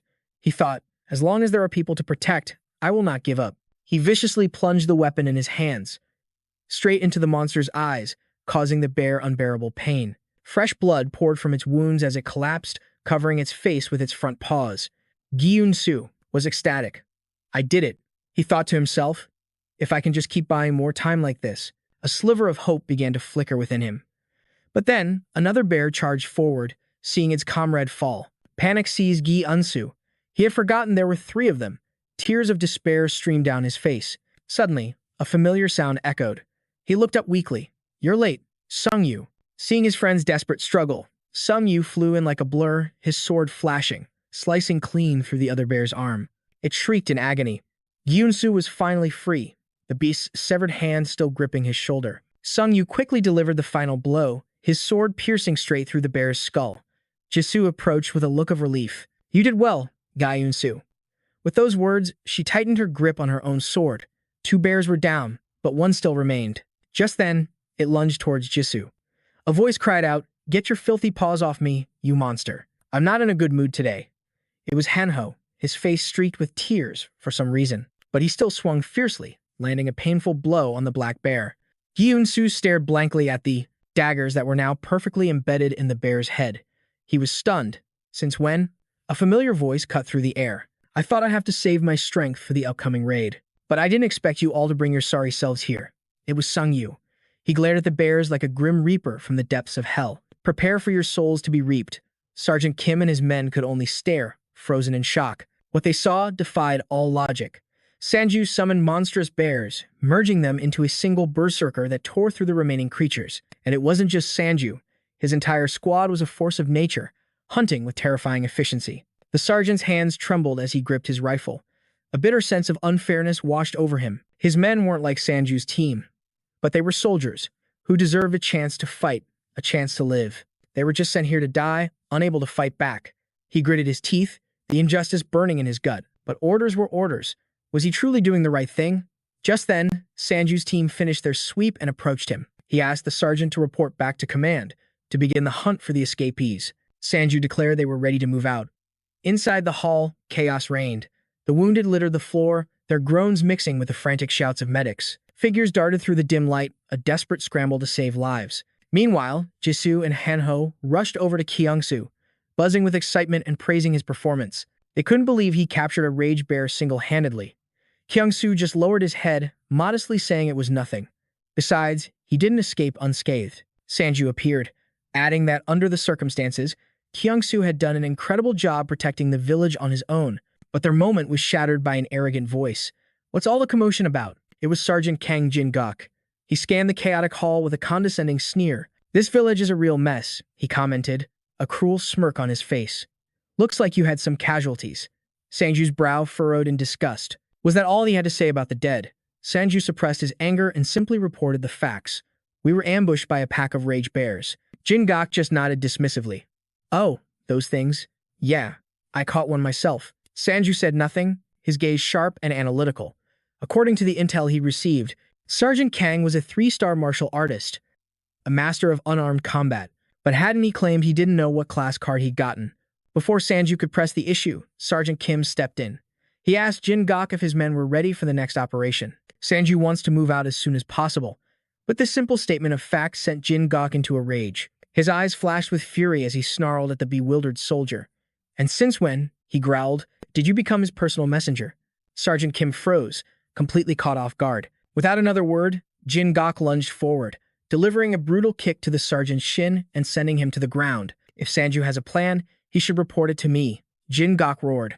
What business is it of yours? He hauled Sergeant Kim up by the collar, his face inches away. His voice dropped to a menacing whisper. Are you even doing your job properly? He spat. The sergeant, wincing in pain, stammered that he was. But Kang Jin-guk wasn't finished. I don't think so, he hissed, his eyes blazing with contempt. You think I don't hear you? Always whining about pointless deaths on every mission. He shot a glare at the other soldiers. And it looks like your gold earnings are down because of your poor performance. You should know. Command tracks the precise location of every soldier. This new information made Sanju's eyes narrow. Precise locations. The military had a system like that. First gold collection, now this. These soldiers were being treated less like men and more like slaves. Suddenly, something inside Sergeant Kim snapped. He roared back, all fear forgotten. We aren't doing our duty? Do you have any idea how many of my men have fallen? They died because of this unfair system, a system that benefits people like you. But Kang Jin-guk was shameless. His face darkened as he effortlessly lifted the sergeant into the air. As his comrades watched in horror, Jin-guk growled, Have you lost your mind? Shut your mouth and get back to collecting gold. I'll go hunt the monsters. Your men died because you were weak, he sneered. The man who chose to be a blacksmith, and now you dare blame me? Kim Sang-gu squeezed his eyes shut, trembling with rage and humiliation. It was true. He had chosen to be a combat blacksmith, but he did it to forge weapons that could help his men survive. Just then, a hand clamped down on Kang's arm, stopping him cold. Sanju's calm voice cut through the tension. It's time to go, he stated simply. Jin-guk knew they were on a tight schedule. He turned, his eyes burning with killing intent, and stared at Sanju for a long moment. Then he remembered. This man wasn't some grunt he could push around. He viciously threw Sergeant Kim to the floor, muttering, I'll deal with this scum myself later. Sanju simply pressed the matter. We're losing time, Kang Jin-guk, having no other choice, turned and ordered the remaining soldiers to move into their battle positions with him. Soon, only the core members were left, and they quickly rushed forward.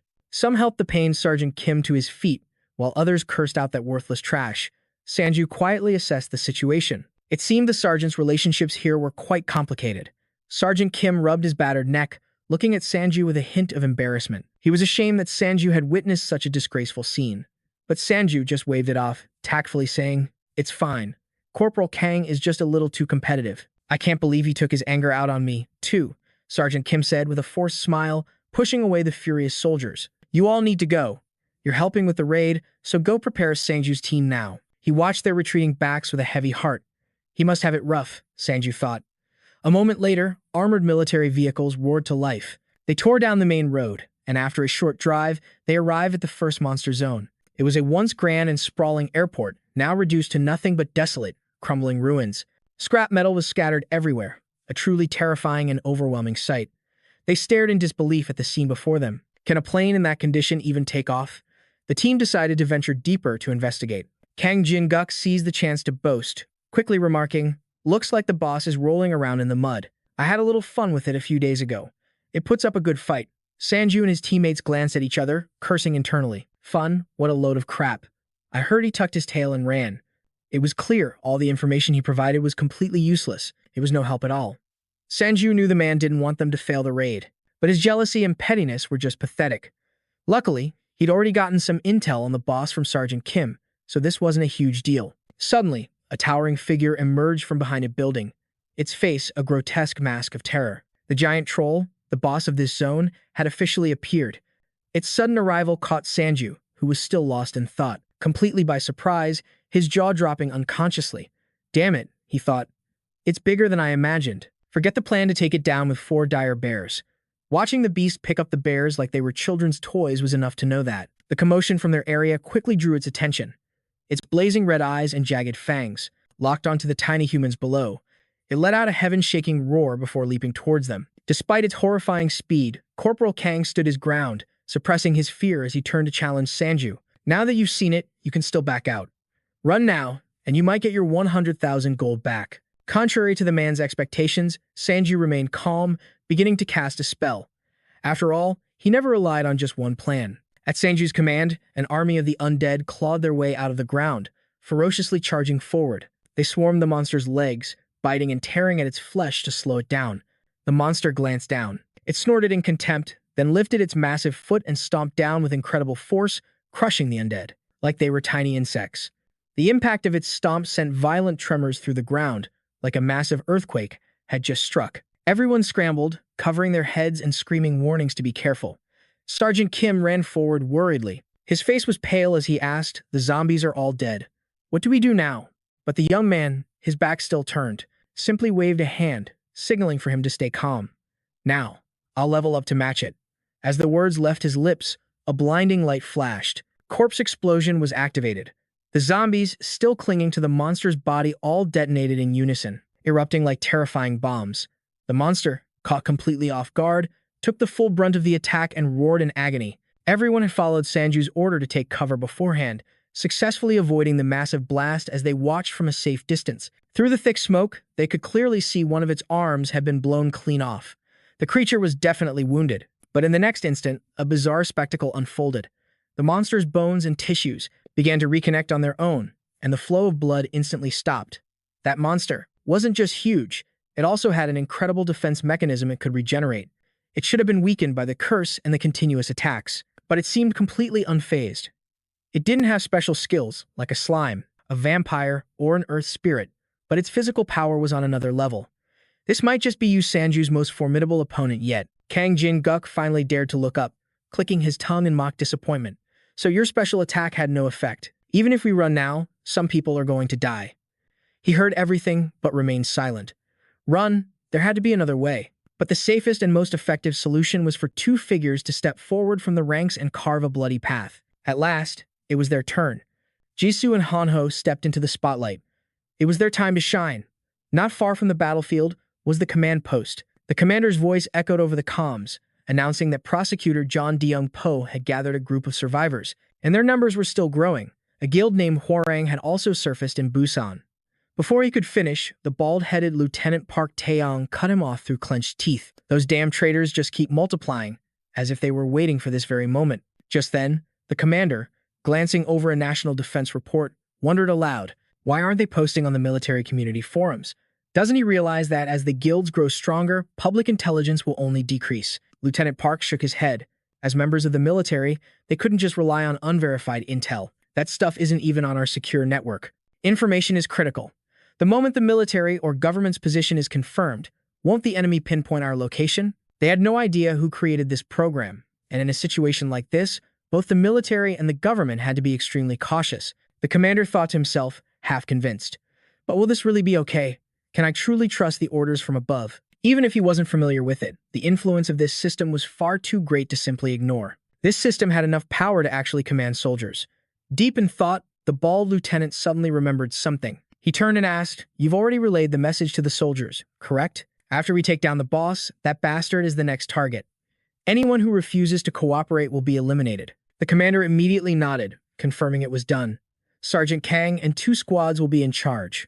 At that point, Sergeant Kim will have no choice but to cooperate. Still, the lieutenant wasn't completely at ease. His eyes narrowed suspiciously as he considered it. That bastard has allies. Does he have any weaknesses? The commander racked his limited memory, listing them off. One of them is a sword user, but she's a girl, so I doubt she's very strong. Another one is a pretty low-level kid. He uses daggers, though he has a pretty frail build. The kid always hides behind the necromancer and only attacks the weakest monsters. Hearing this, Park Taeyong let out a confident laugh. He ordered the commander to go check it out, but reminded him not to engage immediately. Get at least 100,000 gold. No, getting more than that is the true objective of this attack. The bizarre command made the man pause for a few seconds. He vaguely considered it. Doesn't this sound more like a robbery than a military operation? They were more concerned with stealing gold than eliminating potential threats, but he instantly told himself to drop it. As soldiers, they had no choice but to obey. Sergeant Kang would surely complete the mission. Back at the battle, the monster was now consumed by absolute fury, letting out a thunderous roar. It relentlessly swung a club the size of an ancient tree, trying to smash Hanho into the ground. But the kid crossed his arms, forming an unbreakable defense, taunting it nonstop. "That's pitifully weak. Give me more. Let's see if you have a stronger move, because this kid right here is basically royalty." After a long, fruitless assault, the beast stopped to catch its breath, seeing its opponent was completely unharmed. It had forgotten to guard its back, where a figure was ambushing it from the shadows. It was Jisoo. She decisively plunged her long, sharp blade deep into the monster's body. It hissed in pain through gritted teeth. Waves of cold sweat poured down its skin. She quickly leaped back, creating distance before the monster could even register what happened. It swung its hand back, trying to snatch its attacker. Jisoo landed gracefully a safe distance away, then looked up to analyze the boss monster. It's huge, but incredibly slow. They had a real chance to win this. There was no more time to waste. She quickly turned to Hanho, shouting that she had the rope ready. He could start now. Hanho nodded. He had already tied the other end of the rope to himself. This item Jisoo had acquired was a special mountain climbing rope. Unlike ordinary ropes, this one was completely unbreakable. They were going to use it to tie the monster's legs. In a flash, Hanho teleported around the beast, weaving the ropes all over its body. It couldn't keep up with his speed, and could only roar helplessly at the sky. Down below, Kang Jin-guk was completely frozen in disbelief. He thought the kid was just the necromancer's servant or something. He never imagined he was this powerful. It was like watching them toy with a giant opponent. Attacking its head wouldn't even be a problem. Did this guy steal their points just to boost his own reputation? Suddenly, a system warning flashed. 3 seconds remaining to create a barrier. Hanho felt a shift in the air and whipped his head around, screaming Sergeant Kim's name. Just in time, the sergeant grabbed a corner of the tangled net and lifted it high. Everything was in position. A single dagger. A flash of light pierced straight through the goblin's forehead, giving it no chance to resist. But its desperate struggle merely activated a defensive barrier. Seeing this, the other soldiers quickly moved on to the next goblins. Jin-guk frowned. Were they hunting goblins or fighting a boss? This skill had to be maintained just to kill one monster. He bet that woman had zero real combat experience or proper training. Fighting monsters and fighting people are two completely different things, but he never anticipated a situation like this. Shouldn't he just be focused on learning the necromancer's name? Instead, Sanju's attention was locked on the battle before him. Suddenly, his mind flashed back, recalling the memory of that day when Sanju's entire team was planning their battle strategy. He remembered his shock at Jisoo's idea to tie her leg to Hanho's, and he immediately shook his head in protest. He argued it was far too dangerous and that they should ask Andes to do it instead, but Jisoo refused to back down. She claimed that if the boss landed a single hit on them, it would all be over instantly. It was best left to the two of them. Their agility was already impressive. To fully convince him, she added one more point. With Hanho's shield skill, the boss's attacks would be completely useless. The boy reluctantly nodded, confirming her words. But Sanjiu had his own assessment. A shield. Wasn't it more like a transformation skill? After a moment's thought, he kept his theory to himself. He needed to ensure their safety. Jisoo, sensing his hesitation, quickly cut in, telling him they were not his wards. "Let us be your allies," she pleaded. "Please, trust in us more." And just like that, he snapped back to the present. The giant wooden club in the monster's hand had crashed to the ground. Hanho bit down on a rope, pulling it tight for the final time as the monster loomed behind him. It was bound completely, unable to move an inch. Jisoo seized the opening, using her sword to sweep the monster's legs into the air. Thrown off balance, the boss monster came crashing down onto the cold, hard ground. Witnessing this incredible success, a thunderous cheer erupted from the crowd. But the finishing blow, of course, was reserved for the main character. Sanjiu stepped forward coolly. He loved watching his allies grow stronger, but it seemed his turn had finally come. He took the lead, his entire being radiating a murderous aura. Behind him, Andes and the cursed spirits blazed with a fearsome energy. Stunned by the necromancer's overwhelming power, Jin Guk cursed internally. Sanjiu's back was now completely protected. There was no way to launch a sneak attack. Just then, Andes respectfully presented Sanjiu with the crimson, unclaimed sword of the Dragon Knight. It's thirsty for some blood. Gripping the blade with both hands, he charged toward the fallen monster. "Attack!" he commanded. The Andes and the bear monsters swarmed the boss, hacking, tearing, and biting at its limbs. The boss monster roared in agony. Annoyed by the noise, one of the Andes delivered a powerful cyclone punch straight across its face. The blow brought tears to the monster's eyes, but it wasn't finished yet. The creature opened its massive jaws. Death itself snapped down on the Andes' arm. In that instant, Sanjiu reappeared, a cunning glint in his backlit eyes. "Was my Andes tasty?" he asked the beast. "Just in case you needed extra nutrients, I, your leader, was thoughtful enough to put something else inside." Hearing this, the boss panicked. The severed arm was still clamped in its mouth. Before it could process what was happening, a heaven-shaking corpse explosion detonated like a wartime nuke. The creature collapsed, its jaw hanging open as smoke and fire billowed from its throat. It trembled, tears streaming from its eyes, powerless to react. In most cases, a boss monster can't regenerate from that kind of damage. He was betting this one was no different. Without another word, Sanjiu plunged the sword straight through the creature, finishing it off. The boss monster was successfully slain. The giant Minotaur zone was cleared, rewarding him with another 220,000 gold. The system immediately flooded with notifications. He had received a special reward, and all of his stats had increased. He also received an item box and had leveled up. With today's hunt over, it was time to assert his authority. He now had 4,851 days remaining. This one hunt alone had cost him 98 days. He decided to select the bone crafting upgrade card. With this, Sanjiu could create a much wider variety of items. Meanwhile, Jin Guk was still reeling in a state of utter shock.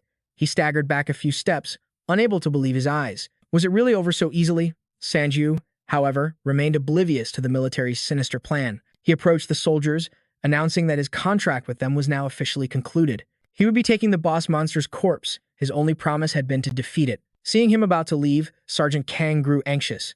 His mission was not yet complete. He glanced back at his men, calculating his next move. "Could we take him if we attack now?" he thought. "There are over 20 soldiers here. It should be possible." "All right."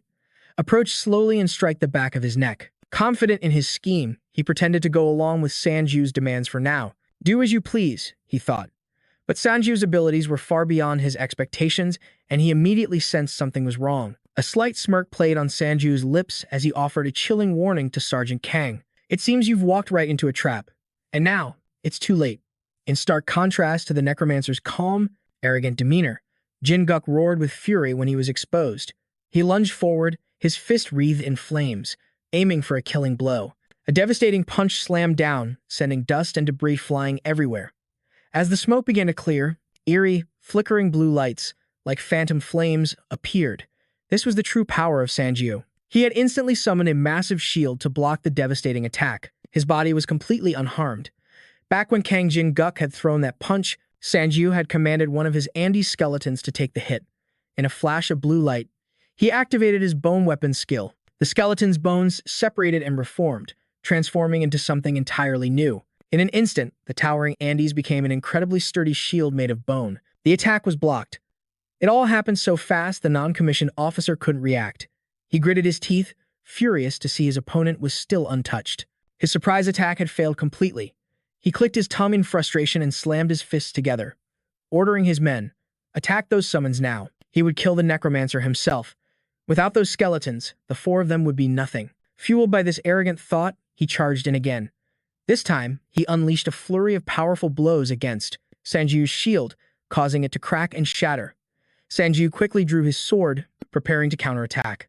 But Jin-guk was faster, kicking the weapon right out of his hand. Stunned, Sanjiu could only swing his other hand toward the attacker. Seeing that it was empty, Jin-guk sneered, seeing no threat. "You think that pathetic fist can?" Before he could finish his taunt, Sanjiu swiped his hand through the air. This time, Jin-guk felt a wave of danger and immediately leaped back. He tumbled several times to create distance, cursing that bastard under his breath. Just then, a cut appeared out of nowhere, slicing across Jin-guk's face. The stinging pain was undeniable. He stared in absolute shock. It turned out Sanjiu was holding a small dagger, but his hand was empty just a second ago. Where did it come from? Noticing his confusion, Sanjiu paused for a moment to explain. "The armor I'm wearing, it's crafted from bone. Therefore, it shares the properties of bone. Using my bone weapon skill, I can reshape it into anything I want." The more proficient he became, the more useful these two skills would be. Blood from the wound proved the weapon's sharpness as it began to stream down his face. Jin-guk screamed in a rage, "Stop acting so high and mighty." When it came to physical strength and close-quarters combat, he was still far superior. Suddenly, the broken bone fragments from the shattered shield began to move, gathering around Jin-guk's feet, startling him. Sanjiu stared back with a completely blank expression, adding another piece of information. "Of course, the bones of my skeletons can also be used to create weapons." As the skill activated, the fragments shot upwards, forming a cage of sky-piercing spears. They ruthlessly impaled Jin-guk from every direction. He was pinned like a specimen. He coughed up blood in agony, and the wounds unleashed the overwhelming stench of fresh blood. Sanjiu calmly walked forward to face him directly. "Physical strength and close combat, was it? Anything else you'd like to brag about?" Powerless, Jin-guk suddenly remembered his lackeys standing right behind him. He frantically turned his head and screamed, "What are you waiting for? Help me." But in contrast to Kang Jin-guk's panic, his subordinate soldiers and their Andes summons stood completely still. After a long moment, Sergeant Kim finally spoke up. Is he pretending or just that stupid? He shouldn't need them to spell it out for him. The sergeant had decided to save his own skin. He had no intention of dying a pointless death by following this madman. Hearing this, the veins on Jin-guk's forehead bulged with rage. He bellowed, "What do you mean? You want to live? You think I won't kill you right here? This is treason." They were nothing more than a bunch of grunts who only knew how to hunt. They never protected civilians, they only served them to extort money. Witnessing his tyranny, the remaining soldiers couldn't hold back any longer and erupted in protest. They refused to endure it anymore. But as fate would have it, the commander and his support team suddenly appeared. He saw the situation and cried out in shock, "What in the world is happening here?" He rushed toward the pinned, non-commissioned officer to help. Seeing his savior, Kang Jin-guk was filled with a mix of relief and rage. But why had he only shown up now, while the commander was personally busy removing bone fragments from Corporal Kang? That's when Sergeant Kim spoke softly from behind, explaining that soldiers from other platoons had already told them everything about that operation. But they were no longer qualified to be soldiers. The commander glanced back at him with a troubled look, signaling the guards to continue aiding the corporal while trying to persuade the crowd, pretending to understand Sergeant Kim's position. But should they really do this? He told them to look at this world. Outside of this military base, there was nowhere else for them to survive. As he spoke, the commander's eyes narrowed with threat, making sure his opponent understood exactly what he was saying. Sanju and Jisoo, standing aside, could only sigh. Those words were having the opposite effect. If he were in charge, his subordinates would suffer terribly. Another soldier on his side chimed in, yelling, "Did Sergeant Kim really think the commander would just turn a blind eye to this?" They all knew desertion came with a steep price, but he stood tall and fired back. That price is the fear that has kept us as slaves for so long. However, with these people here now, they would be victorious. Just then, Kang Jin-guk was finally freed. The man's body was a canvas of wounds and blood, but he charged forward, cursing the others, "You bunch of idiots." He demanded they hand over the gold, screaming that he handle it himself, rather than rely on a useless pack of cowards. Then, from out of nowhere, he produced a syringe filled with a strange liquid, trembling as he said, I wasn't going to use this. You all forced my hand." Seeing this, the commander's face went pale. He tried to shout to stop what was about to happen, but Jin Guk was consumed by a fire of hatred. He couldn't hear a thing as he plunged the needle deep into his own arm, emptying the entire vial into his body. He blamed the commander for having soldiers he couldn't even control. Sanju's brow furrowed in alarm. What was that? A syringe. That was definitely not medicine. And as if to answer his unspoken question, Jin Guk's body began to react instantly. He started swelling at a terrifying rate. His fingernails and toenails sharpened into vicious-looking claws. Panic erupted as everyone scrambled, tripping over each other to get away. While directing his soldiers, Sergeant Kim yelled back at Sanju to be careful, because that was a transition injection, a serum that could turn a human being into a monster. Yet the commander stubbornly stood his ground. He tried to reason with the mutating corporal, pleading, "Kang, you shouldn't." But before he could finish, the half-human beast tore his head clean off. Kang Jin Guk was now a hulking monster covered in shaggy fur, as large as a pillar, with a maw of razor-sharp teeth. Someone screamed in terror. He's become a war tiger. I thought only people who didn't choose a card could become monsters. The creature's glowing eyes scanned the area, and in a heartbeat, it found its true target. With a deafening roar, it charged madly, intent on ripping him to shreds. But in that instant, Jisoo dashed forward to meet the beast head-on. The distance between them closed in a flash. Just as its claws were mere centimeters from her face, she expertly dodged aside, narrowly avoiding the lethal blow. Awakening her super senses, Jisoo braced herself. Quicker than lightning, she unleashed a torrent of fiery sword strikes toward the war tiger, forcing it to shield itself and stumble backward. For the finale, she swung her blade at a speed the naked eye couldn't follow, successfully piercing through its massive hand. But instead of weakening, the monster roared and violently swung its arm back, sending Jisoo flying along with it. Caught completely off guard, she was now at the monster's mercy. It brutally slammed Jisoo into the ground with incredible force. Her body flew through the air, tumbling towards her comrades. The fragile frame couldn't withstand the impact. She coughed up thick clumps of blood in agony as it streamed from her nose. In that moment, a pillar of blue fire erupted, summoning the three-headed hound. Sanju watched his comrade fall, and a storm of rage brewed within him. He had originally planned to spare the man, to interrogate him for military secrets, but he had just crossed the line. Now, there would be no escape. Amid the war tiger's final, desperate screams, the spirit hounds moved as one, pouncing on his command. They tore into their enemy without mercy. Blood and chaos filled the air. After what felt like an eternity, the military's support vehicle finally returned to base. A soldier ran in to report to the lieutenant that the troops were back. The bald-headed officer beamed with joy, urging them to come inside. With his permission, Sergeant Kim led the way, his soldiers following close behind. Against all odds, they had actually made it back alive.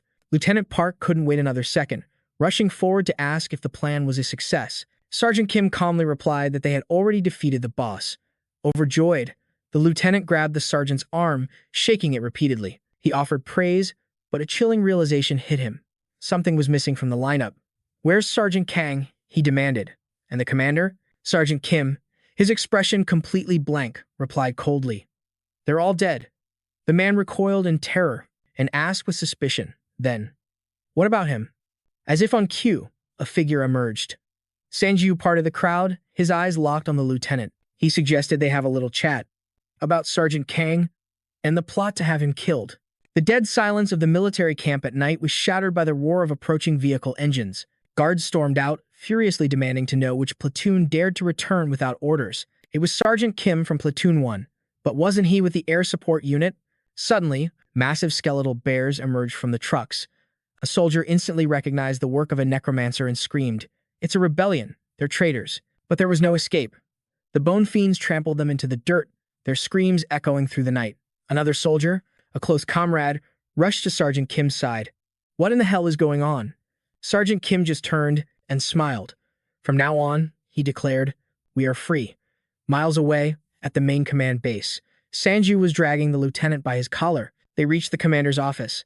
Sanju kicked the door open without a second thought, brutally tossing the bald man back inside. The commander, however, remained perfectly calm on his chair. He lifted his teacup, feigning surprise. To think my own soldiers would resort to such violence. He acted disappointed and back. The signs of this rebellion must have been there all along. You should have stopped it then. Sanju cut in, his voice laced with ice. "I don't know why this happened, but is it really a rebellion? Or is it what happens when you send your own men to die, and they simply refuse?" The commander avoided the question. He took a slow sip of tea. "So, You pushed him into a corner, did you? A well-executed strategy. He continued. They survived because they adapted quickly. But this is war. From the very beginning, these soldiers were meant to be monster-killing pawns, and I simply found a way to replace the ones whose spirits were breaking. Hearing that, Sanjiu let out a cold, mocking laugh. The way you're talking about, it's the system's synergy effect, isn't it? A force bond, and the searing pain they feel if they disobey your orders. Having hit a nerve, the commander's calm facade finally shattered. He slammed his cup on the table. But it's effective, he roared. It's the only way the core forces can survive. On day one, countless soldiers were sacrificed, just to handle the monsters. That's when a synergy power activated, forcing them to stick together. A mysterious bond, forged from the shared loss of the entire platoon. But lately, that bond has been failing, shattering completely. This is war. Ordering soldiers to charge into battle is perfectly normal. Sanjiu immediately shot back. War? You call this war? Against mindless monsters that don't even have strategic movement and possess zero intelligence. This is a survival game. And until we learn the true nature of this system, we are nothing more than pawns on a chessboard, moved by its whims. Now, let's get to the point. Why did you order your men to kill me? The commander hissed through clenched teeth. Because I knew. One day you would become a threat. Sanjiu offered a theory. Did you ever consider that your actions would just create independent factions? But the commander shot back instantly. If the people want stability, the military will be rebuilt. A massive national system like that needs people to run it. Powerful people who can connect with other talented individuals, like us. Scum like you will end up at the bottom, just waiting to be re-educated. Traitors who form their own little groups, like that bastard John Deung Po, must be purged. That is the only right path. Sanjiu stared back, completely unimpressed. You're saying all this directly to my face? You really think that little archer could have taken me down? Don't make me laugh. He sighed, then offered a deal. I've already given the soldiers the freedom they craved, so just give me the gold, and we will leave. The moment the main quest is over. But the commander was a stubborn old fool. He shrieked. The gold and the soldiers are national assets. That was the last straw. Sanjiu turned to leave, his voice dripping with menace. You will pay for this, he said. Hand it all over. If you don't want to die. Overwhelmed by the crushing pressure radiating from Sanjiu, the old man panicked. He clicked his tongue in frustration and reluctantly agreed, but added one condition. You must leave Weixiang and Suwon, just as you promised. But unwilling to give up, he pressed again. Couldn't Sanjiu just return the soldiers? He needed them to rebuild the nation. Remembering the cheerful faces of those men, Sanjiu shut him down instantly. He knew the commander would only enslave them, just to gain the combined power effect. With no other choice, the transaction was completed. Sanjiu successfully acquired the gold he wanted, but he was a bit surprised. Was that really all of it? He thought the commander would have earned a fortune from all those group missions. Then, remembering something important, he asked where the commander got the beastification serum. The man flinched, then snarled. Why should he tell him that? It wasn't part of their deal. With a cunning look of distress, Sanjiu played the victim card once more. He was thinking about staying here a little longer, after all. The thought of returning to a life on the run was already bringing him to tears, and the commander knew he shouldn't have transferred the money. Before getting a signed commitment, right? The act worked perfectly. The commander clutched his head in agony and confessed he didn't know who they were. They called themselves door-to-door salesmen, claiming they sold items that couldn't be found in the shop, so he bought a few things. It was definitely suspicious. Where were they now? The commander just shook his head again. They wouldn't answer any of his questions. All they said was, it all depends on the luck of the roulette, and that it was a foolish and useless endeavor. That was their catchphrase. After hearing that, he decided to buy the item. This suddenly reminded Sanjiu of a certain sentence. Fools who rely on luck should all die. A new era will begin soon. The line depends on luck. He was certain that was written on the wall of the shop. Were they the ones who destroyed it? He decided to leave, reminding the commander not to forget about the combined power bonus. He said he'd check in with Sergeant Kim later. Suddenly, the commander grabbed his bow and called out for him to wait. He'd forgotten something. Then, whirling around, he drew the bowstring again and again, unleashing a volley of attacks. The commander screamed that this was national punishment. From a nearby door, another raider charged out with the exact same weapon. He yelled, trying to hype himself up like his comrade. With a deafening boom, a storm of arrows flew straight at Sanjiu. As the dust and smoke cleared, the man and the bald lieutenant laughed victoriously. Was it finally over? But not yet. His phantom spirit wouldn't let them celebrate for long. At the most critical moment, it had manifested a powerful shield, blocking the entire barrage. Sanjiu's expression didn't change. He knew this was coming. A man who only gives orders would never let him walk away so easily. Seeing that his target was completely unharmed, the raider gasped in disbelief. Is he a vampire? But the commander was more clear-headed. He frantically urged his partner to shoot him down. Don't just stand there gawking. But the warning came too late. With a flick of his wrist, Sanjiu sent sharp bone fragments, flying like daggers. They instantly embedded themselves in the foreheads and throats of the two men. A clean finish. The system immediately rewarded him with a shower of gold. The commander finally realized how foolish he had been. He scrambled back against a wall, screaming in terror. Stay away from me. In a fit of desperation, he pulled out a remote control, claiming it was a bomb. Did Sanjiu really think he came unprepared? This was an item called Condensed Abyss Essence, which he had bought from those merchants. He even tested it on brain monsters. If it exploded, they would both die. But the threat backfired completely. Sanjiu didn't even flinch. He just told the man to do it. Stunned by this reaction, the commander's face went blank with disbelief. Sanjiu repeated his challenge with utter contempt. I said, do it. The bomb from the brain monster leader had barely tickled him, so he was eager to see what this one could do. The message was crystal clear this time. The commander's hands trembled in fear as he held them back, stammering, trying to warn the madman to stay away. You'll really die. In that instant, the window behind him shattered. Andre appeared out of nowhere, grabbing the commander's arm. Panicked, the man dropped the remote. Seizing the opportunity, the spirit tightened its grip, crushing his arm with ease, making him let out an agonizing scream. Sanjiu calmly walked closer, repeating the man's earlier words. He was all talk about rebuilding the nation, but never once mentioned saving its people. He wasn't a soldier. He was just a coward looking out for himself. With a swift motion, the traitor's head was taken.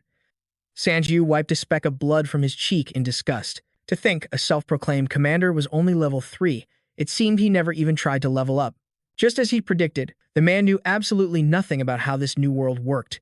He'd only focused on hoarding gold from the combined power effect, and even then, the amount of gold he had was pathetic.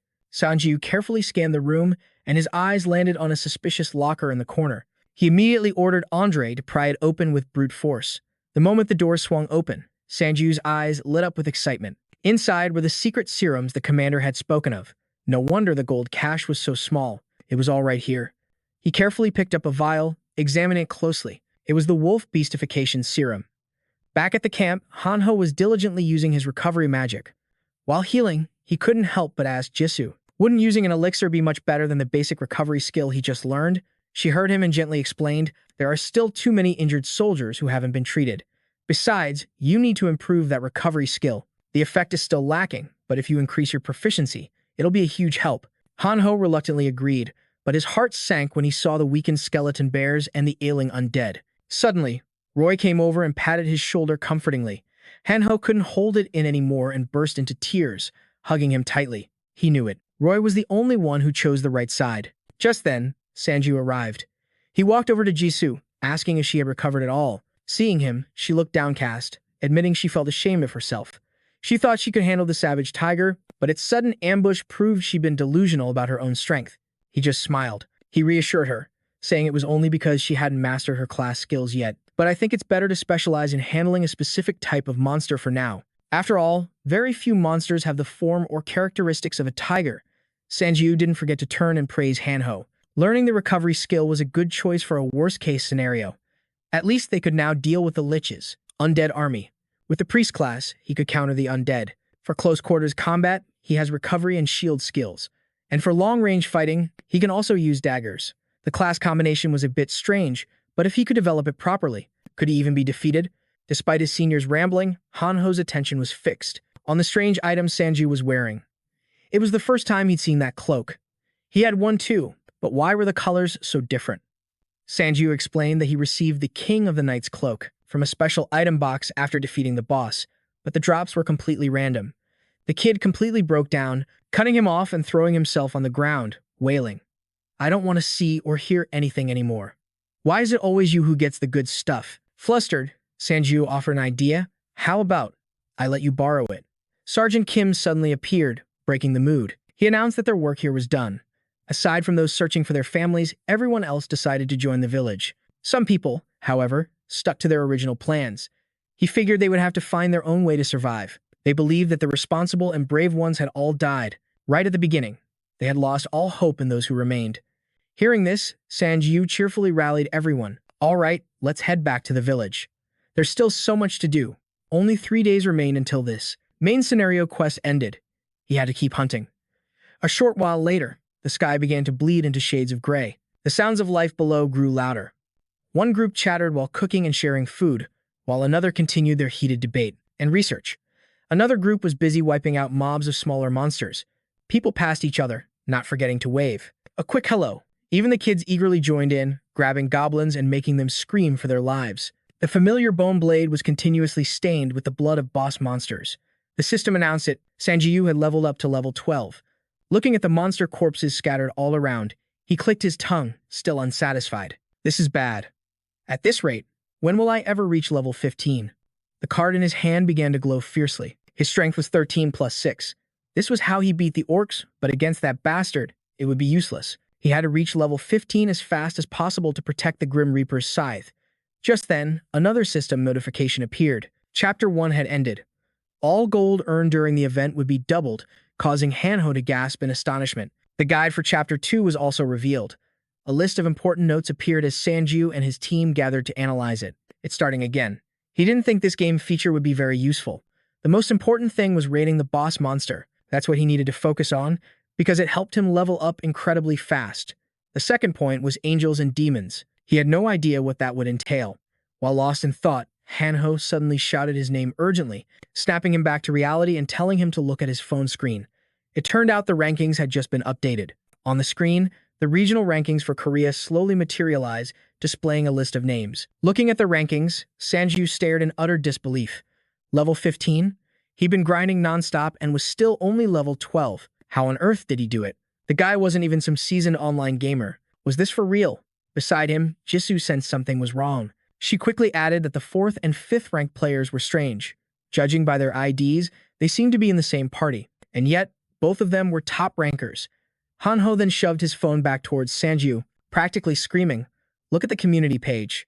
Prosecutor John Dang Po, rank 2, is coming to meet you." Sure enough, a message glowed on the screen, a meeting request from the prosecutor. But Sanjiu's brow furrowed in suspicion. A public announcement on the community forum? What was their agenda? Civilization had crumbled, and this world was full of survivors who only looked out for themselves. Prosecutor John Deong Po definitely had a reason for approaching him. He knew they would cross paths one day, but it seemed trouble had found him sooner than expected. At that same time, in another city bathed in the crimson glow of fire, towering pillars of flame shot toward the sky, purging the world of its filth. 3 imposing figures stood there, watching the inferno. A man with an eye patch like a grim vigilante, Sung Manhwa, spoke up excitedly. He announced the prosecutor's movement restrictions were lifted, meaning now was the perfect time to expand his power. Standing beside them, sneered and pushed up his glasses, criticizing his words. What an ignorant thing to say. Between the boss raids and the appearance of angels and demons, our priority should be gathering more information. Manhwa, losing face, tried to argue back. He'll figure it out while he's hunting anyway. Sensing the tension, John Deong Po finally spoke in a calm, steady voice. Even if situations like that were to happen, our duty is to handle them. We will save people by eliminating monsters, preventing the world from returning to a primitive age. We must do everything we can. Hearing that, Manhwa's eyes lit up with understanding. That was their prosecutor John Deong Po. A warm heart, a selfless spirit, a natural-born charisma. This was the man who would save their nation. The very thought brought tears streaming down his face, earning him a judgmental glare from his teammate. Let's get back to work. His chief assistant checked her phone with a serious expression and reported, "Since you want to recruit strong players, I searched for the strongest one in the community, but there's no trace of him. It's like he's a ghost. So, I contacted the 3rd strongest player instead, the Necromancer." Hearing this, Manhwa's jaw dropped, and he cut in. He thought that guy had saved a ton of people in Suwon, but he'd heard rumors that in this new world, he was only in it for the money. Is that true? Shook her head, denying it. He received no money for that, and even if he were paid, he only requested a reasonable amount. In a world like this, that's already considered honorable. The community might even praise this man more than prosecutor John Deong Po. The eye patch-wearing man jumped up, refusing to believe it. More than our prosecutor. According to the forums, he played a massive role in finishing off that vampire clan, and even now, the survivors continue to spread his tale. But it's only temporary. There's a huge gap in fame and player support between them. John Deong Po, who had been silent this whole time, finally spoke. This is precisely why I need to learn more about him. According to our intel, the Necromancer is only in a party of 3, and he's already reached level 12 with just those 2 allies. Besides the number 1 ranker, his leveling speed is nearly impossible to match. It's time to find out who he is, before he becomes a dangerous variable in the future. Suddenly, S's phone vibrated with a notification. With a hint of excitement, she said, "We've received a reply. Sanju is ready and waiting for you. Then we'd better hurry. Prepare to leave for Suwon." Time passed in a flash, and the day of the meeting finally arrived. Hanho, holding a goblin hostage in his arms, asked Sanju if he felt uneasy about meeting prosecutor John Deong-po. He just clicked his tongue and replied dismissively, "Either way, we have to meet him at least once. If I can get my hands on some classified information, it'll help me level up even faster." There's no way someone gets to level 15 just by hunting normally. All of a sudden, a gang of brutal-looking thugs on motorcycles came roaring towards them. The young man named Sung recognized them instantly and shouted a warning. "It's an attack." Sanju looked up, confused. An attack? The kid, his face burning with rage, confirmed what he'd said was true. He explained, "They're the same strange bastards who attacked us kids out of nowhere. They already took Yoon sick. It might be because of the golden deer. They're searching for it, but when I said I hadn't seen it, they attacked. Model, we didn't let them follow. But they'll get here soon enough." Jisu's eyes narrowed, assessing the grim situation. "It looks like they're from another territory. They even took a hostage to force them to reveal our location." Hearing this, Sanju's face turned to stone. Without wasting a breath, he ordered the kid to lead him to those bastards. Not far away, in a desolate alley, a lone figure was surrounded by a gang armed with heavy weapons. Hogtied on the grimy pavement, the kid refused to speak. His captors were growing bored with his silence. Any more of this, and he'd be dead. Young Sik's face was already a bruised pulp, but he bit his tongue, enduring the agony. He knew that if he revealed the village's location, they would kill him anyway. He just had to hold on until his comrades arrived. However, the gang's leader was out of patience.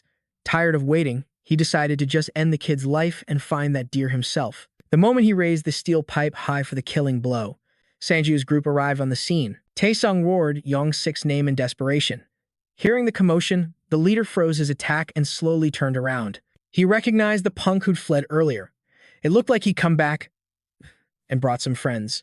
The leader tried a different tactic, his voice dripping with false promises. Just tell him where the golden deer went and he'd let them all walk away. Sanju remained calm, shaking his head.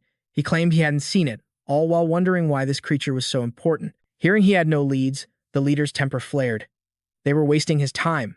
But then, his eyes fell on the beautiful Jisu. With a sickening grin, he jeered that while the place was a dump, he would still love to take her out on a date. Disgust was written all over Jisu's face. Through gritted teeth, she made a promise. "I am going to kill you." Her words completely shattered his fragile ego. He charged forward, weapon raised, screaming that he shouldn't have been so polite. Suddenly, arcs of electricity erupted from his weapon. As it got closer to Jisu, the entire weapon burst into a raging inferno. If she hadn't dodged in a flash, the consequences would have been unthinkable. He swung like a complete madman, unleashing devastating power with every move, determined to make her regret ever crossing him. He arrogantly bellowed that she should have submitted when she had the chance, but she effortlessly dodged every single strike. At the crucial moment, he swung a vicious slash aimed for her neck, but Jisu ducked cleanly underneath. Now, it was her turn to counter. In a blur of motion, she drew her own trusty sword. From her advantageous position, Jisu unleashed a single, decisive upward slash, catching him completely off guard. His arm went flying as he collapsed, screaming in pure agony. His underlings stared in horror before rushing forward as one, desperate to avenge their boss. A figure in a dark cloak attacked first. He launched a massive fireball straight at her. Jisu didn't even flinch, meeting the blazing projectile with the flat of her blade. Then, with a simple flick of her wrist, she sent it hurtling back toward the fallen leader, incinerating him on the spot. She then plunged into the heart of their formation. A deadly aura surrounded her as she unleashed a storm of venom-laced, flaming sword strikes. Anyone who got close fell instantly. A nearby thug saw his turn was coming and frantically raised a crossbow to aim at her. But before he could fire, his throat was slit from behind. Hanho stood there, returned to his massive transformed state, his eyes glowing with a red warning. "You dare point a crossbow at a woman?" His voice boomed. "This silver armor of mine won't allow that to happen." Another thug, seeing the danger, quickly grabbed Young Sik, pressing a knife to his throat and screaming, "If you don't stop, I'll kill him." He frantically ordered everyone not to move, but completely forgot to watch his own back. A figure erupted from a hole in the ground. Who else could have that skill but Sanju? He plunged a knife cleanly through the man's neck. He died on the spot. With their last line of defense broken, the remaining lackeys knew the situation was hopeless. They scrambled onto their vehicle and fled for their lives, still trying to save face by shouting that they'd be back to wipe them out. Seeing them gone, Tae-sung immediately rushed to his friend's side, full of worry. The kid was tough. He managed a bruised, optimistic smile to reassure them. "I'm still alive." Hanho, on the other hand, seized the opportunity to comment, nodding sagely. "Your senior looks more like a bandit than this kid does." Sanjiu seemed a bit flustered. "That's why I lent you the cloak." But Hanho just switched to a whining tone. "It's ugly. I refuse your cheap pity," he declared, saying he wanted something else. Sanjiu panicked and immediately backed away, hugging himself protectively. "Get any closer and you'll get a punch." Hanho pouted in annoyance. "What's with the misunderstanding? I was talking about a good luck charm." Back with Tae-sung, he looked at his friend with sorrow. He couldn't wrap his head around it. Just how amazing could that golden deer be for Young-sik to endure such treatment? Could it really be that incredible? Suddenly, Jisoo noticed something in the distance. She pointed urgently, calling out to Sanjiu. "Look!" A shimmering creature stood silently at the end of the alley. It was the golden deer they had been searching for. At that moment, the system chimed in with a new quest notification to hunt the beast. Jisoo carefully read the information. It looked like they had to capture it. Beside her, Hanho nudged her shoulder. "I bet that thing brings good luck," he said. Without wasting a moment, a powerful energy began to swirl at the deer's feet. The intense violet-blue aura made it look around cautiously as a necromancer's undead horde clawed up from the ground, their grotesque forms intent on tearing the creature apart. It let out a terrified shriek, and holding nothing back, the golden deer charged. Using its two hard horns, it gored everything in its path, desperate to escape. Seeing his target get away faster than he expected, Sanjiu angrily ordered his dire wolf to give chase. At a small fork in the path, the deer suddenly changed direction, heading for the valley. The deer's speed was nothing to scoff at. Worried he'd lose the trail, Sanjiu cursed himself. Was he being too reckless? But as he reached the turn, he saw it standing completely still, looking hesitant and afraid. They froze in terror. Before them stood a real, colossal dire wolf, casually chewing on a goblin's arm, a fresh kill on the ground below it. Noticing the trespassers, the beast let out a furious roar, its eyes gleaming and its long, jagged teeth bared. Its razor-sharp fangs were enough to stop any faint heart. However, Sanjiu and his semi-spiritual dire wolves stood their ground calmly, ready for a fierce battle without a hint of fear. Suddenly, the massive dire wolf's expression changed. It stared at its opponents for a moment, then broke out in a cold sweat. After a few seconds of internal conflict, it let out a deafening howl and leaped onto the window frames, and then it fled. The golden deer, having escaped certain death, let out a soft sigh of relief, but its celebration was cut short. Sanjiu's semi-spiritual dire wolves hadn't forgotten their mission. They moved in and snatched the deer, which only had time to let out a single, pitiful cry. Hanho had witnessed the entire spectacle. Now, he cautiously stepped out and asked, "Wasn't that a little strange just now? Was it really scared enough to run away?" Sanjiu didn't answer, lost in thought. Did that wolf just make a strategic judgment on its own? The creatures they'd fought so far had always attacked relentlessly. But what if they retreat when they realize they're at a disadvantage? How could they ever defeat them? "This is trouble," he muttered. "But it's time to keep our promise. Let's head back to the village." That night, under a full moon, a large crowd gathered in the square, excitedly whispering about Prosecutor John Dangpo. Is he really coming, the master of the Freedom Guild? The person we're about to meet is incredible. Suddenly, someone in the crowd pointed to the sky and yelled, telling everyone to look up. Sanjiu's team followed their gaze. He couldn't help but be impressed. There's a wyvern in the sky, and they're still this loud? This is the power of Korea's top guild. Countless high-end aircraft roared toward them from the direction they were pointing. It was an overwhelming display of power. A moment later, the aircraft landed safely in the main hall. The prosecutor and his entourage stepped out with an air of authority. Jun Sang-yu stared intently at his counterpart. So this was the second boss. The prosecutor walked closer, elegantly extending a hand towards Sanjiu as he introduced himself. "My real name is Choi Jung-han. It's a pleasure to meet you." The moment their hands clasped, a brilliant light flashed. For a second, it seemed like a sign from the heavens, but it was just Minho, who was cleverly using a stolen camera with a flash to capture the historic moment. The story of Prosecutor John Dangpo. Suddenly, Sanjiu realized something was off. He knew what the guild members thought of their master. He said aloud, "He's actually quite charming." But he paused. Something felt very strange. The rest of his team was also in awe, praising the prosecutor endlessly, men and women alike, some with expressions of utter disbelief and adoration. This was the first time the villagers had ever met the man, and they were already like this. Praising his charm wouldn't make him work any harder. His eyes. They looked just like the vampire lords. Even Hanho couldn't hide the admiration in his gaze. Or was Sanju just being too sensitive? As time passed, the two of them entered a private meeting room. Sanju politely led the way, inviting the prosecutor inside where beer and snacks had been meticulously prepared on the table. Sanju popped open a can of beer. The man settled into a chair, starting the conversation. These past few days, I've seen expressions I never thought I'd see again, the look of pure safety on people's faces, and it confirmed that coming here was the right decision. Hearing this, Sanju frowned as he sat down, taking a sip of his drink. He then asked about the safety of the Yeongdeongpo sector. The prosecutor paused, clicking his tongue. It's true, the survivors there. While Seoul's survivors gathered in Yeongdeongpo, many had already fallen, but since the others arrived, the place had become much more lively. The current population of that area now stands at 30,000 people. Sanju's eyes widened in shock at the staggering number. The prosecutor, however, calmly stated they would soon break 40,000. That's a massive force.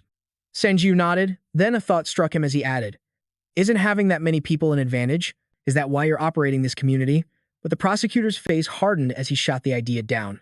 That's a misunderstanding. I just want to save more people. And believe me, having this many survivors is not necessarily a good thing. We're talking about 30,000 people. How many of them do you think can truly adapt to this new reality? The passive ones and the elderly make up a quarter of our numbers. A chill ran down Sanju's spine. This man was truly the leader of 30,000 souls. He was incredible. A leader like that would need someone extremely capable by his side. And as it turns out, he'd been watching Sanju for a long time. To be honest, recruiting you wasn't my first priority. Sanju's mind immediately flashed to the ranking board. The prosecutor gave a grim nod. I am not one of the lucky ones, and my rank proves it. I'm not as strong as everyone thinks. He felt a deep anxiety, knowing the world had changed and so many people were depending on him. Sanju's heart softened at his words. He looked so vulnerable. But he thought to himself that this leader shouldn't be revealing such things to a stranger. The prosecutor ground his teeth slightly, admitting that while he may seem cold and decisive, he still needed to share his feelings. He had lost his entire family in this disaster. He was forced to survive and become stronger, and now he felt nothing but rage toward this twisted game. For now, I follow the rules, but one day I want to shatter them. Then, he pointed directly at Sanju. In conclusion, that's why I need someone I can trust by my side. Someone I can share my thoughts with. Someone with similar abilities, Sanju asked, his voice laced with doubt. Do you really see me that way? The prosecutor shook his head with a slight smile. I'm not sure. The only thing I know about you is your level, and that's why I came to see for myself. It finally dawned on Sanju that this was an invitation to join his guild. Seeing that Sanju understood his true intentions, he didn't deny it. But if it were only for that, I wouldn't have rushed here like this. The Yeongdeongpo prosecutor carefully opened the briefcase he always carried. Inside, the famous prophecy stone glowed with a brilliant light. This, he explained, is the real reason I came to find you so quickly. Place your hand on it. After observing it for a few seconds, Sanju finally decided to touch it. A blinding flash, like a leap through time itself, erupted before him. He had successfully entered the prophecy stone. In an instant, his entire being was transported, left floating high in the sky above Uedo. Fires raged below, a blazing, searing inferno. Then, something colossal erupted from the ground, with blinding speed, kicking up a blinding cloud of dust. From his position not far away, Sanju realized with horror that it was a tree, growing at an impossible rate. In moments, the tree took its final, terrifying form, standing defiantly in the center of the vast city. His eyes twitched in terror. Don't tell me that's the world tree. As if to amplify his fears, a thunderous crack echoed from the tall buildings. The tree's roots shot out like massive tentacles, swiftly snatching people, coiling around them, or simply impaling them where they stood. The entire area was flooded with sorrow and despair. At that moment, Sanju pulled his hand away, and the prophetic vision shattered, returning him to reality. The system flickered, displaying a message. What he just saw was the future that would unfold if he failed to stop the regressor, because he will plant the seed of a corrupted world tree and sacrifice all of humanity. The prosecutor calmly closed his briefcase. He explained that you could only see a fragment of another's future. But it seems you and I witnessed the same thing. A world destroyed by the world tree. We must join forces to prevent this outcome. The place where the world tree is rooted is Uedo, where the boss raid team is. He had confirmed it the moment Chapter 2 began. Sanju's eyes flew open. He understood now. So, he was gathering forces to create a raid party. Seeing that his counterpart understood the situation, the prosecutor stood up excitedly, his voice rising. They were in a desperate race, requiring the combined strength of humanity to ensure the success of the boss raid. But Sanjiu wasn't completely convinced yet, stroking his chin as he weighed his options. It seemed he had no choice but to cooperate with this man. The world was on the brink of total extinction. Should I tell him about the future I saw too? No, that's a different situation entirely. The appearance of the Lich monster will only happen if I fail to obtain the Death Scythe model. If you fail this, the mission gets scrapped the moment he takes you out. Now, keep this a secret. After a tense moment of deliberation, Sanjiu finally agreed to join forces. The prosecutor's face lit up with relief, and he eagerly started to say more. But Sanjiu cut him off with a sharp condition. He would not be joining the man's guild. This would be a temporary alliance, and everything they acquired during the raid had to be split fairly. Sanjiu's firm stance was not what he expected, and a flicker of annoyance crossed the prosecutor's eyes. But with true professionalism, he quickly schooled his expression and offered a handshake. He accepted the terms, giving Sanjiu a 3-day window to contact him. Suddenly, the frantic sound of running echoed down the hall. Hanho burst through the door, panting as he delivered the urgent news. The bandits had reached the village. That ruthless gang had returned. The 3 of them rushed outside to join the others. The prosecutor drew his sword from his back, his voice tinged with arrogance, claiming this was a perfect opportunity. They would demonstrate their true power before the alliance even began. Prosecutor John Deung Po proudly led his troops forward, roaring out the name of his unit, the Punishment Squad. Manhwa Sung and her comrades answered with a thunderous cry, always ready to serve. Just then, the bandits arrived. Their leader was a brute with a face as square as a block of stone, a fat cigar clamped between his teeth. The man sneered as the prosecutor suddenly turned to Sanjiu, lowering his voice just before the clash. Your class is a necromancer, correct? Knowing each other's abilities could help us in the future, so I'll tell you mine. His class was Punishment Squad Commander. He could assign members to his unit, give them orders, and draw upon their combined strength. Across the field, the bandit leader squinted, asking his subordinate if their target was the man in the heavy armor. But the man shook his head, quickly pointing to the cloaked figure and the swordswoman beside him. Sanjiu's party. Being singled out left them completely stunned. Hanho was confused. Why didn't he recognize these thugs? It looked like they had transformed. Not wasting another second, the bandit leader smirked and spoke first. Sorry for the trouble, he drawled. I didn't know a village like this existed. I'm just looking for the ones who killed my brothers. But how much gold do you think I'd get for wiping out every last one of you? So that was his real motive. Faced with these threats, the prosecutor calmly replied, You all showed up, looking exactly like villains from a cheap movie. I've never seen criminals like you in the Seoul City Prosecutor's office. And judging by your behavior, you've never actually killed anyone. There's no need to hesitate. The prosecutor then raised his sword high and commanded, Punishment Squad, eliminate the enemy. The bandit leader merely sneered. We'll start with a ranged attack. You'll all be annihilated before you can even get close. With that, a devastating shower of ice arrows and fireballs rained down on the Punishment Squad. The prosecutor simply pointed his sword toward the sky, muttering the activation for Shield of Faith. Instantly, a shimmering golden barrier materialized, protecting the soldiers on his side. Sanjiu and Hanho watched from behind, completely mesmerized. A defensive skill? It nullified everything. But the square-faced leader was not fazed. He let out a grim laugh, calling it a child's trick. We are the predators who will devour every monster. And every player in this area. He roared, ordering his men to charge forward and destroy. A vicious thug sped forward on a motorcycle, raising an iron mace high above his head.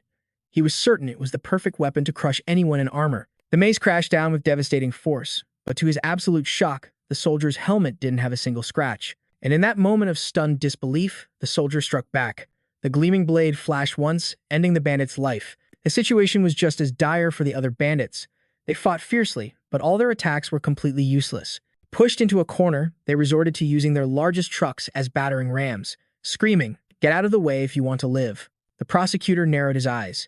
He didn't move an inch. Instead, he aimed his sword directly at the oncoming threat. Manhwa Sung immediately understood her leader's intention and quickly ordered the Punishment Squad to clear a path so he could use his skill. Cross Spear was activated. A brilliant, cross-shaped light erupted from his position, blindingly bright at its center. The intense skill tore across the battlefield, completely obliterating the massive trucks and anyone who stood in its way. The world itself seemed to buckle from the force of that explosion. It was as if Sanjiu's eyes were opened, allowing him to strike 2 targets at once. That recent victory ignited the spirits of the punitive squad warriors, and they charged forward in a renewed frenzy. The terrified bandits cried out, wondering what kind of combined power they were facing. Suddenly, a barrage of fireballs rained down from the sky with terrifying speed. Caught completely off guard, the punitive squad took the full brunt of the fiery assault. In an instant, the tables had turned. After impact, two of the fireballs revealed their true form, two colossal axes, driven so deep into the earth that the entire area cracked and splintered. As the dust settled, the punitive squad was left groaning on the ground. It turned out the bandits' savior was none other than their square-faced leader. He let out a booming shout, calling his twin axes back to him. As if drawn by a magnet, they obediently flew back into his powerful grasp. With his ultimate weapon in hand, he let out an arrogant, challenging laugh. There's no way we can block a metal weapon like that, Sanjiu and Jisoo thought, their faces grim. A weapon that could be wielded so freely with such immense power was definitely no ordinary item. Finally, Prosecutor John Daeungbo had seen enough. With a calm, unwavering gaze, he decided to step forward. An aura of pure righteousness radiated from him as he replied, "He looks like an interesting little toy." He would accept the challenge. For the leader of a bandit horde, being called a toy by some kid was the ultimate insult. Veins bulged on the leader's forehead as he roared with rage. "If you think I'm a toy, then try blocking the attack of a mythical-grade item." The twin axes launched from his hands, spinning like a deadly guillotine as they flew toward the prosecutor. In the next moment, an explosion as massive as an atomic bomb erupted, sending smoke and flames billowing into the sky. They had to wait for the thick smoke to clear before the outcome was revealed. The prosecutor was completely unharmed by the impact. In fact, he stood there arrogantly, his own sword blocking the two shattered. "Who cares about your so-called mythical item?" With those words, he twisted his sword. It flashed with light, destroying what little remained of the weapon. The bandit leader could only watch in agony, helpless as his precious item was obliterated right before his eyes. His entire body began to tremble uncontrollably. Seeing this, Ed pushed up her glasses with a smug look on her face. She said confidently, "Our punitive squad serves the prosecutor's knights. We're quite possibly the strongest team in the country, or maybe even the entire world." They truly looked like a moving fortress. Sanjiu had never seen a punitive squad like this before. His thoughts made him glance over at Hanho, who just stared back, completely clueless. Meanwhile, the prosecutor continued his work. He raised his sword high, chanting the incantation to activate the aura of the knightly order. A brilliant golden light poured out from his body, swiftly flying toward the warriors and seeping into their forms. In an instant, they could feel their stamina surging back, their vision clearer than ever before. It was a skill that could both heal and provide a powerful damage buff. With a swordsman like him tanking the damage, they were invincible. Now, let's crush the remaining bandits and end this battle. The bandit leader could only grit his teeth in frustration. The scene shifts to an underground room not far away. The injured and those with limited abilities had been taking shelter there for some time. Hanho's father couldn't hide his impatience any longer and demanded, "Are we really just going to hide in here?" Hearing this, Gyeong-su scrambled to explain, "It's not hiding. We're just staying on high alert until the battle is over." Sergeant Kim, sitting in a corner, also chimed in, "None of us have ever fought before. We might just get in the way. The day might come when they have to fight other humans, but that day was not today." Realizing they had misunderstood him, Hanho's father quickly corrected them. "I don't mean that we should go out and fight. I'm talking about the guild's power. Aren't you the least bit curious?" He had hit a nerve. Gyeong-su turned away, slightly embarrassed, trying to find a way to change the subject, but Mr. Lai knew he had him. He pressed on, tempting him further. "Let's just go take a peek. Don't fight the urge." He finally agreed to go outside with him, but only for a quick glance.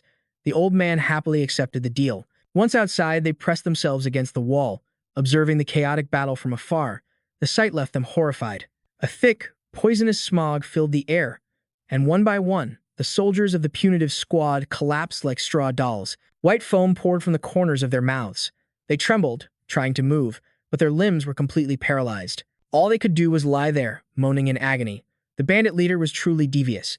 He had pulled out a vial filled with a horrifically foul-smelling liquid to create the poison gas. And of course, he had come prepared, wearing a gas mask to protect himself. He laughed maniacally. Did they really think that pathetic trick was his only weapon? The concentrated hell essence was an item sold by some very shady characters, but its effects were undeniably potent. Faced with this situation, Prosecutor John Daeungbo seemed to be at a disadvantage. He struggled, covering his mouth and nose with his cloak, desperately trying to wave the smoke away with his sword. This wasn't just poison, was it? This was trouble. This battle was meant to show that Necromancer, the guild's true power. And he had a way to handle this. But it was better to deal with this guy quickly. He would have to unleash more of his strength. However, as he readied his stance to fight again, a figure slowly tore through the toxic fog, grabbing the prosecutor's attention and making him freeze. That cool-headed individual was none other than Sanjiu, who casually pulled his hood up to cover his head. He signaled to the prosecutor that he'd seen the guild's power, and that he would take it from here. Sanju felt it was better if they teamed up to deal with this foe. The villain saw this newcomer not only remain fearless, but seemed to be looking down on his ability. His pride shattered, he screamed in a rage. "Do you have any idea how much this item is worth? Fine, then have a taste." Without another moment's hesitation, he hurled the last vial right at Sanju's feet. The moment the vial shattered, a terrifying cloud of toxic smoke erupted with savage intensity. The prosecutor backed away cautiously, but Sanju only grinned, reaching his hand closer to the vial as if savoring it. Suddenly, his entire body erupted in blue flames, and his glowing eyes instantly purified the toxic gas until nothing remained. Just as he'd said, they really were a good match. Sanju now looked as dangerous as a wild beast. He tilted his head to the sky, inhaling the deadly poison with an expression of pure satisfaction. It seemed it had been a while since he felt like this. This concentrated hell essence was weaker than an elder orc skill, but it was more than enough. As for the subjugation team, he had to show prosecutor John Dangbo how a true necromancer fights. The bandit leader and his nearby henchmen were stunned to see Sanju completely unharmed. Could it be a defective product? The henchman foolishly lifted his gas mask to check. Naturally, the price for his stupidity was to collapse on the ground, foaming violently at the mouth from the poison. Sanju looked on with disgust at the fool who had just ended his own life, then raised his hand to activate his next skill. If he was going to put on a show, he might as well do it right. The death curse immediately spread across the area, and hundreds of corpses clawed their way out of the ground. They charged towards the henchman's body, tearing it to shreds. The zombies didn't forget to take care of the other living bandits either. They screamed in terror. Now they remembered who they had dared to offend. He was the necromancer everyone whispered about. They were about to be overwhelmed by the sight before them. At Sanju's next command, a swarm of cursed spirits appeared to finish off the remaining villains. The bandits now scattered like a broken beehive, managing only to turn and scream to their leader that the situation was bad. They scrambled onto their vehicles and floored the gas. One rider was attacked from behind and fell, dead, but not a single one of them dared to stop for a second. The unlucky ones who couldn't escape were instantly blown to pieces by Sanju like holiday firecrackers. Seeing the tables turn, Ji, On-Soo, and On-Lee, who had been watching from behind a wall, shared in the triumphant feeling. Every time they saw Sanju fight, his methods were just so incredible. It always put their minds at ease. Suddenly, Mrs. Lee appeared out of nowhere, asking what they were doing. The two of them jumped in shock and stumbled out from their hiding spot. Just then, the bandit leader and his cronies arrived in their escape. Seeing the three of them, he had a wicked idea. He ordered his men to capture them as hostages. It was their only path to survival. If they resist, he snarled, leave only one alive. Gi On-Soo's face went pale, realizing his terrible mistake. He risked his life, yelling for Han-Ho's parents to run while he stood his ground to shield them. Driven by responsibility, he thought his life was over. When suddenly, a figure flashed past him. It was Jisoo. Seeing their new opponent was just a woman, the bandits sneered contemptuously. "What's this? Take her hostage, too." But a bald man among them screamed a terrified warning. "Don't move. She's not someone you can touch." And indeed, the moment she swung her sword, a ferocious wave of fire erupted from the blade, powerful enough to incinerate anyone with a death wish. Cornered, the ringleader's face turned ashen as he uttered, She's like a demon." He tried to say something else, but before he could finish, a dagger plunged through his stomach from behind. All he could manage was a choked grunt. He never imagined he would die in a place like this. The one who delivered the final blow was none other than Sanju, as a card suddenly flew out from his body. It glowed brilliantly as a system notification appeared. Just as he predicted, that bastard was the last one. The prosecutor cautiously approached, his cloak still hiding half his face. He demanded, "What was that item?" Sanju shook his head, clueless. Suddenly, a system notification chimed. It was a pass for a hidden stage, and it had already been activated. Sanju furrowed his brow, completely absorbed, failing to notice the shimmering rift forming behind him. A dimensional gate had materialized out of thin air. Instantly, it began to pull him into its vortex, giving him absolutely no chance to resist. It all happened in a flash, leaving everyone completely paralyzed. They could only watch in horror as the portal devoured Sanju whole. The prosecutor, John Deung-po, stepped forward. He reached out, as if to follow, but a sharp crackle of energy from the gate's edge zapped his hand. A system message appeared, entry denied. This is a single-player instance. The prosecutor stared at his hand, muttering to himself. Denied entry? Was it because of that item he held? Just where does this golden gate lead? As he was lost in thought, a blinding flash erupted from behind him. It was a reporter, ecstatically capturing the entire scene. He couldn't contain his excitement, praising the spectacle. This necromancer is in a league of his own. But the prosecutor's expression darkened instantly. With a slight tilt of his head, he ordered, Stop filming. He closed the distance to the reporter, his overwhelming presence a silent, suffocating warning. You only record when I give you permission. But, being a master manipulator, the prosecutor realized his anger was too obvious. He quickly masked it with a disarmingly charming tone, saying he understood the man's job. After all, photos of a hero would surely bring hope to the people someday. However, he continued smoothly, the world is full of wicked people. We must completely control the flow of information. The naive reporter believed this was for a noble cause.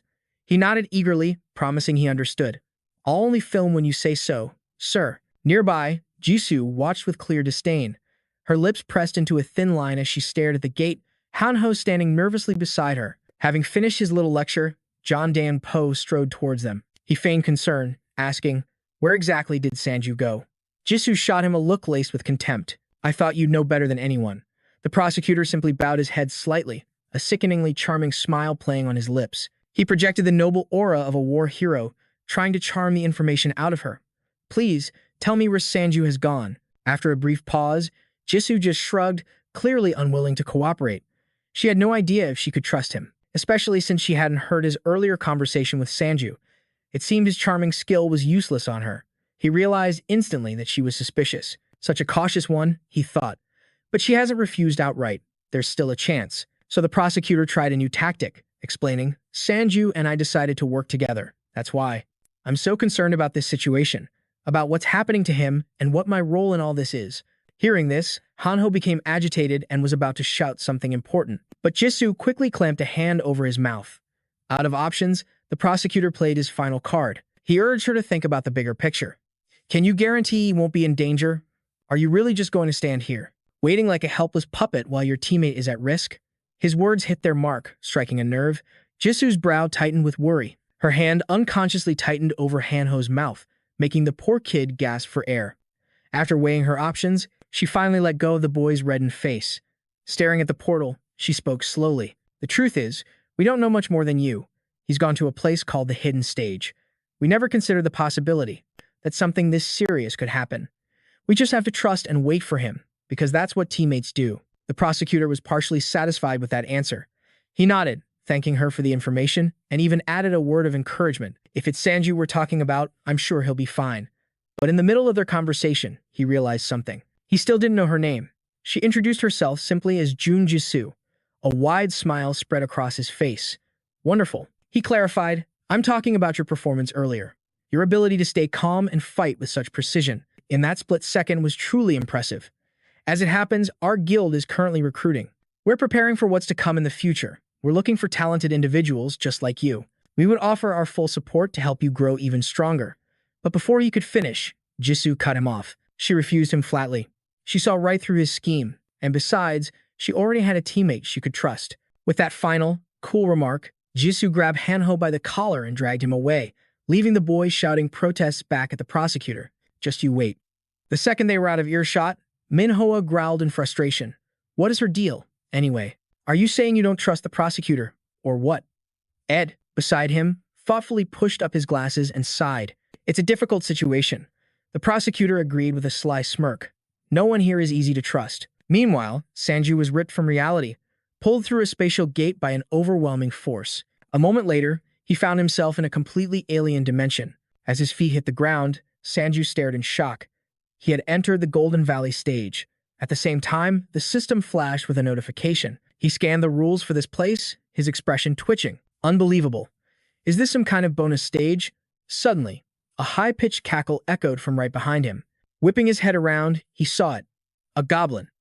And not just any goblin, but a golden goblin. From the surrounding buildings, other golden goblins began to emerge, swarming like hungry ants that had just found their next meal, their numbers growing by the second. He observed their frenzy and smirked. "It's been a while since I've seen this kind of reaction. It seems they've identified me as their target. Perfect." Sanju waved his hand, tearing a hole in reality itself. From the void, Goblin Dry made its grand entrance. "Now, let's show these glittering trash mobs who's really being hunted here." Back outside the spatial gate, the others were still busy cleaning up the chaotic battlefield. After a careful survey, a scout reported to the prosecutor, "All of our injured members have recovered. The healing elixirs had no effect, but the antidotes worked." The prosecutor listened with a cold expression. "I see. It was more like a curse than a poison." But I'm surprised an antidote was effective at all. The condensed Hell Essence releases a debuff called Hell's Breath. Ed, do you know anything about an item like that? The woman in question paused to think for a moment before answering. Judging by the name, it sounds like an item used by a warlock. Powerful items that can break curses like that have never appeared in the shop before. Did they get it from a special vendor or some other way? The prosecutor answered coolly, most likely. A special item obtained through a special method. But why didn't an incredibly powerful item like that have any effect on Sanju? Ed then called out to Manhwa, purposely butchering his name and making the man jump. But Manhwa knew it was his turn to speak, adding that after checking with his special skill, the 3-star Dwarven Scouter, he discovered it wasn't ineffective. It was because he had already cast a buff on Sanju. His experience points must have skyrocketed, awakening new effects, even boosting his vitality and mana pools. It seemed the dungeon and the condensed Hell Essence held far more secrets than they realized. Ed suddenly remembered another critical matter. She quickly changed the subject. Prosecutor, is it true you're splitting the boss raid rewards with that necromancer? He confirmed it, looking troubled. We had no other choice. Otherwise, Sanju wouldn't have joined us. You all saw his power, didn't you? Losing a warrior like him would be a devastating blow. Hearing this, Ed smiled with utter confidence. Then please, leave the contract negotiations to me. He still hasn't experienced the true nature of this world, so I believe I can draft a contract that's very beneficial for us. You know as well as I do just how critical those boss raid rewards are. Think of the 30,000 people our guild is responsible for. Faced with her powerful logic and intense aura, Prosecutor John D. Umpa and Manhwa couldn't help but shiver. She's terrifying. Her true colors are finally showing. Weighing the pros and cons, the prosecutor gave his approval. Proceed, but make sure you don't turn him into our enemy. She accepted the condition. Besides, I despise becoming a villainous recruiter. Suddenly, the prosecutor stopped in his tracks. Without turning back, he asked quietly, regarding the Prophet's stone. What are your thoughts on it?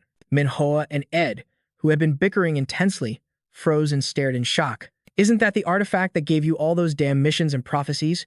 At first, I was skeptical, but after touching it, the feeling was truly terrifying. The prosecutor grew quiet, lost in memory. That's right, doubt and fear. That is the normal reaction for anyone who first forms a contract with the Prophet's stone. But Sanju, he just seemed to simply accept the entire situation. With that, he gave the two of them a new mission. Perhaps I'm overthinking this, but I want you to find out if he has ever laid his hands on that stone before. Meanwhile, inside the other world, an intense, fiery battle between Sanju and the horde of monsters raged on. Corpse explosions ripped through the air, detonating everywhere like a volley of cannon fire. Flames and flesh became one. Even the golden goblins and orcs began to hesitate. This was the power of his necromancy. For every enemy that fell, he simply raised it from the dead, adding another golden soldier to his ever-growing army. They were strong, but against him, it was utterly pointless. Nothing was ever this easy. He decided not to overthink it. Keep it simple. Just kill, and kill again.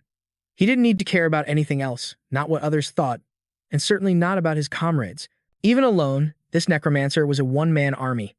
No, it was easier this way, fighting all alone. The very idea of teammates, of needing anyone else, was drowned out by the intoxicating thrill of victory. Arrogance was setting in, but then, a voice seemed to echo in his mind, calling Sanju's name. He turned his head out of instinct, but there was nothing there, just his cursed spirits, giant bears, and lanky goblins. A strange feeling. Was it loneliness? A short time later, after wiping the area clean of monsters, Sanju led his shambling horde to a new location. They marched onward relentlessly, until they finally reached a fork in the road. An arrow suddenly materialized before him, presenting two distinct choices, a box to the left and a box to the right, each a different size. Sanju smirked, already calculating the odds. The larger box on the left would undoubtedly hold a greater danger, but with greater risk comes a greater reward. With his mind made up, he led his army down the left path. After just a few steps, they saw it, a colossal wooden box, hovering silently in the distance. Sanju cautiously approached, but nothing happened. He was growing impatient. With a soft sigh, he ordered his cursed spirits to attack. On his command, they unleashed a torrent of lightning bolts at the box. The assault finally provoked the beast within. The lid flew open, revealing a maw bristling with razor-sharp fangs and a single, bulging yellow eye right in its center. The event boss had appeared. Its eye darted around madly, searching for the unfortunate soul who dared disturb its slumber. Sanju, however, was at a perfect distance. He calmly observed the beast, then muttered, "Those teeth are huge." He bet they were sharp, but his army's total power was still higher. The creature's weakness was obvious, too. It had no limbs. He knew it could still move, but its mobility had to be limited. He'd use his bear spirits and dire wolves for defense. The rest of his forces would be on the attack. A perfect strategy. Until the monster suddenly recoiled, its entire body trembling. A pained groan escaped its throat. Seeing this bizarre behavior, Sanjiu frowned, forgetting his plan as he cautiously moved closer. He crept forward to investigate. In that instant, the cunning beast saw its prey take the bait and swelled to a monstrous size. With a single lunge, it scattered his dire bears and wolf spirits like bowling pins, as if taunting them. If you can, then run. Let's start the chase. The momentum sent the giant, boulder-like bears flying backward, crashing right into their own master. The impact was devastating, and Sanjiu's body couldn't withstand the force. He immediately coughed up a spray of crimson blood. At the sight of it, the boss's eyes lit up as it shrieked, opening its cavernous, deathly maw. It lunged with lightning speed, eager to devour its fresh, dying meal, forcing Roy to desperately try and hold it back. But the monster was too powerful. In a flash, the distance between them vanished. Despite Roy's desperate struggle, Sanjiu felt the chilling numbness of fear creeping up his spine. He was wrong. He'd assumed that even as a boss monster, its movement would be restricted. When had he started underestimating his enemies? When had he become so arrogant? Was this the lingering effect of his Hell Force awakening? Or was it because everything had been going too smoothly? The dead never disobeyed him, even the one he trusted most, only followed his will. Images of Jisoo and Hanho flashed through his mind. He couldn't believe he dared to think that he didn't need comrades. How unbelievably arrogant. If he survived this, he swore he would change. He had to be more careful. Just then, the monster lunged, appearing right behind him, leaving no time to react. With a sickening crunch, Sanjiu froze. The gates of death were wide open before him. But it wasn't a fatal blow. His dire bears and wolf spirits were holding the monster back with every last ounce of their strength. Sanjiu snapped back to his senses. That's right. Before anything else, he had to kill it. Sanjiu strained, using his sword to pry open the monster's jaws. He forced its mouth open just enough, then hastily summoned his zombies, ordering them to crawl inside. The moment the last zombie was inside, he yanked his sword free and leaped backward, creating as much distance as possible. Roy and the others understood his plan instantly. They swarmed the monster, forcing its jaws shut. Roy looked back at him one last time, a gentle smile on his face. Filled with regret, Sanjiu could only apologize. This battle was a grave miscalculation. He had no choice but to trigger the corpse explosion. A massive blast rocked the very foundations of the area, devastating everything in its path. It even ripped a gaping hole in the concrete ceiling above. Tensely, Sanjiu raised his shield for cover, scanning the aftermath. Just then, a system window flashed before his eyes. He had successfully defeated the boss and cleared the final stage. But it came at a cost. His cursed spirits had been sacrificed in the blast. Wasn't this a total ripoff? He cautiously approached the monster's corpse to investigate, tapping gently against its outer shell. It seemed the creature was completely unharmed by any external attacks. Without striking from the inside, killing it would have been impossible. Covered in blood and utterly exhausted, Sanjiu was at his limit. He pulled out an antidote potion, drinking it down as he muttered to himself. So that's why he couldn't recover from that last attack. He had to be much more careful from now on. One mistake like that was more than enough. Just because the world had become like a game didn't mean death was just as meaningless. There were no respawns here.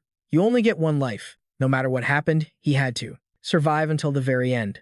That was the least he could do, especially since he'd left his family behind to make it this far. His resolve hardened. With his strength and spirit restored, Sanjiu strode directly toward the reward room. He cautiously pushed the door open and scanned his surroundings, an old classroom. Was this really the reward room? But then he noticed the lockers lining the far wall. Each one had a distinct, glowing lock. The system immediately displayed information about the items contained within. Sanjiu studied the list intently, his mind racing. These were not items you could get from the regular system shop. These were far more valuable. Skill enhancers, experience boosters, and something called a wish parchment. He had no idea what that was used for. Curious, he selected it for more details. A new system window popped up with a detailed description. The parchment could be used to create a binding contract with another player based on self-imposed conditions, but failure to fulfill the contract meant certain death. Sanjiu's brow furrowed. He could see how that might be incredibly useful, but he didn't have enough points to claim everything here. He would have to choose wisely. He selected a few key items, making sure to include the wish parchment. But was this truly the best choice he could make? As he was second-guessing himself, another notification appeared. He had officially been promoted to level 13, For clearing the hidden stage, his doubts from moments ago vanished, replaced by a wide grin. He was more than satisfied, even his stats had increased. Now that was a real reward. He decided to use his points on an agility card, raising it by 3. If he'd been just a bit faster, he could have avoided that last hit. But it wasn't too late to fix that. With all the stages complete, the system began a countdown for his return. It was time for Sanju to teleport back to the real world through the gate. Once again, he had obtained everything he needed. It was time to get back to his team. The scene shifts back to the real world. Beneath a full moon hanging high in the night sky, Sanju returned. Prosecutor John Dingpo rushed out to greet him warmly. He expressed surprise at Sanju's disappearance, adding that he was relieved he had safely completed the raid. Sanju just smiled evasively. "I didn't expect it either. Sorry to have kept you waiting." The prosecutor waved it off generously, explaining they would have been waiting that long regardless. "Since I couldn't come empty-handed, I brought a small gift." He then added, "Also, would it be possible to post our contract and a photo of your team to the community?" Confused, Sanju glanced at Jisoo for help. "A photo? The community has a function like that?" The prosecutor quickly jumped in, pointing to a reporter behind him. "It's because of his unique class, photographer. He possesses an item that allows him to upload images. To give the public hope, don't we need to show them something tangible? It might be embarrassing, but people are calling you heroes." Sanju fell silent, weighing the pros and cons. They might be targeted by opportunists, but this would also help maintain a positive public image. "All right," he finally agreed. "We'll do it." With the agreement settled, the prosecutor and his team boarded their aircraft, leaving the 3 of them standing there as it flew away. Meanwhile, Hanho had been examining the prosecutor's gift. Suddenly, he shouted with glee, "Whoa!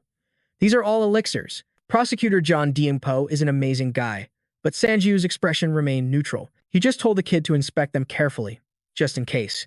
Jisoo seemed more at ease, asking cheerfully, "So, the next raid is officially set.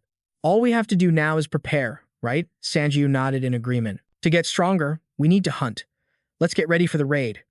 A few days later, in a desolate, ruined corner of the city, a pack of goblins swarmed around a fresh corpse, when suddenly, a sweet, alluring scent drifted through the air. The scent instantly drew the orcs in, turning them into a ravenous pack. They stampeded toward the aroma coming from a box in the center, tearing into each other with savage fury just for a taste. Suddenly, a nearby goblin corpse began to glow, and before they could even react, a world-shattering explosion erupted from that very spot. Not a single one escaped the blast. From their hiding spot, the heroic trio emerged, with Sanju calmly noting, "That makes 5. This was his chance to finally activate the warrior's sword. Beside him, Hanho could only stare in absolute awe, but Jisoo's face darkened with disapproval. Is this really how he's going to hunt? Hanho walked over and picked up the item. The kid had carefully sealed it, yet the scent was still overwhelmingly alluring.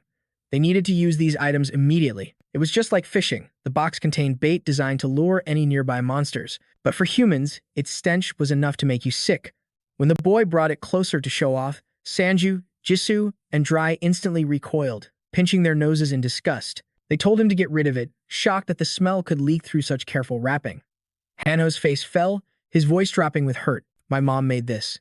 Hearing that, the two felt a pang of guilt and quickly tried to change their tune. They stammered praises about how perfect the item was, but their hands never left their noses.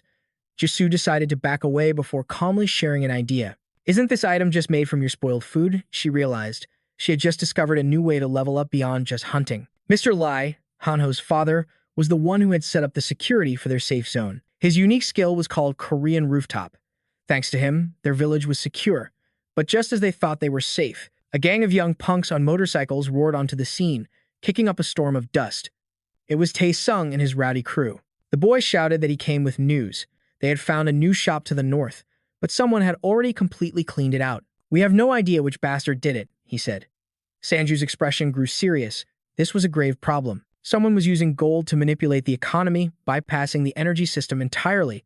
It was like they were stealing all the essential supplies from every hunt. At this rate, they couldn't even dream of harvesting crops. But then, an idea struck him. He turned to Tae-sung. "If you find another shop, contact Kyung-soo immediately. If we don't send people, every survivor out there will be in danger." Receiving his orders, the boy grinned and eagerly accepted. But then, Sanju noticed something odd. He squinted at a group of girls gathered in the distance. They had been staring at him this whole time, whispering amongst themselves with tense expressions. "What's up with them?" Following his gaze, Tae-sung understood and explained awkwardly. "You did beat up Jujin before, right? Well, a rumor started that you're violent towards women. He leaned in and whispered a few more words. The truth made his face go dark. To the wider community, he was a hero. But here, he was seen as a total monster. After a bit more chaos, the biker kids finally took off, leaving them in peace once again. Sanju quickly shook it off, announcing, "Let's get back to the hunt." But Jisoo suddenly turned away. Her eyes shot wide open. A chilling premonition, the feeling of being watched, flashed through her mind. She frantically tightened her grip on her flame sword, taking a defensive stance and shouting a warning to Sanju. "Someone's here." Instantly, a massive, furry shadow shattered the glass of a nearby building, bursting out from right behind them. Another, similar shadow, drool dripping from its jaws, charged at them with brutal intent. But the ghost bears that always follow them were ready. His spectral guardians swiftly intercepted the attack, blocking the creatures. Now, he could see them clearly. They were dire wolves. Sanju tensed, raising his crossbow and aiming to take down one of the giant beasts. But then, a third dire wolf appeared on a wall. It leaped down with incredible speed, screaming in terror, "Don't shoot." Sanju froze, his head snapping up in shock. Did that dire wolf just speak? This was something he had never imagined possible. Despite the warning, the battle raged on. One of the dire wolves broke past the ghost bear's defense. It reached out with a massive arm, grabbing for the food pouch Hanho wore around his neck, and the boy screamed in panic. He thought he was about to be killed, but with a single swipe, the beast simply ripped the fabric pouch containing the bait box. They quickly tore the box open and began to devour its contents, completely forgetting about the humans they were just attacking. But as they enjoyed their delicious meal, they slowly realized that something was terribly wrong. They looked up only to find themselves completely surrounded, trapped in a circle with no escape. Sanju aimed his crossbow straight at them, his voice laced with fury. "You said don't shoot. Start explaining why, right now." Trapped in the circle, the two smaller dire wolves panikedly asked their leader what to do. The larger wolf told them to stay calm. "We may be surrounded, but we still have a chance." Sanju's brow furrowed in confusion. A chance? In response, the large dire wolf let out a fearsome roar. With a desperate roar, it charged forward to carve a path of blood. It savagely slammed one wolf aside, believing it could shatter their encirclement. Its goal was to let the younger ones escape. Sanju finally understood its plan and, gritting his teeth, gave the order. Tighten the circle on the weakened wolves. In his hands, the crossbow hummed with power. Sanju loosed his shot. 2 arrows sank deep into the beast's back, making blood spray like fresh crimson before it collapsed. It struggled to its feet, knocking aside more wolves at the edge, and with its last breath, screamed for the other dire wolves to run. The young ones fled in a panic, their cries echoing behind them. "We're sorry.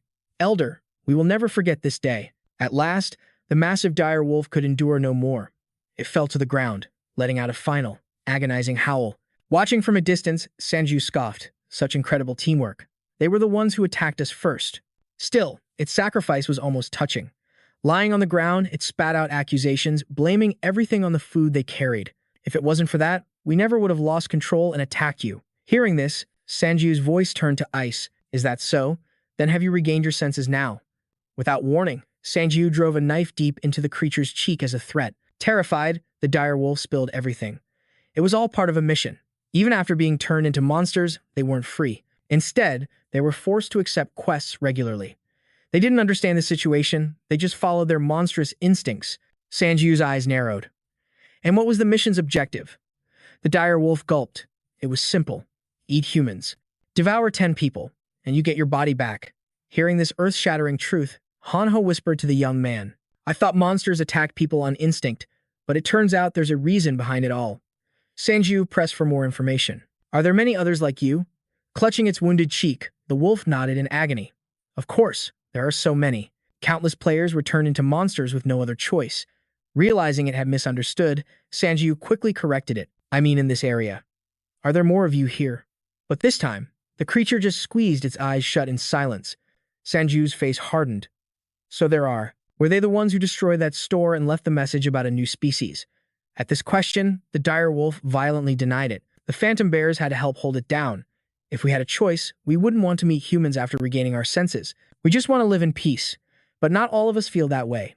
There's a group that actively hunts players. To satisfy their own hatred, they must be the ones behind everything." Unsure, Jisoo had to ask again, "Are you talking about a group of monsters that despises humans?" Hearing that, the dire wolf gave a bitter laugh. "Humans are involved too, those damn scientists. They're the real masterminds, but they always pin the blame on monsters while creating dangerous items of their own." Sanju's mind immediately flashed back to that item. Tensely, he confirmed his suspicion. You mean the monsterification syringe from those black market dealers? His question was met with a deep, endless silence. Sanju's expression soured, thinking it was stalling for its reinforcements to return. But the direwolf just shook its head, defeated. I told them to run far away and never look back.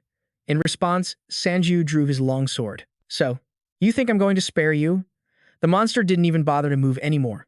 It just lay there, completely still. It was denying his accusation, waiting for the end to come. Even when he had been allowed to choose a class, out of fear and suspicion, he had chosen nothing. What's more, he even stopped his family from choosing.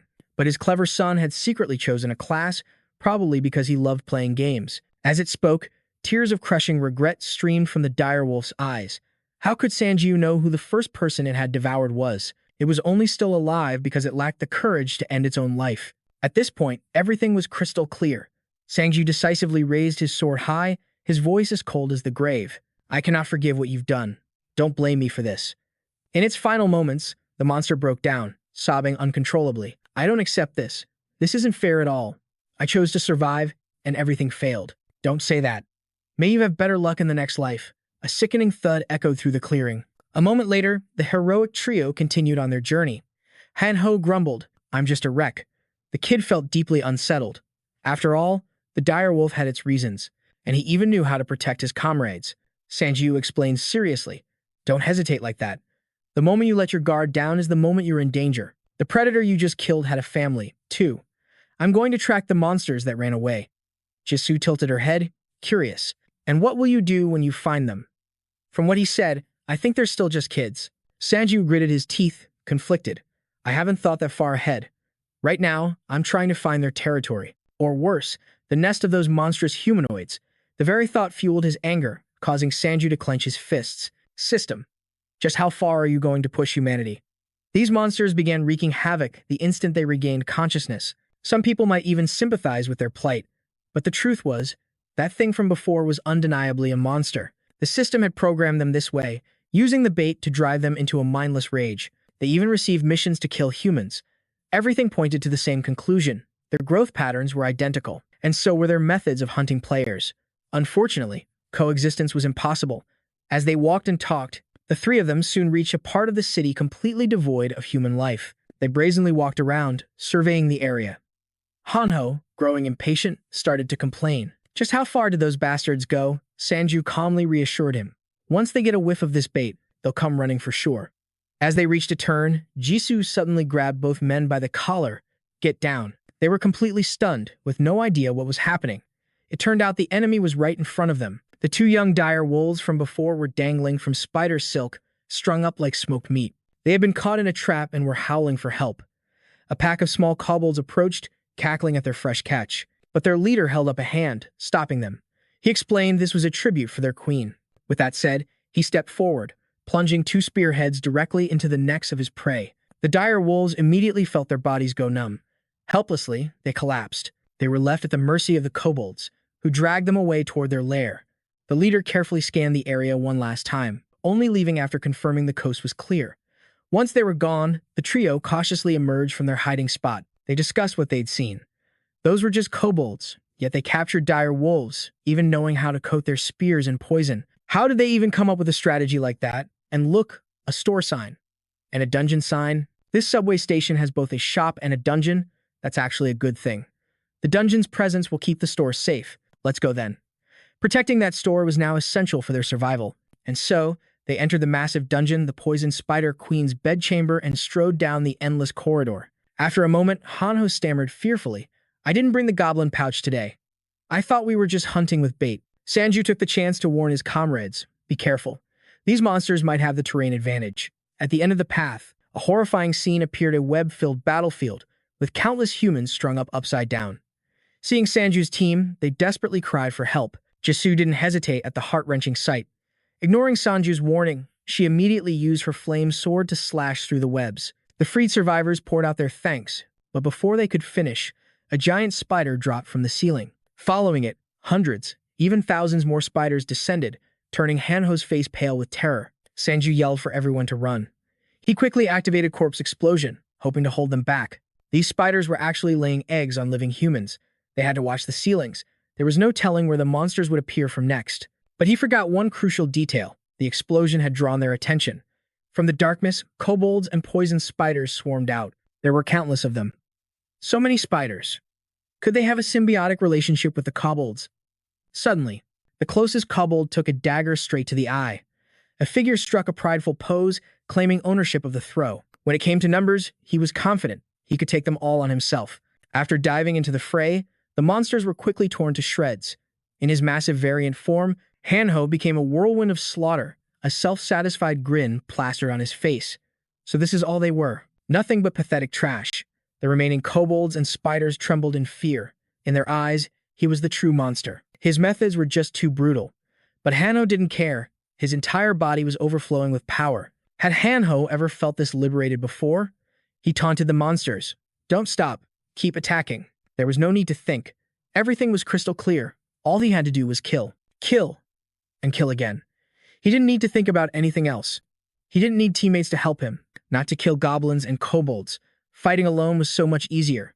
He was now a powerful warrior. A powerful warrior, a thief, and completely on his own. The enraged kobolds shrieked, ordering the spiders to shoot their webs and bind him.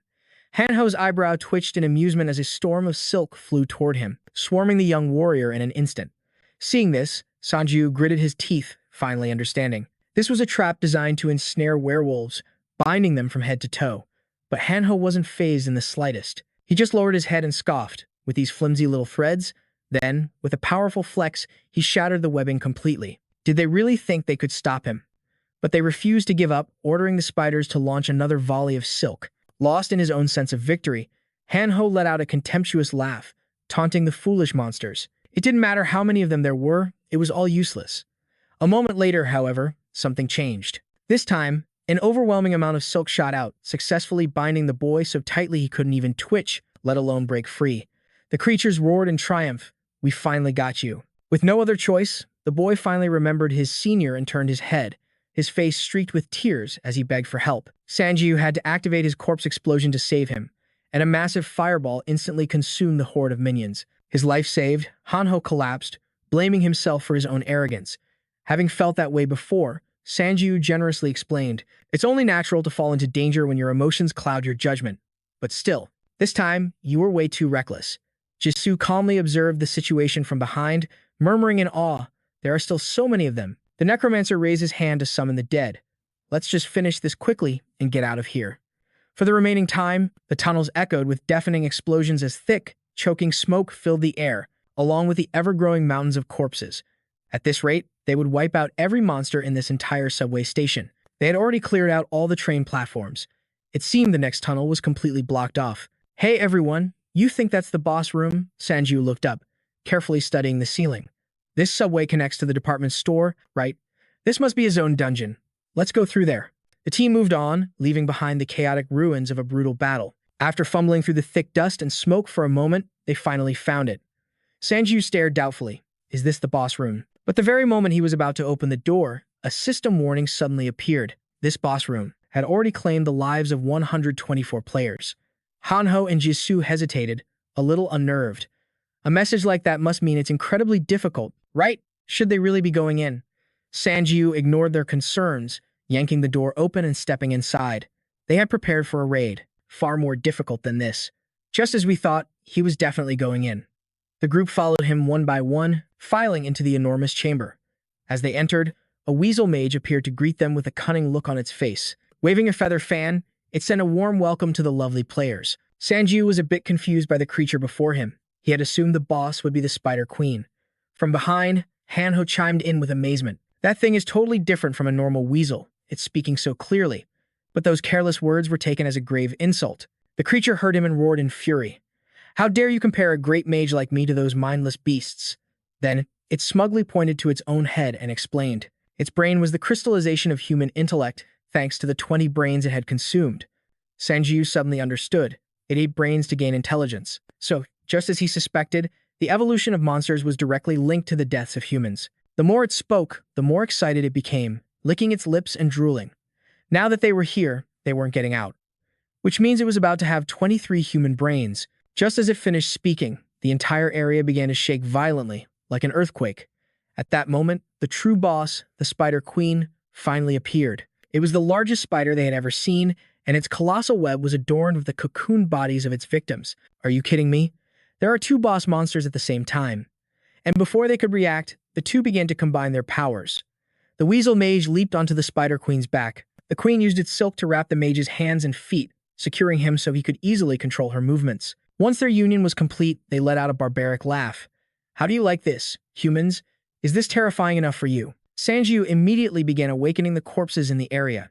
His plan was to use the undead to trigger a corpse explosion like always, and then use his skeleton soldiers to finish the job. But to his surprise, the weasel mage ordered the Spider Queen to use her iron spider web, launching a preemptive strike.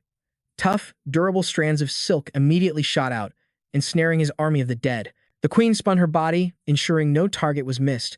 Her iron spider web shot out like a hail of giant, menacing bullets. His skeleton soldiers and cursed spirits were also bound tight, completely unable to move. The weasel mage cackled with glee. Were you planning to use those things for an explosion? I saw through your entire plan. Sanjiu gritted his teeth in fury. The creature had achieved a certain level of language. It possessed an intelligence equal to that of a human. Beside him, Hanho recklessly flung his daggers, making the first impulsive move.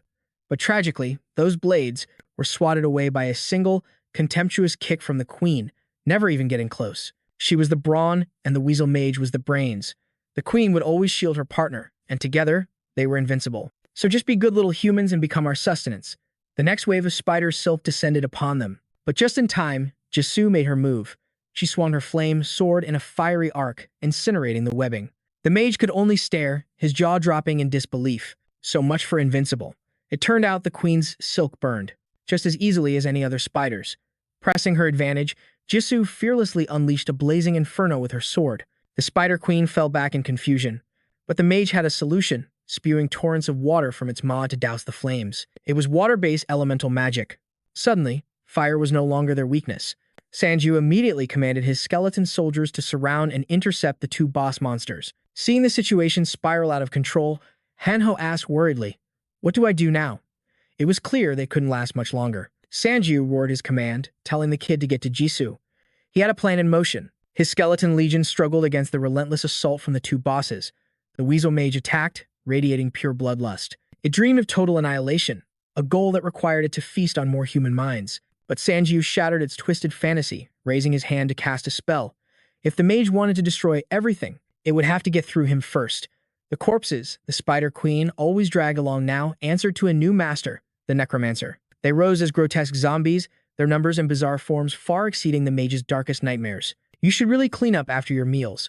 It seemed the queen's own lair was the perfect battlefield for a necromancer. With a fresh supply of undead, Sanjiu's army swelled in numbers.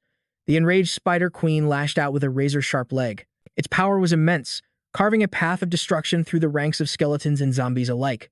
But Sanjiu had plenty more where that came from. Watch yourself, queen.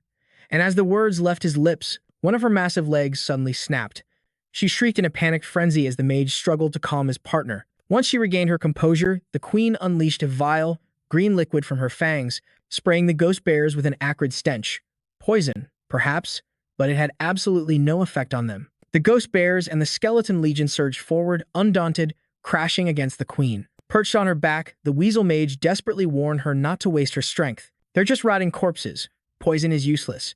Observing from a distance, Sanjiu let out a cold smirk. Clever creature, so you finally get it. The Spider Queen spun around, her colossal legs sweeping away the dot, surrounding skeletons. But at the same time, Sanjiu was already casting his magic on the bodies hanging from the ceiling. Under his command, a new wave was preparing to descend. He wasn't sure they could win.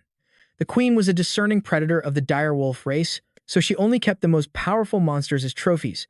Mindless beasts eventually tire and fall in battle, but if these two started using their intellect, even slightly, the odds would drastically change. A brilliant column of energy crashed down into the center of his undead, blasting them to pieces. The mage and the queen had changed their strategy. Their new target, kill the necromancer first. Sanjiu instantly realized he was their primary target. Closing the distance, she brought two colossal legs down in a devastating strike aimed right at him.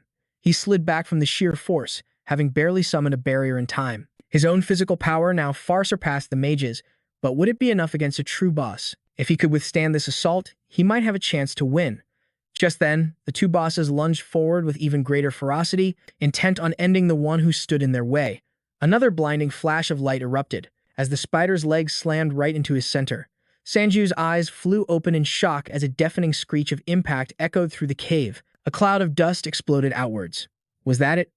Of course, it's never that simple. From the heart of the dust cloud, a violet light began to glow, emanating from the gem on his chest. The gem had absorbed the fatal blow for the necromancer. His own barrier had shattered under the immense pressure. Dropping to one knee, he gasped for air, his mind reeling.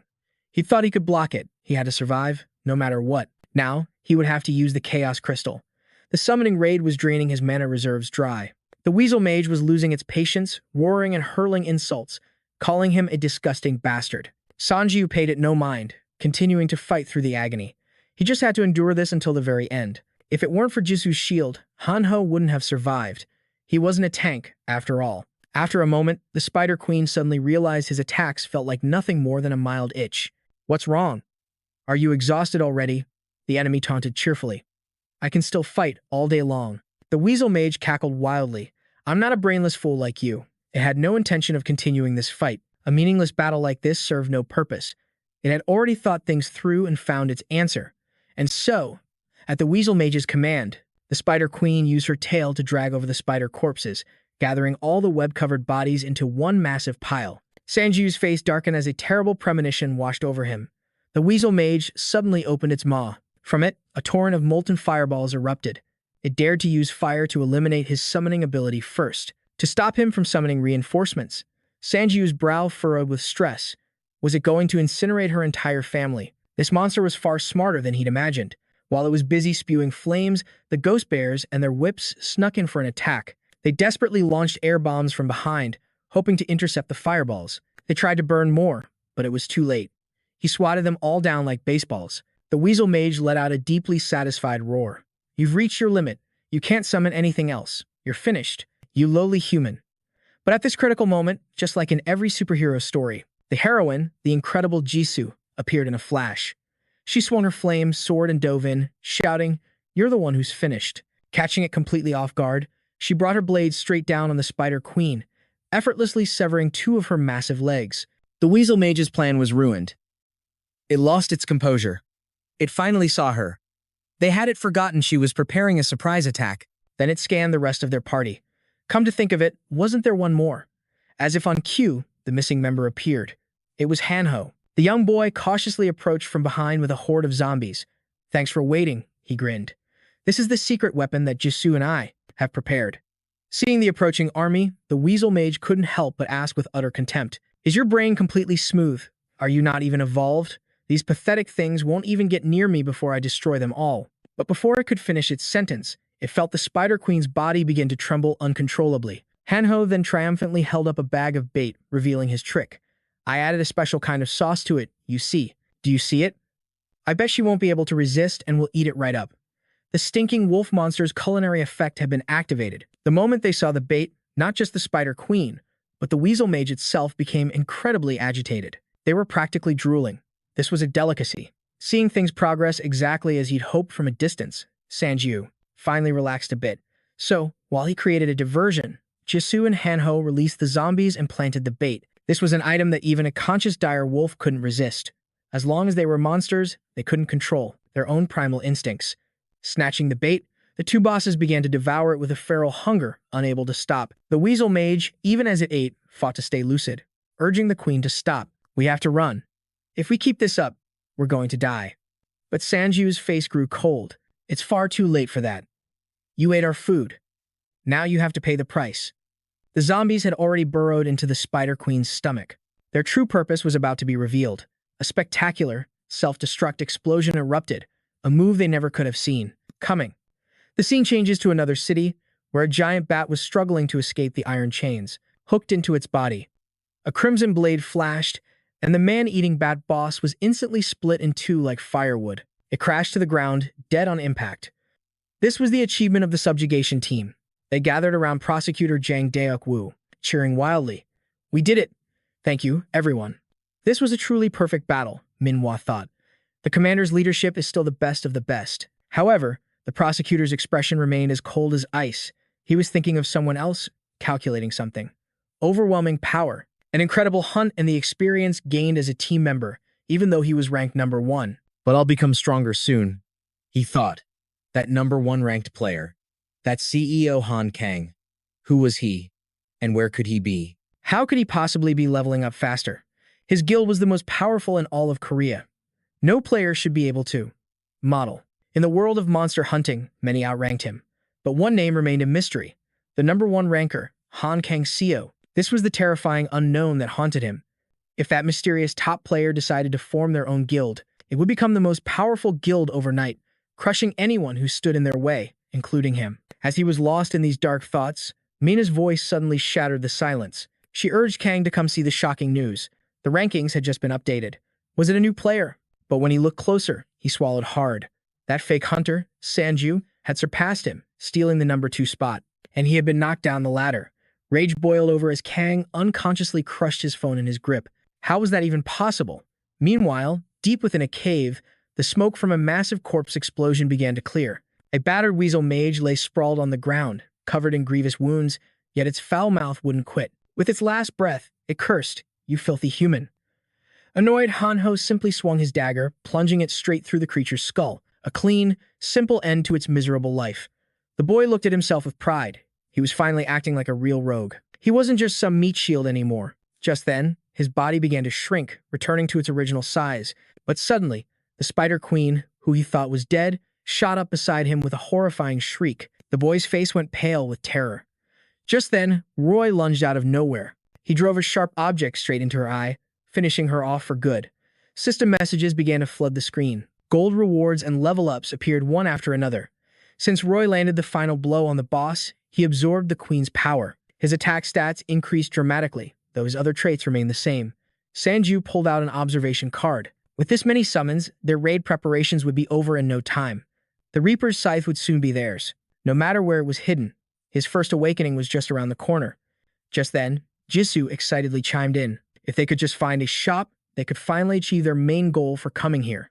The decision was made. They began searching the area, and after a long while, they finally found one. The trio approached the C-rank shop. Inside, a machine displayed a lucky wheel, its screen flashing with tantalizing cash prizes. Sanju frowned as he read through the rules, a question forming in his mind. Don't the D-rank or platinum shops cost 100,000 gold? Jisoo wondered aloud, hand on her chin. This shop must be different somehow. Just then, a system notification popped up, updating the rules for these gacha machines. The new rules quickly tested their patience. Just give us the prize already. This wasn't some simple coin exchange game. It was a game of pure chance. A gamble. If we fail, we lose the coin, right? Sanju walked over to calculate their odds. Jisoo and Hanho had around 300,000 gold, while he had 1.6 million. He could increase their odds by using more coins. Hanho eagerly volunteered to go first, explaining that since Sanju always went first, he was sure to get lucky if he followed suit. Jisoo's face darkened at his logic. And what about me? Their other leader could only sigh, amused and exasperated. He offered a simple solution for the 3 of them. There are 3 machines, right? We can all try our first spin at the same time. All 3 machines immediately lit up with one word: failure. The next few rounds ended the exact same way. Our heroes were beyond frustrated. Chaos erupted as they started bickering amongst themselves. Everyone, calm down. Are we even sure this is the right path? But it felt like it was already too late to turn back. Seeing them fail over and over again, the system mercifully offered them a bonus chance. Hanho's face twisted in rage. This whole thing was just driving him insane. Yet, they dove right back in. And of course, no matter how awesome or useful the prize, they were met with constant failure. But it wasn't over yet. They had to keep going until they received 10 tickets. Suddenly, Hanho shot up and yelled, "I got it." He'd actually won a bizarre-looking item. It was a magic scroll that granted a random skill upon use. As for Jisoo and Sanju, Jisoo had officially given up, slumping in defeat. "This is going to kill me," she muttered. Only Sanju was left, frantically playing the odds. "I'm using all 10 of my coins." And on his very last one, a miracle occurred. He had won the grand prize. Did it actually work? The item Sanju received was the Ring of Shadows.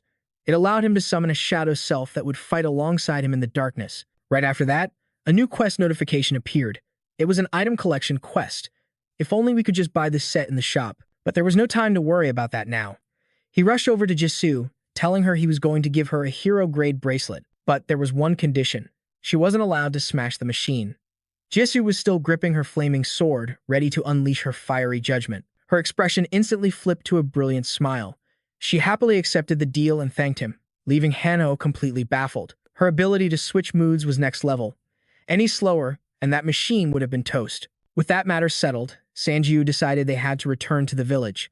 He needed to establish a protective barrier for the area first. And just like that, the trio made their triumphant return, welcomed by everyone in the village. Sanjiu and the other high-ranking members dove into a strategy session, analyzing the battle terrain. The guard patrol system also saw significant improvements. Everyone in the village was busy with their assigned roles. Before long, the sky began to darken. Jisoo, shouldering a massive backpack, went to double-check everything one last time. The moment of the raid had finally arrived. Sanjiu rallied his team, boosting their morale. She was sure they'd get good results after all their hard work. But suddenly, Hanho came rushing in with an urgent report. Sanjiu caught on immediately and asked something on the community boards.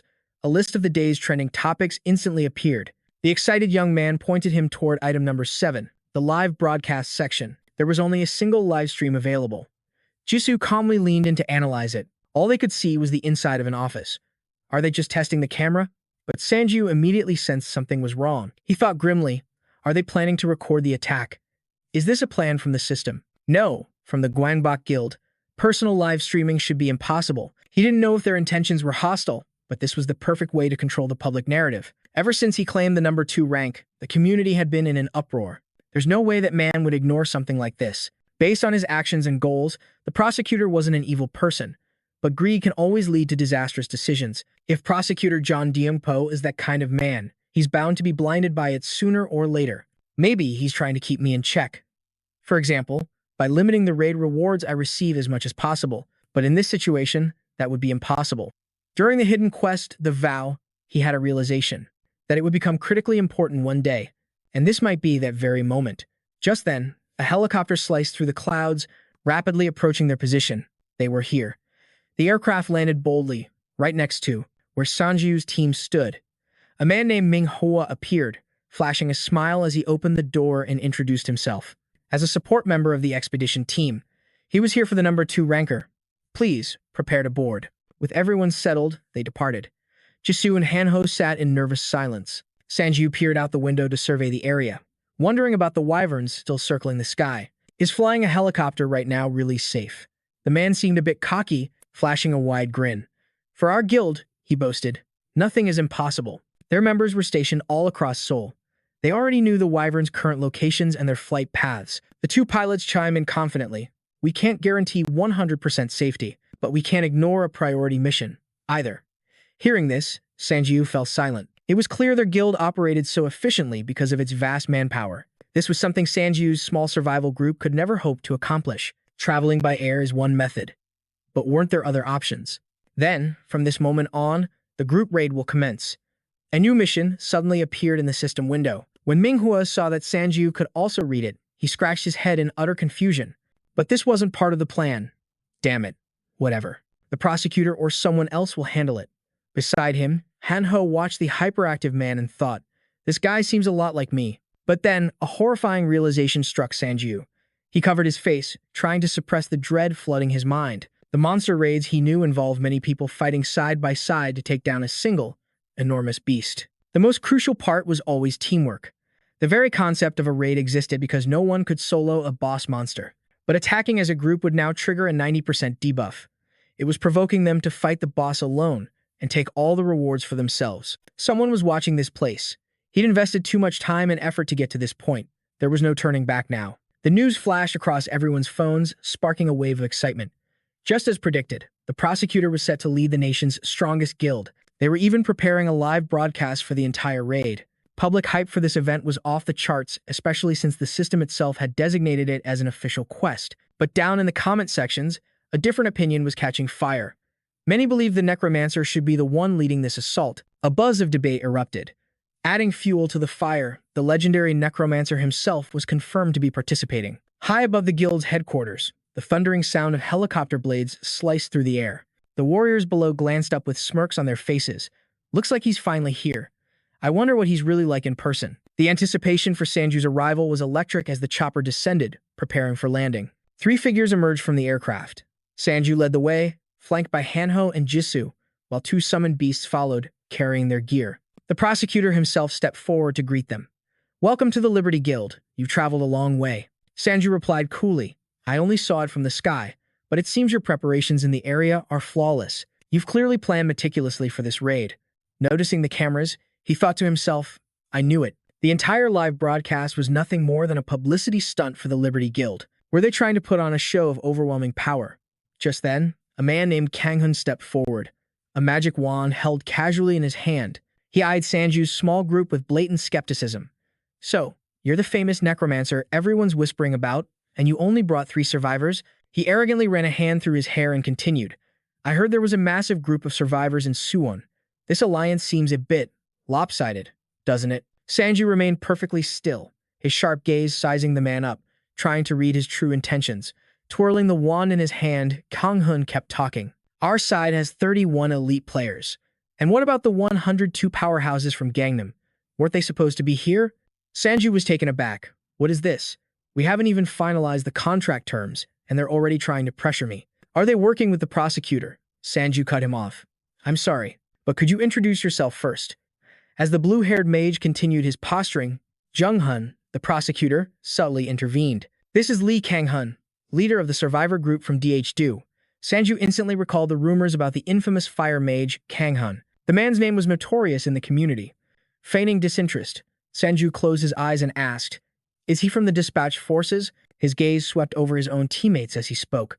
"We have always operated as a 3-person team. What's the point of simply padding our numbers with other dispatch teams?" he asked the entire group. "We didn't gather here to fight amongst ourselves. We came here to raid a boss. Isn't that right?" Kang-hun's face flushed with anger, but the prosecutor held up a hand to stop him. Now, Kang-hun, you need to consider Sanju's abilities. He isn't alone. He commands an entire army of summons. That is precisely why I invited him, despite the distance." Jung-hun stepped forward again. "His ranking is all the proof we need. We don't have time to waste, so let's begin the meeting." And with that, the leaders proceeded into the conference room. Outside, the remaining team members were left to wait. The prosecutor and his inner circle took their seats at the center of the room. They were surrounded by the familiar faces of leaders from various other regions. A woman holding a tablet stood to speak. She began her introduction. "Hello, everyone. I am Sung-en, the chief aide for this expeditionary force." She dove straight into the plan. "We've confirmed all the details, but there is a special quest tied to this particular raid. The difficulty has been increased, so the rewards will be greater. I can't say for sure what items might drop, but their total gold value will be divided into 12 equal shares." Upon hearing the plan to evenly divide the rewards, Sanju froze for a moment. The others seemed completely unfazed, as if they had already agreed to this arrangement in private. He looked at their faces and thought, they're all in this together. But splitting the rewards this way is completely unfair. At the table, besides himself and the prosecutor, sat 10 other team captains, yet not a single one of them protested. Although they were from different teams, they were all fundamentally members of the Liberty Guild, which meant if the loot was divided into 12 shares, the Liberty Guild would take a staggering 11 portions, while his own team would be left with only 1. Sung-en asked, "Does anyone have any objections?" A single, familiar hand shot into the air. Sanju spoke with unshakable resolve. "I do." A smirk played on the woman's lips. "Please, share your thoughts." She thought he was walking right into her trap, but Sanju was brutally direct. "Why should we split the rewards? When a boss battle is essentially a one-on-one fight, shouldn't the prize go to the victor who put their life on the line?" Hearing this, Sun-en's condescending smile vanished. "A quest of this magnitude, and only one has appeared," she stated flatly. "For an equal split of the reward, we cannot possibly agree." He instantly shot back. "This isn't about being equal, it's about being fair. Everyone's contribution will be different. Our power levels are worlds apart, yet you talk about an even split. Did you all call me here just to carry the entire team?" His words hit them where it hurt, silencing the room. Sanju drove the point home. "So everyone here just plans on leeching off my efforts. Is that it?" Their pride wounded, the room exploded in a storm of angry accusations. "What the hell is that bastard talking about? Carry the team? What kind of nonsense is that? Did he just say we're going to leech off of him?" A hulking, furious man shot to his feet, challenging him directly.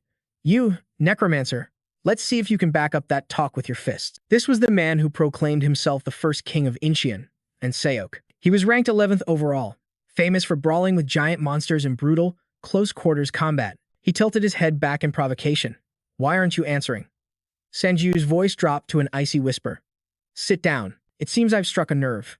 The truth must hurt, doesn't it? So I'll say it again. Sit down. A menacing blue light flared deep within his eyes, and Seok's face turned crimson with rage as he roared, You son of a bitch. A thunderous slam from the prosecutor's seat cracked the heavy table in two. The prosecutor spoke up. In that case, how about we handle this another way? His brow furrowed in thought. Yes, this idea has potential. Meanwhile, on the outer fringes of the raid zone, lizard monsters were charging forward in a relentless wave. With a sharp weapon gripped tight, he unleashed a flurry of strikes, cursing, You bastards. He vented all his rage on the horde of lizards, sending them flying. And Seok was taking out his frustration and cursing that damn necromancer. That arrogant son of a bitch. He should have just shut his mouth and listened to us from the start. Who does he even have backing him up? His hands were now caked in lizard blood as system notifications pinged, announcing the gold from his kills. Staring at the glowing eyes before him, Ansok sneered. My apologies for taking my anger out on you, but is this pathetic display all you've got? Is that really it? The words had barely left his mouth when a fresh swarm of lizards erupted from the darkness. From out of nowhere, a massive torrent of fire roared toward them, swallowing the horde and incinerating them instantly. The dying shrieks of the lizards filled the air. Kang Ho jumped into view, shouting, Boss, be careful. If you go down, we're all in serious trouble. Scanning the area, he continued. So this must be the lizard's nest. If these things keep multiplying like this, it's going to be a huge problem. And Seok proudly jabbed a thumb in his own chest. And isn't that exactly why we're here to intervene? We have to slaughter every last one of these monsters and stop the world from falling into ruin. Kang Hun added, and the fallen ones, too. You remember the bad ending, don't you, boss? If we can't stop them. If we fail to prevent their rise. This version of Korea is finished. They will plant the seed of the world tree, and through the sacrifice of all humankind, that tree will grow. And Seok turned to him. But do we even know who the fallen ones are? That's not how it works, Kang Hun explained. A fallen one isn't a monster or a player. It's just a title. That's why our only choice is to defend this ground. Protect the place where the world tree grows, right here in Uedo. And Seok smiled. The prosecutor will handle all the complicated stuff. He's a man of his word. Unlike a certain someone who's all talk. The thumping sound of an approaching helicopter filled the sky, and he glanced up. Looks like the camera crew has started the live broadcast. Huh. But wait. Shouldn't the prosecutor be on the other side of the field? Kang Han stared intently at his phone screen. He cursed under his breath. Damn it, boss. It's the necromancer. And Seok looked horrified. What? Is he dead? He sighed, pointing a finger dismissively. I knew this would happen. But the answer he received was, They've already reached the park, boss. And Seok was stunned. The park? Isn't that where the raid boss is?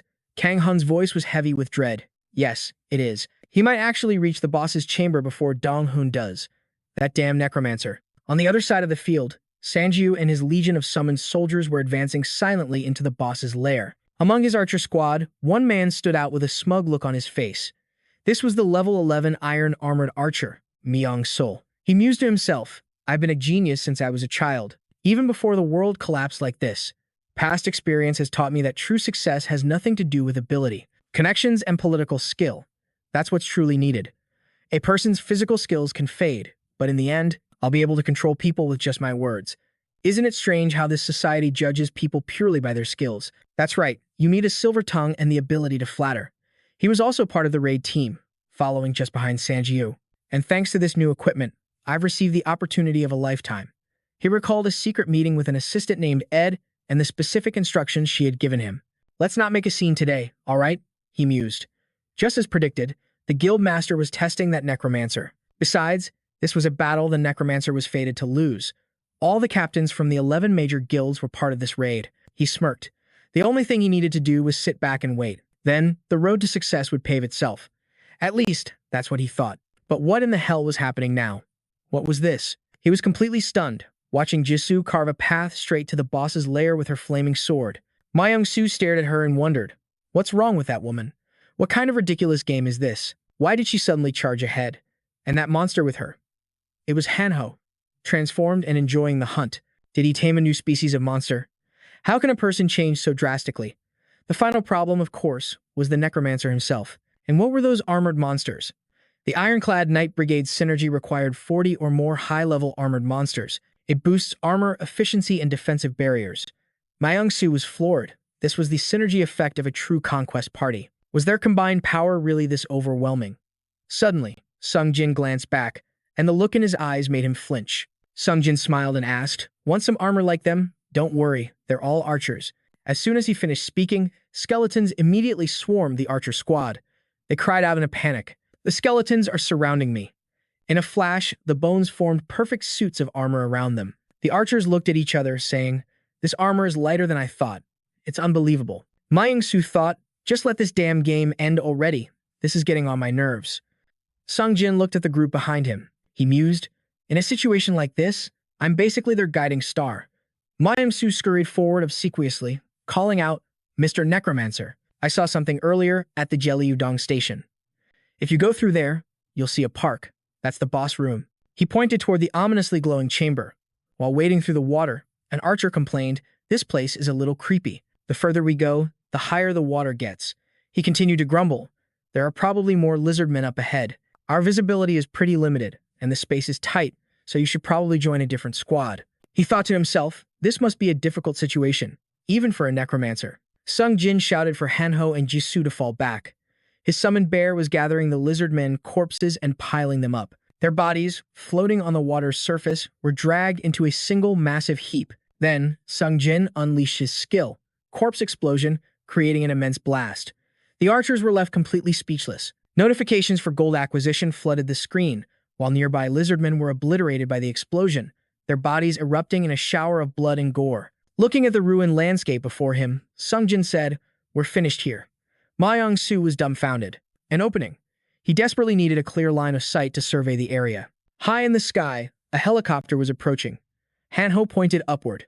"There's a chopper. Think they're filming us?" But the helicopter's purpose seemed to be showcasing a master's skills. On board, the cameraman shouted with excitement, "This is amazing. Armored skeletons and explosions. I have to get this on film." This was the kind of scene that could give hope to all the survivors. The director himself was probably going crazy over a shot like this. He was originally assigned to film the other teams, but he never expected to stumble upon such an incredible moment. The audience's reaction was off the charts. Engagement was through the roof, and a constant stream of praise poured in for Sung Jin. An assistant held up a phone to report, "Sir, the main conquest team is on the line." He held out his hand. "Give me the phone. Now." Before he could even put it to his ear, a furious voice exploded from the other side. "What the hell do you think you're doing? Turn that chopper around and get back here." The cameraman tried to give his reason. "You told us to film the other teams." The voice on the other end roared back, "Are you really that dense? I told you to do that to check on the status of those teams. Now get back here immediately. If you want to live, you'll do as I say." Hearing that, the cameraman apologized and promised he'd return at once. And just like that, the helicopter banked and turned around.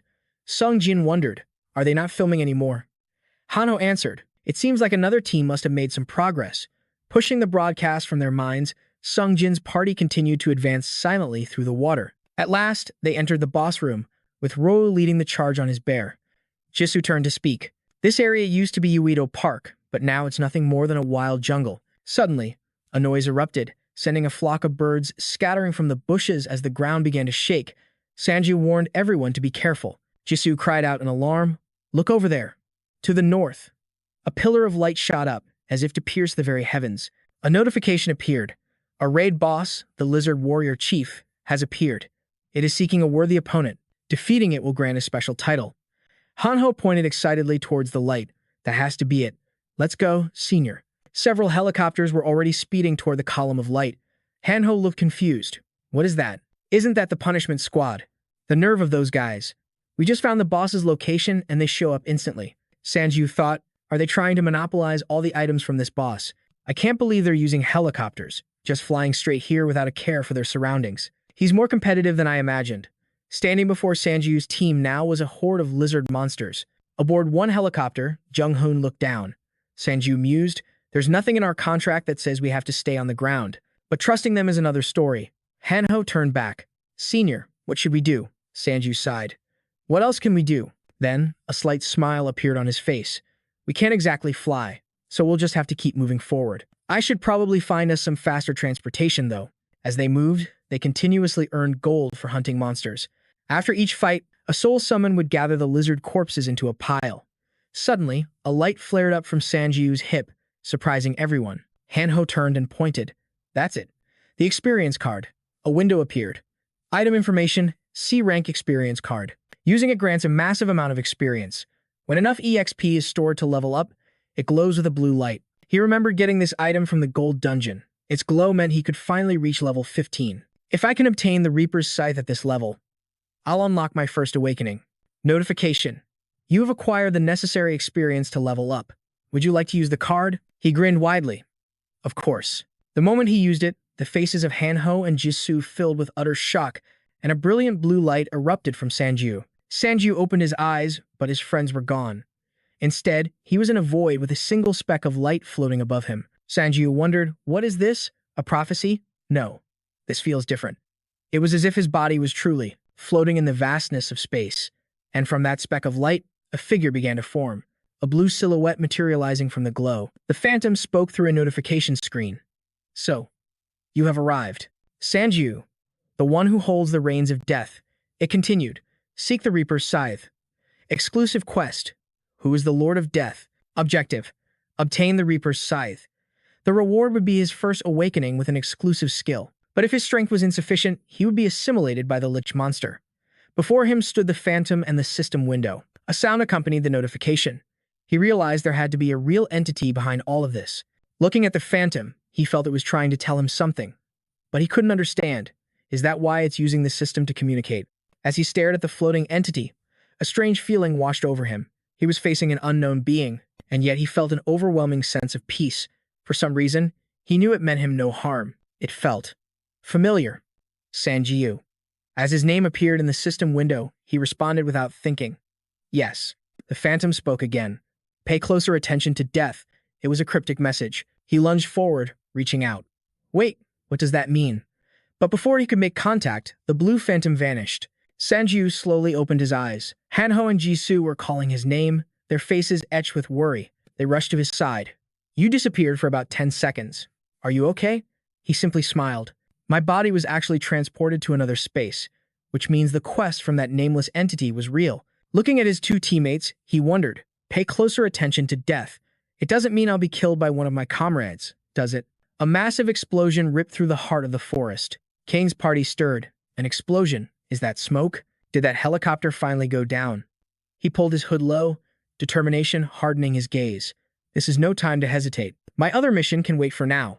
Let's focus on taking down this boss first. With his mind made up, he pointed toward the blast, looking to Leo and Jasmine. From this moment on, we're heading straight for the boss's location. Sanju turned back to the group. Myong-su, if you feel like you can't keep up, then join another team and try to catch us. Without another word, the three of them charged forward with the beasts. Sanju's summons raced towards the heart of the explosion. Over there, the flames raged with terrifying intensity. What in the world is going on? Looking at the inferno ahead, he thought. The helicopter was attacked. How could they possibly hit the chopper after it was already airborne? A spear was lodged right in the cockpit's windshield. That must have been what brought it down. Amidst the smoke and fire, the prosecutor emerged from the wreckage. He was carrying someone over his shoulder, yelling to the others, snap out of it. All eyes turned toward the prosecutor. It was the domain of trust. He had successfully activated his skill in a split second. I see, so the prosecutor's long-range skill is how everyone survived. Manhwa clenched her fists in excitement. That's our prosecutor for you. But Jung-hoon's expression was grim as he lowered his head. There was one more. I couldn't save the pilot. He looked at the horde of lizardmen before them. They decided, we'll unleash our fury on these monsters instead. Another helicopter soared overhead. It was the livestream crew. The commentator announced, we currently have 17,555 people watching live. Is that necromancer really getting that much attention? Ed, standing beside him, replied, at this point, it's impossible for him not to be the center of attention. She beamed with pride, knowing he was the nation's new hope. A fierce battle between humans and monsters raged on, filled with the shrieks of the lizardmen. Curses from the subjugation team echoed through the chaos. These bastards are tougher than they look. Hold them back. Manhwa turned and shouted, move the helicopter and wipe them out. She saw the prosecutor raising his sword. He was preparing his ultimate skill, Spear of 10, conjuring a brilliant halo of light. The Spear of Justice shot directly toward the lizardmen, shattering their ranks like glass. On the helicopter, Ed smiled in admiration. Did you all see that? That was the one and only prosecutor, Jung Dyungbo. Jung-hoon turned back to his team. Prepare for a second wave and get ready for the boss to appear. The squad immediately followed his orders, bracing for what was next. From deep within the forest, a massive explosion erupted. Ed and the others on the chopper saw it and whispered, "There it is. It's finally shown itself." The lizard man chieftain had arrived, a hideous, crimson monster with small horns sprouting from its head. It wielded a massive greatsword. The prosecutor commanded the archers, "We'll start with long-range attacks." A system window appeared. The lizardman chieftain has received the swordsman's blessing, a damage reduction effect. A 90% damage reduction from all attacks will be applied. The arrows striking the chieftain's body bounced all harmlessly. Seeing this, he immediately ordered them to cease fire. Jung-hoon thought, "I knew we wouldn't deal much damage, but I never expected it to be completely immune." Its regeneration ability made all their efforts meaningless. The boss monster simply offered them a calm, chilling smile. Stomping its foot, the lizard man chieftain charged toward the front line. It crashed into the vanguard, shattering their sturdy shields with a single swing. Agonizing screams and splatters of blood filled the air. It raised its massive blade high, preparing for another devastating strike. Suddenly, something flew toward it with incredible force, forcing it to halt. A powerful attack. It barely managed to dodge by tilting its head aside. The prosecutor stepped forward and declared, "Everyone, fall back. The subjugation team will handle the mobs. I will deal with this bastard myself." He strode confidently to face the monster. "Your opponent is me."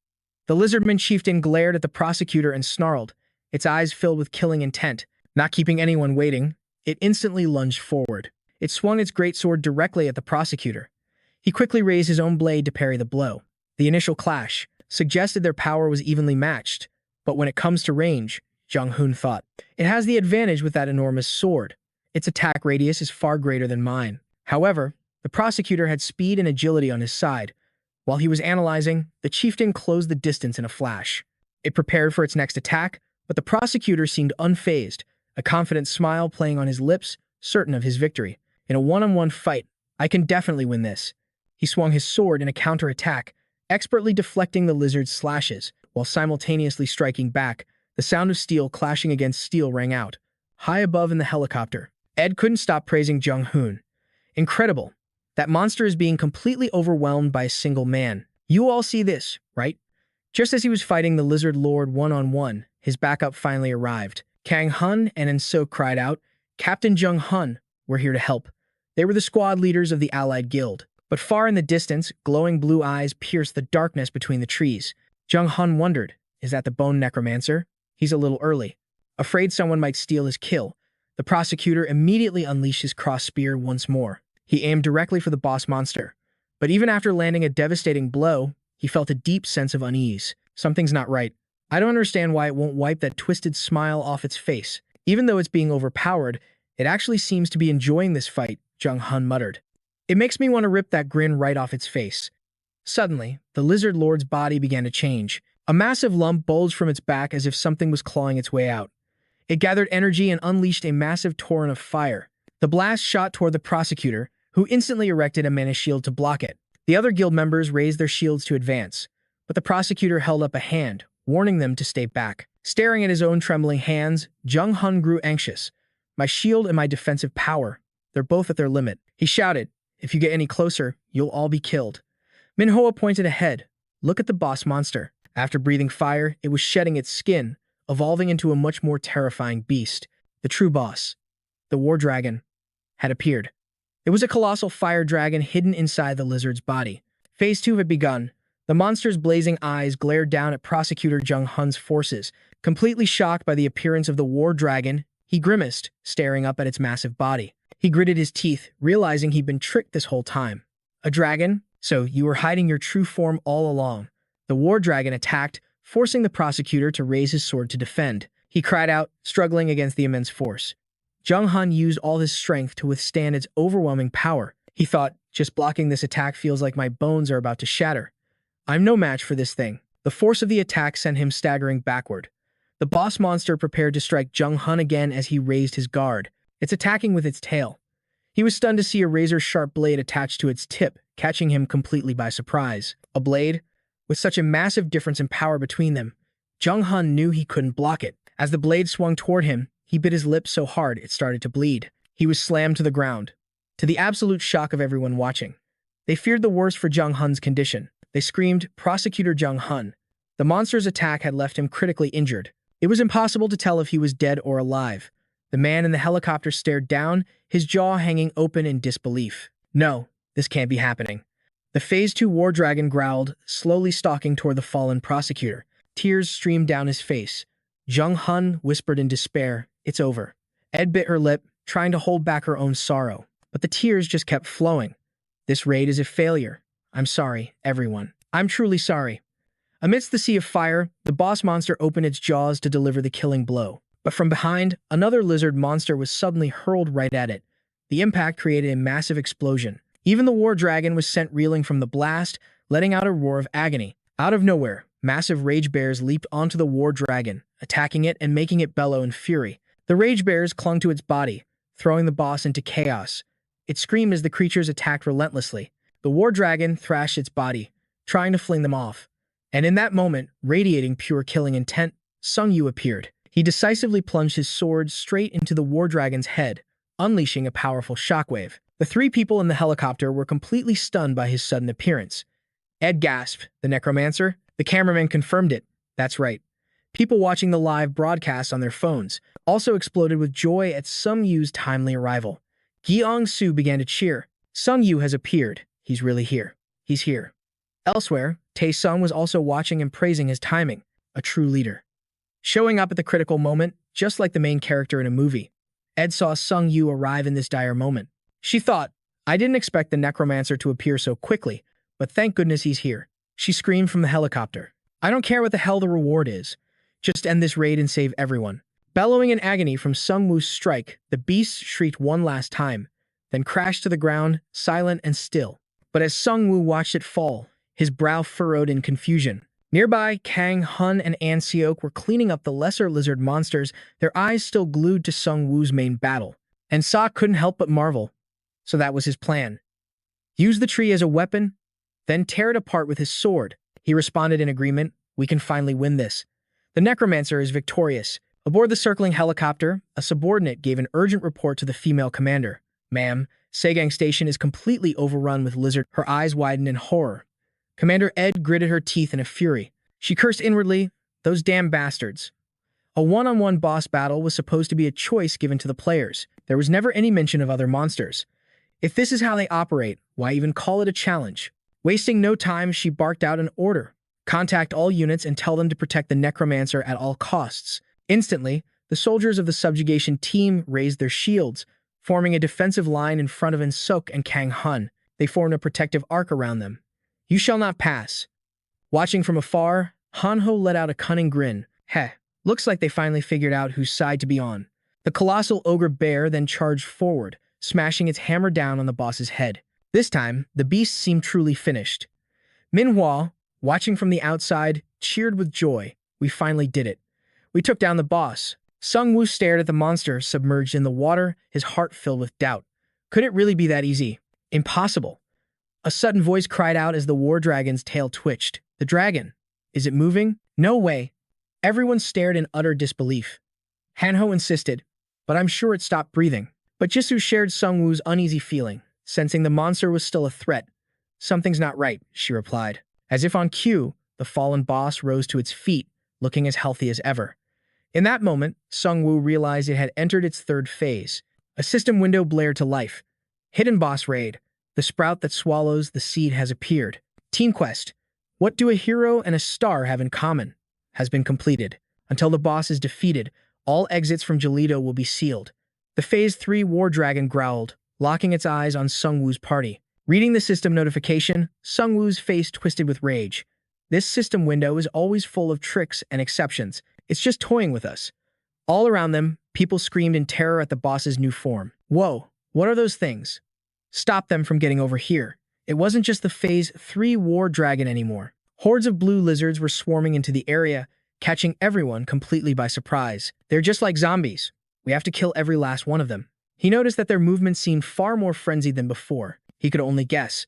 Have the monsters gone berserk? With Hanho and Jisoo taking command of the battle against the lizard horde, Sung Woo felt a small measure of relief. "I have faith in Hanho and Jisoo. They can hold back those frenzied lizards. This is the real problem." Now, he and his ogre bear had to face the Phase 3 War Dragon, an opponent whose power could not be underestimated. It unleashed a torrent of fire with incredible force, forcing Sung Woo to shout a warning, "Incoming fire breath. Everyone, get back." This attack was 1,000 times more powerful than its Phase 2 version. The blast was so overwhelming that no one could dodge in time, and cries for help filled the air. Even its minions were terrifying beyond words. The attack didn't just hit the subjugation soldiers, even the dragon's own lizard minions were incinerated by the flames. Faced with such devastating power, Sung Woo didn't know how to react. What am I supposed to do?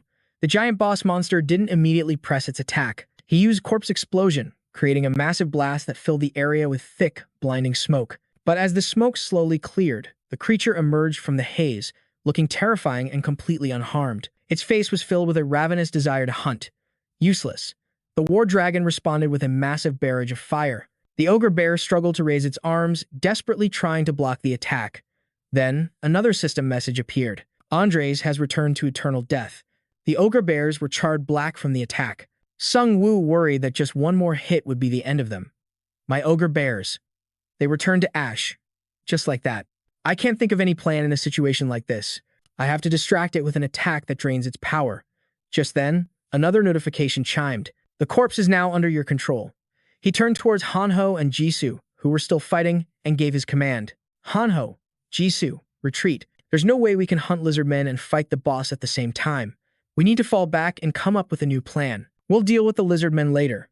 As he spoke, his gaze was locked on the colossal monster's furious rampage. Jisoo looked toward the raid party and asked, "What about the others?" Sungwoo watched them and replied calmly, "Split up and retreat before more of them arrive. Monsters are always drawn to large crowds." Sungwoo advised them seriously. "Even though we're all in danger, everyone should prioritize their own safety first." Jisoo heard him but didn't reply. Only young Hanho answered politely, "Yes, senior." With that, Sungwoo sent the two on their way. "Get out of here," he yelled, running toward the raid party. "Everyone, retreat." The soldiers in the party had no choice but to obey. The raid failed. Run. While escaping, Hanho spotted a familiar figure standing motionless nearby. As he got closer, the boy recognized the man's identity, crying out in shock, "Prosecutor Yoon Jung-bo." Hanho rushed over to shake him awake, glancing around nervously.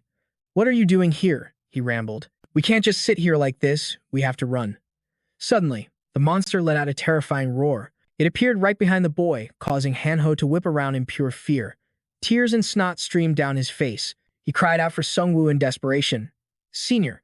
His senior's words echoed in his mind. "When everyone is in danger, your own survival is the most important thing." The Phase 3 war dragon opened its grotesque maw, looming closer. Though terrified and crying, Hanho still held on to Prosecutor Yoon Jung-bo, trying to shield him. Luckily, Roy lunged forward, striking the beast with a powerful blow, saving Hanho and the prosecutor from certain death. Seeing the giant monster get hit, the boy gasped. What was that? Roy had used its nether fang skill. Roy's agile body easily dodged the monster's counterattack. Hanho looked towards it and yelled, "Ah, over there is." Before the boy could finish his sentence, Sungwoo, who was on the dragon's head, drove a blade into it, complaining, "Oh, come on. You were supposed to be looking out for yourself." Stabbing the war dragon's left eye had successfully enraged it. Immediately, its bladed tail whipped through the air, severing Sungwoo's arm. Hanho watched in utter shock, and even Sungwoo himself, terrified by the sight, the boy screamed, "Senior." As Sungwoo's arm was cut off by the war dragon's tail, he vanished just as the beast let out a roar of triumph. Suddenly, a hand grabbed Hanho's collar and yanked him back. He turned to see it was the real Sungwoo. Confused, the boy asked, "Senior, what was that just now?" He answered quickly, "That was my alter ego." Just then, a system notification appeared. The item's information popped up. Name, Ring of the Black King. Grade, Legendary. Classification, Ring. Effects. Agility increased by +3, stamina increased by +2. When attacking from the shadows, an alter ego will be summoned to fight alongside you. The alter ego has 50% of your attack power. Sungwoo looked at the ring and thought to himself, "I can't deal damage, but this is enough to blind it." He remembered the earlier attack. He had used up all his strength and energy. But the alter ego, with only 50% of his attack power, had struck its eye. This blow was far more effective. The war dragon was furious, snorting and growling before letting out a massive roar. It was a display of pure, unrestrained rage. Hanho, terrified, warned him, "It's coming this way, senior." Sungwoo gritted his teeth, watching its frenzy with a grimace. "Did I make it that mad? It's targeting us." Suddenly, a blast of firepower slammed into the beast. This attack carried some serious weight behind it. It was enough to make the war dragon stumble back. The one responsible was Jisoo. She had returned. Seeing Jisu's arrival, Sungwoo yelled in shock. Jisu, I told you we had to split up. She replied with determination, I'm fighting with you. The three of us always have to stick together. Everyone was thrilled by her decision. Hanho was so moved he was speechless. Jisu. Sungwoo didn't object, and a proud smile even crossed his face. I'm sure you have a lot to say, but we're a little busy right now. The group quickly steeled their nerves, ready to face the terrifying threat before them. As he spoke, he summoned his minions. We can talk after we defeat this boss. A system message appeared. Death's call is initiating in this area. The war dragon roared, attacking wildly. Sungwoo answered in kind. The corpse explosion created a massive shockwave, and he watched as a horde of skeletons charged toward the monster. We have to kill this boss, but the situation looks hopeless.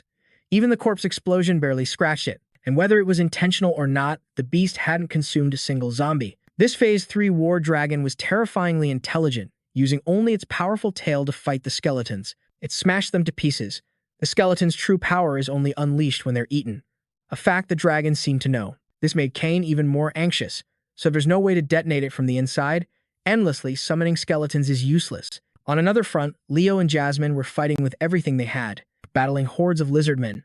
But the dragon was destroying skeletons faster than they could fight. A ball of fire formed in its razor-toothed maw, shocking Kane. Fire breath? He glanced back over his shoulder. Seeing Jasmine and Leo still bogged down with the lizardmen, he cursed under his breath. Damn it, they're right behind me. The fire breath erupted, a torrent of flames surging right for them. Kane struggled, raising his iron gauntlet to block the inferno. Leo and Jasmine saw the danger, fearing for his life as he faced it alone. They screamed, Senior Kane. He gritted his teeth, enduring the onslaught until the very end. When the thick smoke cleared, Kane collapsed to his knees, exhausted. I barely managed to block that attack. His skeletons were all gone, and he felt like he had no strength left to continue. He looked up to see the war dragon charging at him again. My energies completely drained. The boss monster swung its bladed tail. It was a killing blow. Just when it seemed Kane was finished, Leo appeared. He shielded Kane, blocking the attack and shouting, I'll protect you, Senior. A system notification rang out, stunning Leo. Your holy armor has been shattered. With his armor gone, death was just a breath away. Powerless as the tail swung around for another strike, Roy charged forward. Roy met the attack with his own sword, which shattered into pieces. He used his small frame with incredible agility to dodge the boss monster's counterattack. Roy then used the blade, the one embedded in the dragon's own tail, to sever it completely. Everyone watched in shock.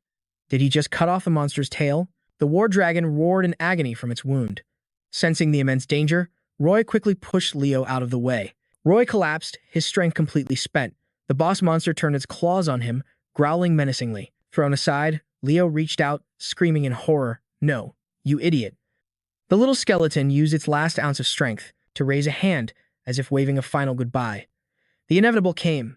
The war dragon stomped down, crushing Roy into dust. Leo's eyes widened at the horrific sight, tears streaming down his face. Another system message appeared. Your loyal skeleton has returned to eternal death. Roy's sacrifice sent the young man into a frenzy. Crying and screaming, he charged forward to avenge his friend. My right arm. Senior Kane, Jasmine, get back. Leo had lost all reason, ignoring Jasmine's desperate pleas. Leo, calm down. Suddenly, a giant dire bear materialized, lifting both Leo and Jasmine into the air, stunning them. Kane patted the boy's head, trying to console him. Just try to survive. He turned to face the war dragon alone to buy them time. The dire bear, following his command, carried the two of them away to safety. They panicked, shouting, Senior Kane, what are you doing? Kane's mind raced. The situation was dire. I've barely recovered from that last attack. That monster is unbelievably powerful. As things stood now, besides Kane, there were no other signs of life on the battlefield. Its strength was far beyond what he had anticipated. It always hit harder than he expected and never gave up on its target. It wasn't chasing the dire bear. It was staying here for him. He commanded the scattered bone fragments, making a decision. I need to buy as much time as possible. From those bone fragments, Kane began to forge a gruesome shield to block the boss's next attack. The beast lunged, striking with its foreleg, but luckily, the bone shield held firm. High above, those in the helicopter watched in terror. A man despaired, even the necromancer is going to fall. But X's shout cut him off. No, it's not over yet. The necromancer is fighting until the very last second. Never give up hope. It was as if she placed all her faith in Sungwoo down below. The power of the war dragon was immense. It shattered his shield in two, wounding him in the process. Shards of bone flew everywhere, forcing Sungwoo to grit his teeth and endure. The tail severed by Roy slammed into his leg, sending him flying. On the helicopter, a worried voice cried out, "His leg. He got hit in the leg." The man beside her trembled, saying, "I don't think he can fight back from that." The war dragon loomed over Sung-Yu's trembling body, preparing to unleash its fire. This was it. All hope was gone. He had truly failed. He had fought so hard to survive until now. Was he really going to die, just like his parents? In these final moments, Sung-Yu's mind drifted to his dear comrades, Han-Ho and Jisoo. Yet, a small smile of contentment graced his lips. At least, it wasn't a complete failure. The boss monster, the war dragon, unleashed a breath of immense, overwhelming power. Sung-Yu was completely engulfed in flames, making no attempt to resist. He had no strength left to fight back. Far away, Han-Ho and Jisoo heard the massive explosion. They knew instantly that something terrible had happened. They cried out, screaming Sung-Yu's name in worry. When Sung-Yu opened his eyes again, he was in a strange, empty void. What is this place? Am I dead? He looked around in awe. After that brutal battle with the war dragon, honestly, he only survived through sheer luck, along with his fortune and his teammates. Gazing into the empty sky, Sung-Yu thought he could see the faces of Han-Ho and Jisoo. He wasn't afraid of death, but he worried for others. Now that I'm gone, what about my skeleton soldiers? Are they still active? Suddenly, a blue light appeared, calling his name. Sung-Yu. Startled, he asked, "Who are you?" A mysterious figure in a black, hooded robe appeared before him, making Sung-Yu wonder. "The Grim Reaper? Is he here because I've finally died? Are you here to take me away?" he asked aloud, then continued. "Heaven, hell. I don't know and I don't care. Let's just go. I'm tired. I just want to rest now." Sung-Yu confessed to the dark figure. The being just chuckled. Not even 30 years old, and already so exhausted with life, Sung-Yu eyed the figure with suspicion. Why does the Grim Reaper act like some condescending old man? "I didn't come all this way to see you like this, son." The man's voice stunned Sung-Yu. He gasped, "Dad?" The man lowered his hood. The person Sung-Yu thought was the Grim Reaper was actually his father, who had long since passed. Sung-Yu called out with a voice full of affection, "Dad, is it really you?" But even now, his heart was a storm of confusion. His father just offered a gentle smile and said, "Who knows, really? But that doesn't matter right now, does it?" Sung-Yu turned his head away and sighed. "You're right. It's all over anyway." Thinking back, this is the most fitting end for me. Remembering the flames, he felt an overwhelming wave of sadness. Death is a terrifying thing. An unknown fear. The fear that everything you are will simply turn to nothing. The image of a fire consuming a person, like a deep gash, appeared vividly in his mind. He thought to himself, if an afterlife truly exists, maybe it helps us not be so afraid, because we'd still have to face the sins we committed. Just then, Sung-Yu noticed a flicker of sadness on his father's face. He immediately asked, "Are you angry with me?" He hesitated for a moment before continuing. "When our house was on fire, I abandoned our family. I ran away by myself just to survive." As he spoke, his eyes filled with an endless ocean of pain. Sung-Yu pressed on, "I ran because I was scared of dying. But in the end, all I could do was watch as you were swallowed by that horrifying sea of fire." Remembering how hard he had worked just to get by, he couldn't stop himself from pouring his heart out. "I lived my life with everything I had." He remembered the heat of battle, always pushing himself to become stronger. The terrified, innocent people. The hordes of terrifying vampires that just kept growing. Sung-Yu spoke in a sorrowful tone. "I tried my best not to cause trouble I couldn't handle. I thought I had overcome my past and grown into a good person." He paused, looking toward his father. "But in the end, I failed, and now I'm here with you." Suddenly, he noticed his father's body was shaking uncontrollably, though he couldn't tell why. His father then looked up, bursting into laughter. "All this time, you've been worrying about something so pointless?" Sung-Yu asked, stunned. "What do you mean?" His father put on a teasing face and continued, "I thought you were all grown up, but it turns out you're still just a little kid. You ran away because you didn't want to get scolded by your dad, right?" Hearing this, Sung-Yu was at a loss for words. "Is this really my father?" Then, his father's tone became serious. "How old were you back then? What did you think you could possibly do in such a desperate situation?" The words left Sung-Yu unable to argue back. His father just smiled gently. "Besides, you didn't run away. You were just listening to what I told you to do. Try to remember." Instantly, the image of a house appeared in his mind. His father said, "We were together." A massive fire had already engulfed the entire house. Sung-Yu thought to himself, it was just an accident. The whole family had been asleep when a fire somehow broke out inside. Sung-Yu's father stood in front of him, trying to protect him. He yelled, "Damn it! Your mother is still in her room." At that moment, he patted Sung Yu's head and ordered him, "Sung Yu, get out of here first. And don't you dare look back." The boy tried to resist, clinging tightly to his father's leg. His father smiled and reassured him, "I'll find your mother and be right back with you, I promise." Hearing those words, Sung Yu was suddenly struck by a powerful realization. It seemed he had lived with so much regret over the years that this was his only possible reaction now. Just then, his father smiled, his voice filled with pride. "We are your parents. We would never let you rush headfirst into danger." Sung Wu stood there, stunned, thinking to himself, "So that's how it was. I had completely forgotten that memory. My parents were good people." Sung Wu calmly searched his past. The accident happened because of a faulty circuit breaker. Our house was so old back then. His father continued gently, "You've always had a strong sense of responsibility, but you were never required to save our family. That was my job, the pillar of the family." Sung Wu looked at his father and replied, "But you couldn't save Mom, either. You failed, just like me." Hearing this, his father seemed surprised. "Me? A failure?" Then he continued, "That wasn't a failure. I was able to save you." At that, Sung Wu was completely speechless, thinking back on images of his own son from over the years. His father added, "And you are not a failure, either." At that moment, Sung Wu finally understood. He clenched his fists and answered, "I get it now. I didn't fail." He continued, his voice now full of confidence. "So from now on." His father suddenly cut him off with a question. "Have you considered fighting me? Do you want to go back?" Sung Wu answered immediately, "Yes. I don't think I can be defeated anymore." Suddenly, his father pointed straight ahead. Sung Wu quickly turned his head. Following his father's hand, he saw a bright green light. "The way back is over there," he said. Sung Wu turned to leave, but his eyes lingered on his father, full of reluctance. He smiled and said, "I'm so happy I got to see you again after all this time." His father urged him on. "All right, that's enough. Hurry up and go. Someone is waiting for you." Suddenly, he raised a hand to his head and said, "Ah, I almost forgot." Sung Wu, who had just turned to leave, stopped in his tracks. His father tossed him the wooden stick he'd been holding and said, "This is yours." The system immediately announced a special quest, "Who is the Master of Death?" has been issued. You will be rewarded. Upon completion, your fate will undergo a slight change.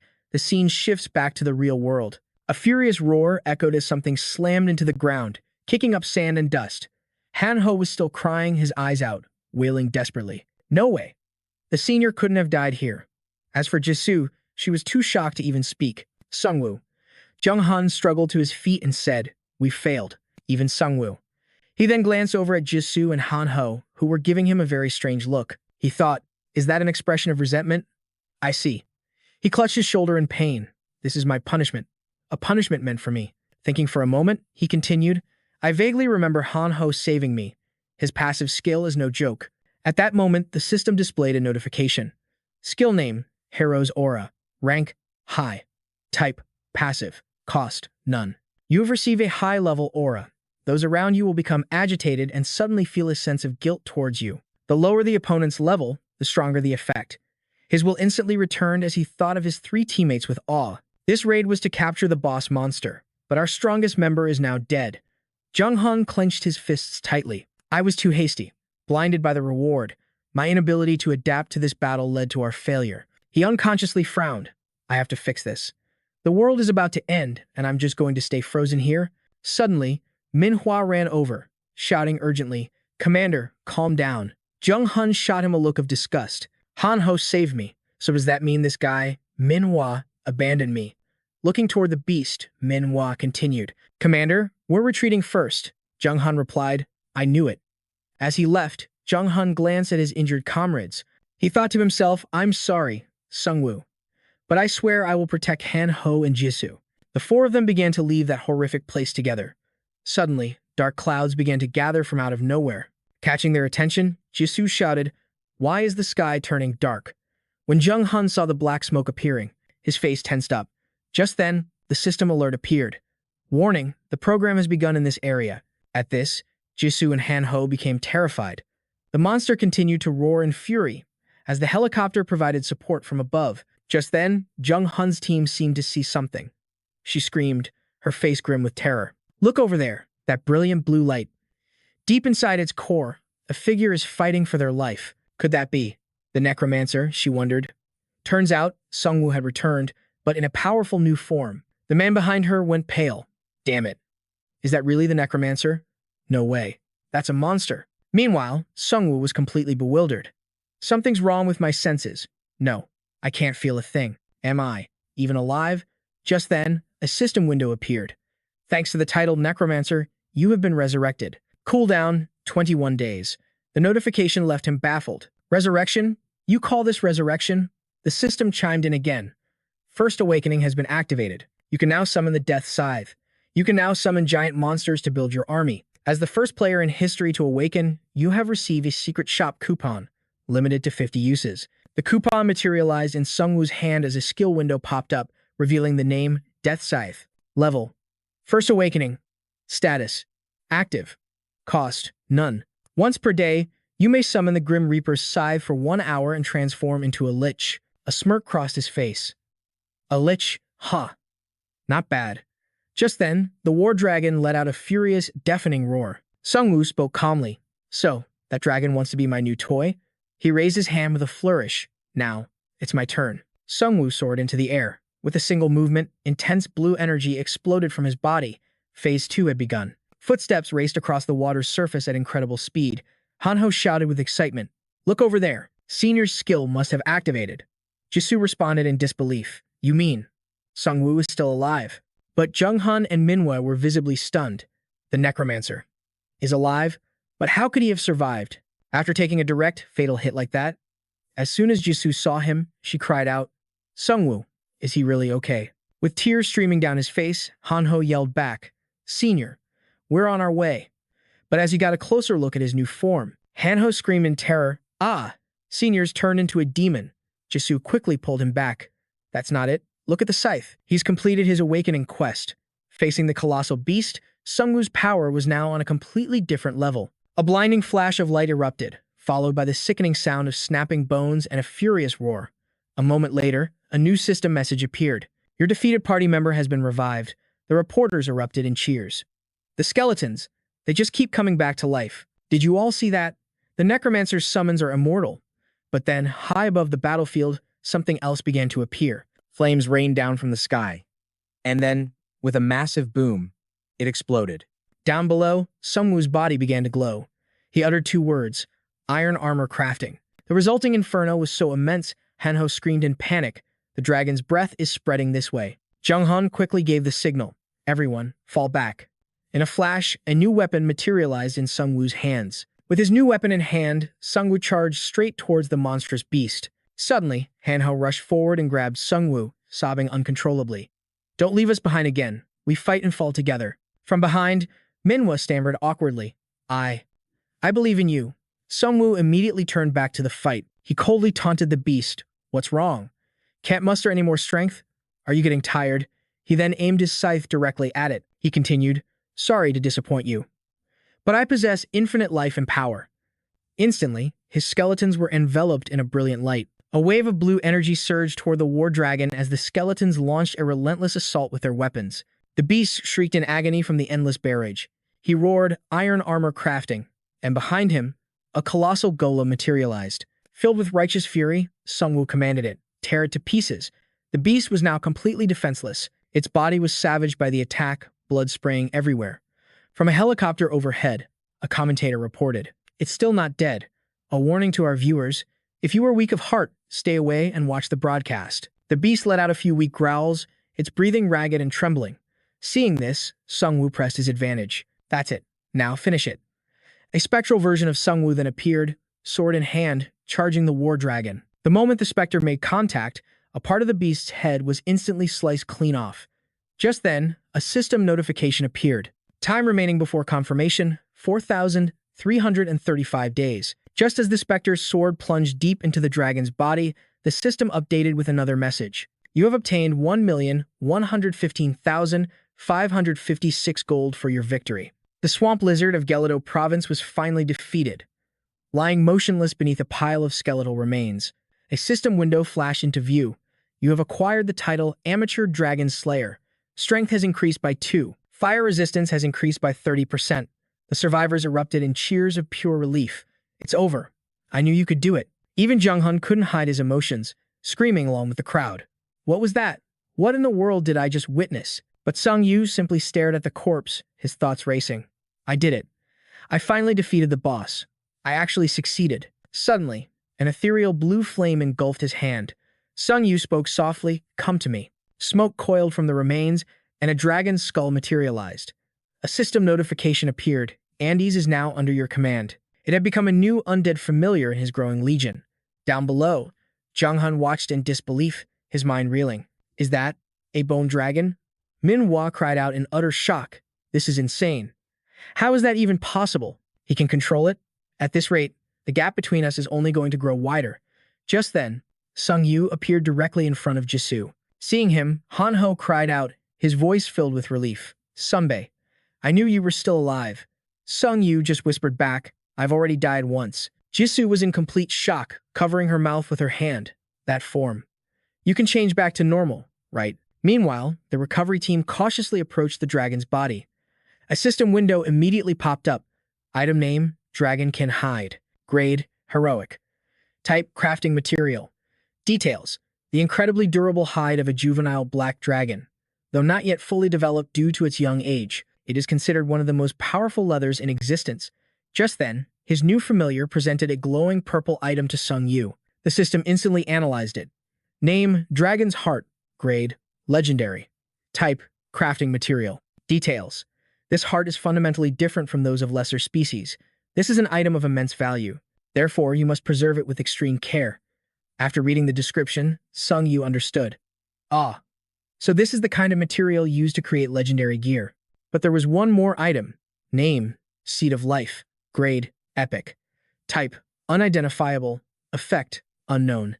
Details. An incredibly strange energy emanates from it. This seed, he thought. It's directly connected to the horrible ending I saw in the prophecy. As he pondered this, Sung Yu reverted back to his normal human form. He thought to himself, after this item, will everything be erased? A young cameraman rushed forward, holding out a microphone. Sir Necromancer, just one comment, please. What do you have to say to the viewers watching? Sung Yu turned, his gaze as cold as ice. Those people who swore they would protect you. Don't put too much faith in them. Hearing his stark warning, the young reporter was completely stunned, at a loss for words. The so-called heroes who were celebrated for saving the survivors turned out to be nothing more than self-serving frauds. The system had evaluated many of these groups before. A large number of them were deemed unfit for survival. Sung Yu looked down, his voice filled with grim determination. If we don't have the strength to leap into a sea of fire, it means we also lack the power. To escape it, we must become stronger. At that very moment, the ground began to tremble violently. The shockwave forced everyone to brace themselves to stay standing. Panic erupted as people began to shout and point. Behind them, the distant volcano was now erupting in a massive explosion. What's going on? Why did it just blow up? That's the direction of Yongdang Post Station. The frog team suddenly sprinted toward them, their faces pale with terror. Commander, their leader yelled. We just got a report. The station is under attack. Jung Han immediately demanded. By who? Overhearing them, Sung Yu's mind raced. The Yenbok Guild. Attacking the station at a time like this? At the same time, evacuation helicopters began to lift off. All personnel, evacuate the area immediately. That's right, expedition teams, get everyone onto the choppers, now. The flames from the volcano raged, climbing higher into the sky. But something was wrong. The smoke billowing out was pitch black. A chill went down Sung Yu's spine. That's definitely the mark of Abyss. It can't be. Does that group really possess a calamity bomb? The scene shifts to one of the speeding helicopters. They were trying to escape at full speed. Suddenly, Jung Han dropped to one knee before Sung Yu, his voice echoing in the cabin. Sung Yu, please, I'm begging you, help us. His voice dropped to a desperate whisper. There are still so many civilians at the station. In my current condition, I'm powerless to do anything. Despair filled Jung Han's thoughts. I can't just sit here and do nothing. I have to act. Seeing his desperation, Sung Yu leaned down as if to help him up. He spoke quietly. There's a lot I need to say to you, but this isn't the right time. Jung Han was already badly wounded, but he endured the pain, simply replying, I'm sorry. A voice crackled over the helicopter's radio. We are approaching the destination point, but due to the smoke, we're landing on the outskirts. Everyone, prepare for touchdown. Move out. Below them, the ground teams were already in motion, getting the survivors out of the station. Jin-guk spun around in a panic, looked at his assistant Ed and yelled, It's them again. The prisoners. They're the ones behind this raid. Ed shot back in a frantic voice. What? The prisoners? You say. Who gave you that intel? Jin-guk confirmed. I saw them myself. They were exchanging signals from the rear. Sungwoo, having heard everything, pieced it all together. So, even in Box Guild knew about this. This was a grim gathering of society's worst. Scientists, merchants, their vile sponsors, and other scum. A sinister aura hung heavy in the air, with tendrils of black smoke coiling around everything. Sungwoo reached out, thinking, it's a shade lighter than the abyss itself. This miasma was clearly designed to spread corruption. The situation was dire, but the expeditionary force was completely powerless against it. With his mind made up, he turned to his team. I'm going in. Protect everyone out here. Just then, Hanho stepped forward, whispering urgently. Sunbae, this is their doing, isn't it? Jisu's voice was grim. It's the Beast Alliance. They despise humankind. Hearing this, Sungwoo's hands ready for battle. If our sponsor confirmed it, then the Alliance has just become a plague we must eradicate. A chilling thought crossed his mind. Targeting Yeongdeong Post Station like this means Suwon Village is vulnerable while we're away. They could be attacking the civilians right now. As he pondered, a skeletal hand began to materialize from thin air. His resolve hardened. I have to capture one of them and force the truth out myself. Behind him, a colossal dragon skeleton materialized from the shadows. Sungwoo's voice was low. It's time for your grand entrance. Long Cot. In an instant, the sky above the train station plunged into darkness as vile, black energy swirled on the wind. A hulking wild boar spoke to a wolf. There are still stragglers resisting. If so, crushing them should be simple enough. The wolf snarled in response. Most of our forces are exhausted after the main assault. Its frustration was palpable. Are you saying those human filth think we're done attacking? Fools. The wild boar replied sheepishly. A new species like us can never coexist with those pathetic humans. They can't adapt to this new era. They'll never understand. The boar then frowned, changing the subject. And another thing, how long will this ritual take? The wolf scoffed. You know the insurgents, don't you? Our mages are handling them. It's a rare delicacy to feast on a mage's brain. The boar grunted. Is that so? I've only managed to devour the brains of archers. Still, I got to use my new claws. The wolf just laughed. How utterly ignorant. At least you're better than those wretched scientists. The wolf glanced over its shoulder. When we die, they plan to use our corpses to craft some kind of elixir. The boar's eyes lit up. An elixir, you say? I want some of that. Suddenly, Long Cot lunged from the shadows, swallowing the dire wolf whole. A system window flashed into view. You have acquired 3,000 gold for slaying the dire wolf. From beneath the massive dragon, Sungwoo emerged, his pace quickening with every step. Stepping inside, he was surprised. I thought the prisoners would be scattered everywhere, but I can't believe it. They've gathered them all in one spot. With his recon complete, he gave his command. Long Cot, fall back. He scanned the area, his mind racing. A ritual. I have no idea what they're planning, but it's clear they're keeping these people alive for it. Not just killing them off. A grim smile touched his lips. Which means I can hunt these beasts down myself. And I'll take them out, one by one. Meanwhile, on the rooftop shrouded in black mist, a level 2 wild minotaur stood guard. 2 unconscious human figures were slung carelessly over its powerful shoulders. The minotaur and its crew were busy collecting corpses. Damn it, it growled. How many more do we need? The order was for 200. A nearby rat fiend consulted a ledger. The orders say to capture as many players as possible. There are plenty more on the other floors. The rat fiend then crouched down, bagging another body. It then asked, all of these are for the experiments, right? The minotaur replied instantly. How should I know what the mages are planning? The minotaur struck a thoughtful pose, resting its chin on its fist. The rumor is, they're trying to extract experience from them. The rat fiend flinched. Extract experience? Is that even possible? The minotaur snorted. We were turned into beasts. After that, is anything really impossible? The rat fiend clicked its tongue. Humph. Sometimes I feel like I was born a rat. But I have to admit, this new life isn't all that bad. Suddenly, a system alert blared. Warning. The Fallen Knight's sword has been activated in this zone. The Minotaur's eyes widened in shock as it quickly pulled up its status window. The rat fiend shouted, Boss, look out. But before it could finish, a massive skeletal claw, Long Cot's, snatched the rat fiend and slammed it into the concrete. Blood splattered everywhere, right before the Minotaur's eyes. It roared in fury. Who the hell are you? Its gaze shot upwards, finally noticing the colossal form materializing above it.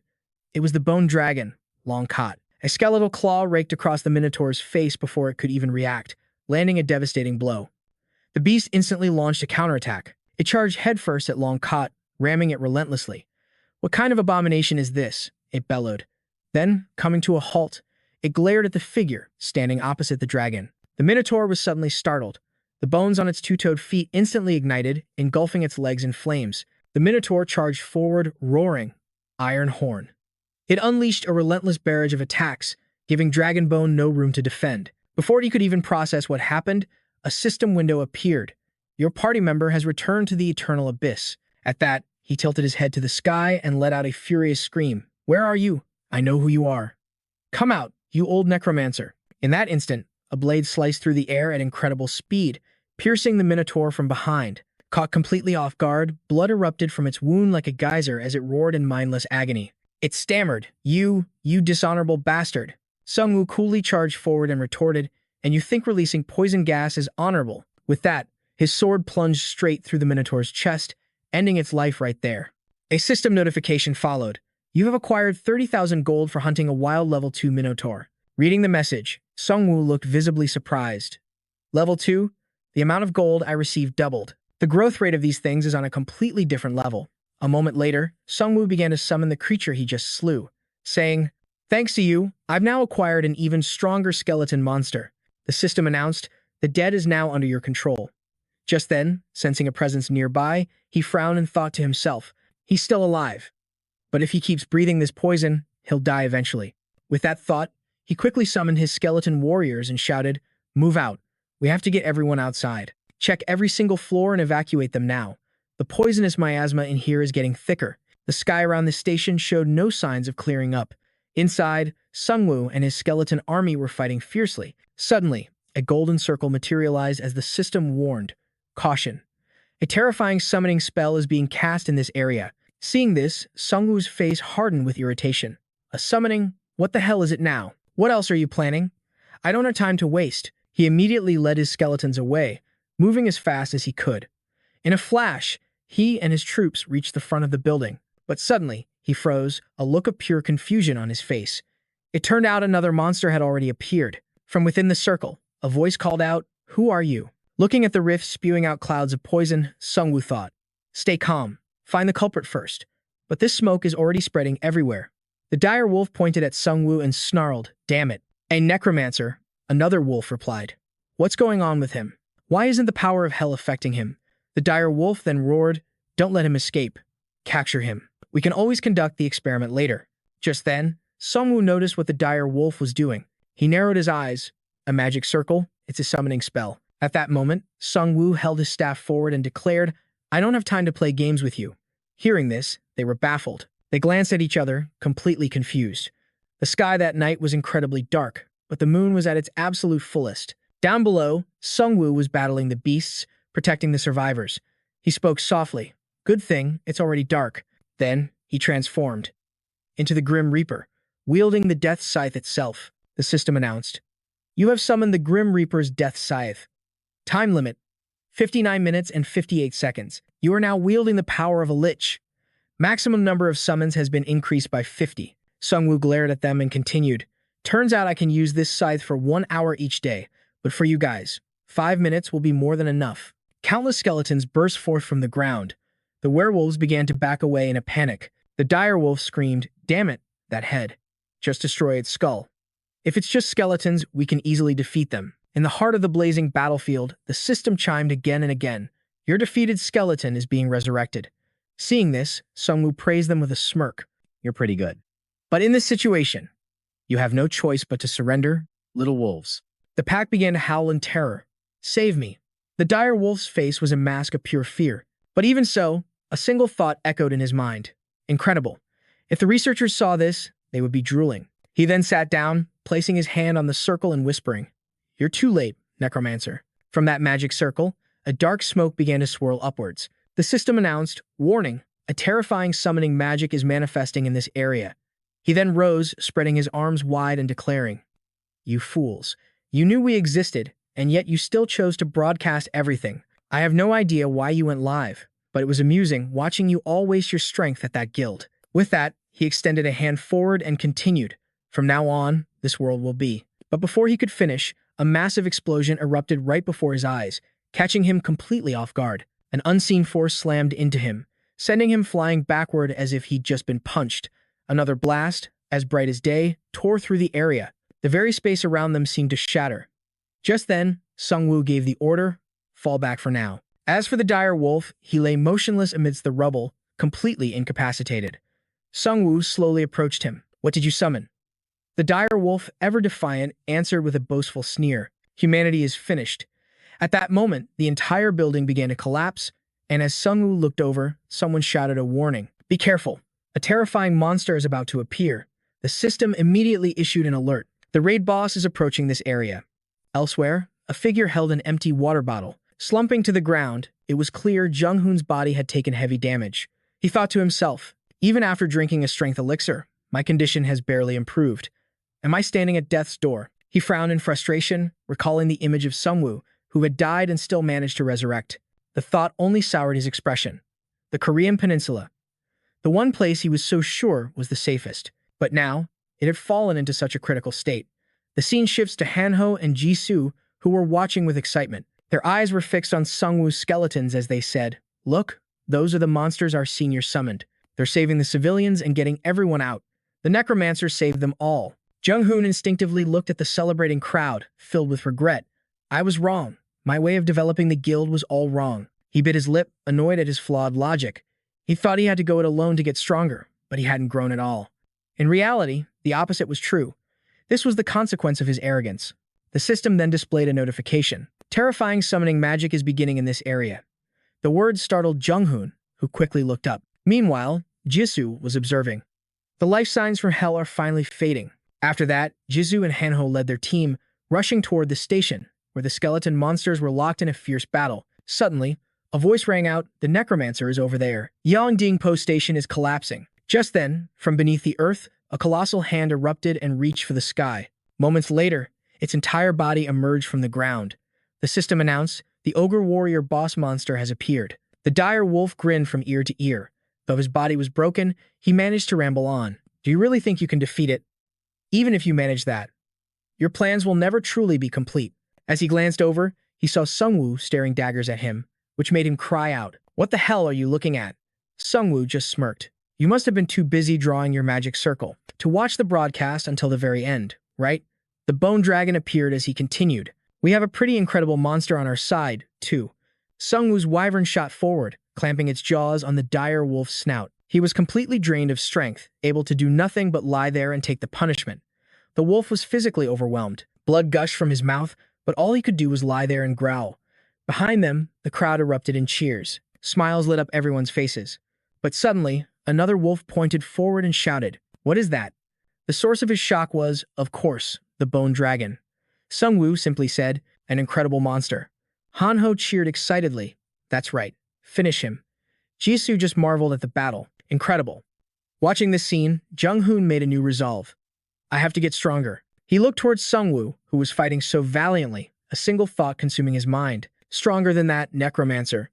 That way, I won't have to depend on anyone else. Not even the Crusader team. At that moment, the ogre went completely berserk. Model.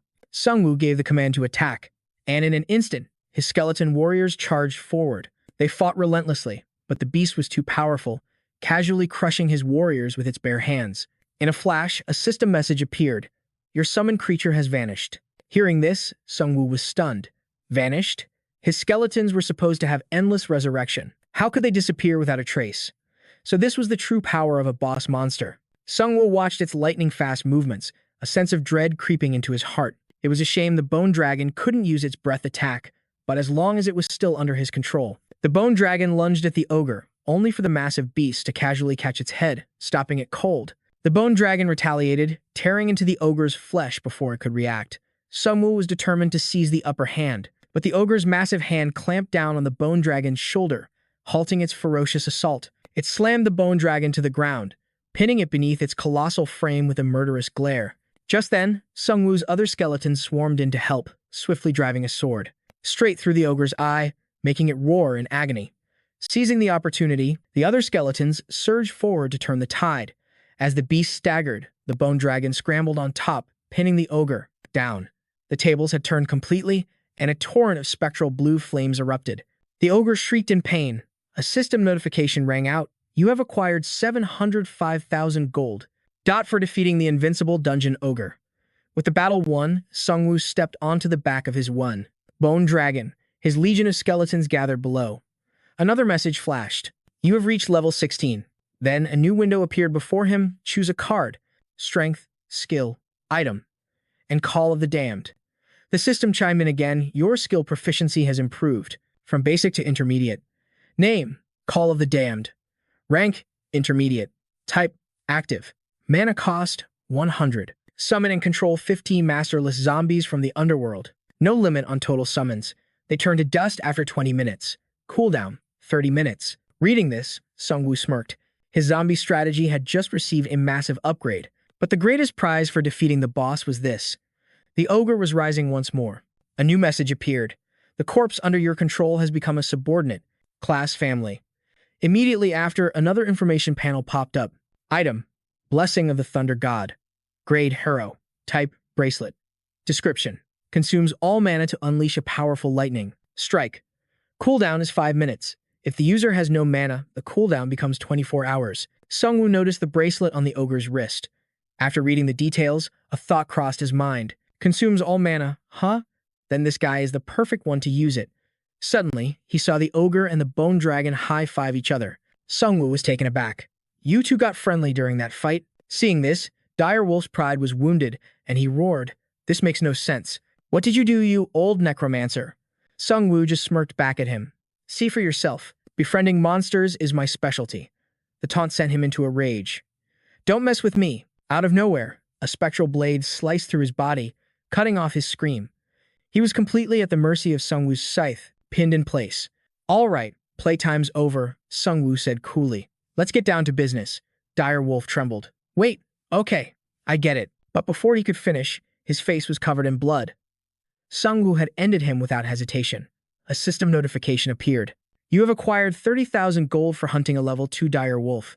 When Ki Han-ho arrived, he saw Dire Wolf's lifeless body and exclaimed, Why did he just drop dead like that? Jisoo replied, He probably died of shock, afraid of being interrogated. All the blood must have rushed to his head. Behind them, Jung Hoon whispered with a hint of confusion. What a waste of a good information source. But a different thought echoed in his mind.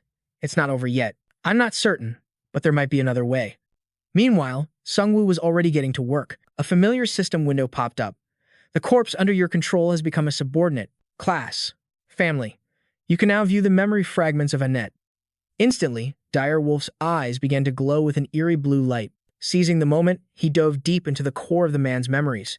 As he began, a brilliant flash of light erupted before his eyes. A lone figure appeared within the memory scape, their purpose a complete mystery. Suspended in the void was Sungwoo, carefully observing every detail of the train station materializing around him. He thought to himself, I don't recognize this architecture, but it seems the system created it this way. This place feels completely constructed. To take on a major target like the Vampire Lord, monstrous beasts finally emerged from the shadows. They appeared to be hauling something deep into the train station. Suddenly, Bull's voice cut through the silence, warning Wolf. Kill the phones. We're entering their territory now. Wolf just smirked in response.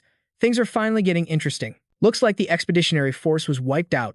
At that moment, everything clicked for Sungwoo. So that's why you couldn't watch the broadcast until the end. Wolf then turned back with a playful grin. What do you think, my handsome alpha wolf? The alpha wolf's face hardened with annoyance. I told you not to call me that. His tone instantly shifted back to business. Forget it, boss.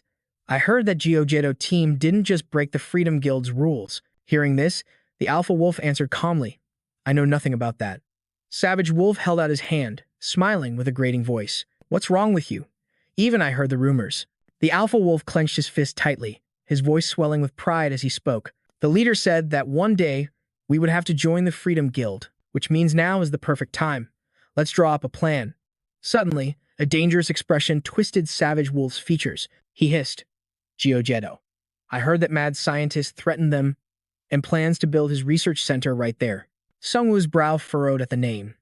Geojeto, Korea is in serious danger. The alpha wolf shot back. Where are you hearing this nonsense? Savage Wolf immediately retorted. Nonsense? Isn't our leader the one heading that organization? Savage Wolf's voice was a low growl. My head's been a little twisted since I joined that science team. But I have to admit, it's fun. I mean, those guys are hilarious. And they are absolutely obsessed with Geojeto. At this, The alpha wolf finally lost his composure and roared, "Shut your mouth." And just like that, the memory ended. Hanho's worried voice called out, "Senior." Jisoo looked at him with concern. "Sungwoo, did you find something?" He answered softly, "I did." With his task complete, he recalled his skeleton soldiers, his mind racing. Was the reason they attacked Yeongdeungpo really to secure Jeojado? And Sindarim Station 2. I've finally found their trail. With that thought, he walked straight past Hanho and Jisoo. He ignored their frowning faces, his mind already on the next move. I have to figure out the next step in their plan. The scene shifts to Sindarim Station, the central hub where lines 1 and 2 intersect. Because of this, it was a place that teemed with people, always bustling, no matter the time of day. The director stood before his machine, his voice filled with excitement. So many delicious test subjects here. He then let out a sharp laugh. The research center wasn't built here just because it's near Yeongdeungpo Station. We're surrounded by an endless supply of specimens. This is our paradise. Hearing this, Rat, who was standing on a research tank, spoke up hesitantly, "Director, can we perhaps lower the temperature? The stench of rotting corpses is getting strong." The director shot back, "My patience is wearing thin. Get used to it. Once you're accustomed to the smell, you can adjust your own senses." Rat stepped down calmly and continued, "Ah, but mutants like me are very sensitive to smells, so." The director cut him off without a shred of concern. "These animal types are so troublesome," he continued. "I can't even tell what a person smells like anymore. You said you want to become human again, didn't you?" Rat clasped his hands together, his eyes filled with determination. "Of course. I didn't ask to be mutated like this. And I hate being a rat." The director turned his back, looking over his chemical supplies. He replied nonchalantly, "They say headquarters is starting a new study. You should volunteer for the experiment." Rat's face went pale with shock. "Volunteer? For an experiment?" The director smiled, a chilling sight to behold. "That's right. Experiments always start with a rat as the test subject, don't they?" Rat stumbled back a few steps in panic. You're joking, right?" The director burst into a fit of gleeful laughter. "Of course I'm joking. Are you scared?" He then picked up 2 vials, as if weighing them. He looked between Rat and the other animal specimens. "You should really consider it, though. What's the point of living in that mutated form? After all, rats are the most despised creatures on Earth." He then pulled out a single pill and continued, "Even if a cure is successfully developed, by the time it gets to you, it's going to take a considerable amount of time, and a rat's lifespan isn't very long." Hearing this, the man bowed his head and replied, "Yes, thank you for your concern, sir." Suddenly, the guard, Dog, slammed the door open, his expression frantic. "Director, there's a riot outside." He looked at the old man and yelled, "A dinosaur has appeared and is tearing down the buildings." The director, however, remained perfectly calm. He turned to Rat and asked, "Did you steal my drugs behind my back? Or perhaps a Tyrannosaurus just happened to evolve from your species?" With that, he turned away, warning Rat, "The situation looks dire. Alert everyone immediately." Dog, Rat, and the director all rushed out of the room. Their minds were focused on one thing: combat. Just then, a system window appeared. Phase 2 Medicinal Replica. Classification. Strength Enhancement. Condition: administer stimulant to over 10 individuals. Frequent use will cause the body to develop a resistance. At that moment, Dog turned back to the director. "I just received word. The operation in Yeongdeungpo has failed." The director's face twisted in shock as Dog continued, his voice grim. This situation might be connected to it, but he failed to notice the director and his comrades were paralyzed with absolute terror. It's gigantic. Fall back." Outside, the bone dragon was simply taking a casual stroll, but that sight alone was enough to leave everyone inside too terrified to move an inch. The director's face contorted. "Damn it, what is that thing? Is that monster a real dinosaur?" Meanwhile, outside, Jisoo and Han-ho were coordinating with the bone dragon to shatter their entire front line. They charged straight inside to take care of the grunts. The director's eyes widened. "Skeletons, don't tell me that's the dragon from Jeluido." The realization hit him. "Run," he screamed. "You can't fight them." He turned to flee, barking one last order. "Hold them off for a moment. We need to gather our things." He and Rat scrambled towards the staircase. They rushed up the steps. Suddenly, a strange flash of light made Rat glance over his shoulder. The director roared, "What the hell are you doing, you damn rat?" He immediately answered, "I just smelled something. Pungent." But doubt crept into his mind. Was I just imagining it? Back in the room, he and Rat frantically tore the place apart. "Hurry, we have a lot to carry." "Yes, director." The old man kept muttering as he packed, "We have to take this. And this too." Rat caught that strange scent again, and for a second, his focus was broken. Suddenly, something shot out of the shadows, kicking a supply crate into the air. Rat lunged, grabbing the director. Leaping backward, Rat spun to face the intruder and demanded, "Who are you?" The bewildered director asked, "When did he get in here?" Sungwoo stepped forward, his voice cold as ice. "You sent your package to the wrong address. I'm here to settle the score." The director scrambled to his feet. "Settle the score? What score?" Sungwoo shot back instantly. "Didn't you send a monster after me?" Standing before them, Sungwoo didn't hesitate for a second, immediately summoning more of his undead soldiers. The ogre, Sungwoo's loyal partner, appeared in a flash, its signature bracelet glowing on its wrist. The director stammered, unable to form words.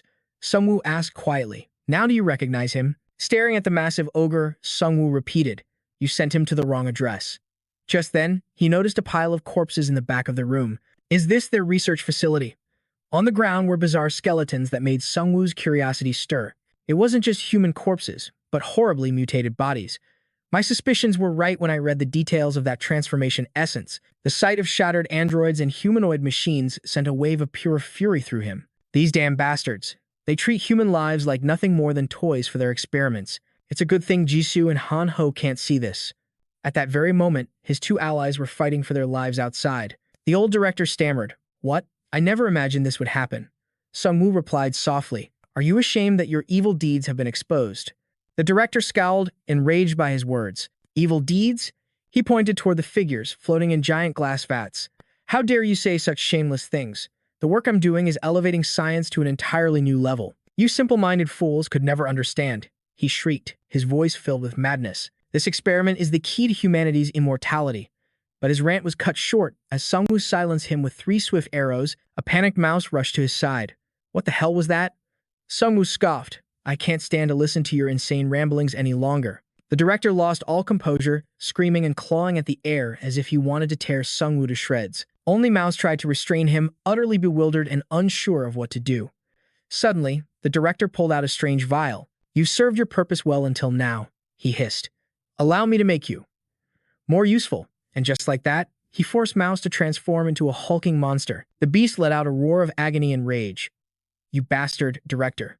Without a moment's hesitation, Sungwoo launched his attack as a system notification flashed before his eyes. Item name: Ring of the Night King. Rank: Mythical. When fighting in darkness, the user can summon an alter ego to fight alongside them. The monstrous mouse threw up its massive arms to block the incoming attack. Its face was a twisted mask of pure fury. But in the blink of an eye, while the beast was distracted, Sungwoo teleported directly behind it. From this new angle, Sungwoo paused for a split second, realizing his attack power had been massively amplified. But as he gazed upon the transformed mouse, something about its expression gave him a strange feeling of unease. Before another moment could pass, his summon, Og, brought its foot down, crushing the smaller mouse creature. A thought entered Sungwoo's mind. Why do I have such a bad feeling about this? Right on cue, the system announced, "You have received 13,000 gold for hunting a mutated mouse." The director shrieked in absolute fury. "I was just promoted to director. I can't die here." Unmoved by his pleas, Sungwoo stepped forward and cleanly severed the man's left arm. He stared coldly into the director's eyes and said, "Your lower half is next, unless you want to share the same fate as your test subjects." Did he take poison? Sungwoo confronted him with the question. Foaming at the mouth, the director could only lie there, stammering, "Yes." He then looked up at Sungwoo. "I used that rat to buy myself time. Enough time to take the poison. You old fool. My colleagues will give a test subject like you the special treatment you deserve." Sungwoo stared back, his expression like ice. "Even better. That means I won't have to get my hands dirty." The poison began to take full effect as the director coughed up blood, but he still managed to choke out. What? What do you mean by that?" Sungwoo simply raised his hand and began an incantation. "You will never find out," he said, activating his resurrection skill. "I will raise you as my loyal skeleton and read the fragments of your memories." Suddenly, the system chimed in. "A living creature cannot be turned into a loyal skeleton." The message caught him off guard for a second, but what needed to be done was clear. He delivered a brutal kick to the director's groin. Tears of pure rage streamed down the director's face as he whimpered. That was a dirty move. He then saw Sungwoo draw his sword and declare, "You don't deserve to live." The words struck terror into the man's heart, and he scrambled backward in a desperate attempt to flee. "Wait, I'll cooperate. I'll give you my inventions." But it was far too late for regrets. Sungwoo ended his life with a single thrust through the chest. Immediately, the system announced, "The deceased has become your loyal skeleton. You can now check the memory fragments of the deceased. That familiar light flashed again, pulling Sungwoo's consciousness into the void. He saw the image of the director, trembling in his chair as he uttered, "I'm being appointed the director of the research center." A voice from across the table replied, "That is correct. As soon as you officially become a doctor, you will be in charge of this center." Sungwoo's eyes widened in realization. So this man was the linchpin connecting everything. The ringleader of the smugglers, the mysterious doctor continued, "And when you get there, make sure to produce as many pressure valves as possible." Sungwoo was shocked. "As many pressure valves as possible?" "Correct. Can you handle that?" the other man asked. The director shouted with glee, "Yes, that's my specialty. I'd say 80% of the items produced there are my own creations." He was overjoyed. "I only assist with the other items, but this particular one is my masterpiece, my pride and joy." "There. How would you like it? Should I just manufacture them and then release them at John Deere?" The doctor's plan was to create enough to capture those insects. He added, "Leave the rest to those monster mages. They will use their teleportation skills to transport the imprisoned boss monster to John Deere. Release all 3 of them, one by one." This revelation stunned both Sungwoo and the director in the memory. Sungwoo's mind was racing. 3 of them. They're holding 3 boss monsters captive. The director himself was panicked. Those mages? A task this important. Can we really entrust it to them? The doctor's tone sharpened. "Watch your mouth. If it weren't for them, then our plan is doomed to fail, especially since those 4 mage beasts are stronger than the top 3 players. We have to borrow their power." Hearing this, Sungwoo bit his lip, thinking, how can we just assume that those 4 monsters are stronger than high-level rankers? Those beasts are the ones who refuse to choose cards, and they're always trying to figure out the reason for things. In my experience, there's no way they're stronger than a ranker. But as Sungwoo considered it, a new thought sparked in his mind, his experience. Just because they didn't choose cards doesn't mean they can't evolve. At that thought, Sungwoo's expression tensed. And another thing, those monsters must have been given their own special quests. Just like those scientists. These exclusive missions are a chance for them to become more powerful. His own growth was proof of that. Knowing they're even stronger than Cairo only makes me want to hunt them down and turn their corpses into powerful elixirs. After the director finished, the doctor chimed in. "By the way," he said grimly, "our main goal isn't to kill the players. So after we capture them, we shouldn't torture them." The director shot up from his seat, ecstatic. "I knew it. Our true purpose is to create a new race for Geloido. I believe humanity is capable of a grand evolution. That's why I'm working so hard now." Sungwoo was stunned by the revelation. "A new race? I have to remember that." That phrase might be part of their exclusive quest. As they were talking, the alpha wolf entered and asked, "It seems you two are discussing something important." Sungwoo looked at the white-furred wolf. "I've seen this one before," which means he's a key figure. The moment he saw it, the director stood respectfully. "You've arrived, Great Mage, number 3. But the creature seemed displeased with the title. "Wrong. I am no mage." The director noticed its ears were glowing faintly. It continued aggressively. "You must assume I'm a mage because of my appearance, don't you? But I am just like you, Quentin." The director was horrified. "How do you know my name?" The wolf peeled off its glove, revealing a set of razor-sharp claws. The pretense was over. "In truth, I'm just another type of human." It spoke while placing its hand on the director's stomach. The man jolted in shock. The director clutched his stomach in panic. "What did you just do to me?" The alpha wolf casually pulled its glove back on. "Think of it as insurance. You and I will be working together for a long time. We should at least have a safety device. It will protect both of us, Quentin, if danger arises. You can send a message through this device." At that moment, something blue began to rapidly spread through the director's every cell. A system alert flashed. "Warning, you have been drained while examining a memory fragment." Sungwoo panicked. "What's happening?" The alpha wolf had finally noticed him. It gritted its teeth. "So it was you. Necromancer, Sungwoo." It continued, "I can't believe you made it to Cinderim so quickly after we just dealt with the situation in Yongdengpo." Sungwoo was shocked. Is this one of its skills? The alpha wolf pieced everything together, then asked aggressively, "So, you can use this trick to read the memories of the dead?" "Yes." Sungwoo no longer bothered to hide. "Cinderim is more empty than I expected. Your real body must be somewhere else, right?" His question infuriated the alpha wolf, its piercing blue eyes glaring at Sungwoo. Furious, the alpha wolf issued a threat. "Necromancer, stay out of our way. No matter how long this war drags on, victory will be ours. Don't think you're so great just because of your high rank. To us, you are nothing." As soon as it finished speaking, it lunged forward. Faced with such a massive and aggressive beast, Sungwoo simply stood his ground and asked calmly, "And who is us?" The alpha wolf no longer felt the need to hide it. It opened its mouth and declared, "The Evolution Society. Remember that name, because we are the ones who will end human history."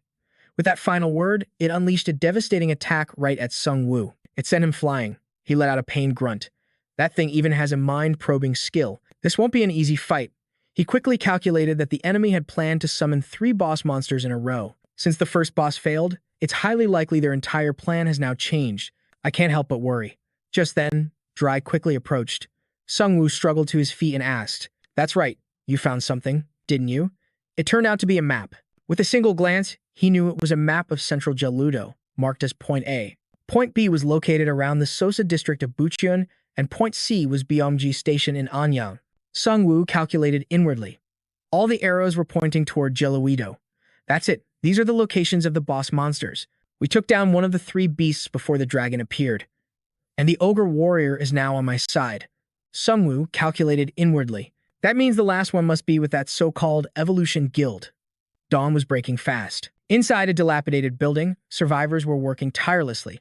When they saw Sung Woo, they immediately waved with cheerful greetings. Standing nearby, Hanho puffed out his chest with pride. Ed noticed him at once and rushed over. "You made it back so quickly. Was the outcome a good one?" But Sung Woo ignored her question and got straight to business. "I need you on the community forums. Find any information you can on Bucheon and Anyang for me. Focus on any posts about boss monsters. I need to speak with Jung-hoon alone. So everyone, please give us a moment." Ed nodded in understanding and quickly left. Sung Woo stepped inside. "You look busy." His sudden appearance startled Jung-hoon. The man's face was gaunt with exhaustion as Sung Woo spoke. "An event this huge means there's a mountain of things to deal with. Have you discovered anything?" "Sung Woo, what did you need to talk to me about?"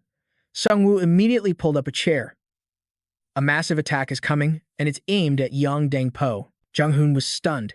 "Who told you that?" Sung Woo explained that the attackers, who call themselves the Evolution Guild, weren't actually targeting the Freedom Guild. Jung-hoon's eyes widened. "The Evolution Guild? Why have I never heard of them before? Why would they attack us?" Sung Woo's voice was calm, as always, when he spoke one word, Gelido. Even in this critical situation, he remained composed. But the name sent Jung-hoon into a frenzy, and he shot to his feet. "No way. I thought that was already taken care of." Seeing his panic, Sung Woo stepped in to reassure him. "There's no definite news yet. It's just my theory." Jung-hoon slammed his hand on the table.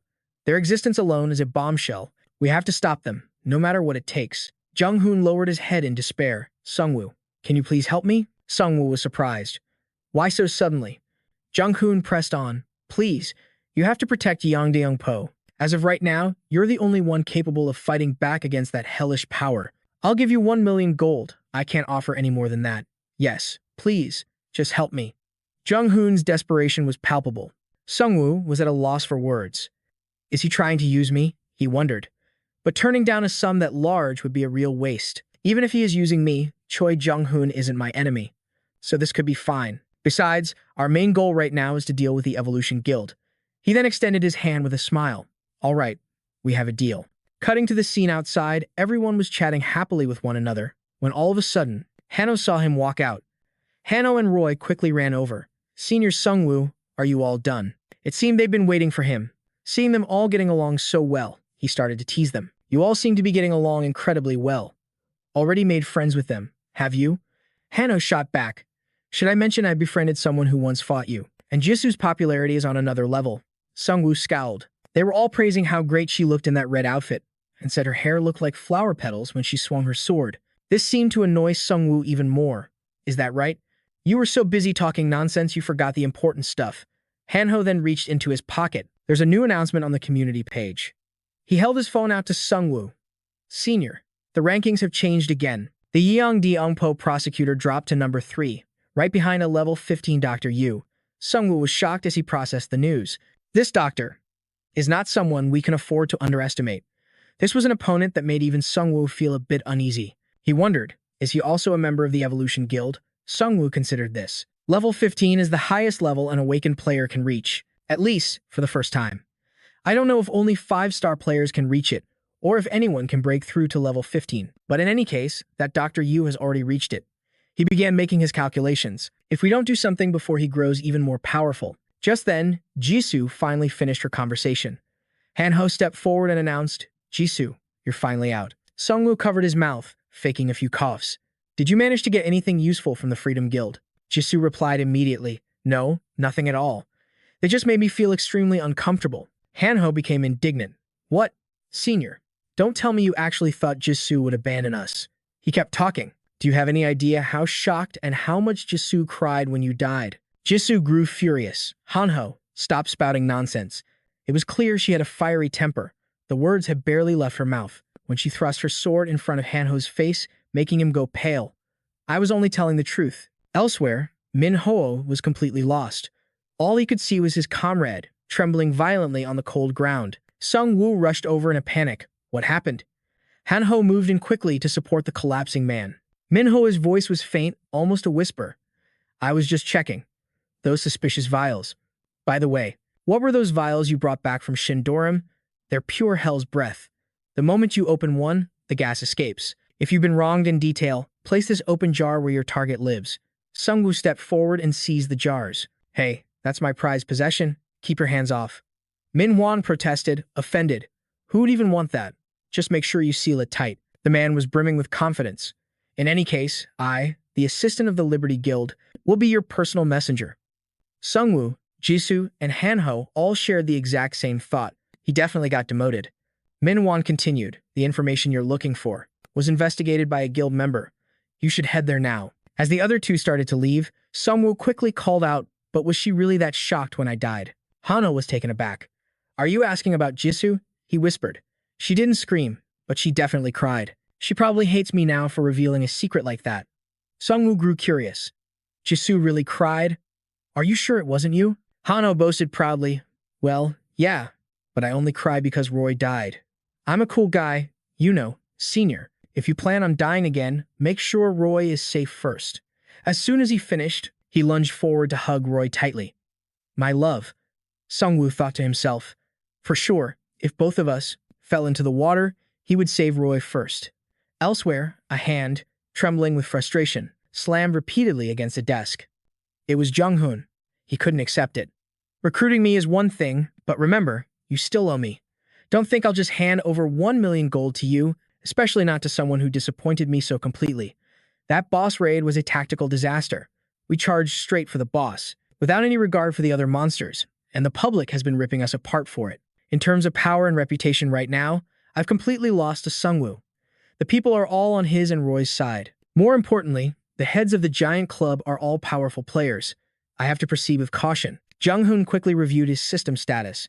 His current objective was to train 30 members of the Conquest team to level 10. The reward, a first awakening. This victory must belong to a hero of overwhelming strength, and the player must complete this challenge before the world tree appears on Earth. Jung-hoon analyzed the situation. A personal quest, just for the captain of the Conquest team. From what I've gathered, awakening quests are only given to 4 or 5-star players. That's why I have to clear this as quickly as possible. It's the only way I can challenge the other 5-star players. But of the required 30 members, 6 are already dead. I'm left with only 14. How in the world am I supposed to train 16 more people to level 10? Jung-hoon's head throbbed as he thought. This is impossible. But he knew. If it were Sung-woo, he could do it. It seemed he was plotting to use Sung-woo to train his own forces. The more Jung-hoon worried, the more determined he became. I must do something. I have to succeed. That single thought echoed relentlessly in his mind. For some reason, an uncontrollable rage began to well up inside Jung-hoon. It was clear he harbored a desperate ambition to defeat Sung-woo. Outside, his people had quickly assembled. Standing before Jung-hoon, Edith spoke loudly. You summoned us, Commander. Jung-hoon's face was grim. Edith, as of tomorrow, we resume the hunts. Select the members for the hunting party. Edith was shocked. What? But Commander, we need more time to restore this station. If we go hunting now. But before she could finish, Jung-hoon cut her off with a sharp tone. While we're busy rebuilding this station, others will surpass us. Then, if we're attacked, once more, the damage will be even more devastating. He went on, Sung-woo will handle that evolved boss soon enough. That will become our greatest threat. But in his mind, he was thinking, you must become the guard dog for the Liberty Guild. Then, Jung-hoon roared, we are the strongest guild in Korea. We will never taste defeat again. We will be the ones who emerge victorious. The scene shifts to a control room, where Sung-woo stood, observing everyone at work. He seemed to be looking for something. Min-hwan broke the silence. Sung-woo, my contact found the information you needed, the man reported. You wanted us to investigate the Sosa area, in Buchan and the Biolgio station in Anyang, correct? In Sosa. Sungwoo impatiently cut in. Did the civilians see any ogres there?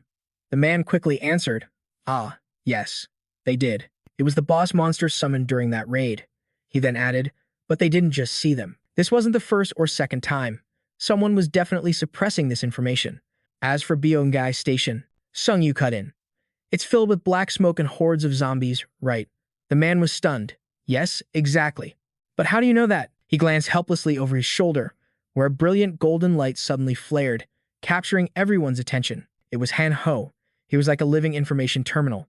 One look was all it took to realize he was the source of all this data. Min Ho's friend scowled. Looks like we found the last smartphone addict on Earth. Sung Yu just sighed in resignation. No, there's never been anyone like him.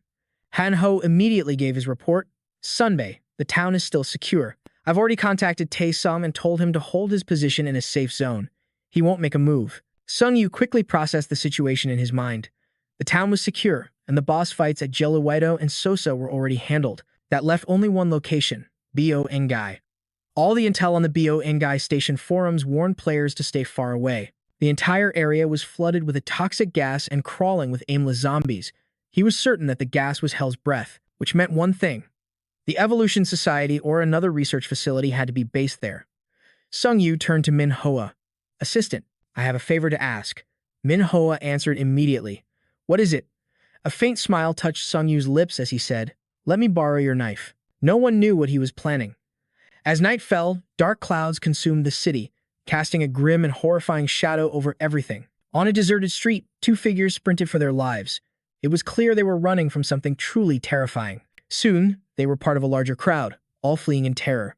Faster. We have to run faster. The air filled with panicked gasps for breath. One of them cursed. Damn it. I don't think we can stop them this time. From a high vantage point, a lookout yelled down. The demolition squad is here. Take out that horde, he roared to his comrades. Light them up, now. If we can't hold the line here, the entire shelter is compromised. The zombies were closing in fast, swarming towards the desperate runners below. But the team above provided cover fire just in time. A rain of rocks and explosives crashed down on the horde, slowing their relentless advance. Survivors at the gate yelled, Get inside, now. This was a grimly familiar scene for everyone here. The zombies charged with insane fury, desperate to tear them all to shreds. More terrifying than their rage was their sheer numbers. It was a sea of undead, an entire small town's worth. Inside the surveillance room, the operators trembled, some breaking down in tears. They were all struck speechless by the horrifying sight. The horde was too fast. There was no way everyone would make it out alive. One of the runners finally spoke, his voice grim. We have to make a stand here. If we don't, they'll breach the gate. We need to draw their attention. The rest of you, go. Find cover. A desperate plan was hatched in an instant. We'll split up, go in different directions. We have to lead them away from the shelter. One man tossed his supply pack to a young woman. Take this. Get it to your family. Then, he and his partner steeled themselves, gritting their teeth. Over here, you freaks, they roared. They had already accepted their fate. This was a suicide mission. The horde turned, charging them with renewed fury. Just as the lead monster raised its claws for the kill, something shot across the sky in a blinding blur of motion. Instantly, the attention of every single zombie snapped upwards, their mindless hunger replaced by a flicker of confusion. They stared, jaws agape, as a massive fireball erupted in the sky, painting the entire area in a brilliant, terrifying crimson. The blast was so powerful, it incinerated a huge chunk of the horde in an instant. The two would-be sacrifices could only stare in utter disbelief as the long-haired man turned to his friend. Who was that? Suddenly, his partner screamed, It's a summon. A massive cloud of blue smoke materialized before them, making them jump back in shock. And from the smoke emerged Sung Yu. Jisoo, he said calmly, I'm using the skill. Get clear. Sung Yu activated Blessing of the Thunder God, consuming his entire mana pool to generate unimaginable power. A deafening explosion rocked the battlefield. Jisoo instantly shot away from her position. The moment she was clear, Sung Yu unleashed his power again, detonating the very ground the zombies stood on. Once more, the horde was consumed by a raging sea of flames, the air filled with the sound of sizzling flesh and the dying screams of the undead. But he wasn't finished yet. Sung Yu's massive summon moved in, bringing its giant foot down to crush the bones of any surviving zombies. He was planning to wipe every last one of these abominations off the face of the earth. Inside the shelter, a survivor stared out in absolute shock, stammering. What in the world is that? A skeleton. The two onlookers shouted in disbelief, "It's him, the man from the live broadcast. The one who single-handedly defeated two boss monsters, the Necromancer." To everyone else, he looked like an envoy from the underworld. Sungwoo's expression was grim, his entire body radiating an icy cold aura. As night fell, a lone helicopter circled in the sky above. They had no idea who was inside. Down below, Hanho's parents and the other survivors were holding up a banner, waiting for Sungwoo. When Sungyu's group returned, everyone was stunned into silence.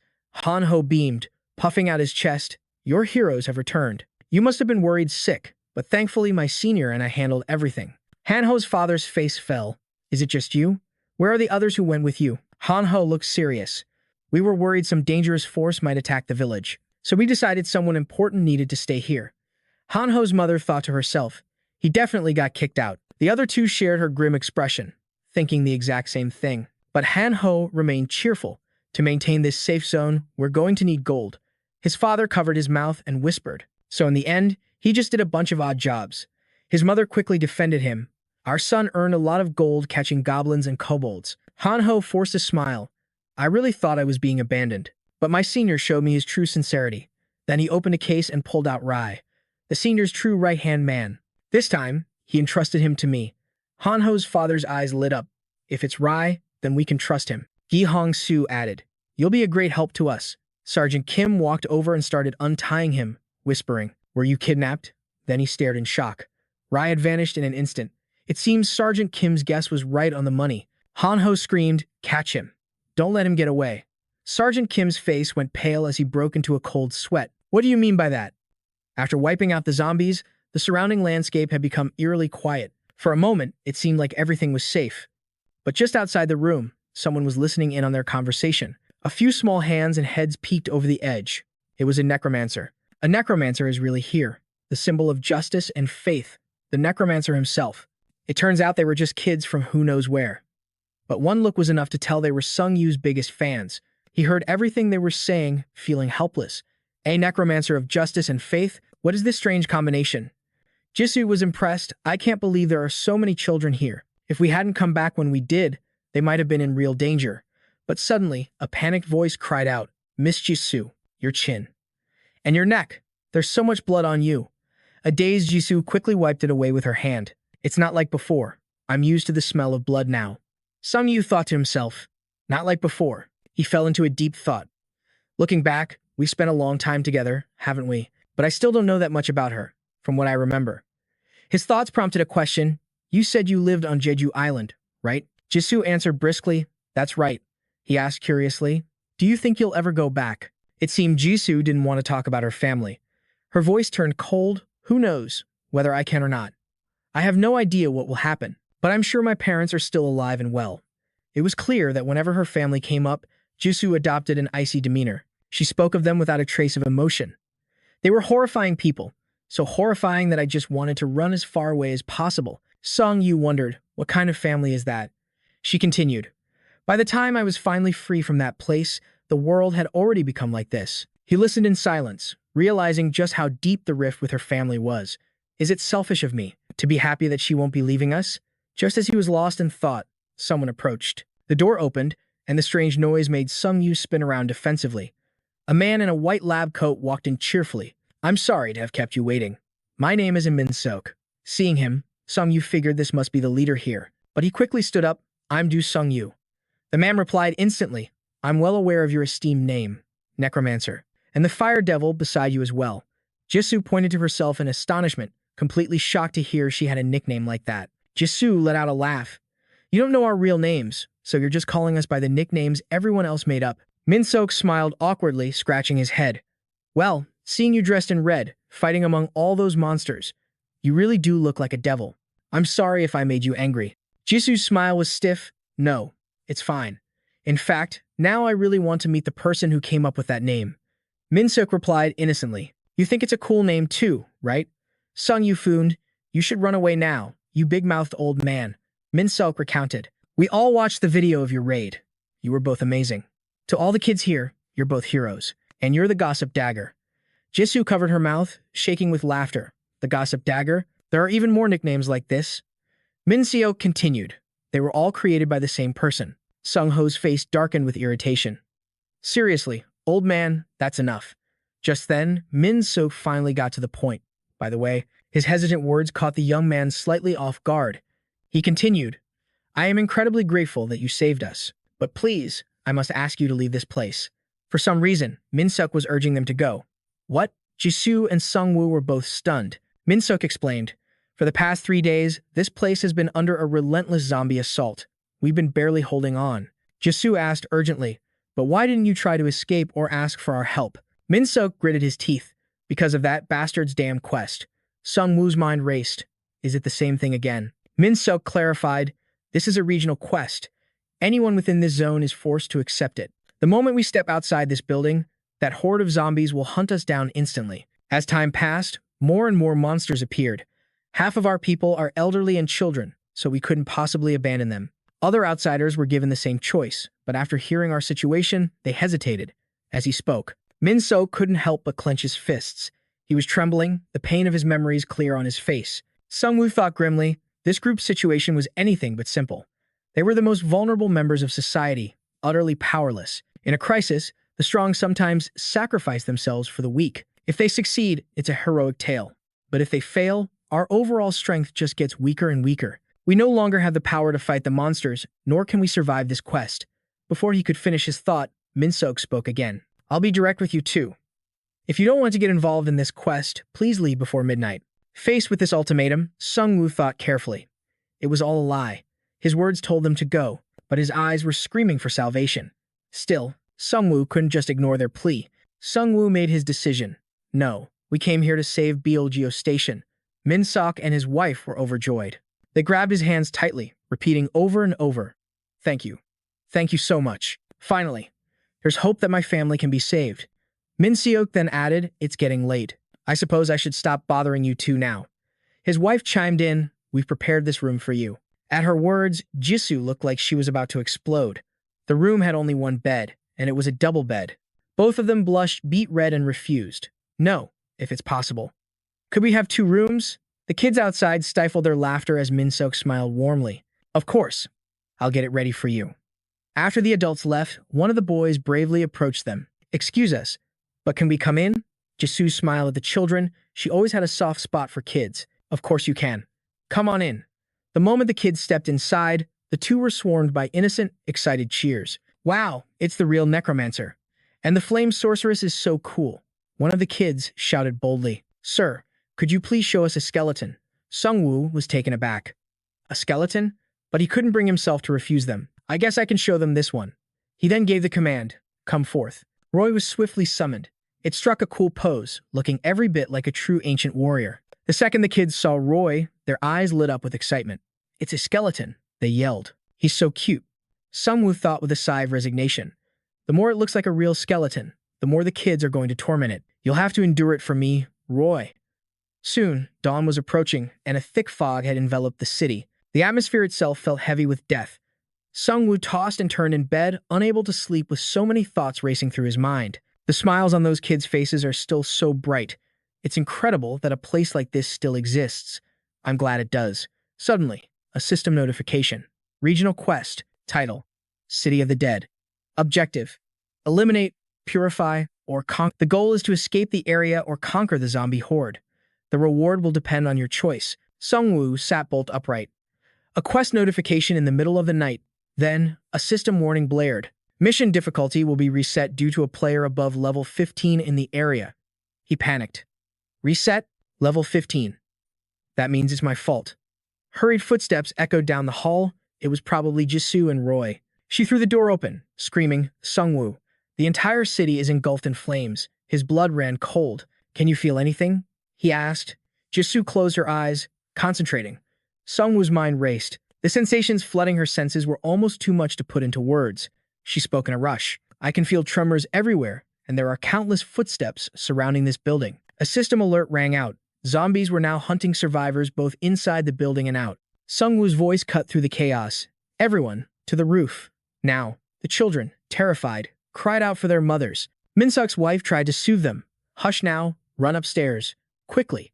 In moments, everyone had gathered together. One of the survivors turned to him. Sungwoo, Jisoo, we're in big trouble. Normally, the zombies can't get us in here, but now.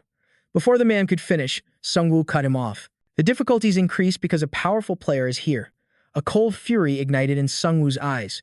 Why do they treat us like lab rats? It's time we showed them things won't go their way. Outside the hospital, a wave of ferocious zombies was closing in. It was clear the building wouldn't hold for long. Minsok shouted, "Anyone who can't fight, get to the rooftop. If those zombies team up with ghouls, it's over for us." Sungwoo's mind raced. He knew ghouls were a different breed of flesh-eater. In fantasy lore, they were a higher-tier undead, even more dangerous than zombies. And in this twisted game, you had to play by the rules of fantasy. Suddenly, Minsok's child broke his train of thought, calling out in fear, "Dad." Minsok's voice softened. "Son, daughter, how are you two holding up? Should we head to the roof, just like we practiced?" The two children, fighting back tears, replied, "Are there zombies? Are we in big trouble?" like Hyunjin said. Seeing their terror, Minsok spoke gently. "Don't worry, Daddy will save you. And the necromancer uncles are here too." The little boy's eyes welled up. "Daddy, uncles, please be careful." His sister, finding her courage, yelled, "You can do it." After a quick farewell, the children were guided safely up to the roof. It wasn't a moment too soon.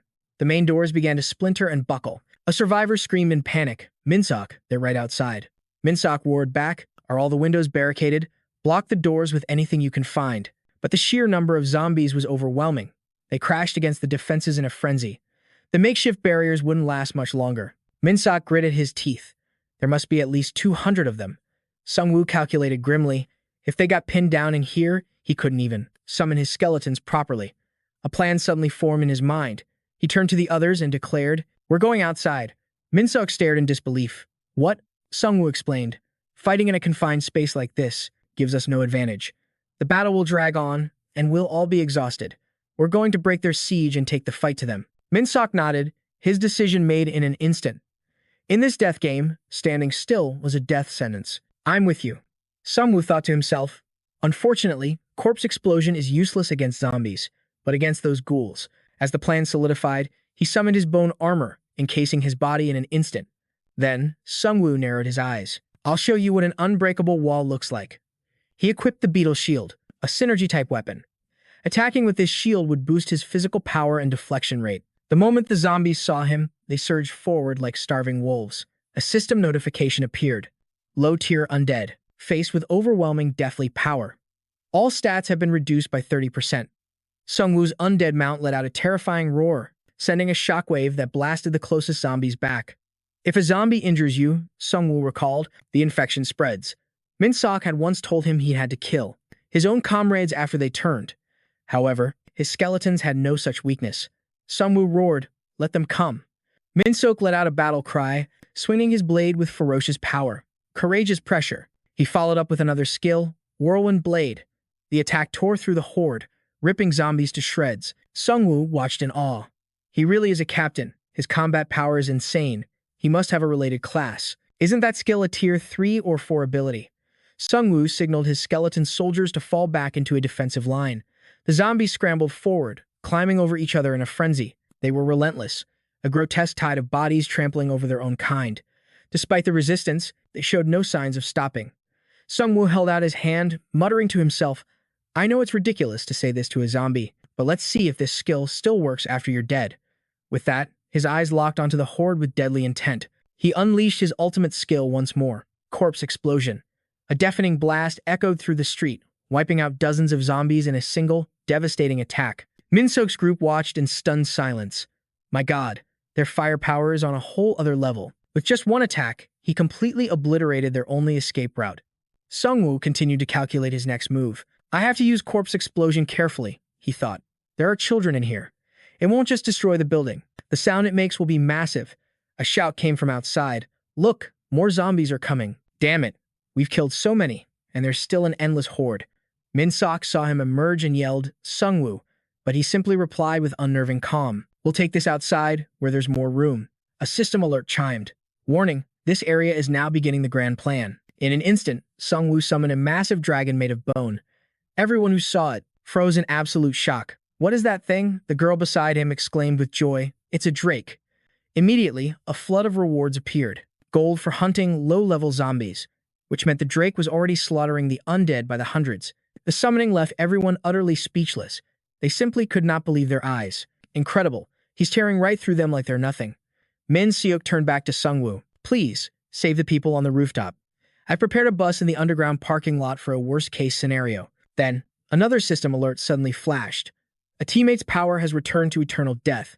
The message startled Sungwoo. One after another, then another. They kept charging forward in a mindless frenzy, a tide that had no source. Sungwoo was confident in a war of attrition, but even he felt the pressure. This was too many. Still, he knew he needed to conserve Death Response and Necromancer's Call. He thought to himself, I don't know what other horrors today might hold. He turned to Jisoo and said, let's go. Jisoo raised a hand to her face. Right. I've been ready for a while. She was equipping the Purification Fashion Mask, an item that provided poison resistance. It was crafted by Old Man Kim of Gaebyong Station from a cloth soaked in a detoxification solution. The horde of corpses continued their relentless charge. By now, the bodies of the dead were piled into mountains. Jisoo unleashed a ferocious flurry of slashes, cutting through the air. Her sword strikes seemed to weave a protective barrier. Sungwoo watched, impressed. She's fast, precise, and incredibly powerful. She's easily more skilled than anyone I've ever seen in combat. Just then, Min Seok's bus arrived. There were 2 of them, enough for everyone. He quickly ran down to Sungwoo. The bus is ready. We've done our best to stop the zombies here. Now go get the others. His wife urged the people inside. Buckle your safety restraints and don't make a sound. Are we really leaving like this? A terrified boy asked his sister. How much longer will the zombies chase us? She looked at him gently. Everything will be okay, as long as we can escape this nightmare. The system chimed again. Warning, ghouls have smelled living flesh and are approaching. Sungwoo stiffened. Ghouls? He cursed under his breath. Damn it. How are those kids supposed to fight off zombies? Min Seok shouted, Sungwoo, we have to keep them away from the children. They're fast, and they specifically target the kids. Min Seok's voice cracked with trauma. Those bastards. They smashed my car window. Hyeon and I. They took our youngest son. I couldn't even react. Min Seok broke down, his body trembling with grief. If that happens again, Sungwoo stepped forward to reassure him. I will do everything in my power to stop that. But he cursed himself internally. He was furious with himself, because besides offering words, there was nothing else he could do. Min Seok wiped his tears, moved by the promise. Thank you. I'll give it my all. This time, I swear I will protect my family. The Bone Dragon took the lead, carving a path, while the 2 buses were flanked by an escort of skeleton soldiers. Sungwoo mapped out their strategy. Escorting these buses means our movement will be slow, but it was the best way to get to Gaebyong Station with everyone who wanted to escape this damn game. They had to break the encirclement and escape the tide of zombies. If the mission ended by destroying the mastermind, all the better. Someone spoke up. Why did it suddenly get so quiet? The person behind him hit him in frustration. Ghouls don't make a sound when they're feasting. A wave of pure horror washed over the group. This place has been overrun, too. But it was safe when we had lunch here yesterday. Jisoo leaned in and whispered into Sungwoo's ear. Something's getting closer. Panic filled the air. They're here. Those things are back again. The ghouls. The words stay quiet had barely left his lips when blood splattered. In a flash, the ghouls descended upon them. Sungwoo screamed in shock. This is insane. Everyone, stay sharp. He never imagined they could be this fast. Jisoo yelled out to Min Seok, you're left. But the sudden warning caught him off guard, leaving no time to react. A ghoul moved with blinding speed, trampling right over Min Seok as it vaulted into the air. It landed directly in front of the 2 children. No one could react in time. They could only scream in helpless despair. But wait, Jisoo was faster, her sword already swinging with deadly force. She slashed towards the ghoul. She was fighting desperately to protect Min Seok's family. Sungwoo gritted his teeth. It's too fast. Much faster than I anticipated. Only Jisoo even managed to react. Suddenly, terrified screams erupted from the crowd. They're coming. The ghouls are here. They were leading a frenzied zombie horde, charging straight ahead. Min Seok's group began to tremble with fear. There were just too many zombies and ghouls. Out of nowhere, as if struck by a thought, Min Seok turned and spoke to Sungwoo with a wavering voice. When someone becomes a skeleton, are they still aware of anything? As for this question, Sungwoo was taken aback. He thought to himself, what is this guy talking about? He turned back and stated firmly, definitely not. As long as I'm around, that will never happen. Min Seok pressed on, Sungwoo, can I ask you for a favor? If I die. A sudden shout cut through the air. They're coming. Protect the children. A skeleton soldier immediately charged forward, but the ghouls were even faster, leaping onto the skeleton soldier's head and continuing their frenzied charge. The move left everyone completely stunned. Sungwoo clenched his jaw, his entire body going rigid. So fast, and their movements. These monsters moved in such bizarre, unnatural ways. He focused all his senses on observing these creatures, trying to find a weakness. There's a ghoul on the bus roof, and another one behind us. They were attacking with savage fury, targeting the children. It seemed this was their favorite kind of meal. Sungwoo roared at his skeleton soldier, "Stop them." The skeleton obeyed, slamming a ghoul to the ground. But for every one that fell, another charged forward with even more insanity. It was like they were on some kind of super steroid, impossibly powerful. Just then, a system notification appeared. One of your soldiers has returned to eternal death. A skeleton had actually been taken down by a ghoul. The creature looked at Sungwoo and smirked. It was as if it believed he was powerless against them. Enraged, Minsuk lunged forward, roaring, "You monster!" before unleashing a critical strike against it. Sungwoo screamed, "Minsuk, behind you." But this time, it seemed he wasn't fast enough to react. Luckily, Minsuk managed to raise his shield just in the nick of time, successfully blocking the ghoul's fatal blow. The battle was now a scene of utter chaos. Minsuk relentlessly cut down the ghouls, slicing them in two, but their numbers were still overwhelming. He pushed forward, only to look back at the horde in complete horror. Are they regenerating that quickly? Seeing Minsuk start to lose his cool, Sungwoo stepped forward. "Don't worry. I'll take control of the situation from now on," the system announced. "You have summoned the Green Reaper. Duration, 1 hour." In that moment, Sungwoo gained the power of the Leech, increasing each legion's unit count by 50 and all stats by 10. He could now resurrect the surrounding undead infinitely until his legion's limit was met. He stared out at the wasteland before him. He thought grimly, "I was hoping to salvage this, but the situation is too far gone." The system chimed in again. "You can now absorb deceased monsters into your legion. These are the corpses of monsters that previously had a master. Their contract was nullified upon death, so they will now become your subordinates." Sungwoo decided to absorb all the fallen ghouls into his army. Using ghouls to fight ghouls was the only way to turn this desperate situation around. It seemed the new strategy was working. The enemy ghouls were being killed one by one, and gold from the hunts flowed directly to Sungwoo. Minsuk also activated his wall of courage and charged in with his sword swinging. His aim was flawless, striking precisely at their joints. Sungwoo was satisfied. Minsuk ferociously carved through the ghouls, with every slash hitting a critical point, each blow sending them to their doom. Sungwoo thought, "His movements are so fluid, but if I were to compare him to the others, not including skills, he's on the same level as Jung-hoon." Minsuk let out a furious battle cry. "This time, I will never let you take them from me." Images of his family and his young children flashed through his mind, along with his poor, ill-fated youngest son. Sungwoo's soldiers were providing cover, allowing everyone to advance. One of them shouted, "Close in on the ghouls." Sungwoo considered the situation. "This might take a while, but if we continue like this, we can defeat all the ghouls. But we won't be able to save every single person. Only myself, Jisoo, and Minsuk can actually fight them," he calculated. "The rankers and oxers are already tied up with the zombies. They don't have the time or the strength to fight the ghouls." He thought, "The reason I don't want to go all out is because these people are risking their lives to save their own families. Just because I had my first awakening doesn't mean I can solve everything on my own. I have to become stronger." That one thought echoed endlessly in his mind. In a flash, a ghoul's savage hand punched straight through the side of the bus. With a sickening crunch, the bus door burst open.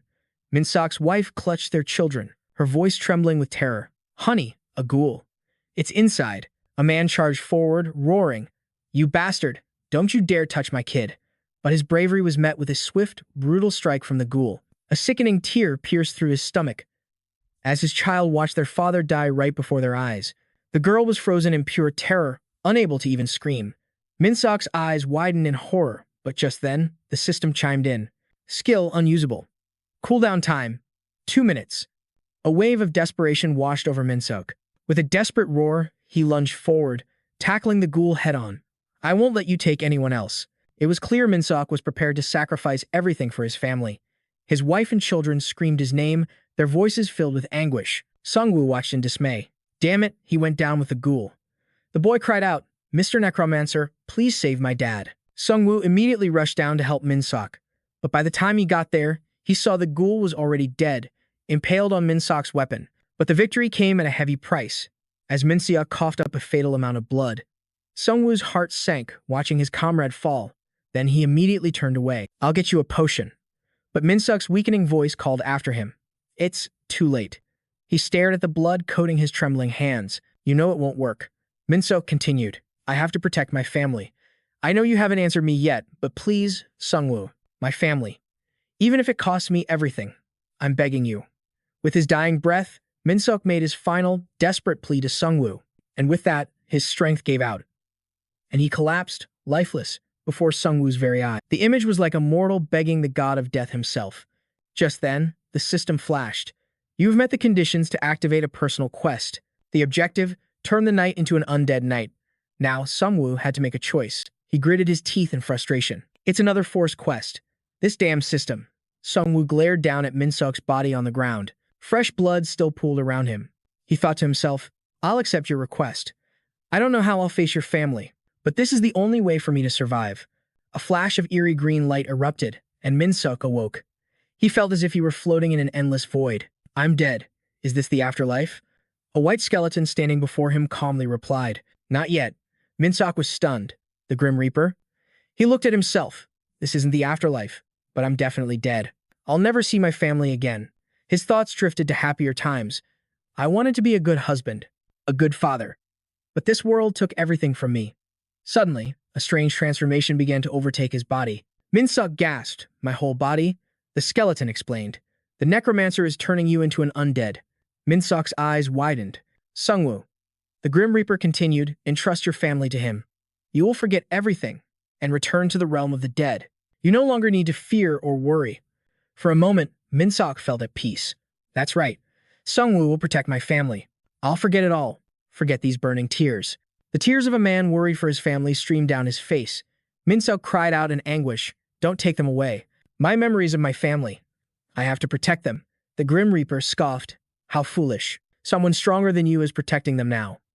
Why can't you just cast aside those damned emotions? Racked with pain, Minsuk trembled as he bit down hard. Because I'm the head of my family. I must protect them. The Grim Reaper pointed a bony finger at his chest. Is that so? Then let's see if you can continue to protect them. Another surge of green light flared, and Minsuk's spirit was flung into the air. His form began to fade away. When he opened his eyes again, Sungwoo was standing there, watching him silently. The system chimed. You have formed a pact with the undead knight. His memories from this life have been preserved due to special conditions being met. He can now be added to your legion. Minsuk stared at his own body in disbelief. An undead knight? Even Sungwoo was shocked. You can speak? You can now fulfill your own dying wish. Sungwoo couldn't believe what he was seeing. How is this possible? He's the strangest undead I've ever encountered. Sungwoo thought to himself, watching Minsuk's figure. Minsuk, I have so many questions, but we're still surrounded by ghouls. Sungwoo then gave his command. Go up there and take care of them first. It's time for the knight to return to the battlefield. Meanwhile, outside, Jisoo was still locked in a desperate fight. The sword in her hand was a blur of motion, cutting down the red ghouls before her. Every single strike was a killing blow. Elsewhere, her battle companion was struggling. He grimaced and muttered, It looks like we have to get back to the bus. Hearing this, Jisoo's brow furrowed. She pushed too far ahead. With a firm nod, she replied, On my way. With that, she turned her gaze to the remaining red devils. A cold fire in her eyes, she declared, I'm about to roast you all alive. Meanwhile, back at the bus, the others were desperately defending the vehicle from a horde of red devils. Someone yelled out in desperation, Forget roasting them, protect the bus. But even so, a few of the red devils managed to slip through. One charged at Minsuk's family, causing his wife to scream in terror, Darling, somebody, please help. In that split second, as fate hung by a thread, a flash of light cut through the air, cleaving the crimson ghoul in two. It was Minsuk's new form, and he had arrived just in time. Seeing who it was, Minsuk's wife's eyes filled with tears, and the two children reacted the same way. At that very moment, Minsuk found himself surrounded by crimson ghouls, but this new state felt incredible. He could sense the undead even after their demise. The Death Knight was the strongest among them, which is why they were paralyzed with fear and tension. This was the pressure of a higher-ranked being. Just then, a crimson ghoul lunged aggressively toward Minsuk, but he felt no fear, his grip tightening on his blade. Immediately after, he began a one-sided slaughter of the ghouls before him, felling them one by one. A moment later, he sheathed his sword, sneering inwardly at the vile creatures. Over on the other side, the people struggling against the ghouls suddenly saw Minsuk's display of power, their eyes widening in utter shock. What is that? That Death Knight that just appeared? The other monsters can't even touch it. Not only that, but the surviving ghouls turned to flee in terror, but Minsuk wasn't about to give them that chance. He raised a hand. summoning violet iron chains that instantly wrapped around the escaping ghouls. In the next moment, Min Sok lifted them into the air, relentlessly burning them with searing flames. Just then, Sung Woo approached from behind, nodding in satisfaction, trusting the Dragon Slayer was the right call. Min Sok, however, seemed a bit regretful. It was a little tricky. That's because I lost the shield I always carry. Jisoo also walked over from a distance, announcing, Sung Woo, we've wiped out all the Crimson Ghouls. As she spoke, she glanced toward Min Seok, an unspoken question in her eyes. Sung Woo knew what she wanted to ask. I'll explain later, he said calmly. Elsewhere, another team began to pack up and leave. They had to get to Bio Station immediately because it was their turn to attack.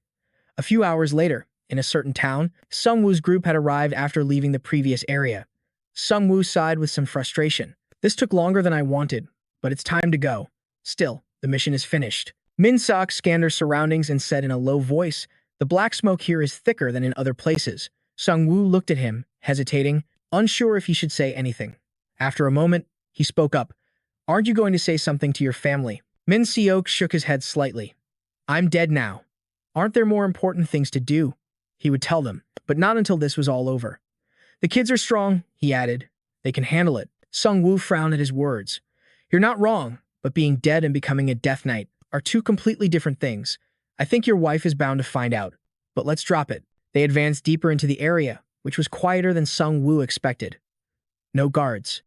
But then, a thought struck him. They could have built a safe zone inside. They probably used the smoke to keep enemies away. But if that's the case, how could they possibly contain the boss? In here, when they entered the quest zone, the boss was still alive, along with zombies and ghouls. It wasn't killed by magic or anything like that. The more he thought, the more confusing it became. He had to investigate. Just then, Min Seok suddenly spoke. Sung Woo, you seem a bit too calm. I think we need to complete this mission as soon as possible. Sung Woo looked at him, asking suspiciously, Are you worried about your family? He reassured him, Jisoo will protect them. She killed most of the ghouls and zombies on the way here. Besides, at midnight, the Lich's rest period will be over. The key to the Evolution Society is the boss. It would be great if we didn't run into them, but that's not going to happen. They quickly followed a path that led to a basement. Soon, they saw a white curtain hanging in front of them, with several pieces of paper tacked onto it, bearing text and an official seal. Min Seok frowned after reading it. Is this a government seal? Does the Evolution Society have government officials on their side? Sung Woo couldn't help but be surprised. He thought they were just a massive group that had shaken all of Korea, but whatever they were no longer a trustworthy organization. After a moment, they pushed through the curtain and entered. Immediately, a system notification announced that the Ghoul King boss monster had appeared. Startled, everyone looked inside and, sure enough, saw the creature. But something was strange about its arms and legs. Sung Woo cried out in alarm. Its condition is critical. Not only that, but an abyssal crack had appeared on its stomach, so this was the reason for the constant flood of zombies. By now, they had spread everywhere. Min Sak's brow furrowed angrily. Who in the world did this? While they were still reeling from the sight, a voice echoed from behind them. So it is you, Necromancer. They whipped their heads around in shock. Just then, Dr. 000's people approached, and a woman trailing behind them spoke in a low, chilling tone. The upgrade quest is releasing more black smoke, and the very test subject I desired has delivered itself to me. Dr. 000 narrowed his eyes at Sung Woo. Let's not be hasty and start a fight. You may not be aware, but I have a proposition for you. You've chosen a profession that deals with death while I research it. However, we are entirely different. Sung Woo's brow furrowed in suspicion. You research death? The man slowly began to explain his philosophy. I research the energy of the abyss, a power that stands in opposition to all life. He said his colleagues believed. This was a test for humanity's evolution, a trial they had to overcome, and they had already found the method to do so, by casting away the cells of the human body and achieving transcendence. In that instant, it all clicked for Sung Woo. The newly transcendent, it all pointed to this one twisted idea. Dr. 000 continued. And by using this system, such a thing is entirely possible. The woman beside him added, even King Gao from this new quest will be useful for our research. And to think, the Necromancer himself is here. It's as if someone is guiding our path. Dr. 000 nodded slightly, continuing. This game may seem random, but it's all controlled by a single artificial intelligence. You and I met because of this very quest. You are getting closer to the real answer. He then claimed they were the good ending to the game Sung Woo had foreseen. Sung Woo's brow knitted in thought. He's seen the end of this game? Does the Evolution Society have a prophecy stone of their own? Seeing the hesitation in his eyes, Dr. Triple Zero pressed his advantage. Let us work together. Join us in our grand design. It will benefit you greatly. He raised an eyebrow, looking down at Sung Woo. So, will you join our noble cause? At those words, Sung Woo let out a cold, contemptuous scoff. And become just another pawn in your twisted game? You're no different from the rest of these scumbags, releasing poison gas and experimenting on living people. No society that preaches about a noble mission is ever on the level, and I don't care about the motives of people who sacrifice others to save their own skin. Hearing this response, Dr. Triple Zero let out a long, theatrical sigh. If these were more peaceful times, I might have taken the time to persuade you with proper academic theory. What a true shame. Sung Woo nodded in mock agreement. Yeah, makes me miss my school days. We had a special ethics education program for students. You should have taken it. It might have made you a bit more persuasive.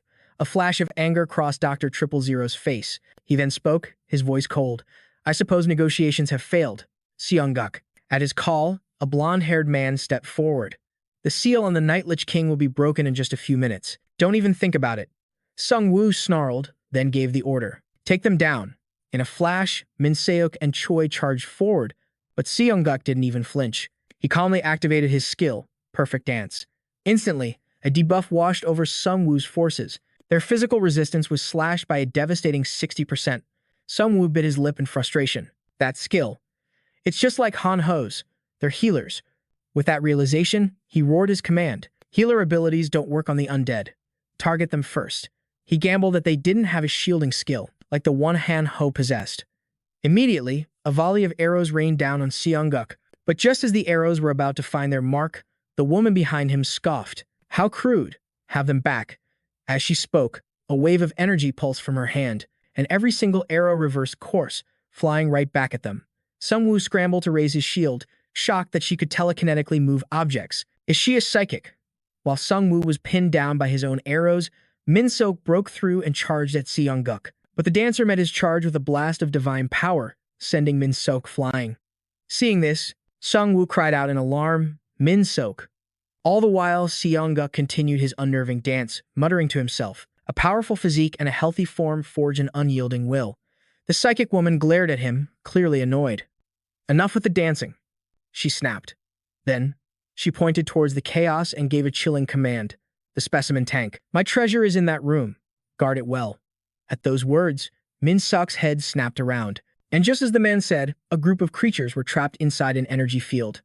Next to them lay a single, strange shoe, but Xiong-duke wasn't finished. With a triumphant smirk, he declared, We're attacking again. Break formation. A mere necromancer is nothing to us in the middle of our grand performance. But the moment the words left his lips, chains erupted from the shadows, instantly wrapping around the neck of one of his clones. More chains followed in a flash, binding its arms and legs completely. In the blink of an eye, the clone burst into a pool of blood. A figure stepped through the crimson puddle, and Min Seok stared coldly at Seong-guk. I will never forgive you. You don't deserve to live. Hearing this, Seong-guk scoffed in contempt.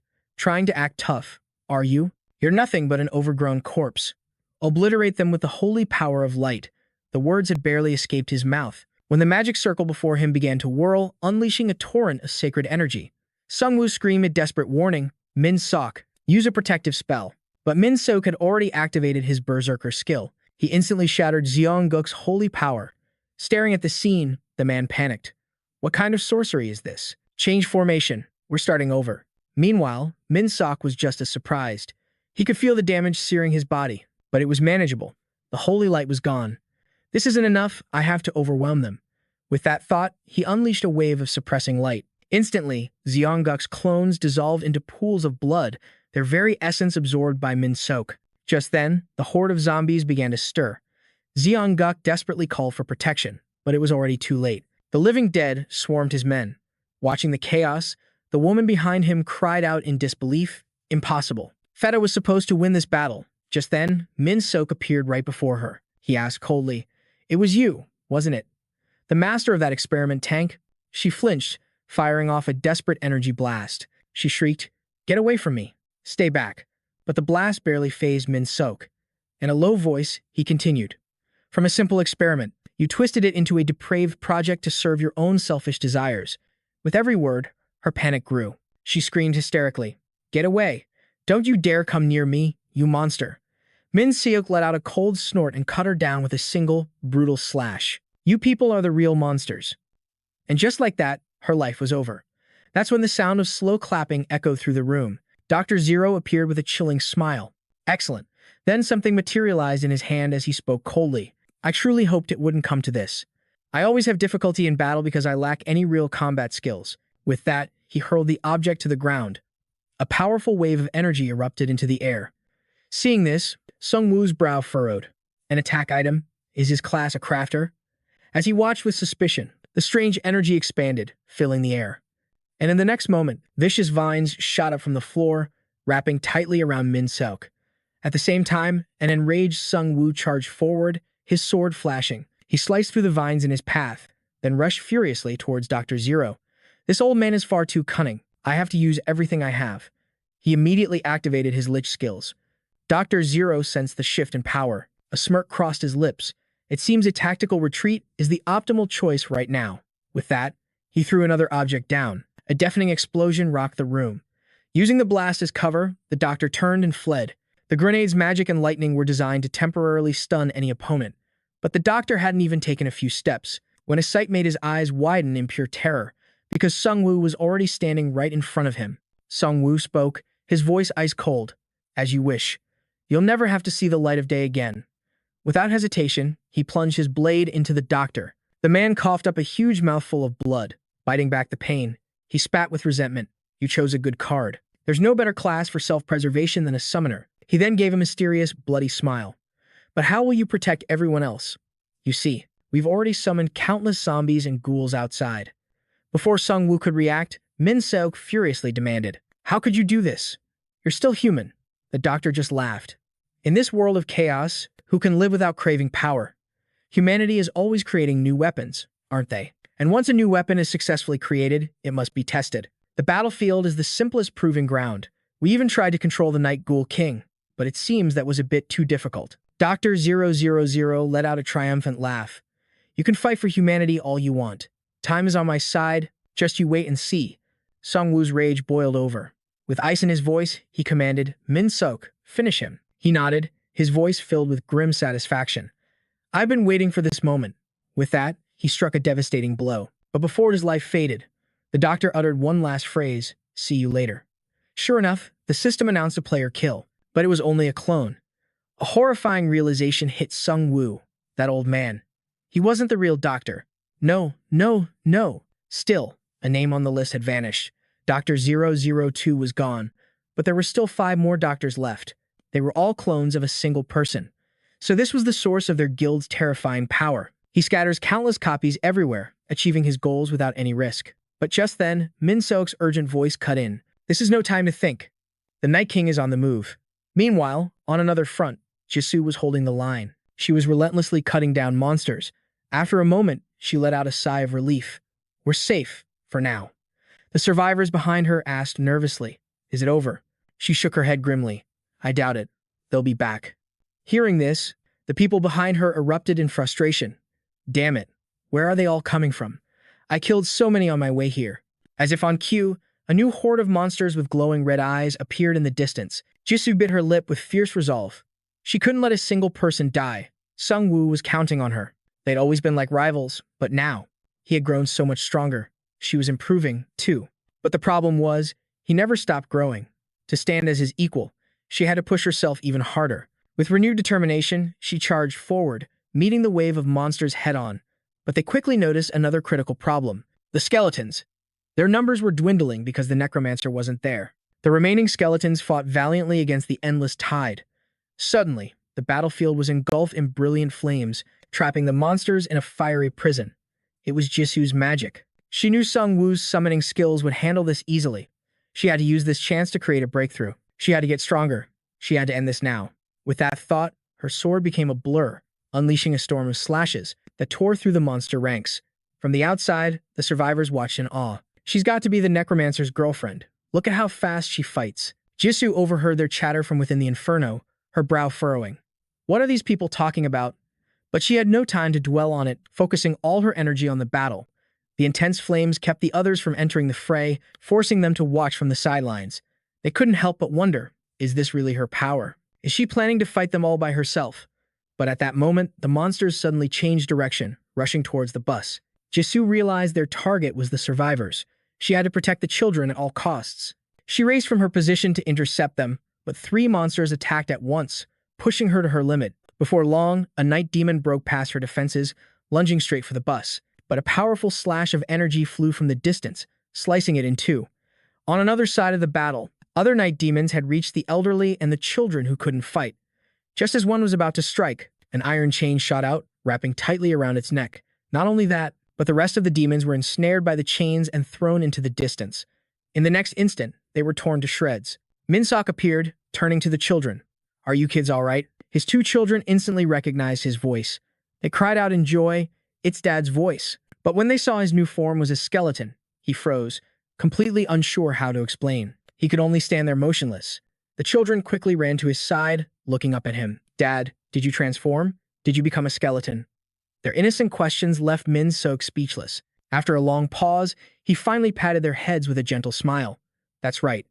The necromancer helped me transform into a skeleton." In an instant, the naive kids, unaware of the grim reality, began asking if they could become skeletons too, giving Min-sok a whole new headache. Across the battlefield, Jisoo's eyes lit up with relief as she saw Sungwoo approaching. He gave her a slight nod, his voice apologetic. "I wasn't too worried since you were here, Jisoo, but it must have been tough." Jisoo just smiled calmly. "I'm sure you had it much harder, Sungwoo." She looked at him with a concerned frown, continuing, "Just the 2 of you fighting the Night King. It must have been a brutal battle, right?" He hesitated for a long moment. He then brought her up to speed. Just a few hours before, the Night Fiend King had finally made its grand appearance. Sungwoo's party had engaged it in battle. But something felt terribly wrong. In the blink of an eye, the Night Fiend King let out a deafening roar before violently collapsing to the ground. Min-sok's brow furrowed. "It's almost like it wanted to die, isn't it?" Sungwoo nodded grimly in agreement. "I think it was experimented on, to the point where even death is a luxury." Hearing this, Min-seok fell silent, lost in thought. A moment later, he finally proposed. "So, we take it down now?" He let out a resigned sigh. Just as he'd feared, humans were the most terrifying monsters of all.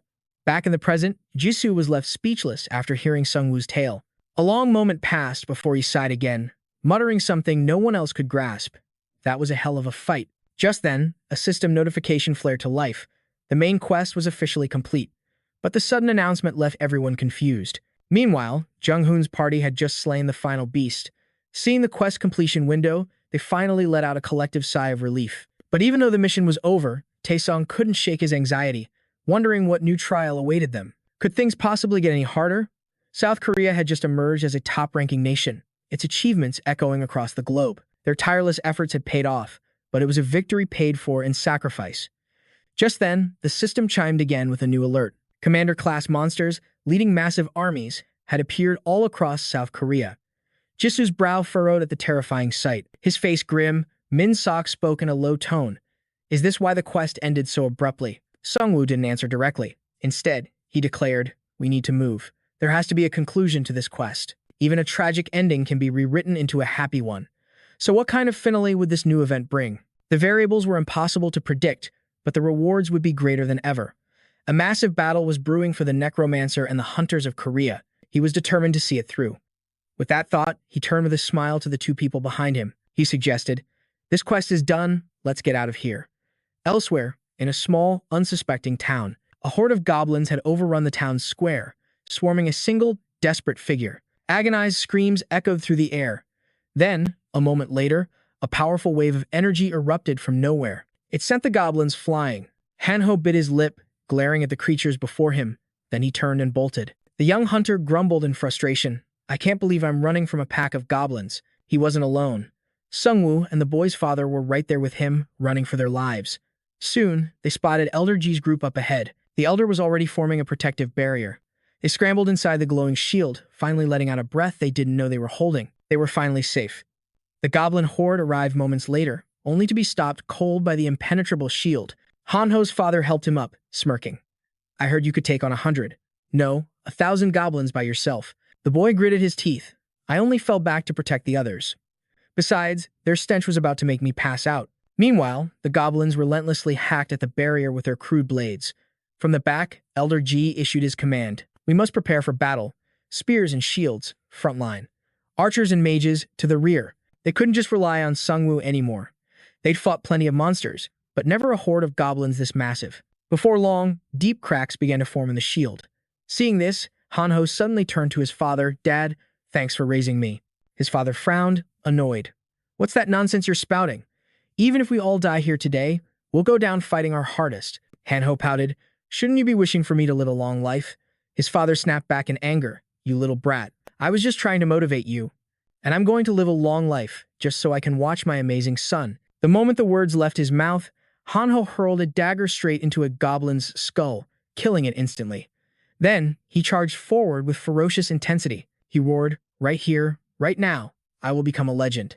And just like that, Hanho became a whirlwind of destruction, cutting down goblin after goblin. One by one, they fell before his overwhelming might. Looking at the mountain of goblin corpses, Hanho felt a surge of satisfaction. He was stronger now. He could even take on goblin warriors by himself. I am the strongest hunter in Korea. With that thought, he roared at the remaining horde. Come on. You will all become glorious milestones on my path to greatness. But in that moment of glory, a lone goblin crept up behind him, its dagger raised for a sneak attack. But of course, he sensed it. A flicker of contempt crossed his face as Hanho spoke with icy calm. You should be ashamed of yourself. A pathetic trick like that is nothing to me. The words barely left his lips before he exploded into motion like a hurricane, sending the entire goblin squad flying. Watching from the sidelines, Sungwoo couldn't help but be impressed. Your son is really something else. Hearing the praise, Hanho's father didn't know whether to laugh or cry. He just yelled, he's an ugly brat, too. But he's my son, so what can I do? Just look at him. What's with that expression? 3 different faces. Does he think he's an Asura or something? Hanho's father was clearly not a fan of his son's battle-crazed appearance. But just then, a strange voice echoed across the battlefield. I hate goblins. It'd be better if they all just died. Without thinking, Hanho replied, I know, right? Only then did he realize that voice wasn't his own. The young man spotted Roy appearing out of nowhere. He asked suspiciously, what are you doing here? And it wasn't just Roy. Sungwoo's creature, Scotland, also emerged and began annihilating the goblins. With that, Sungwoo's party finally returned to town. Hanho's face lit up when he saw them. Sunbae, Jisoo Nuna, he cried out. But when his eyes landed on Minseok, standing right beside Sungwoo, his expression soured. Hey, who are you? That's my spot. Moments later, with Sungwoo's party on the scene, the goblin horde was driven back. They were finally able to enter the safety of the base. Inside, they began to strategize. Gi-eun-soo spoke, his expression grave. A new phenomenon has emerged. It's thrown everything into chaos. Massive monster hordes are attacking locations all across the country. It seems the safe zones are no longer as reliable. The rules that once protected the weak have been altered. Everything has changed now. Hanho, glued to the news feed, suddenly shouted. Right now, in Yeongdangpo, they're getting overrun by thousands of orcs. It says here they're looking for you, Sungwoo Sunbae. Sungwoo's head snapped up at the news. Frowning, he declared, all right. If they're in trouble, we'll help them. We already made a deal. But in this situation, we'd be acting as their allies. It'll get complicated if the Evolution Guild decides to make a move now, though. Still, as long as they aren't sided with the monsters, they're going to have a tough time. Just then, Sungwoo pushed the door open and announced, we've located the goblin base. It's on Mount Pandan. Judging by their movements, it has to be up there. Luckily, the local lords are all goblins. They're a much easier target than the red orcs in Yeongdangpo. I didn't get a perfect count, Sungwoo added, but there have to be over 3,000 of them, and they have mages backing them up. Hearing this news, Gi-eun-soo's expression turned grim. Goblins might be the weakest monsters, he said gravely, but we're seriously lacking in manpower. Sungwoo knew he had a point. In that case, we can't be reckless. We need to proceed with caution. But then, Sungwoo spoke up again. Our goal isn't just victory, he stated. It's to rake in as much gold and experience as we possibly can.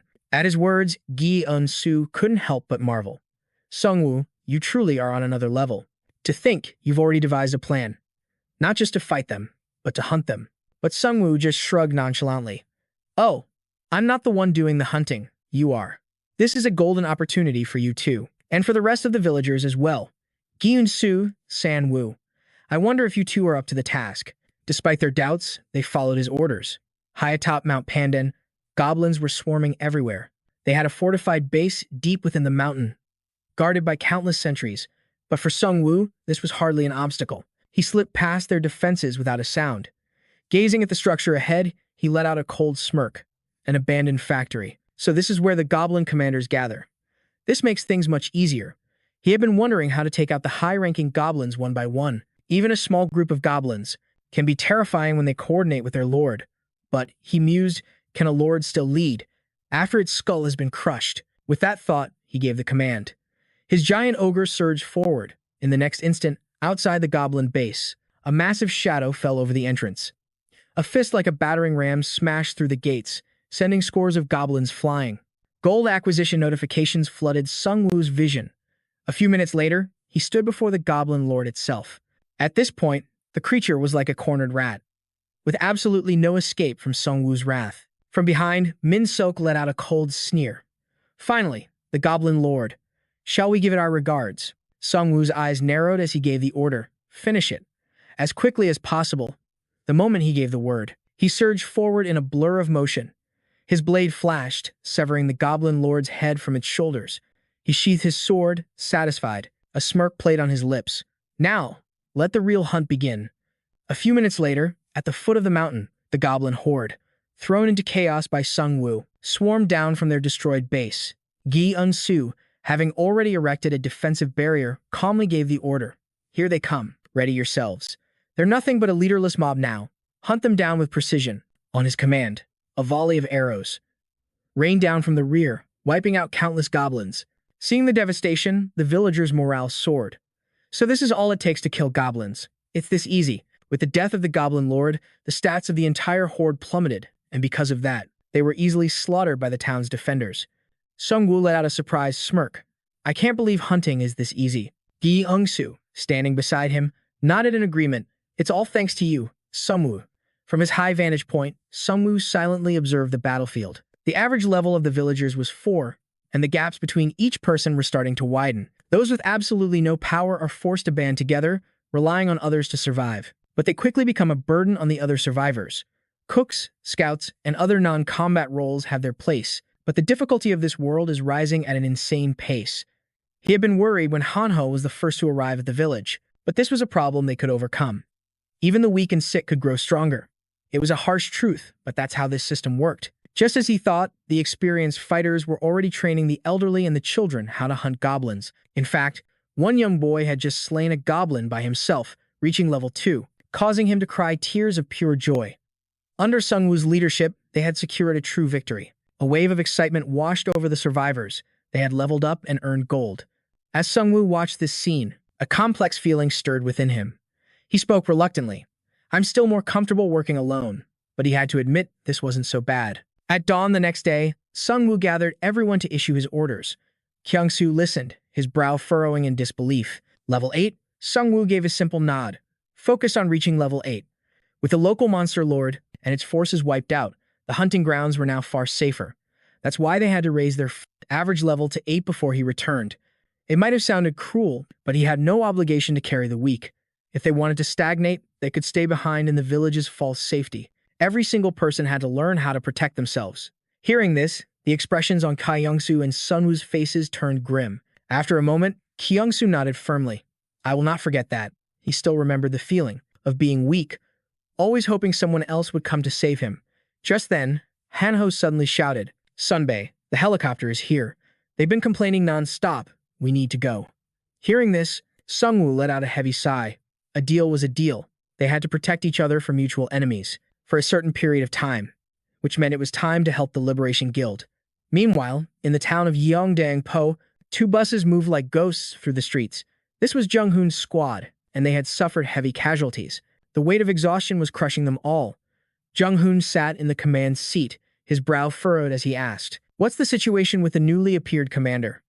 At his question, a soldier replied instantly, Just a moment, sir. You'll be able to see the northern border shortly. A moment later, a magical drone launched into the sky above Yeongdang-po to survey the situation. Soon enough, they spotted a massive horde approaching from the north, about 200 monsters, and they were heading right for them. But at that very moment, the drone's operator flinched in pain. He gritted his teeth and said, It looks like it's been shot down. Ed's face grew dark as he spoke. Commander, we have to get off this bridge. Thousands of red snails are also advancing from the Gimpo direction. Splitting our forces to deal with both fronts at once is going to be incredibly difficult. Jung Hoon frowned, speaking in a low, tense voice. What if we focus all our power to crush the Minotaurs first, and then move our entire force to face the snails? Ed immediately shot down the idea.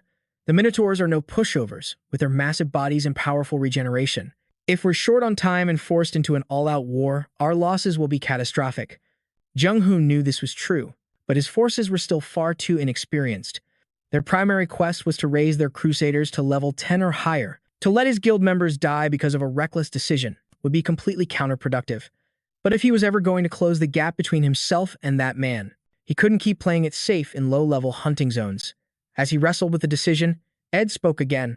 Right now, even the Yongdangpo security unit will have to concentrate the majority of its forces, leaving only a minimum defense behind. After thinking for a long moment, Jung Hoon nodded in agreement. Just then, Minna came running in from outside shouting, I got a call from the helicopter that was sent to pick up the Necromancer. They're arriving soon. Hearing this news, Ed's face lit up with relief. With the Necromancer here, we can join forces to annihilate the Minotaurs and then take care of those snails. But Mina just scratched her head awkwardly and said, well, the Necromancer said that we have to deal with the snails first. The words hung in the air. Ed was completely stunned. He said, what? Did you accurately report our current situation to him? Mina nodded. He said he'll rendezvous with us after he collects some bones from over there. Ed was even more confused. What bones? A few moments later, a helicopter appeared in the sky over Yeongdeongpo. Jung Hoon looked up at it, asking with a hint of suspicion, is that the chopper carrying the Necromancer? An's expression turned grim as she cried out, don't tell me that while they were still hesitating, massive giants suddenly appeared on the scene. They began to encircle the herd of bull-like monsters. Witnessing this, Manhwa shouted in disbelief, what is that? Why is another type of giant monster appearing here? Jung Hoon's face changed instantly. Sure, the orcs were massive, but compared to these things, they looked like mere children. In the blink of an eye, they were completely devoured. Now that Sungwoo wielded the authority of the Grim Reaper, annihilating the orcs was no challenge at all. The more Manhwa watched, the more she couldn't help but exclaim in awe. He was already powerful, but now, it's like he's a fish back in water.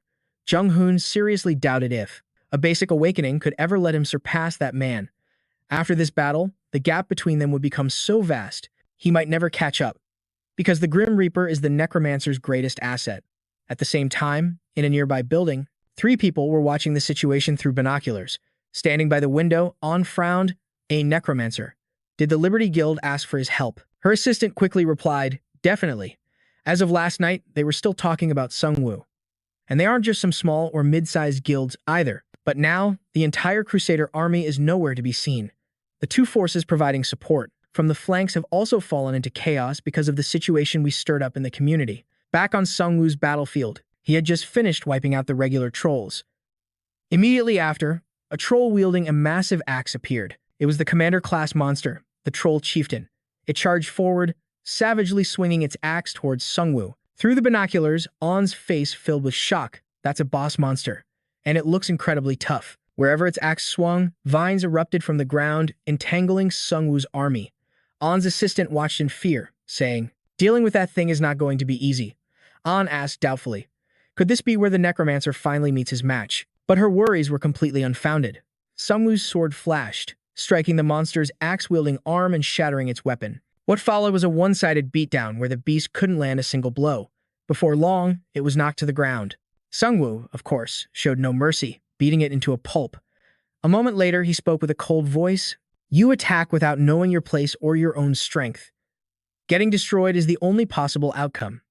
Just then, Min Sok finished it off with a final blow. The battle ended just like that. It was far too simple because their coordination was absolutely flawless. Sungwoo spoke calmly, the Liberty Guild is probably waiting. Let's go. Over at the bridge, spanning Yeongdeongpo, Jung Hoon was waiting for Sungwoo's arrival. Glad I'm not late. Jung Hoon gave a slight nod. Thank you. Looking at the man before him, Jung Hoon let out a helpless sigh. He had planned to use the Necromancer to buy himself more time and grow stronger. But in that same time, Sungwoo had also become far more powerful. Pushing the thought aside, he briefed him on the situation. A massive orc army is swarming in from the west. Unless they plan on swimming, they have to cross this bridge. He explained they had used countless other methods to block off every other route. I'm doing everything I can to avoid another defeat. All of Korea is watching. If I lose again, my position is finished. I have to prove myself to them. I will take control of this battle. Inside a skyscraper in Yongding-po, the two groups had arrived. Someone came forward to report, acting commander. Since the news broke that the Necromancer would join the fight, countless people have turned to support us. He wasn't wrong. A wave of public support was rising for Sungwoo. The more An watched, the darker her expression became. Maintaining control over the community is getting harder. Those who saw the Necromancer in action, or the smaller guilds, are leaking information. Just then, another person reported.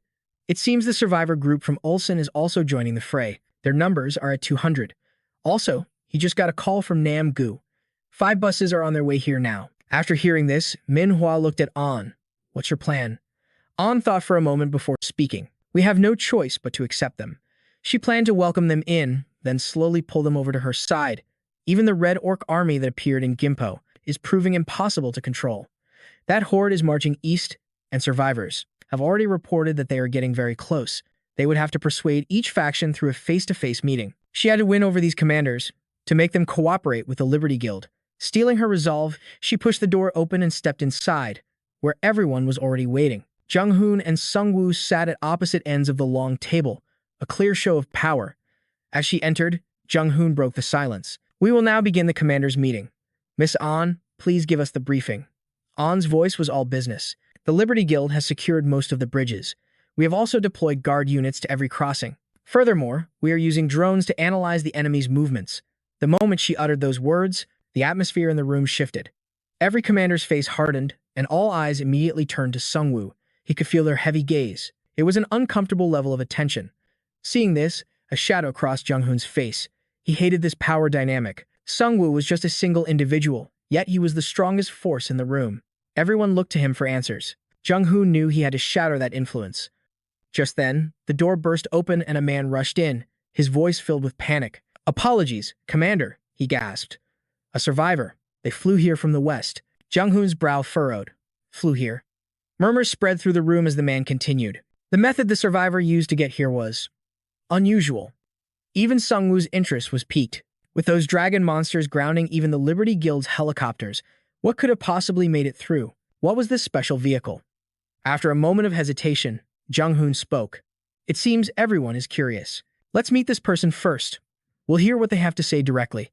A few moments later, they were all gathered outside the building. The sight that greeted them left everyone stunned into silence. Someone shouted a warning. "Don't get too close. One peck from that thing and you're finished." Sungwoo stared, his eyes wide, completely speechless. So, this was the special vehicle. A griffin? That's right. A massive, living griffin stood before them. Beside the beast, a young woman held tightly to its reins. She spoke cautiously. "He's gentle, he won't attack people.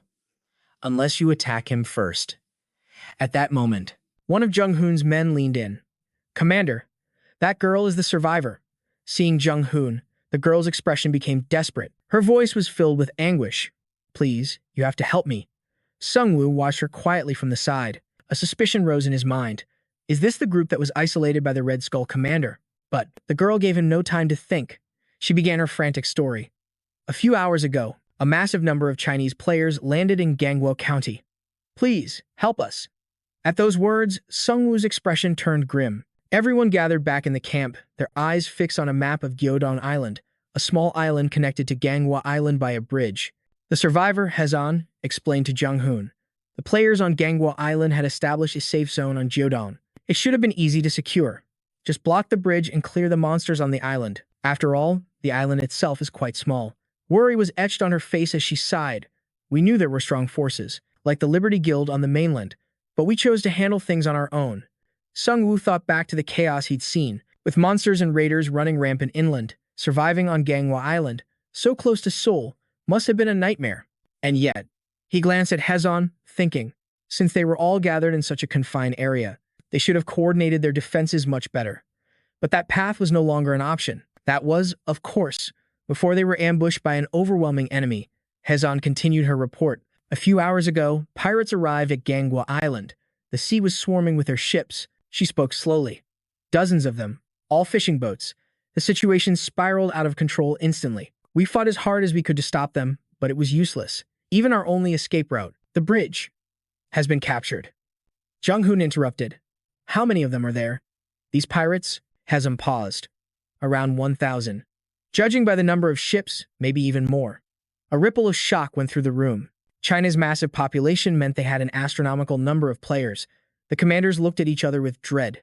If they decide to attack us, we'll be in serious trouble, won't we? Ek asked, searching for a sliver of hope. That won't happen. Player hunting is extremely rare, right? Those pirates are probably just ordinary people. But Sung-woo raised a hand. In our current state, people like that are the most dangerous. They will actively hunt us for our lives and our gold, striking when we are at our absolute weakest. His grim assessment seemed to steal everyone's resolve. That's right. We have to deal with this. It was clear Edgar's resolve was absolute. He's right. But the red demons alone are trouble enough, and we still don't know who the other attackers are. Are they Chinese commanders or just common bandits? They were facing one impossible dilemma after another. But what if they come at us from upstream, while we wait on the high banks of the Han River? We'd be ambushed from the rear, while we're clashing with demons, no less. So, what's the plan? Jung-hoon made the call. For now, we focus solely on the demons. He calmly laid out their next move. It's unavoidable. The Demon Legion has taken Kimpo and Gangseo-gu, which means the pirates can't push inland either. We'll scout the lower Han River with a recon team. Jung-hoon's words made Hezon's face fall. So now we can't even get to Ganghwa Island. She sank to the ground in despair. Suddenly, Sung-woo raised his hand. I have another proposal. We can send a detached unit to crush the pirates and then strike the demons from the opposite side. We'll join forces with the survivors on Ganghwa Island.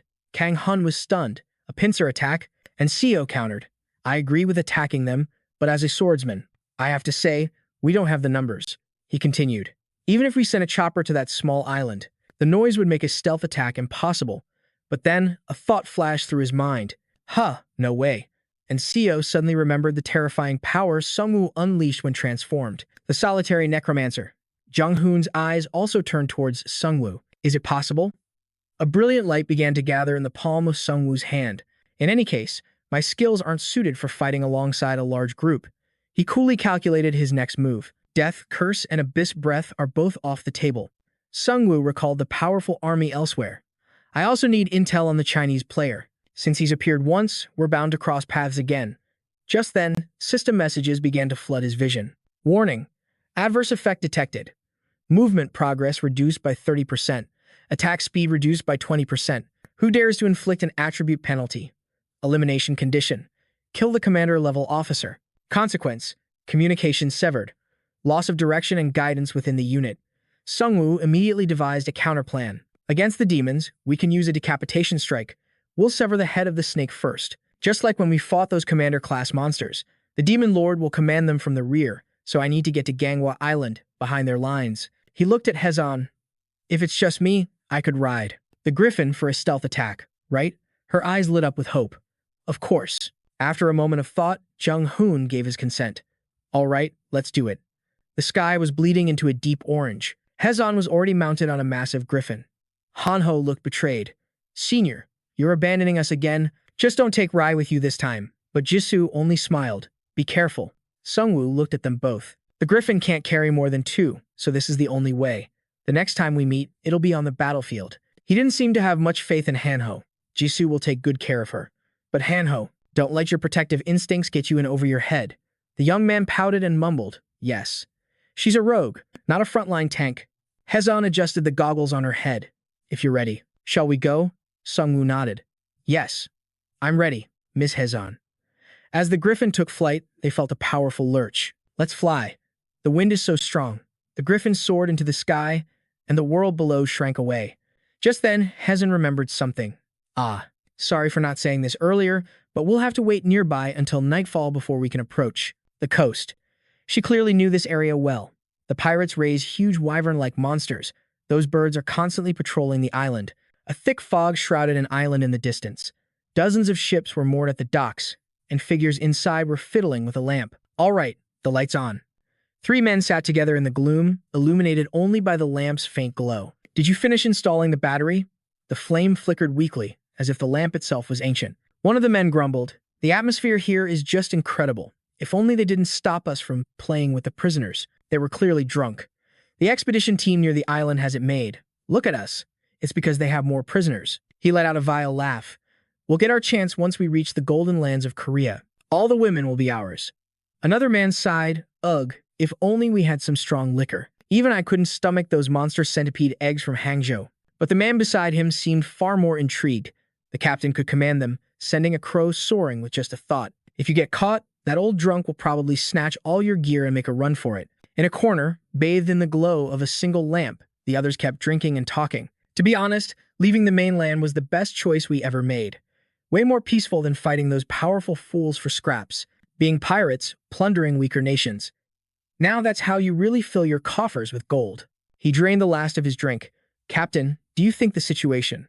But just then, one of the men realized something was terribly wrong. Through the swirling dust, an unsettling presence emerged.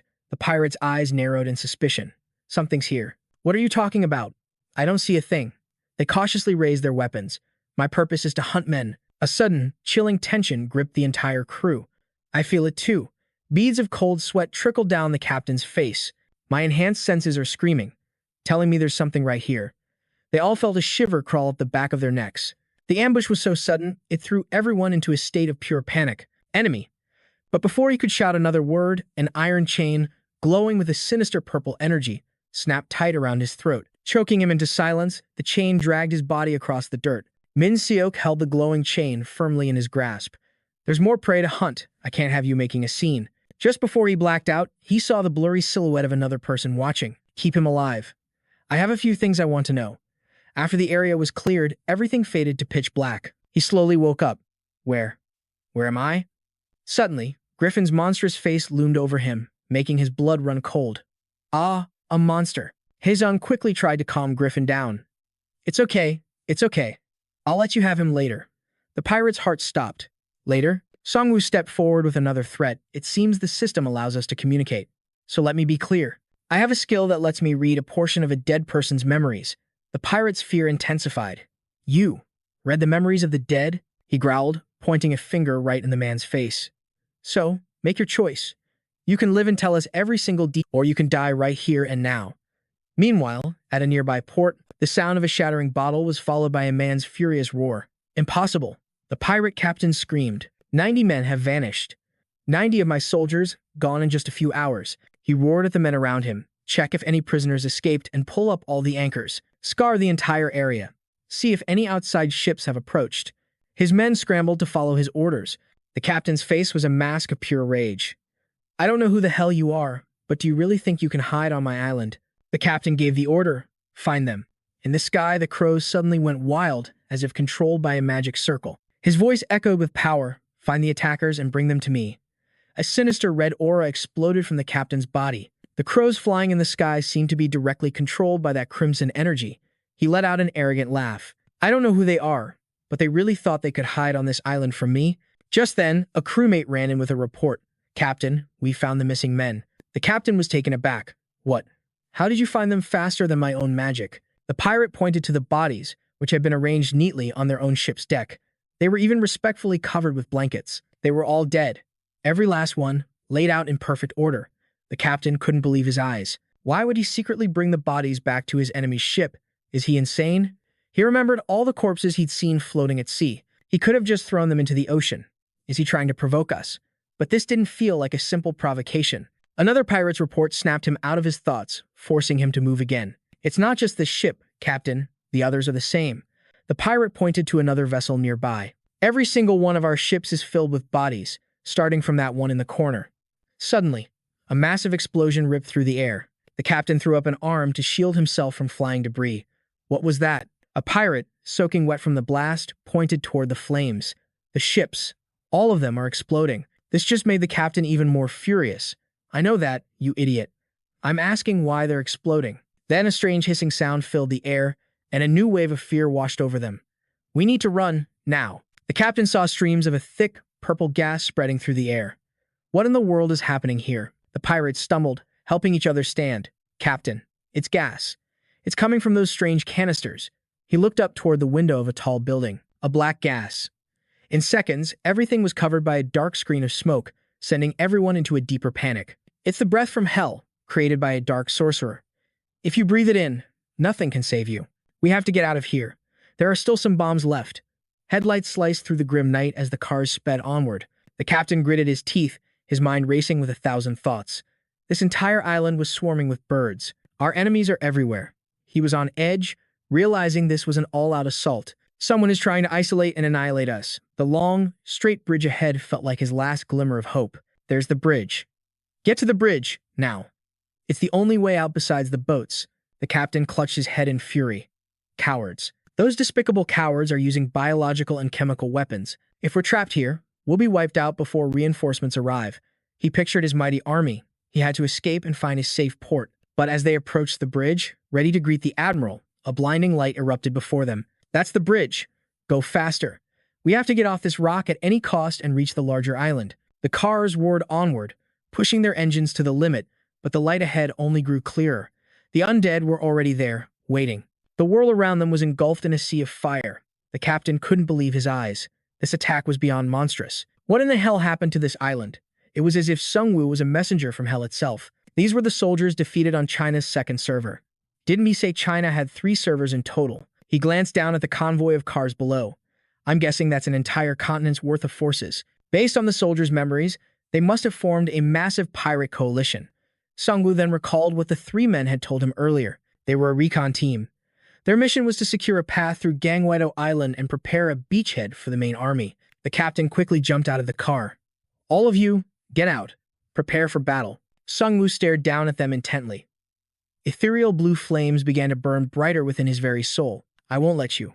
All of you will die right here. System messages began flashing in a brilliant crimson. Warning. A large-scale enemy landing is about to commence in this area. Warning. The Reaper's response will now begin. The pirates suddenly found themselves inhaling clouds of black smoke. What is this smoke? My entire body aches. Wait, look ahead.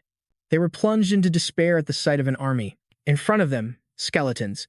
A legion of skeletons. An army that looked ready to devour them whole. They're behind us. They're behind us, too. And in front. Hearing his men's screams, the captain's face twisted with fury. They're coming from every direction. What the hell is that giant monster? Damn it. He grabbed one of the pirates. Retreat. I'd rather face that island again than fight this horde. But the tide of skeletons surged toward them without pause. It's too late. We can't turn back. The captain unleashed his magic, taking control of the black crows. You useless fools. Do I have to do everything myself? The crows obeyed his command, diving toward the skeleton army.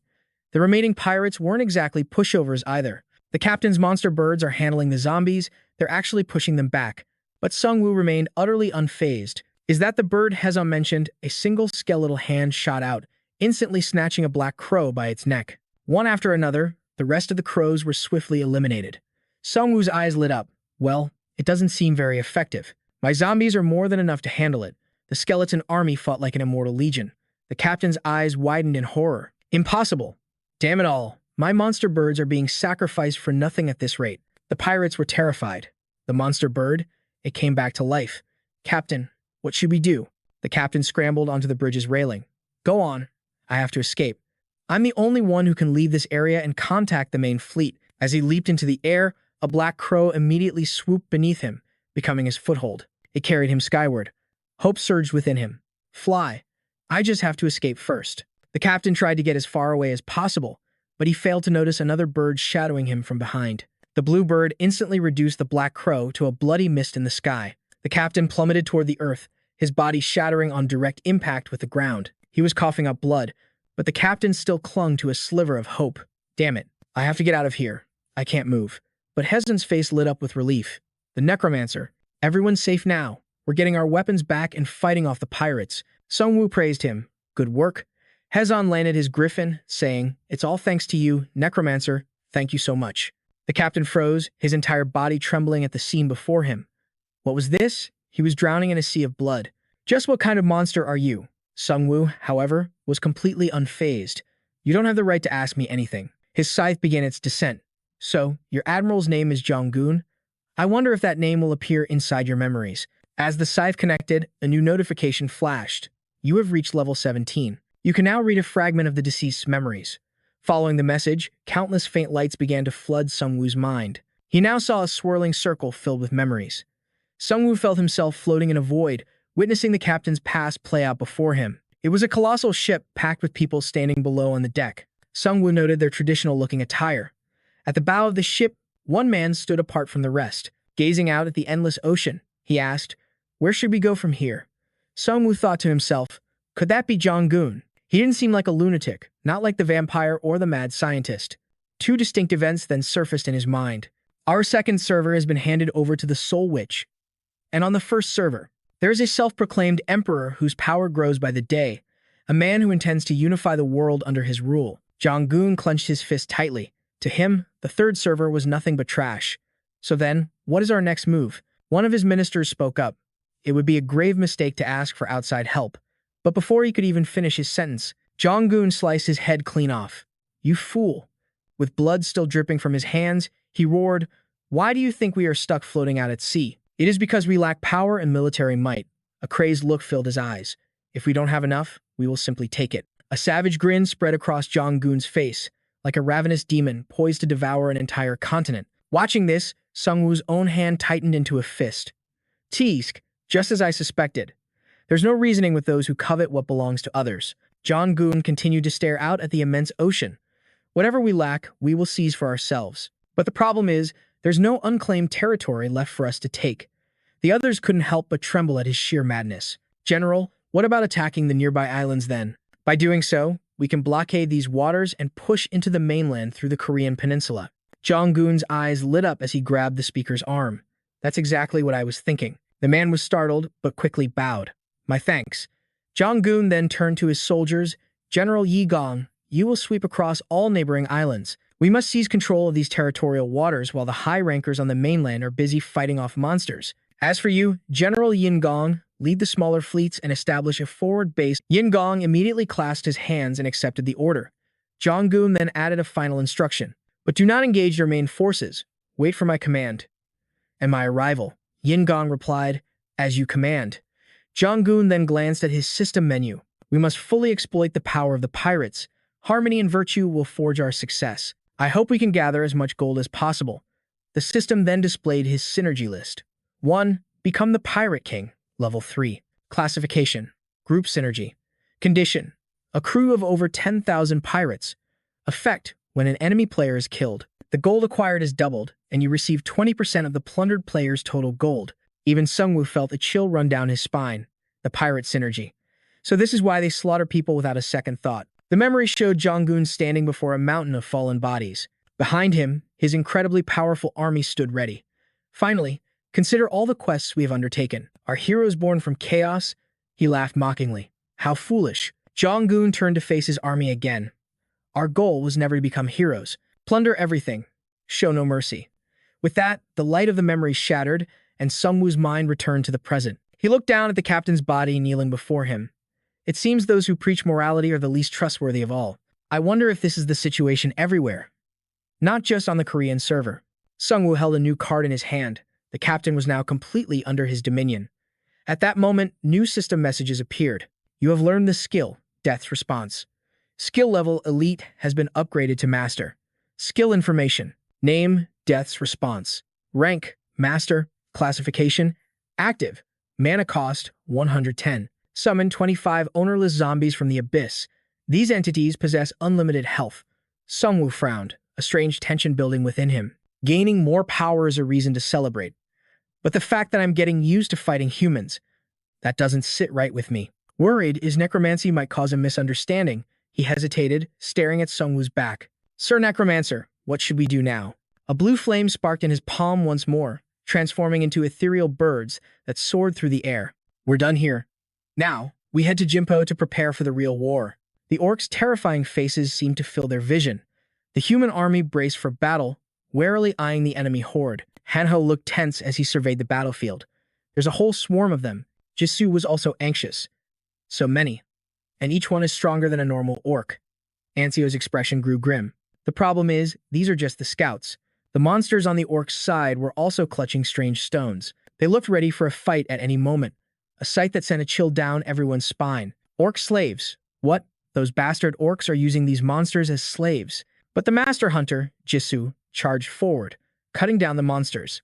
Roy and Jisoo moved in perfect sync. They targeted the giant orcs, their sharp blades piercing through their bodies before the beasts could even react. Manhwa's eyes blazed with fury as she stared at the endless orc horde. Attack. Attack them. Manhwa unleashed a flurry of savage punches on the orcs, his raw power stunning even the defenders. Die, you wretched orcs. Kanghun used his magic staff to conjure a raging inferno. Firestorm. Burn, burn brighter. The orcs shrieked within the roaring flames, and a series of notifications popped up. You have earned 1,200 gold by defeating a red orc demon. Kanghun was ecstatic, witnessing the sheer power of the fire he had created. It's been a while since I've had this much fun. Who else could pull this off but me? Just then, Ansio stabbed a monster sneaking up behind Kanghun. Don't lower your guard. He unleashed his full power as well. Ansio then shouted orders to the troops behind him. Fighters, block the front, protect the mages. Each of his powerful blows sent orcs reeling, but it was a drop in the ocean against their massive army. These damn orcs. It's not just their numbers. Watching another wave of monsters charge forward, Ansio grew tense. They have no fear. They're simply enjoying the slaughter. A smug grin spread across his face. But before Ansio could unleash his own power, Manhwa roared. Me, too. But the defense line behind them was struggling against the powerful orcs. Hold the line. We have to stop them. Push them back. The shockingly muscular priests created zones of magical light, raising a protective barrier in front of the shield wall. Yes, sir. This sight terrified a warrior up front. Those priests look more jacked than we do. Suddenly, they spotted something unusual. Look, another orc army was appearing before them. A terrifying purple aura radiated from it. An orc shaman. The orc's massive arm stretched out, its hand enveloped in dark power. Seeing the shaman approach, the defenders yelled out a warning. Prepare shield protection magic. Another massive explosion erupted, kicking up a blinding cloud of dust. The warriors were already bleeding, shouting through the thick smoke. Damn it, hold your ground. The bastards are breaking through. Orcs leading frenzied wolves charged in, leaving Hanho completely flustered. Orc knights. I don't think I can stop them. Ansio gritted his teeth. Humph. We just have to hold out for as long as possible. Just then, the sound of urgent footsteps and shouting grew closer. Make way. Everyone, get out of the way. The defenders roared with joy. The Crusaders are here. Instantly, their spirits soared. They continued the fight, crushing the orc encampments. From a high vantage point, an evolved orc form watched everything unfold. Manhwa quickly commanded his troops. Form up. Mages, attack. A volley of arrows flew out, striking the orcs with deadly precision. Those who had fallen immediately found their second wind. It's our Crusaders. Now this is what a real battle looks like. Ansio readied himself to fight once more. Quit daydreaming and support the Crusaders. Hanho roared. Priests, don't spare your mana. Buff us now. Jung-hoon shouted, wildly hacking at the orc soldiers. Almost there, just a few more. His face was a mask of sheer determination. At this pace, I can actually complete the special quest. The sword in Jung-hoon's hand flared with a blinding light. I'll charge straight into the Holy Spear orcs. After this mission, I'll be one step closer to becoming a necromancer. The rest of the Crusader team was also regaining the advantage. Today, before these orcs, I will awaken. But just then, a soldier's voice cried out, Commander, I've reached level 10. Jung-hoon's face darkened. The day had finally come. A colossal pillar of power slammed down into the center of the human army, followed by a system notification. You have completed the special mission. Oh hero, prepare yourself for tempo through training. Reward, unique skill awakening. Your destiny has been partially altered. Everyone was stunned by this turn of events. The light was so blinding, Jisoo could barely open her eyes. What in the world just descended on us? The beam from the sword shot once more towards the sky, like some kind of signal. Jung-hoon gripped his blade tightly. All units, engage. An announcement appeared, a server-wide blessing for the entire Tempo region. For 1 hour, all allies gain automatic healing, 2% per second. All Crusader stats have increased by +5. Jung-hoon leveled up yet again. Everyone stared at the light glowing in the palms of their hands. Holy Sword Ion Dyungbo. You are the light, you are the truth. Jung-hoon could feel the collective will of his people. This was it. An unbreakable pride began to surge within him as memories of past, brutal battles flashed through his mind one by one. I gave up my own power and chose the strength of the collective. Because this collapsing world needs a leader. A single, tiny flame became the very lifeblood for this weakened group. This is the beginning of a revolution. They just need more time to adapt. Jung-hoon tightened his grip on the sword. His immense power seemed to envelop every corner of the battlefield. I have to buy more time. The Liberation Army will be the last ones standing. Elsewhere, the sound of a soldier's report echoed. Lady Lei Wei, we have news regarding those bandits we defeated before. His voice was filled with indignation. Wasn't wreaking havoc on the China 2 server enough for those bastards? Now they've moved on to the Korean server. Lady Lei Wei's expression turned to fury upon hearing the news. Beasts in human skin. It appears the trash I forgot to dispose of has washed up in another country. The others quickly offered their thoughts. This isn't your fault, my lady. You lost their trail back then only because you were saving us. The soldier clenched his fist in excitement. There are reports that the Korean side has already managed to push them back. Lady Lei Wei looked surprised. Those invaders? A smile crept onto her face. It seems Korea has quite a few masters. I'm curious who managed to stop those beasts. Back on the battlefield, an orc coughed up blood from a single strike by Jung-hoon. A notification immediately rang out. You have received 3,000 gold for hunting the orc raid commander. He watched the raid commander fall with a heavy sigh. Jung-hoon scanned the area. His troops had already finished off the remaining orcs nearby. It looks like it's over. Manhwa reported in. Commander, it was an absolute victory. Only a few managed to escape. The rest have been completely annihilated. Jung-hoon gazed into the distance. What's our current status? Manhwa looked at the casualty report. We lost 3 Crusader squads and about 100 players. The losses are much lower than we projected. Jung-hoon looked up at the sky. We need to reduce the number of Crusaders we deploy, because when a human dies, they're gone for good. His thoughts drifted to the Necromancer class. We still haven't reached the S-rank status that Sungwoo has. Jung-hoon looked again at his fallen warriors. No matter how many resources and how much energy I pour into training these players, it's all for nothing if they die. And Seok pointed to the soldiers behind them. First, everyone needs to get some rest. If the orcs attack while we're exhausted. Jung-hoon froze, his eyes locking onto something in the distance. The others gasped in horror. It was another wave. How can their army be so massive? Another assault from the Orc Legion began, the beat of their war drums, echoing like a challenge to humanity. Hanho's face went pale with fear. Their vanguard alone was incredibly strong. But Jisoo finished his thought. It seems this is part of their main force. And Seok's expression grew grim. Commander, the situation is now critical. Kang Han was panicking. Even with the Crusaders holding the front line, there's no way we can stop an army of this size.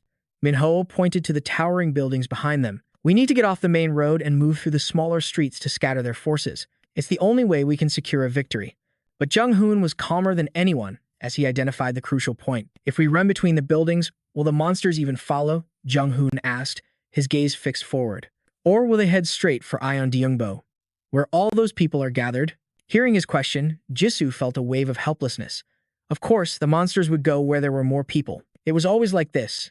Jung-hoon's presence was like a mountain, making retreat impossible. The Crusaders straightened their backs behind him, facing the commander of the Orc vanguard. They charged forward once more like frenzied beasts, striking terror into the hearts of everyone watching. Damn it, these bastards are relentless. Should we run? We can't stop them. Jisoo tried to calm them. Everyone, stay calm. There has to be a way. Suddenly, Hanho yelled, Ha! Jisoo-nunam, over here. The bloody corpse of an orc suddenly plummeted into the center of the horde, followed by a massive explosion that tore through their ranks. They stared in shock as strange blue birds appeared in the sky, snatching orcs from the ground. What are those? Giant birds? It seemed even the orcs were stunned, watching the bodies of their comrades rain down from above. From the sky, explosions continued to rock the heart of the orc army. The crowd erupted in cheers. It's the Necromancer. Senior Jisoo-nunam is back. Min-seok and Sungwoo's appearance sent the orcs into a panic, even earning praise from Jung-hoon. An aerial bombardment. It's like we're fighting with swords while they're using modern warfare. Camera drones zipped through the sky between skyscrapers, broadcasting a live feed of the Necromancer. The Necromancer is in battle. Look, everyone, a skeleton knight is sweeping the battlefield. The invisible magic projector continued to display the scene as the announcer's voice echoed out. This is the Necromancer's companion. Could he be a player? A system window displayed the item's information. Name, magic projector. Rank, common. Type, consumable item. Effect, can display images or video captured by a magic drone or camera for 1 hour. The item is destroyed after 4 uses. They watched, commenting nonstop. I'm not so sure. Those skills and movements don't look robotic. But isn't he way too strong to be a player? All this, while others were still fighting for their lives. They calmly exchanged their opinions. I used to think I preferred the skeleton goblins, but maybe I need to change my mind. Why does our Roy look so bored? Outside, the broadcast director was ecstatic. Yes, the viewer count is skyrocketing. In the live chat, Countless online comments flooded the screen. The Crusaders are strong, for sure, but they can't even compare to the Necromancer. That flag-bearing warrior is so cool, though. Honestly, the Crusaders are awesome too. It's just that the Necromancer is overhyped. If you've seen his recent activities, the Necromancer is definitely the strongest. So what the hell is the number 1 ranker even doing? The director thought to himself with a grin. I wonder how much they'll pay me for these ratings. Just then, a loud noise came from the door. Someone inside immediately drew a bow. One more step and I shoot. Ed and a group of cloaked figures appeared. Lower your weapons. We're from the Freedom Guild. The director was horrified. The Freedom Guild? What are they doing here? Ed pointed around the room. Stop the broadcast immediately. If you refuse, we will use force. The director's face twisted in anger. He jabbed a finger in her face. What the hell is this? Are you trying to suppress the media? The players have a right to know. But Ed was unshaken. She gritted her teeth, her expression terrifying. Don't you know the media was used against us during the period of that reign of terror? Our strength and positions are classified information. Shut it down now. Seeing her resolve, the director waved his hands in surrender. All right, turn it off. We're turning off the cameras. A soldier suddenly called out to her. General Ashton. Ed's voice was low. I know. We're too late. She bit her lip, knowing there were other secret channels still live. Everyone will know the Necromancer is the one who led this battle to victory. Even the enemy will know. Just as she predicted, people in other countries were watching the live feed on their phones. At a camp somewhere, Roy sat in a cardboard box, enjoying the warm glow of a fire blazing before him. Hanho's blood ran cold. What? Beastmen from the south. And mad scientists are hunting us. An orc army is pushing from the west. And now you're telling me there are pirates, too. The kid clutched his head in utter despair. Just as I thought. This peninsula is a living hell. Or maybe they just cranked up the difficulty. Even Sungwoo looked exhausted. We haven't had a moment's rest since the world ended. Jisoo sounded completely defeated. We're only powerful on the Korean server, against the rest of the world. I'm not so sure, he had to agree. Compared to the world, Korea was just a tiny speck. She scowled. We have to grind harder. Sungwoo let out a heavy sigh. You're right. But this path is filled with one impossible challenge after another. Ever since leaving the school, their goal had remained the same. Hunt and grow stronger. Hanho, who had been standing by like a ghost, pointed to himself. I was just lucky I ran into you from the start, Jisoo. And what about me? On the world map, the place they called home was like a lone iceberg in a vast, unforgiving ocean. Because the Korean server was so small, the amount of gold and experience points available was naturally lower. That's why I think this snail battle is our golden opportunity. A chance to harvest a massive amount of gold and EXP. Jisoo clenched her fists with determination. Then tomorrow, we kill as many snails as we possibly can. Sungwoo thought to himself, that's right. For now, we'll avoid conflict with the other servers. His gaze shifted to the Crusader army, who were also deep in discussion. After the Snail War, comes the war against the outsiders. I need to discuss this with Jung-sun. Different scenarios raced through Sungwoo's mind. But what happens if they're players, too? The wars would never end. Players in other regions were also gathering their own forces. After we deal with these monsters, if travel between servers becomes easier, we'll have to face those players head-on. Opponents on a global scale. What do we need to do to prepare? When will this game ever end? Just as he wondered, a system window materialized before him. Outside, necromancer birds circled in the darkening sky. Everyone was now gathered around the campfires. Do you hear that? Hear what? I don't see anything suspicious. But suddenly, a tree root shot out from the ground, startling them all. No, I'm not so sure, they wondered aloud. At first, it was just a small, insignificant root, but in the next second, it began to grow at an alarming rate, violently piercing through the barracks. Jisoo and Rai frantically tried to warn Sungwoo. Sungwoo-sai, what's happening? He saw a snail wielding an axe appear right behind her. He roared, Jisoo, behind you. Alerted, she and Rai instantly reacted. They swiftly sliced the snail in two. The commotion startled the other camps. What was that? What's all that noise? There are snails here. Seeing the monstrous faces emerge within their camp, everyone was completely stunned. How in the world did they get in here? Hanho pointed ahead. This way. They're coming from over here. Sungwoo focused, trying to rally his energy. Before their very eyes, snails poured out endlessly from a portal. The color drained from Sungwoo's face. They're using a teleportation gate. Watching the endless wave of snails charge forward, Sungwoo was horrified. I was too careless. I never saw this coming. Whether from a monster or another player, this ambush caught his soldiers completely off guard. Tankers. Get to the front. Block them. Hold on. I'm still repairing my gear. They panicked even more when they saw the snail's target. They're aiming for the guild master. A blinding flash of light blocked the snail's path, followed by a system announcement. The Sanctuary of Tempest has been declared throughout the area. Duration, 1 hour. All allies will automatically recover 2% health per second. All Crusader skills are enhanced. +5. Jungsun radiated an immense power, each swing of his sword successfully halting the snail's advance, and Sok suddenly rose from the rubble. The sight of him made even the snails pause. I thought those things were going to kill me. Just as expected of you, Mr. Prosecutor. He took a deep breath. Suddenly, Anseuk and the players behind him felt a surge of incredible energy. Whoa, that's a powerful buff. I'm overflowing with energy now. They charged the snails once more, fighting like relentless warriors, unleashing a storm of fierce attacks. You pig-headed oaf, give me a boost. Hey, you're not the only one who wants a piece of them. They looked incredibly proud. We've broken through the first portal, and Seuk exclaimed, clenching his fists. I can already taste victory. That surprise attack wounded me, but I feel stronger than ever. The synergy is boosting our skills and providing healing. My level already went up by 2 or 3, and Seuk looked towards the pillar of light in the center. The buff's effect was spreading across the entire area. It was an almost cheat-like skill. It could raise the stats of the entire party in an instant. Jungsun continued to display his overwhelming power. Crusader Manhwa, leading another wing, gave his report. We've breached the second gate. Check the other locations. He looked around, completely stunned. What other locations? Where did the other gates go? But in that moment, more monsters swarmed their position. On the ground lay the scorched remnants of the gate they had just destroyed. Is it over? Are all the fakes destroyed? While we were breaking the third gate, Jung-hoon could only watch and sigh. We're a little late, but it feels just like the first awakening. Are we still that far behind? Jisoo suddenly pointed in one direction. Sungwoo, look at this. Sungwoo was startled to see a stone radiating black smoke. Could that be the source of the gates? Manhwa studied the stone, his mind racing. Hold on. Doesn't that look exactly like a magic stone? The orcs are playing tricks on us. My gamer instincts are screaming that it's a trap. Be careful. It's radiating dark energy. Prolonged exposure will have adverse effects on you. As he reached for the stone, the system immediately flashed a glaring red notification. Manhwa shouted instantly, just as I predicted. I was right. At the same time, it seemed everyone received the alert.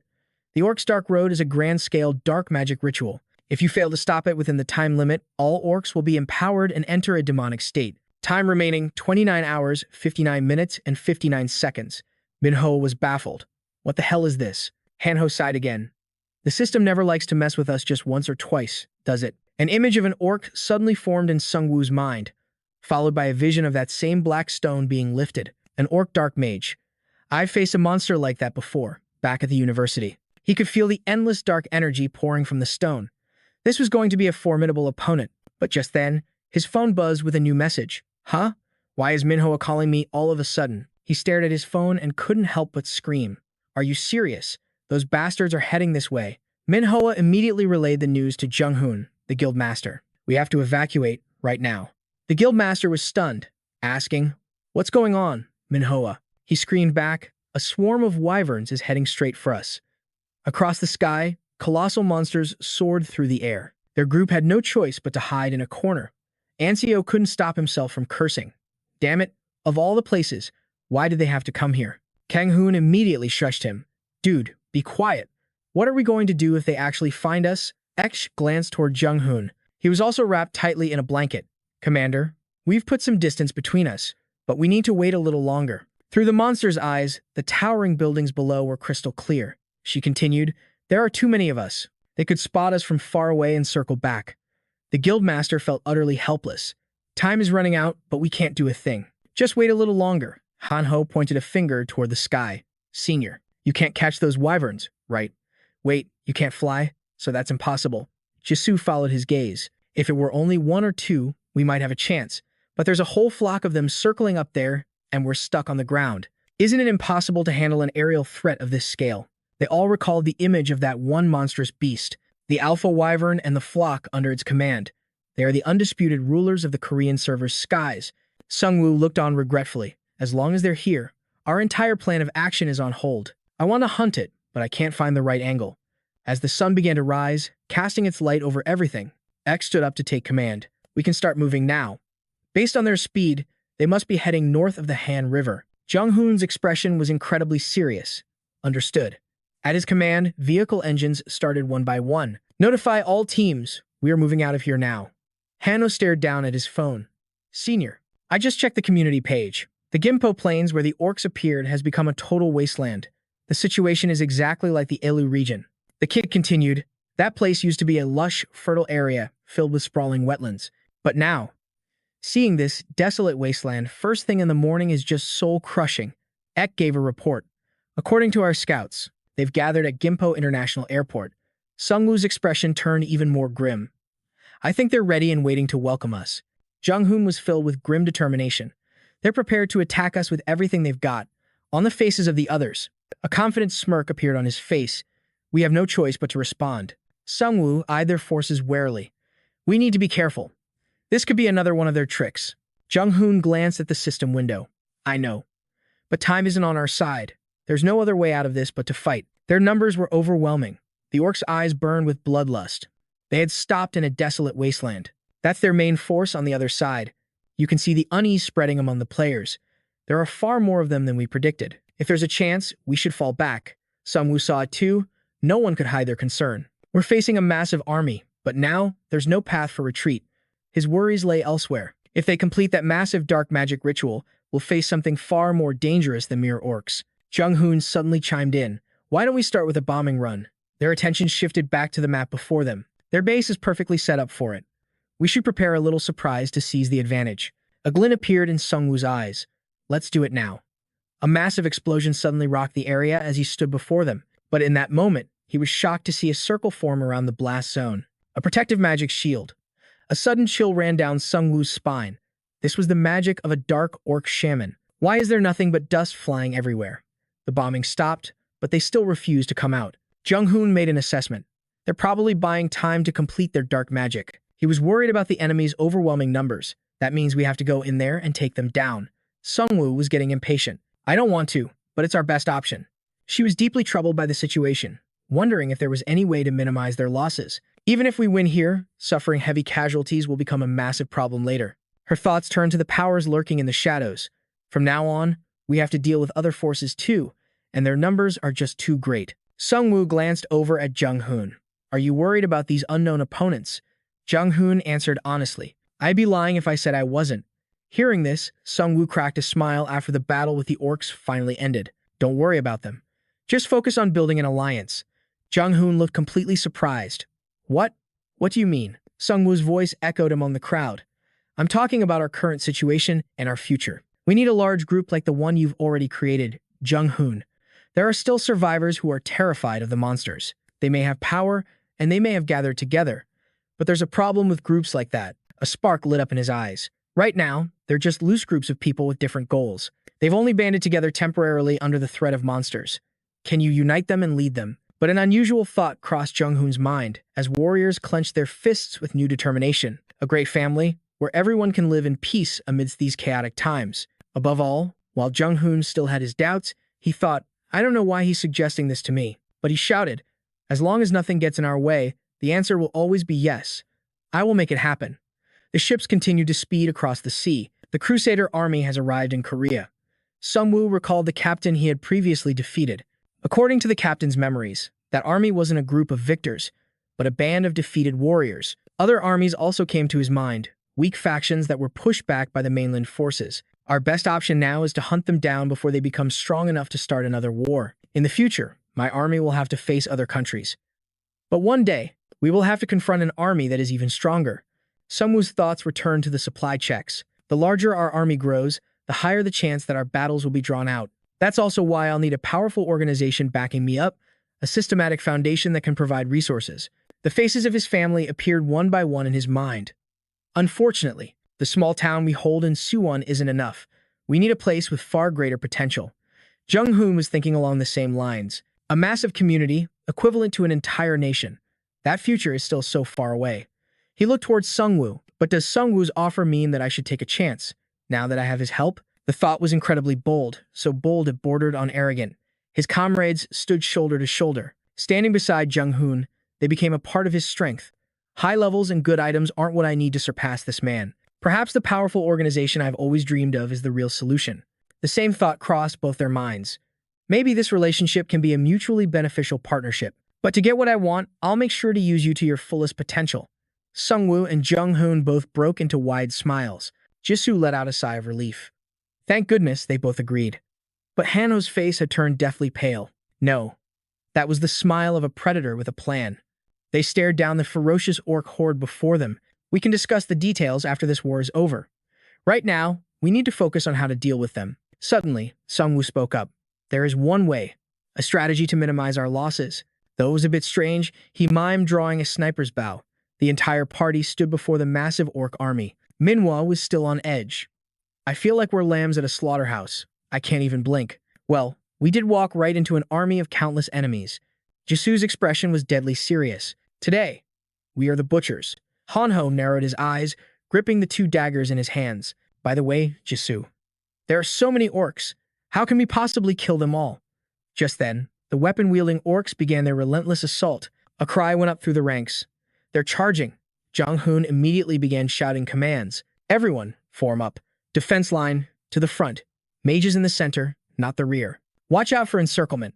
Panic began to spread through the ranks. We're totally screwed. We're really going to die like this. But another soldier immediately shut him down. Quiet. It's too late to run now anyway. Jung-hoon gritted his teeth. He remembered the battles of the past, the countless victories they had clawed their way toward. Victories that seemed impossible since this game began. Jung-hoon's voice boomed across the entire army. Today's battle is just another one of those victories.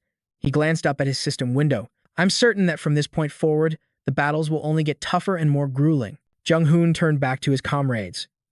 And after that, we'll face hardships that seem absolutely insurmountable. All kinds of ridiculous challenges will be thrown at us, trying to break our spirits. He then asked a simple question. But are you all giving up now? A tense silence fell as everyone clenched their fists. And then a roar erupted. No, we won't give up. We will never surrender. We're aiming for the throne. We'll climb high enough to see the face of the game master. Instantly, their morale surged higher than ever before. We've witnessed countless deaths to make it this far. I'm the one who killed them. But I guess it's okay for me to join in, right? Of course we can't give up. Jung-hoon's sword shot toward the heavens. Today, victory will be ours. The system flared to life with an announcement. The current area has been declared a tempo domain for 1 hour. Healing effects for all allies will increase by a maximum of 2%. All stats of the Crusader army will increase by +5. The orcs charged forward in a frenzy as flames erupted from the human line. Mage squad unleash hell. Instantly, the battlefield was engulfed in a massive inferno, with thick black smoke billowing into the sky. But the orcs seemed completely unfazed. They just kept charging in wave after wave. Damn it, their numbers haven't dropped at all. Keep casting. If we get pushed back, it's over for us. The front line desperately held back the tide of monsters. They're trying to break through. Hold the line. The spearmen in the back rain down attacks on the orcs trying to advance. The enemy is pushing our flanks. Use your spears to hold them back. Just then, they spotted the orc leaders. The Reapers have appeared. Mages, get ready. They were once again under siege, this time by massive rhinos. There are rhinos, too. Target them.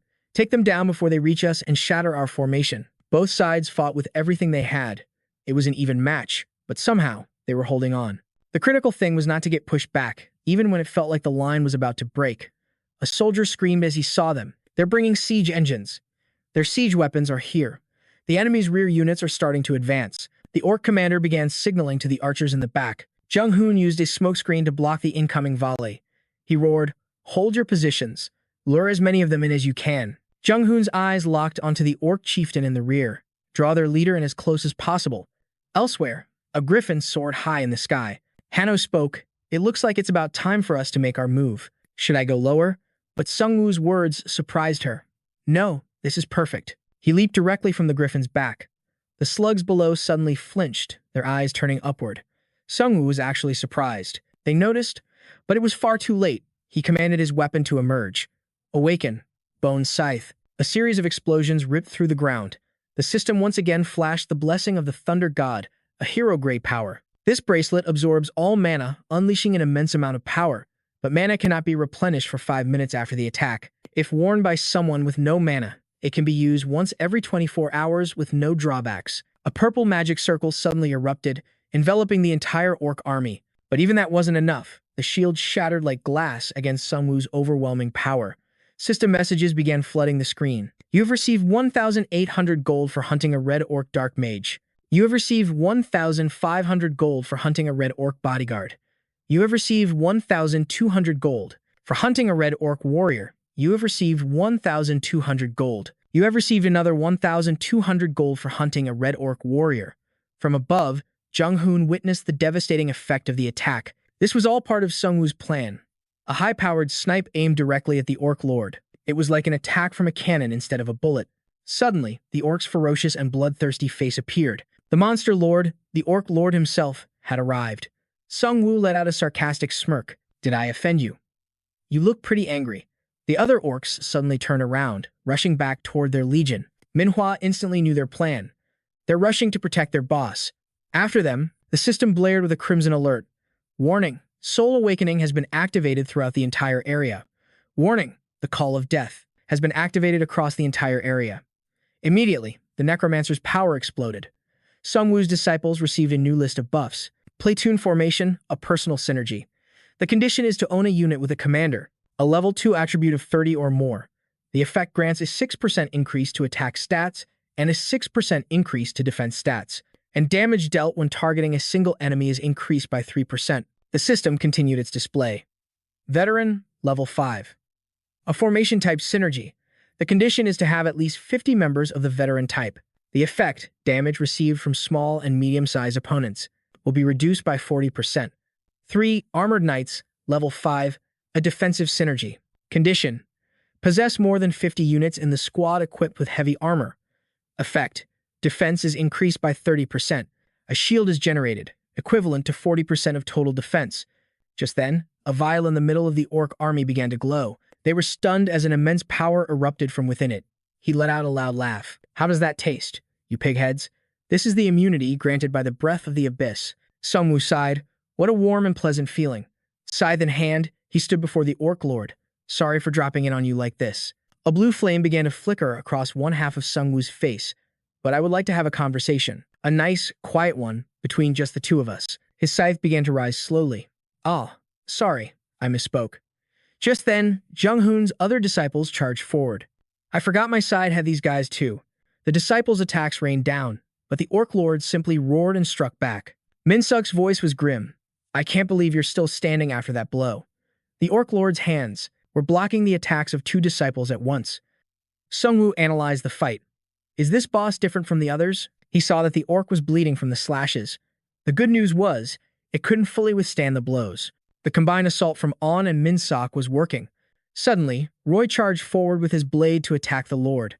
A chain shot out, binding the beast tightly. 3 more chains followed, suppressing all of the orc lord's power as Min-suk delivered the final slash. The system announced their victory. You have received 900,000 gold for hunting the orc lord. Time remaining to complete the mission. 3 days, 783. Seeing the notification, Roy became furious. Yes, what is it? Min-suk quickly tried to explain. Bro, I didn't mean to steal your kill. The quest made me do it. The other disciples began to surround the remaining orcs. The moment they lost their lord, the orcs started to tremble and drop their weapons. Everyone recognized the sign immediately. The rest of them have lost their will to fight because their general is dead. Jisoo shouted, "Let's go, everyone." Instantly, the group seemed to gain a new surge of strength as they went berserk. They launched a frenzied attack on the orcs, who panicked and scattered in chaos. Manhwa angrily kicked an orc with all her might. Get out of my way. This prey is mine now. He and his teammates revved their motorcycles. They charged ahead, relentlessly stealing kills. Jung-hoon gritted his teeth. We've won. At this rate, we'll wipe out the red orcs completely. But at that moment, Manhwa suddenly saw a notification on her phone. What's this? An emergency call? The man couldn't believe it. What did you say? Manhwa urgently called his commander. He screamed into the receiver. Intel drones show a swarm of wyverns heading toward our position. Hearing this news, the commander was horrified. Wyverns? How far are they from our forces? How much time do we have? As Minho spoke, they all pictured the monstrous beasts dominating the sky. The observation team reports they're about 3 kilometers out. They'll be here any second. Jung-hoon panicked. The wyverns are coming to attack us? It was hard to believe they were flying straight for them. He remembered their terrifying destructive power. They had waited for their prey to leave the city. With fewer obstacles out here in the wasteland, this was their hunting ground. Jung-hoon immediately gave the order. All troops, retreat. Evacuate to the airship now. His command threw everyone into chaos. What? But why? Why are we suddenly retreating? But just then, a notification appeared for all of them. The area boss, the Wyvern Lord, had appeared. They screamed in absolute despair. It's too late. They're already here. The appearance of a wyvern was like a message from death itself. Its body was colossal, gargantuan. Most of them couldn't even react to the surprise attack. Somebody save me. Their voices were filled with despair. No, this can't be happening. Sungwoo couldn't believe it. First slugs, now wyverns? Are you serious? No time to rest. Another battle had already begun. He commanded his birds to move the slug corpses. I'll make sure you get nothing to eat. The dead slugs would now serve as bait for the wyverns. Sungwoo yelled out, Jung-hoon, prepare the ballistas. Jung-hoon immediately snapped to attention. Scout team, man the ballistas. His cold, golden eyes saw nothing but the incoming wyvern swarm. Eat, before you is a feast. Eat it all. A wyvern dove and bit into the bait. Sungwoo roared, corpse explosion. A massive blast erupted from inside the wyvern's mouth. Jung-hoon saw it immediately, watching the beast stagger in the sky. He bellowed with newfound hope. One of them is hit. Keep firing. At the same time, Sungwoo commanded his bone dragon disciple. Finish it. The bone dragon received the order and shot forward, sinking its teeth into the wyvern's neck. As the beast fell, the system message appeared. You have received 754,300 gold for hunting a wyvern. Jisoo cheered with joy. It worked. We can take them down. The other soldiers buzzed with excitement. A necromancer was hunting wyverns. A faint smile formed on Sungwoo's face, hidden behind his lich-like state. A monster he never dreamed of taming was now about to be his.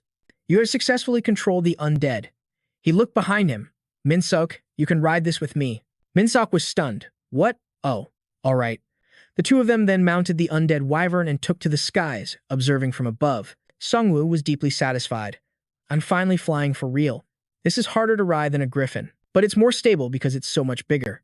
Minsuk asked, So, are we hunting wyverns this time? Sungwoo replied, That's right. We're going to show them what it feels like to be the prey.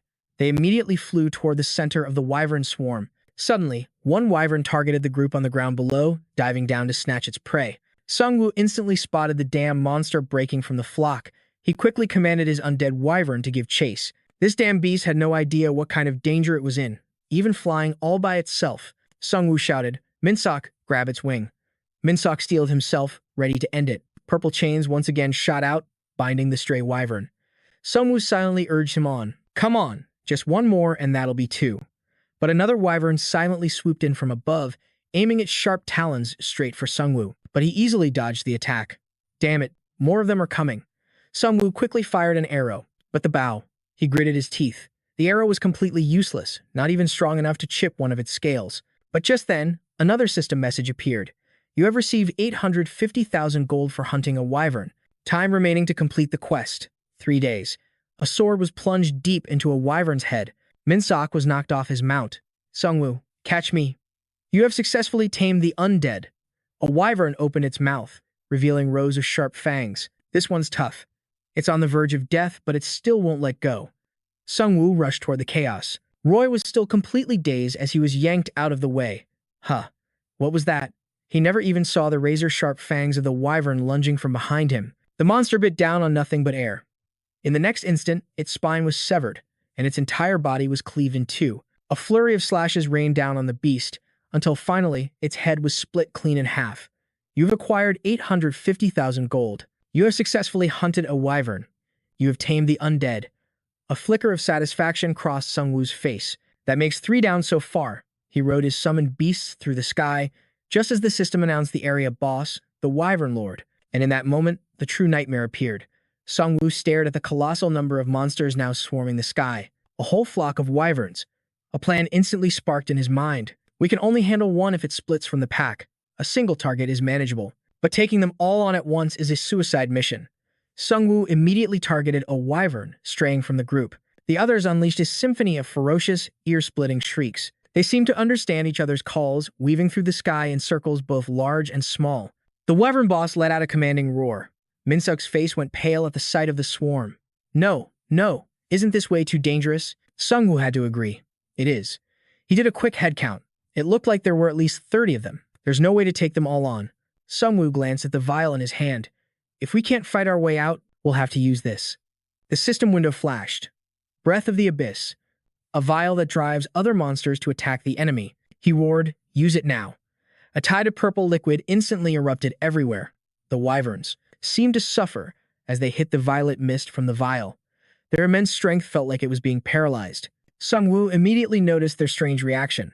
All right, he thought, let's see how they respond to this. I doubt it's enough to knock them all out, but as long as they're living things, it'll have an effect. Min-suk snorted. Judging by their reaction, I'd say they really don't like it. Sung-woo just smirked. Well, I imagine for them, it's like trying to swallow something truly disgusting. And just then, the wyverns let out another familiar guttural roar. He was surprised. Huh. They're trying to endure it. This is all the breath we have left. Please just stay away. The vial is almost empty. In that critical moment, the system flashed a deathly notification. Breath of the Abyss Vial. 1%. The wyvern's eyes began to glow. Suddenly, the beast turned and flew off, and the entire swarm followed their leader in a full retreat. Sung-woo breathed a massive sigh of relief. It's over. Now they could finally set foot on land again. His other disciples looked completely exhausted. The other warriors who witnessed the battle were simply in awe.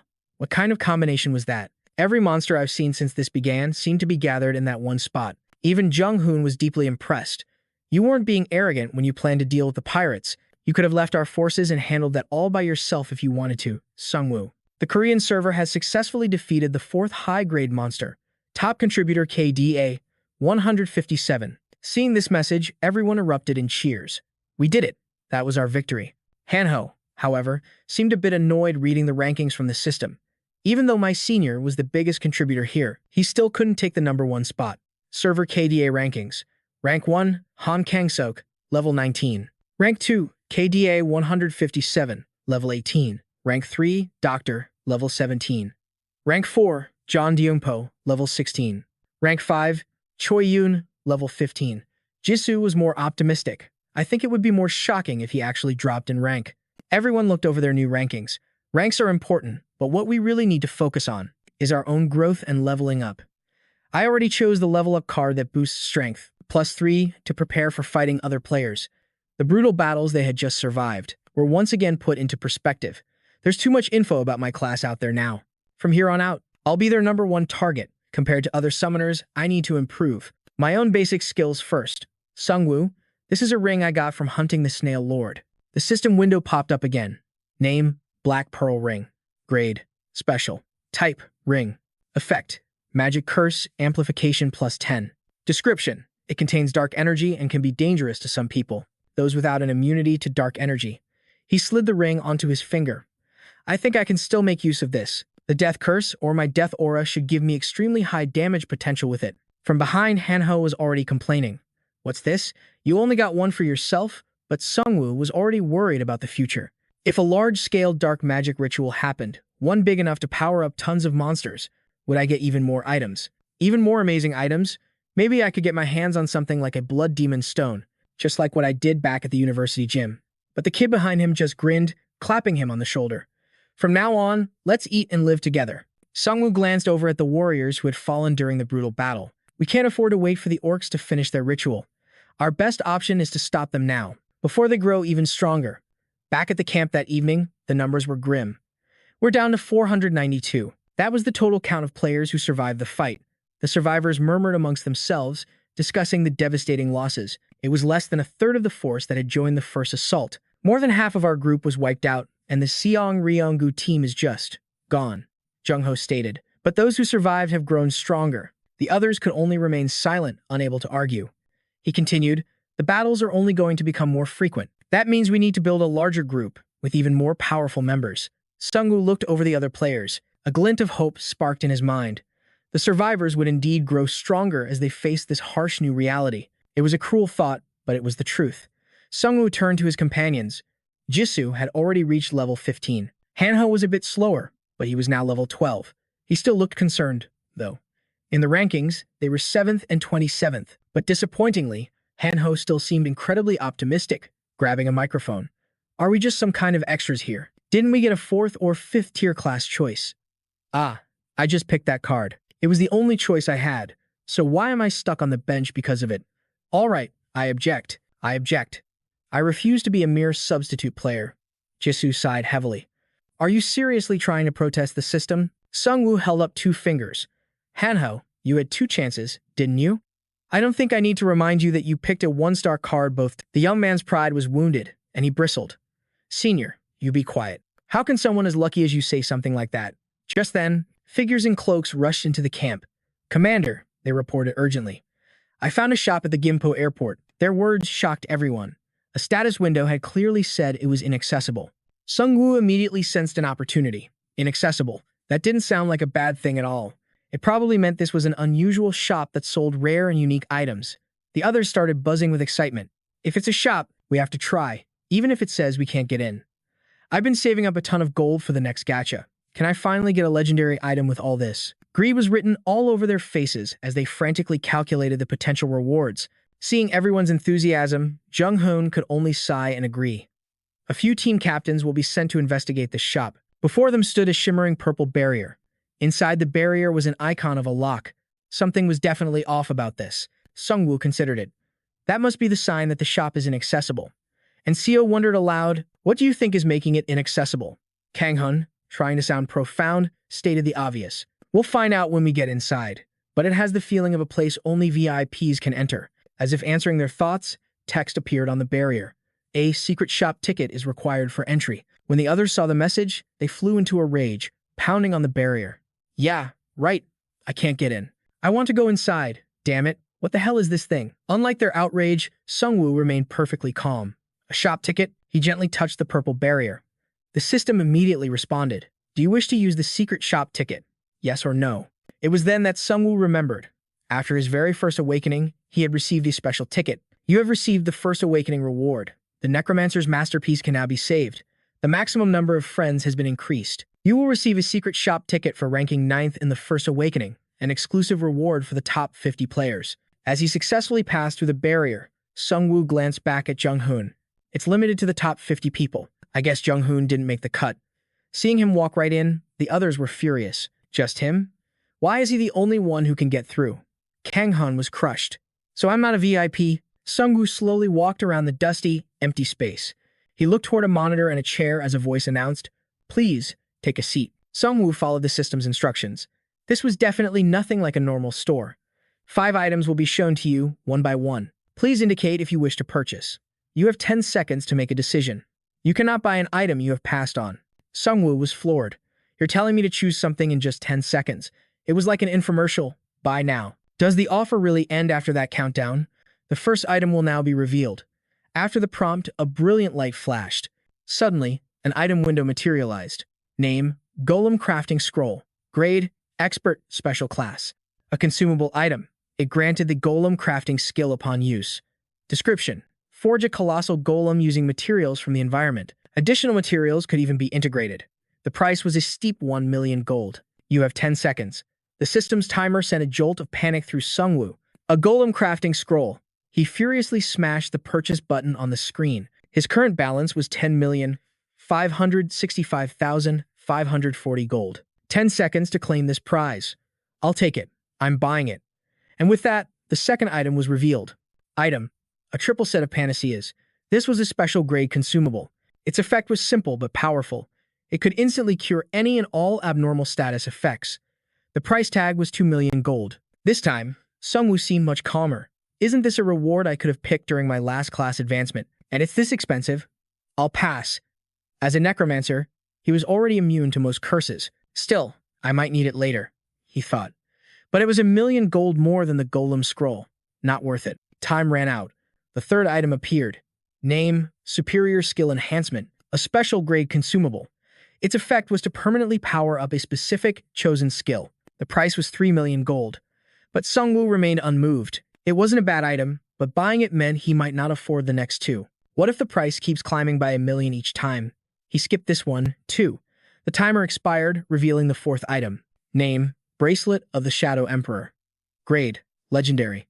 Type, Bracelet. The effects were mind-blowing. Strength +3, Agility +3, and an instant teleportation ability. It could even blanket a 100-meter area in darkness with a 10-minute cooldown. Price, 4 million gold. Sung-woo was absolutely stunned. He could almost feel the immense power surging from the item description alone. This was it. The items were incredible, but the synergy this one had with his class was on another level. I have to buy this. It's for my successor of the Shadow Emperor quest. A new notification confirmed it. Successor of the Shadow Emperor, items collected 3 out of 4. A determined gleam ignited in Sungwoo's eyes. Now for the final item. What could it be? Why is my heart pounding like this? At last, the 5th item was unveiled. A blinding light flashed from the system window. Sungwoo couldn't hide the raw excitement on his face. They even sell something like this? Before him hovered a massive, glowing scroll. Name, Resurrection Scroll, designated location, grade, special. Type, consumable.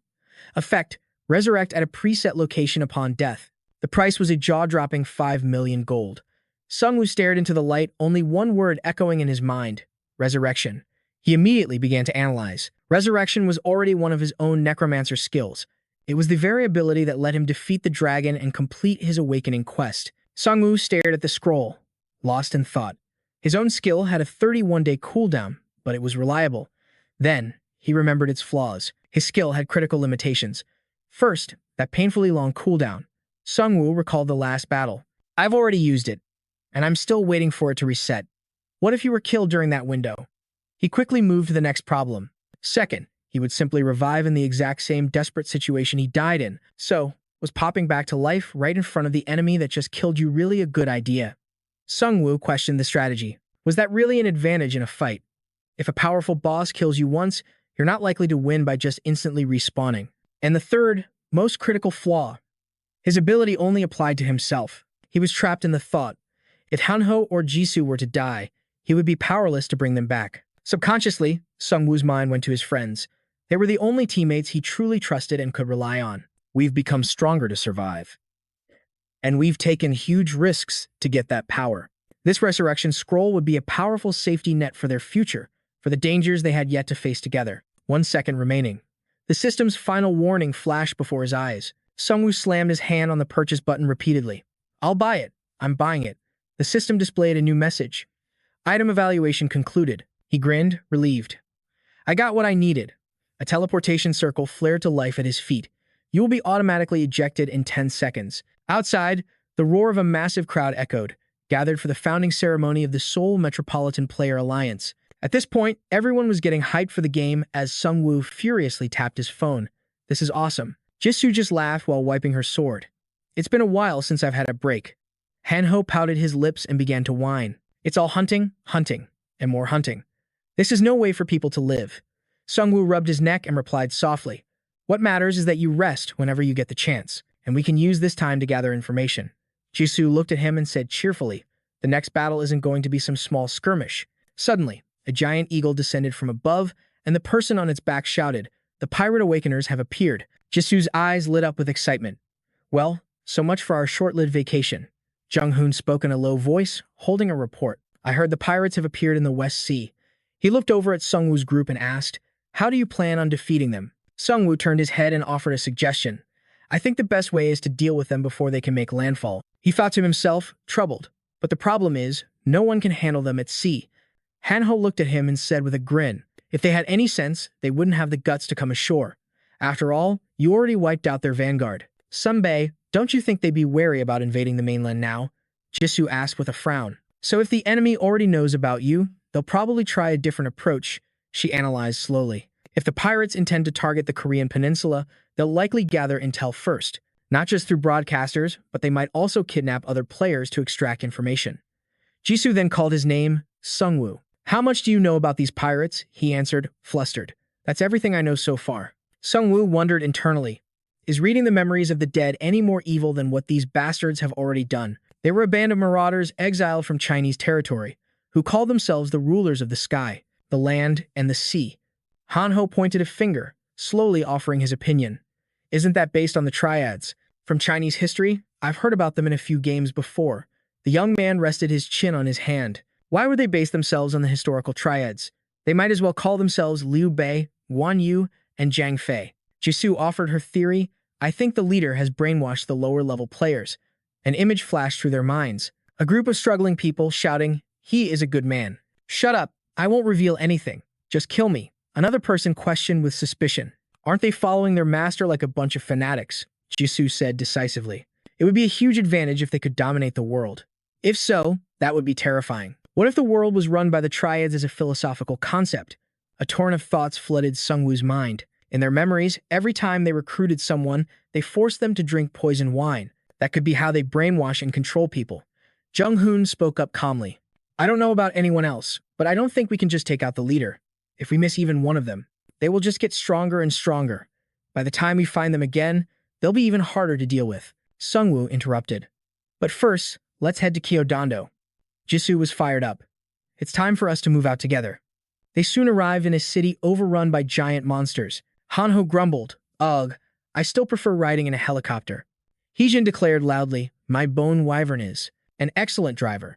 Jisoo laughed while riding on the massive creature's back, so try to enjoy it. The boy just sighed. That's easy for you to say. Jisoo, you're a natural athlete. Jung-hoon looked at Sungwoo with hope in his eyes and said, Sungwoo, please stop the pirates. He looked back at them, his voice filled with pride. Of course. I will stop them, but I don't know what the Evolution Society is up to these days. They might be plotting something, so you should prepare yourself. Jung-hoon's gaze was firm. The Evolution Society has a debt to pay with me. I will mobilize as many people as possible to fight them. On a remote island, Heejin asked, Father, are you sure you saw a pirate ship? He explained frantically, I saw it with my own 2 eyes. It was definitely a pirate ship. Not convinced, she asked again, Father, are you really sure? We came all this way. He grew angry and shouted, Your uncle, our former leader, was murdered by those monsters. How could I not recognize their ship? All eyes turned to the old man. Wasn't that Limonzong, the new leader of Jodongdo Island? Hadn't he sworn to guard the coast with his life, burning with hatred for the pirates who had wronged him? Heejin's father began to explain. I saw one of their ships 12 hours ago. It appeared at sea, circled the island, and then headed for Gangwa Beach. He looked at the young heroes before him and declared, The pirates haven't given up on the Korean peninsula. I'm absolutely certain of it. Jisoo stared out at the ocean. I'm not so sure they landed elsewhere. Maybe the rest of their forces are heading to the southern part of the peninsula. Hanho quickly spoke up. Wouldn't that be a good thing? The monster subjugation quests outside the Seoul area are still incomplete. The civilians have been evacuated, so if only monsters are there, the pirates will have their hands full. Sungwoo frowned. No, that's not why they're here. The idea of conquering another server isn't something you can do with confidence alone. He immediately thought of the pirate leader. A man desperate to grow his power quickly so he could invade Korea's major cities. That was the core of the Korean server. Sungwoo turned to Heejin and her father. Do you two plan on staying on this island, even if the pirates return? Heejin's father roared with conviction. Of course, I was defeated once, but there won't be a second time. I'll pay them back twofold. Hearing this, a smile touched Sungwoo's lips. Then let's leave Juodong Island now and intercept them. Sungwoo thought to himself, the next logical landing spot is Gangwa Beach. He grew serious, knowing their advanced team had been wiped out. They'll likely bring more warships, or even their entire main force. I have to be ready for whatever they throw at us when they make landfall. Jisoo looked at him with excitement. Hey, do you know where we can find a shop or a blacksmith? We need to prepare for this battle. Hanho pouted. That's only if we have enough gold. Heejin's father spoke up. There's a shop in the center of Gangwa City. Just then, a man came running from behind, shouting, Sir. He reported the situation in a panic. The pirates are approaching. They're already preparing to open fire. Everyone was stunned. Is that true? The old man asked in disbelief. This soon? What should we do? We're not even ready. Sungwoo calmly observed the chaos. Could this be their main force and not a scouting party? It seems they're in a huge hurry. He felt the realization dawning. Is it possible they don't know I'm here? Or maybe they just don't see me as a threat. In that case, let's prepare a welcome party for them. The moon rose high over the remote island. A massive ship cut through the water. A subordinate of Commander Jigong shouted, That's right, you've all waited long enough. He introduced himself to a live audience. Greetings, everyone. We are the army of the great Commander Jigong. By the commander's order, we are once again crossing the sea, but don't you worry. We will destroy any terrible monster that emerges from the deep. Jigong's man glared toward the port. So where are we headed? The reason we're crossing this hellish ocean is that place. We are making landfall, and we will conquer the Korean peninsula. The subordinate thought to himself, just as expected, we're getting a reaction. The chat exploded with comments for the cowards and deserters. Boss Wang wrote, That's their problem. They cause trouble, then run away. What a joke. Another user typed, These cowards got beaten by Li Wei and fled. What a shameful start for our faction. Once I finish my training, I'll have to deal with them myself. Another vowed, Ever since we set sail, revenge has been my only goal, my enemies. Just you wait. I will level up and hunt you down. Jigong's man smirked. I predicted these reactions. We were pushed out of the Chinese server for our questionable deeds. But once we conquer the Korean peninsula and return to the mainland, you'll all see who the final victor is." He grabbed the microphone and screamed, "The commander will seize the Korean peninsula." Of course, there's a fearsome figure named the Necromancer in Korea. Not long ago, our vanguard was annihilated by him, but there won't be a second time. The mages on the ship chanted, "The army you see now will establish a foothold and take the Korean peninsula. Long live the commander. Our success will be eternal." The pirate captain stared ahead, lost in thought. The general of our vanguard was destroyed by Korea's necromancer. Jigong's subordinate just laughed darkly, but that was just the vanguard. We are not the type to cower just because one small fleet was destroyed. He held up his phone, addressing Lady Livy directly. "Are you watching this, you filthy goddess? Don't you get too arrogant. Just because you rule over Server 2, the subordinate roared with glee. "We will return to Manchuria after taking over Korea. So if you're so damn proud, come find us after you take over Server 1. We'll face you head-on in Manchuria." His voice thundered from the ship. "All right, we'll broadcast this to the entire continent. They'll see us kill that necromancer bastard and prove to everyone that the Red Revolution army is far from dead." Jigong's subordinate thought to himself. This was exactly what he had planned. But what was this? He stared at the unfolding chaos, completely shocked. What in the world is going on? Men engulfed in flames screamed wildly, "Retreat, the ship is sinking. Jump into the sea." Jigong's subordinate silently gazed upward. "We're being bombed from the sky. Are they controlling those bird monsters from the human lord?" Before him was the terrifying sight of monstrous birds and one colossal beast. Jigong's subordinate finally realized. It was the necromancer. A blast of blue energy erupted. An old man holding a massive cannon fired the shot. His name, Zi Quan, a master cannoneer, an ice mage. The men floating in the sea cheered with relief. The Earth Commander, "Just as we hoped, we can defeat this enemy." The blue energy coalesced into birds and then turned back. "What is this? The enemy is returning." Zi Quan roared, "Magic division, form a shield and fall back now." The system instantly activated the barrier, a massive link shield shimmering into existence over the area. From high above, Sung Yu stared down at the remote island engulfed in a sea of fire, and at the men on the ships. Jigong's subordinates sighed in relief. "They've retreated. What a relief. We're saved." Zi Quan glared at them and spoke in a low voice. "It seems we suffered heavy casualties in a very short time." His subordinate flinched and spun around. The Earth Commander, Zi Quan, stood calmly on the deck and asked, "So that was the necromancer? He uses exploding corpses and controls the bird monsters that once belonged to the human lord. We managed to piece together some intel from the Korean players we captured." He frowned. "He's dangerous. But it seems he prioritizes his subordinates. A good theory, but things like this must be confirmed firsthand." Zi Quan's subordinate grew anxious. "But sir, over 8,000 ships and 100 men are gone. The casualty rate is catastrophic." The commander cleared his throat. "Wait." Zi Quan shot him a sideways glance. "Things like that can always be replaced." The crew's faces turned pale with fear. He said coldly, "The real problem is that we broadcasted everything here instead of editing the footage. We must spread our glorious reputation far and wide so the Heavenly Lord can finally return to the mainland." Zi Quan stared at his phone and gritted his teeth. That woman, Li Wei, had left a sarcastic comment about him. "During that broadcast, we were the ones who brought him shame." One of Zi Quan's men spoke up. "Then we'll just have to show them we've returned. We'll make them believe this attack was just a stroke of bad luck." Zi Quan agreed. "Exactly. Hold on. We're going to restart the broadcast, right after I behead the necromancer." He called out to the man below him. "Huey." The man looked up at Zi Quan with absolute reverence. "Yes, Lord Earth Commander." The commander stroked his beard, satisfied. "Prepare for a little game. You will infiltrate Ganghwa Island and try to capture and kill the necromancer. Can you sneak onto the island?" Hui nodded. "That's easy for us mariners," he stated with cold confidence. "Even if he watches us from the sky, he can't see everything below." Out on the open water, people were gathering on small boats. Seeing Sung Yu return, they roared with approval. "Amazing. That was so cool." Sung Yu stepped onto the deck and thought, "This is no time to celebrate such a minor victory. This pirate group is stronger than we anticipated." The Earth Commander's vanguard fleet alone had over 1,000 men. Sung Yu's brow furrowed. "I think he must have at least 3,000 soldiers.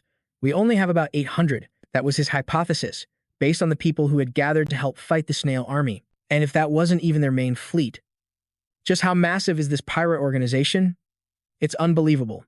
A huge number of people died when the game began in China, but that also meant a massive number of players survived. Heidu's father looked at Sung Yu and shouted, "We've completed the preparations. Get everyone ready for transport to Ganghwa Island while you were dealing with those bastards.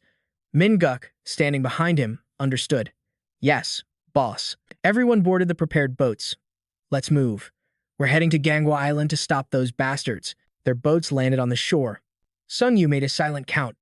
258 survivors from Ryodong Island. But only 100 of them were combat ready. The first pirate raid had already claimed most of their forces. It's not that we're desperate for soldiers, but in moments like this, it feels like a terrible waste. A waste that we don't have more. Haido's father looked at him, surprised. You want me to mobilize every available man? To stand watch? Sungwoo's voice was grim, because the enemy could strike at any moment, just like how I dealt with them before. He thought to himself, I can handle this fight alone, but I'll need lookouts. Gangwa Island was far larger than he'd anticipated. A man leaned in close, whispering, Boss, we can use everyone except the children. But Sungwoo explained, it might not be enough to stop them. What's important is knowing the moment their fleet approaches. Haiyan's father immediately sent men to watch the coast. I understand. I'll get it done right now. Meanwhile, Sungwoo's group was having a bit of trouble with the kids. You're all too young. This isn't the time. But the children exploded in protest. I can fight too. I'm already level 3. I've even killed a goblin. Haiyan stepped forward from behind to explain. Their families were killed by those pirates. These kids watched their loved ones get murdered right before their eyes. That's why they're so desperate to fight. Jisoo looked down, her expression pained.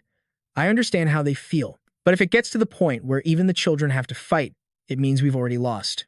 Suddenly, Sungwoo remembered something. Oh, that's right. I almost forgot. Do you know where the blacksmith is? Haiyan nodded. Ah, yes. I'll go find him. Standing in the water, Sungwoo spoke with determination. Good. Take me there. I have plenty of materials, and we need time to prepare. Just then, a group emerged from the sea, taking off their gas masks. The guild master turned to them. You're all here? We'll enter the forest after putting on our camouflage cloaks. The team moved swiftly. They advanced from the woods into a clearing. The guild master stomped his foot. Stop. This is the place. We'll set it up right here. The team looked at him, confused. Captain, are we really going to use that item? Isn't it a bit of a waste? The guild master explained. The other mainland islands have already used items 2 tiers higher than this. The enemy outnumbered us, but they were crushed after losing this game. A system window appeared. Item: mid-tier minigame generator. Rank: special. Type: event flag. Effect: planting this flag creates a minigame instance within a certain radius. Details: the area will be designated a minigame zone while the event is active. A total of 3 zones will be formed as territories. Various buffs are granted for each territory captured. Once you conquer all territories, you will earn the title of Overlord, and you will be granted a massive number of buffs. The guild master glanced at his team. Honestly, I don't think we need this. It could be saved for negotiating with a larger faction. But it seems the commander wants to ensure we don't make the same mistake again. He slammed the flag into the ground. Let the game begin. Immediately, a system alert appeared. Notice, scanning Korean server area, Iceland Island. An adventure minigame has been activated in the region. Random areas will be designated as Territory A, B, and C. Massive buffs will be granted to the one who controls all territories. The event will be destroyed in 15 minutes. Haiyan gasped in shock. Huh? What is that? A minigame? A voice crackled through the communicator. The pirate necromancer has appeared to the south, she cried out. Dad. He tried to reach his daughter. It's a ship. The cargo ship has appeared again. They're rapidly approaching the southern coast. Hearing this, Sungwoo's mind raced. They're here right as the minigame started. Is this the system's doing? Or did the pirates plan this? The radio crackled again. More pirate ships have appeared. They're preparing to land on the west side. He looked at Haiyan and said, It seems they're not giving us any time to prepare. Sungwoo thought, this timing. It has to be the pirates' plan. A territory has been designated near you, Territory C. Haiyan asked anxiously, What should we do? Jisoo, however, was calm. A game. Within a game. Sungwoo scanned the area, then spoke. I don't know what's going on, but it seems the key is to control all 3 territories, which means those bastards will be trying to do the same. A deep sense of unease settled over him. This is bad. This was completely unexpected. Jisoo looked at him, puzzled. So, how do we fight them? Sungwoo rubbed his head. Hold on. I'm really not a fan of games. Hanho just grinned mysteriously. What are you worried about? The boy said with absolute confidence. You just need to face the enemy with me. Lee Hanho, the game master. Sungwoo looked at Hanho, lost in thought.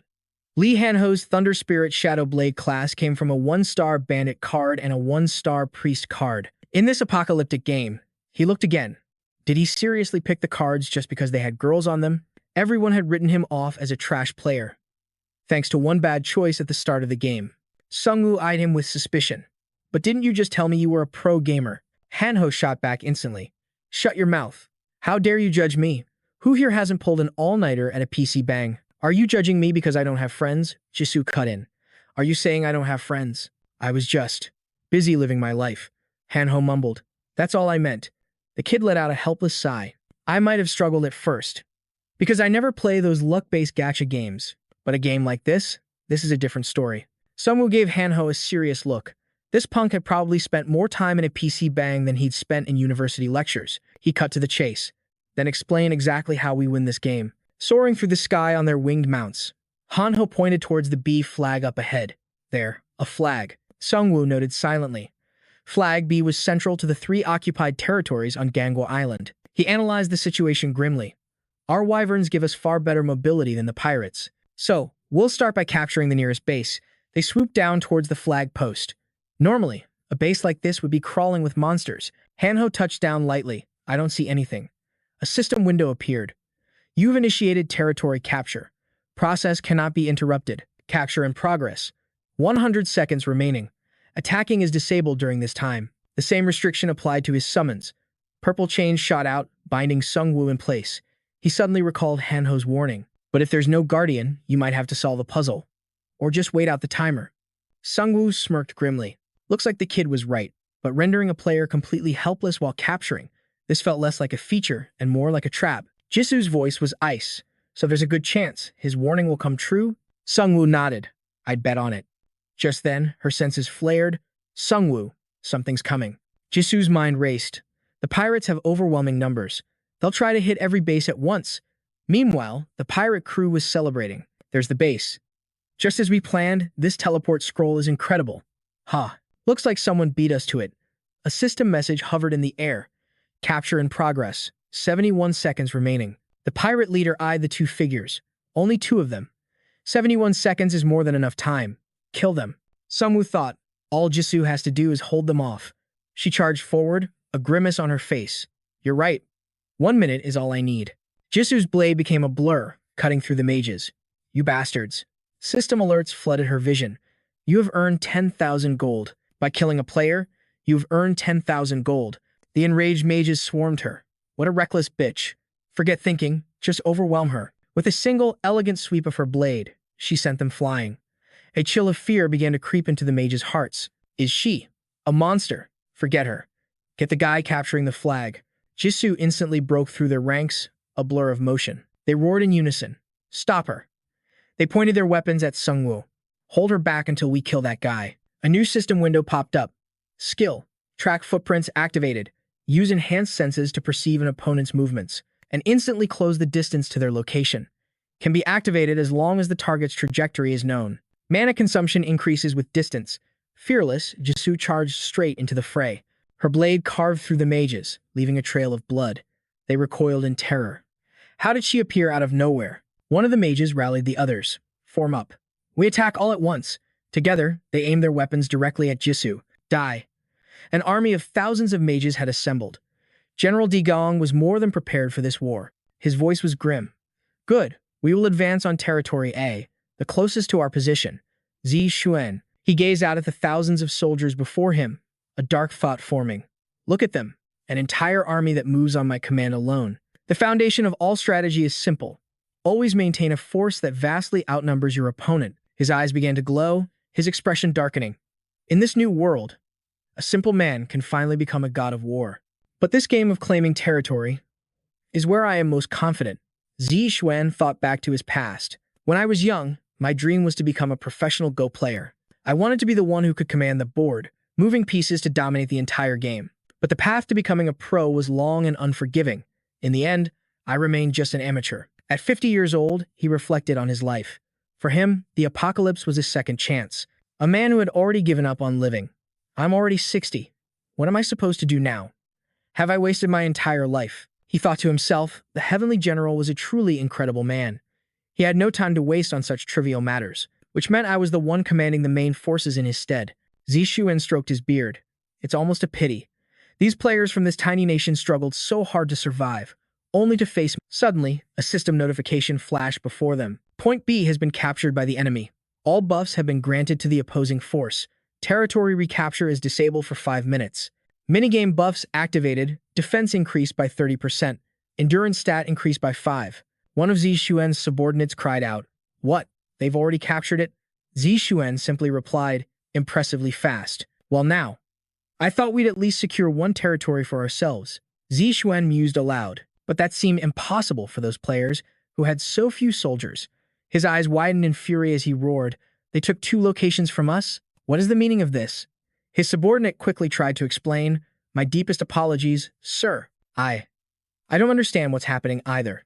Zixuan gritted his teeth. Those bastards, could they have known the rules of this game all along? Impossible. That rule book was a unique reward we obtained from a special quest. The subordinate looked at Zixuan, his voice laced with panic. "General, we don't have time to hesitate." Zixuan cut him off. "He's right. The gap in our numbers is still immense." Then, the general issued his command. "Split the formation and target the other territories immediately, while one unit captures the nearest base. Point A.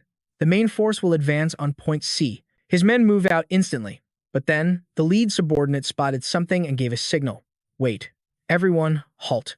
Zixuan's man stared at the gruesome scene before them. These monster corpses. Why would they pile them up like this? Zixuan's brow furrowed in anger as a realization hit him. Corpse explosion. It's a trap, the work of a necromancer. Zixuan made his decision. "I doubt the necromancer is brazen enough to be hiding here, but there's no need to take unnecessary risks. It's not worth it. Go around the corpses." But his subordinate pointed frantically. "General, there are corpses here, and over there, too." An unbridled fury surged through Zixuan as he clenched his fists. "These despicable rats," he roared. "Do they truly believe they can win with such pathetic tricks?" Just then, a chain of explosions erupted in the distance. Zixuan watched the chaos unfold before giving his next order. "Have the mages incinerate these corpses with fire magic." On the other side, Sungwoo was watching. "What's our next move? You don't think they'll just charge in here once the corpses are gone, do you?" But Hanho had a different idea. "I already anticipated this," he said with a smirk. "Those corpses aren't just traps, they're watchtowers. We may not have drones, but the sound of the explosions tells us the enemy's location and their speed. It's an obvious trap, but they have no choice but to spring it by destroying the bodies. The memory of corpse explosion is burned into their minds. They'll waste their mana clearing them just to be safe," the young strategist continued. "And if piling up these monster corpses doesn't work out, our only option is to abandon the base and retreat. It's a solid plan, thanks to those kids." But Hezon was confused. "Wait, how can we win if we just give up our base? That's the point, isn't it?" Hanho sighed dramatically. "You really don't get it at all, do you, Hezon?" the boy chided. "This kind of game isn't about winning. It's about tilting the enemy until they break." Hanho gestured toward the distant explosions. "They have way more soldiers than we do, anyway.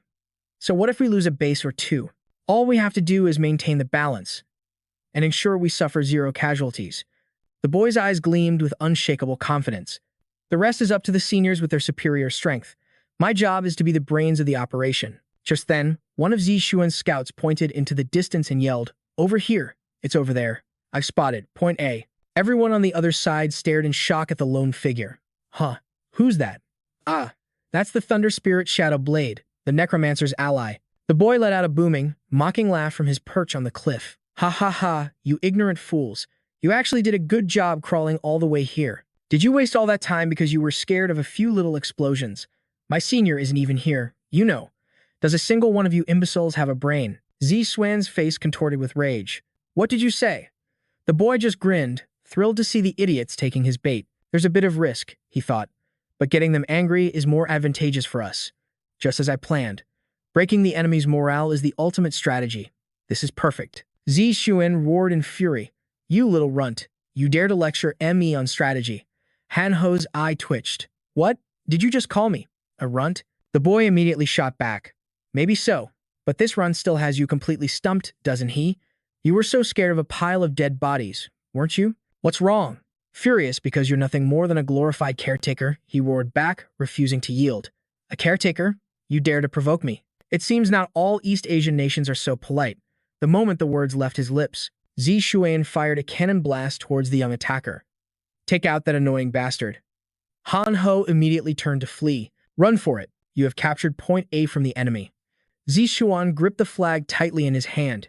We couldn't catch that short little punk, but at least we finally secured a piece of their territory. He tried to raise someone on his radio. Huey, what's the status on Base C's territory? You're moving too slowly. Holding the radio. Huey's face was cold as ice. I've arrived at Base C, but the Necromancer is here too. I'll contact you again after I've eliminated this target. They have purged vampires, subjugated mutant dragons, and crushed waves of zombies. Huey looked confidently towards Sungwoo, the so-called hero of some small nation. It seems he didn't expect us to arrive so soon. Look at him. He's completely immobilized in the process of capturing the flag. Sungwoo calmly planted the flag into the ground. Hundreds of monsters surrounded him. He spoke with chilling calm. All of them are the Necromancer's summons. The group's leader looked at Huey and said cheerfully, "It'll be tough to fight him head-on. Let me open a path for you." But Huey immediately shot him down. It won't take long to recapture this base, so I'll approach him stealthily. Sungwoo chuckled internally. What a bunch of amateurs. You can't move while capturing a base, but you also can't get the buff unless you're holding the flag. Huey grinned with satisfaction. Our timing is perfect. A system message suddenly appeared. Base C. Seize the flag to take over the unoccupied base. He was instantly confused. Huh? Why does the system say it's unoccupied? The rest of the group also sensed something was wrong. It's a trap. Retreat, now. Monstrous bears began smashing everything in their path. Sungwoo watched the chaos unfold before him and said calmly, I don't like how arrogant that kid Han Ho is. But his idea of using a fake flag was actually pretty brilliant. He frowned, recalling Han Ho's words. Whether it's using a fake flag or burying the real one, the most important thing is to deceive the enemy as much as possible. Sungwoo pouted. That kid really has no desire to fight. He looked at the panicking group and spoke. You've been completely surrounded, which just makes capturing this point even easier for us. Huey whipped his head around. What?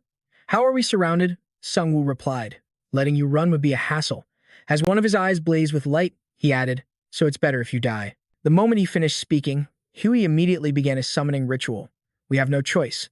Summon the sea monsters. Enormous aquatic beasts materialized, swimming through the air as they relentlessly advanced. The clearing in the forest was instantly flooded with water. Huey took off his oxygen mask and sighed. That damn necromancer. I suspect he was hoping for a water attack in the middle of a mountain. He then shouted triumphantly, all the monsters we summon will die off quickly, and that necromancer's skeleton soldiers have probably been destroyed or washed away. If we're lucky, we might have even killed him in the process. A voice came from behind him. He's probably dead. He doesn't have a synergy effect like our Sailor squad. The system displayed the information. Sailor, Tier 2. Type, Synergy Defense. Equipment condition, more than 20 swimsuits equipped as armor. Effect, increases underwater mobility. A 10% effect bonus. Does not stack with other synergy powers. Hui frowned, scanning the area for Sungwoo. Find his body. I want to know if he's dead or alive. From high above, a familiar voice echoed down. There's no need. I'm right here. The group looked up in utter disbelief. What? How is that possible? There's no way he could have dodged that.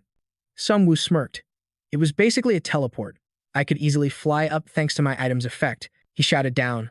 All you need are some top-tier items. The system displayed the name, Ring of the Shadow King. Legendary grade. Type, Bracelet. Effects, Strength +3, Stamina +3. Grants the ability to teleport within a 100-meter range. Cooldown is 10 minutes. Huey couldn't believe his eyes and screamed, so you managed to save your own skin. But your entire skeleton army is gone. You're just a pathetic necromancer without any summons by your side. A powerful light began to glow from below. Huey roared, This place is ours now that the area is in a constant wet state. You're not going anywhere. We have the advantage, since we can move freely in this state. A system window appears. Create bone weapon. Sungwoo gripped the weapon with a fierce grin. Not quite. I'm the one with the real advantage here. Fighting from the sky is much better than being stuck on the waterlogged ground. The aquatic monsters were struck down without a chance to fight back. Another system notification appeared. You have converted the corpses into undead under your command. The enemy group stared in disbelief. The sea monsters were transforming into skeleton soldiers.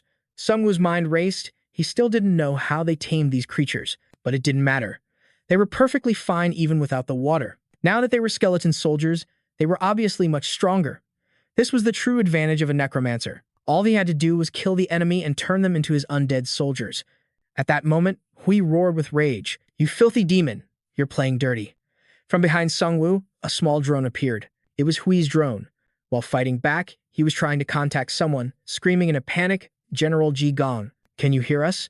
We are in danger. Please send reinforcements." On the other end of the line, Tu Tuyen calmly replied, "Hui, your team has proven its worth as monster trainers. Although we have already left the continent, I am sorry," he added, his voice chillingly calm.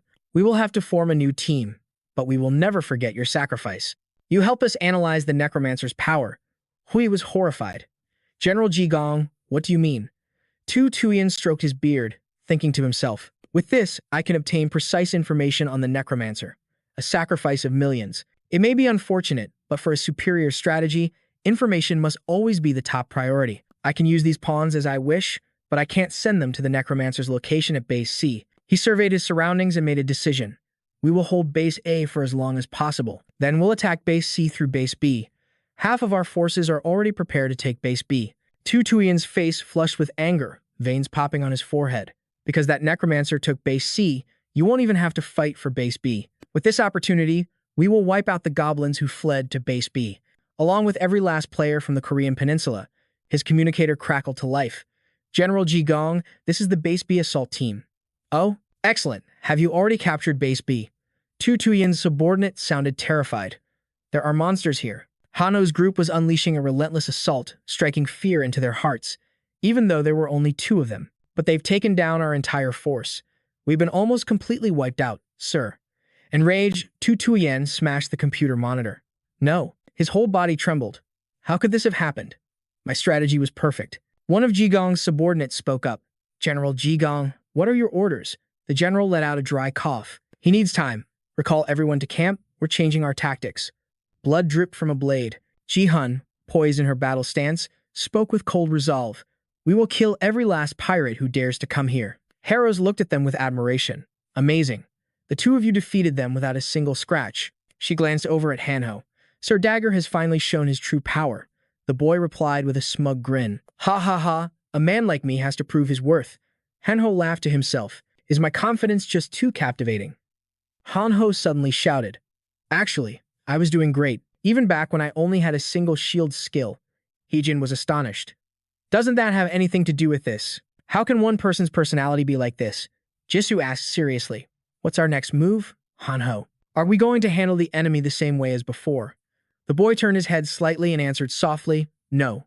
The same old trick won't be effective. In a game, it's better to fall back and think of a new plan if things don't go your way. They just start blaming each other and self-destruct." Hanho calmly explained. "However, we're playing an unfair game. The enemy could have a rare item or something that could change everything. There are too many variables to predict." The boy clapped his hands together decisively. "So, we have to end this before they even have a chance to think." Hanho turned and spoke into his communicator. "Do you read me, Sunbae?" Sungwoo's voice came through, loud and clear. "We will crush them all with overwhelming power." Through his drone's feed, Ji Gong's subordinate cried out, "General Ji Gong, that necromancer is here." The general lost his composure, his voice cracking. "What? How is that possible? We have superior numbers, but we're still on the defensive. Are they really that much stronger than us?" His men below began reporting in as well. "It's not just the necromancer, sir. The players from the Korean Peninsula are also here." Tu Tuyen frowned. "I don't understand their strategy. If they abandoned Base B to come to Base C, does that mean they only need Base C?" He thought to himself. "No matter how strong you are you really confident you can fight against a base's buff?" His decisions are impossible to understand. How could he possibly be ranked second? Tu Tuyen began barking orders at his subordinates, just as he thought. The Korean server was hopelessly weak. They must have gotten this far on pure luck. "With this drone, I can see the entire forest. This should be a piece of cake." A sudden alert blared from the monitor. "Wait, it's a trap. That's a bone mage. Attack it now." Zi Quan grew anxious. Weren't all the bone soldiers already destroyed? There are more of them than I thought. And a giant bone soldier. It seems we know far too little about necromancers. But none of that mattered now. Zi Quan's mind was in chaos. His bone soldiers couldn't move freely, not when they were too far from their master. Considering the situation, he must have already left Base C. We don't know how many teleport scrolls he has left. His subordinates moved out to complete their mission. "We're going to Base C. Find the war banner, secure it, and then prepare for a defensive battle." The sky suddenly turned dark, and the group began to panic. Why did it go dark when it's still daytime? A massive robot materialized in front of them. A machine? This is unbelievable. It's a game hack. The robot stared them down with piercing eyes, striking fear into them. The legendary hero, one of the men stammered, his body trembling. This can't be happening. I can't believe we have to face the legendary hero. Does this mean we're the villains? Then, one of them noticed something. Wait, calm down and look closely. Those machines aren't made of gold. After careful observation, they came to a conclusion. From a distance, it looks just like gold, but it's actually made of dirt. It's an earth golem, they shouted, charging forward. That robot isn't the legendary hero, it's a fake. It's just a look-alike, so take it down. Golems can be controlled from a great distance. The group quickly regained their confidence. This golem is just made of clay, so it should be easy to break. Let's end this. Huh. It's regenerating itself, they watched in shock. Ah, save me. Its ability to self-repair was astonishing. They stared at the unbelievable scene before them. It's taken a hostage. The legendary hero has taken a hostage. The robot suddenly began to speak. You are mistaken. Why would a being with this machine's advanced technology need to take inferior? I have been tasked with protecting Base B. From this moment forward, all inferior creatures will be eliminated. The group erupted in chaos and confusion. This thing was an AI. From the very beginning, don't run away. Stand and fight. The robot immediately unleashed a massive wave of energy. Its regeneration isn't infinite. The only problem is the immense amount of mana it requires to maintain its form. But thousands of other monsters advanced as Sungwoo appeared, ready for battle. How long until? The battlefield's energy source is completely drained. The system displayed an info panel. Name, Charles's Crystal. Grade, Legendary. Type, Sphere. Effect, Charles's Crystal. Grants the user a maximum mana increase of plus 500% and boosts mana recovery ability by plus 250%. It also absorbs 3% of mana and life force during an attack. Ziquan's subordinate watched everything on the monitor and asked, "Are we just going to stand by and do nothing?" Ziquan trembled as he thought, "Are all necromancers this bone-chillingly cold? He was definitely not this powerful before. The intel we gathered on his past doesn't match his current power level at all." He gritted his teeth. If we rule out the possibility that the Korean players fed us false information, it means he's grown exponentially stronger in an impossibly short amount of time. What is happening? I told the master that we couldn't win. But everything has already spiraled out of control. His subordinates yelled out commands. The hero is falling. Mages, freeze its legs. The mage unleashed an ice spell on the monster in front of him. Scotton looked at Sungwoo and spoke up. "Boss, our time has come." They charged forward to face the mages. They were terrified. Is that a skeleton swordsman summoning a ghoul? That tiny creature is too powerful. Ziquan watched the crowd through the monitor and roared. Attack the summoner. All of these creatures will disappear if we kill the one who summoned them. Descendants of the Night, assemble.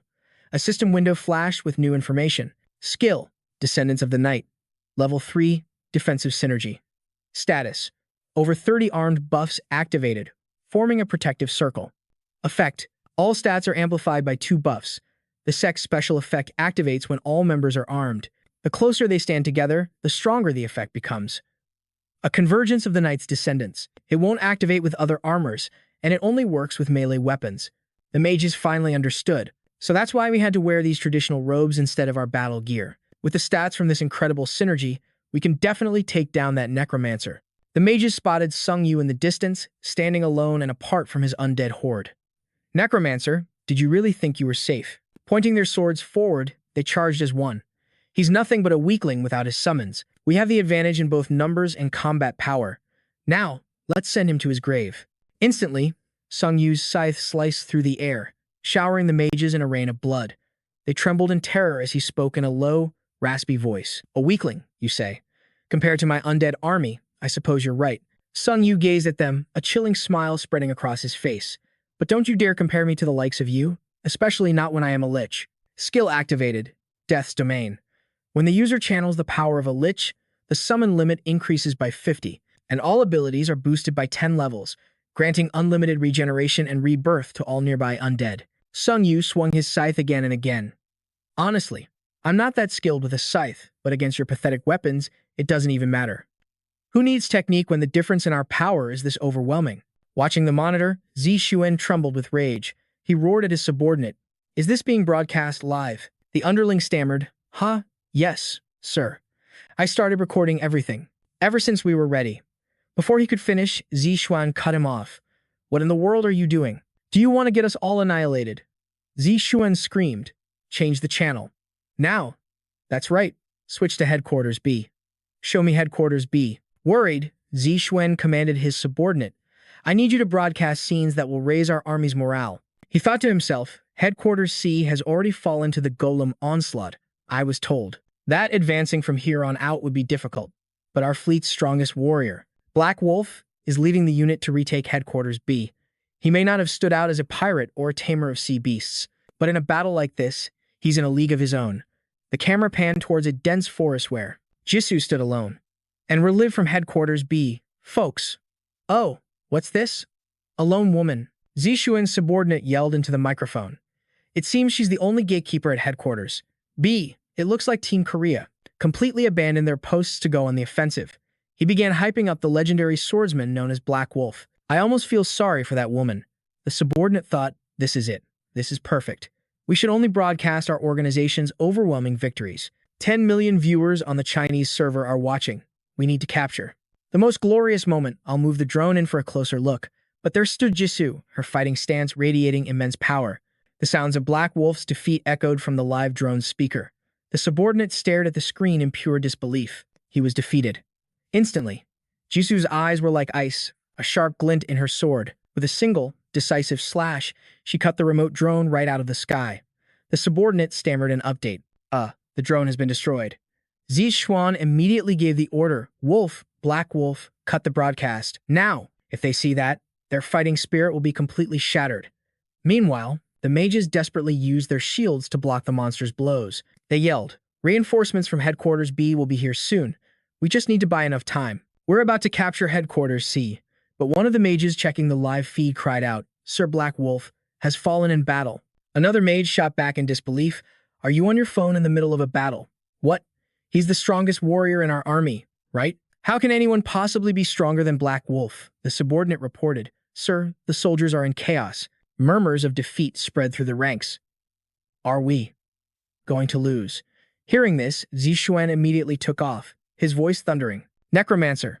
He unleashed a volley from his cannon into the undead swarm. Where are you hiding? Show yourself. He roared with absolute confidence. I, Di Gong, challenge you to a one-on-one duel. Appear. From a distance, Sung Yu stared coldly at Zixuan. The commander's eyes lit up. Found you. There's the Necromancer. Without a moment's hesitation, he fired a massive energy blast from his cannon. Die, you spawn of evil. But Sung Yu simply blocked the beam with his own magic.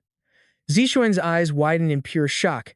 He blocked my ice cannon. The blast of energy washed over him as he thought, it's not a complete paralysis, but it's still taking hold. My body is being locked down. Even though I blocked the attack, this chilling aura can still freeze me solid. Zixuan remained defiant. How long do you think you can resist? I'll turn you into an ice statue. Just then, a voice emerged from a nearby thicket. Why would you go this far against an old man? You should let them know who you are. Zixuan was startled. The kid was mocking him. A troll. This is all your fault. You've ruined my entire strategy. Zixuan unleashed a barrage of shots towards Sungwoo. The kid just laughed. Ha ha ha. Your attacks are way too easy to dodge. Then, Sungwoo slowly vanished, leaving his opponent stunned. He suddenly reappeared right behind Zixuan. You should never turn your back on your enemy. As Sungwoo finished speaking, he swung his scythe across the man's body. Zixuan cried out in pain.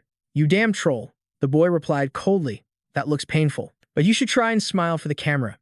Sungwoo looked down at Zixuan and said, After all, we're rolling. The man was stunned.